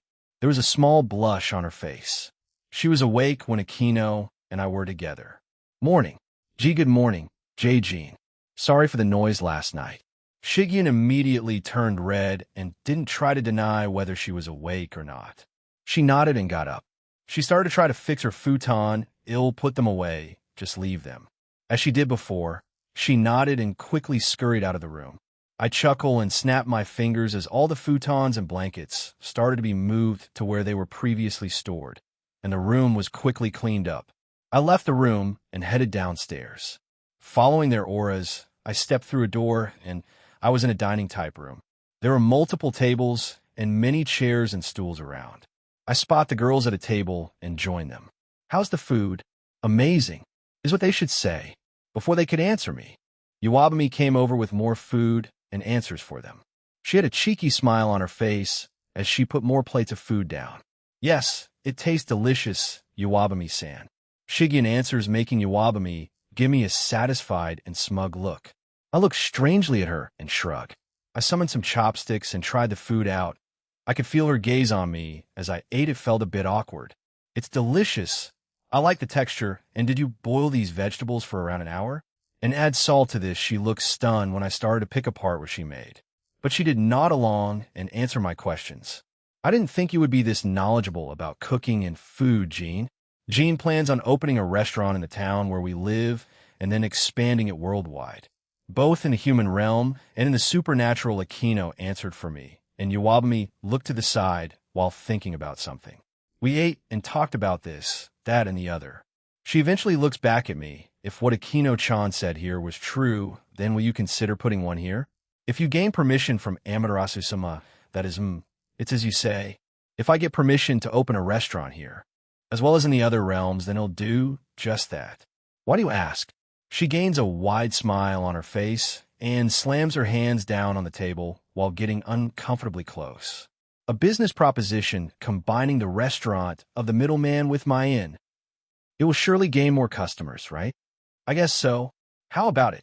I'll look around the room and then scan the rest of the inn. It will need a renovation, the inn part, and then my restaurant will be combined with this part of it. I don't see why not. This place was already popular. I don't mind, but I'll need to think about it more. I have the funds, so we will need to renovate your inn to be a bit more spacious. This area might become the restaurant area if certain areas are expanded. Those staying at the inn will be able to get breakfast as part of the package if they stay the night. The same with dinner? Iwabumi nods as she goes back to thinking, and I turn back to eating. Aquino was just staring at me with a weird smile. Smile, yay, fox. Wait a minute. Did she get that idea last night from Ye? Or one of her novels? I look back at Akino in horror as she looks at me confused. By the way, Jean, where are we going today? Suzuka speaks up and glances at me. She had a small blush on her face and wasn't exactly looking me directly in the eyes. Instead, she was looking a tiny bit towards my side. I was thinking of venturing to the Kitsun's realm. Wanting to ask you Shitsun and Benkei how to get there, though. Oh, do you mean Yogana? That's the name of their realm. The one giant city they live in is called Tailless City. I believe Inari-sama enjoys silly jokes and puns. A pun connoisseur, a fellow pun enjoyer. Inari. That's worrying. Jean likes stupid jokes and puns. He may have found a comrade in Inari-sama then. My first wife's instincts are tingling. One giant city? Anything, in particular, you can say about it? Very bright at night. It feels both old and modern. A lot of cherry blossoms around the place. As you visit those realms, such as Kitsune, Oni, and Tengu, please keep these things in mind. While they're mostly populated by those types of yokai, there are others there, like humans, and other yokai, but they are few and far between. I see. That makes sense if this place is in relative peace. Wait a minute. Who is leading the Kitsune then? If Amaterasu took in quite a few of them, the entire realm won't just be abandoned, right? Yuo, good morning. Do you have more sake, Iwabami? Just then, Benkei's voice resounded throughout the inn as she shouted quite loudly. Benkei, you shit, son. And Yoichi came through the door. Yoichi still looked quite tired and seemed like he didn't want to be woken up this early. Good morning, Jean, everyone. Good morning, you shit, son. You guys came here early. Yes, we wanted to be ready and cover as much ground as possible for the day. May we know where you want to go today? Kitsune Realm, Yogana, right? And the Tailless City. I want to see it as well as catch up on Tamamo. Yogana. I see. We shall head there then. I nod and continue to eat my breakfast. The three of them seated themselves at the next table. Iwabami asked if they wanted to have some breakfast, but declined since they already ate. Can I have some sake then? Or at least refill my gourd? ITLL cost you, Benkei. I know he'll pay the usual. Iwabami sighed and disappeared into the back. It was still quite early, and Benkei was already thinking of drinking. You sure do love drinking, and you didn't get drunk even with the amount of drink last night. I'm immune to getting drunk lucky. So lucky. If I had that ability, I would drink all day, every day. Benkei continued on a rant for the next minute before Iwabami came back with her gourd. Benkei then paid up and immediately started to drink from her gourd, making Yoichi, you shit, son, and Iwabami sigh at her. We were nearly done eating our breakfast when I remember I wanted to ask you shit, son, something. You shit, son. If Inari was dead and many of the Kitsunes were taken in by Amaterasu, who led the remaining ones in their realm. Yes, it's Meho-sama. She's also a nine-tailed fox much like Inari-sama. They were quite close, almost like sisters. Anyway, once she died, she decided to take over as ruler, but since Inari-sama came back, she has resumed the position. Meho-sama became her advisor, though I believe they rule together. While Inari-sama is here, Meho-sama has reverted back to ruling until the alliance is signed. Meho, huh? Another nine-tailed fox. I wonder how many are here? I'm at a few already, right? Yasaka, Tamamo, Inari, and now this Meho individual. Eventually, we finished breakfast and decided to start the day. Once we go outside, I glance at Yoichi. Where did you go yesterday, man? I was busy. I got a job from someone. He's pretty shit at lying. Benkei just laughed at him. You've always been terrible at lying, Yoichi. That's right. Tell him that you were looking for a poster you wanted him to sign. The legendary Ape and Ketsa Dragon is here after all. Shut up. What a lively trio. So, how do we get to that realm? We will need to walk back to the castle. Sarah-san stopped us because she saw you and didn't know you or your group. Did you see the stairs that led down to the entrance hallway? That's where we go to teleport to each realm. I see. Let's go then. We quickly make our way through the streets of Takamagara, passing by the same smithy where Kathleen was as she waved to us. We passed by the two novel shops as Ye and Kajitsuru were already glaring at each other. A typical day, huh? Yes. We quickly approach the entrance, and Sarah was there. She nods at us and lets us through. Once through the door, We go to the stairs that led downwards. We had to walk down them for the next few minutes. Why is it so unnecessarily long? I also asked that when I first took them, Jinkun. Benkei answers me as she drank from her gourd. Akino had been clinging to me the entire way. I was holding Shigyun's hand, and Suzaku was a lot calmer today, which was a relief. Jinkun, after this, what's happening to you? Benkei glances at me as we continue to descend. I look at her and nod. If my stay here goes as planned, then I have my exhibition match with Sarah or Bale, and after that the Bale and Grimmery peerage rating game. And go to the Greek god's realm again to find a certain someone to help me get to the Egyptian mythology. All right, I also have a school culture festival to work through as well. But yeah, it's something like that. Benkei nods sagely and takes another sip from her gourd. Busy schedule. Huh, are you excited to graduate? Or are you also planning on applying to college? Well, since I have an avatar or clones assigned to school for me right now, I'll mostly have them do that, and I'll focus on opening my restaurant. By that time, I should have more free time to do things that pertain to the supernatural side of things. I see. What about staff? Do you have anyone in mind? I do have one employed right now. She's my secretary, so I do need someone to help me. But I'll probably hire some students from Kuo who want a part-time job. I don't think Kuo has any problems with students having a part-time job. I glance at Akino, and she shakes her head. I didn't read anything about that in the handbook, but if you're worried, you can ask President Sona about it. They'll do that. Then we talked about everyday things until we eventually reached a basement sort of room. It was quite large for a basement. There were 5 floating flames in each corner and then in the middle of the ceiling. They gave off a light blue hue. There were 3 door-like structures with magic teleportation symbols carved into the ground. Above the doors were signs showing where it would take you. To the left was Oni, in the middle was Tengu, and finally Kitsune was on the right. How do you get back here? Akino asks, and Yoshitsune points to the ground.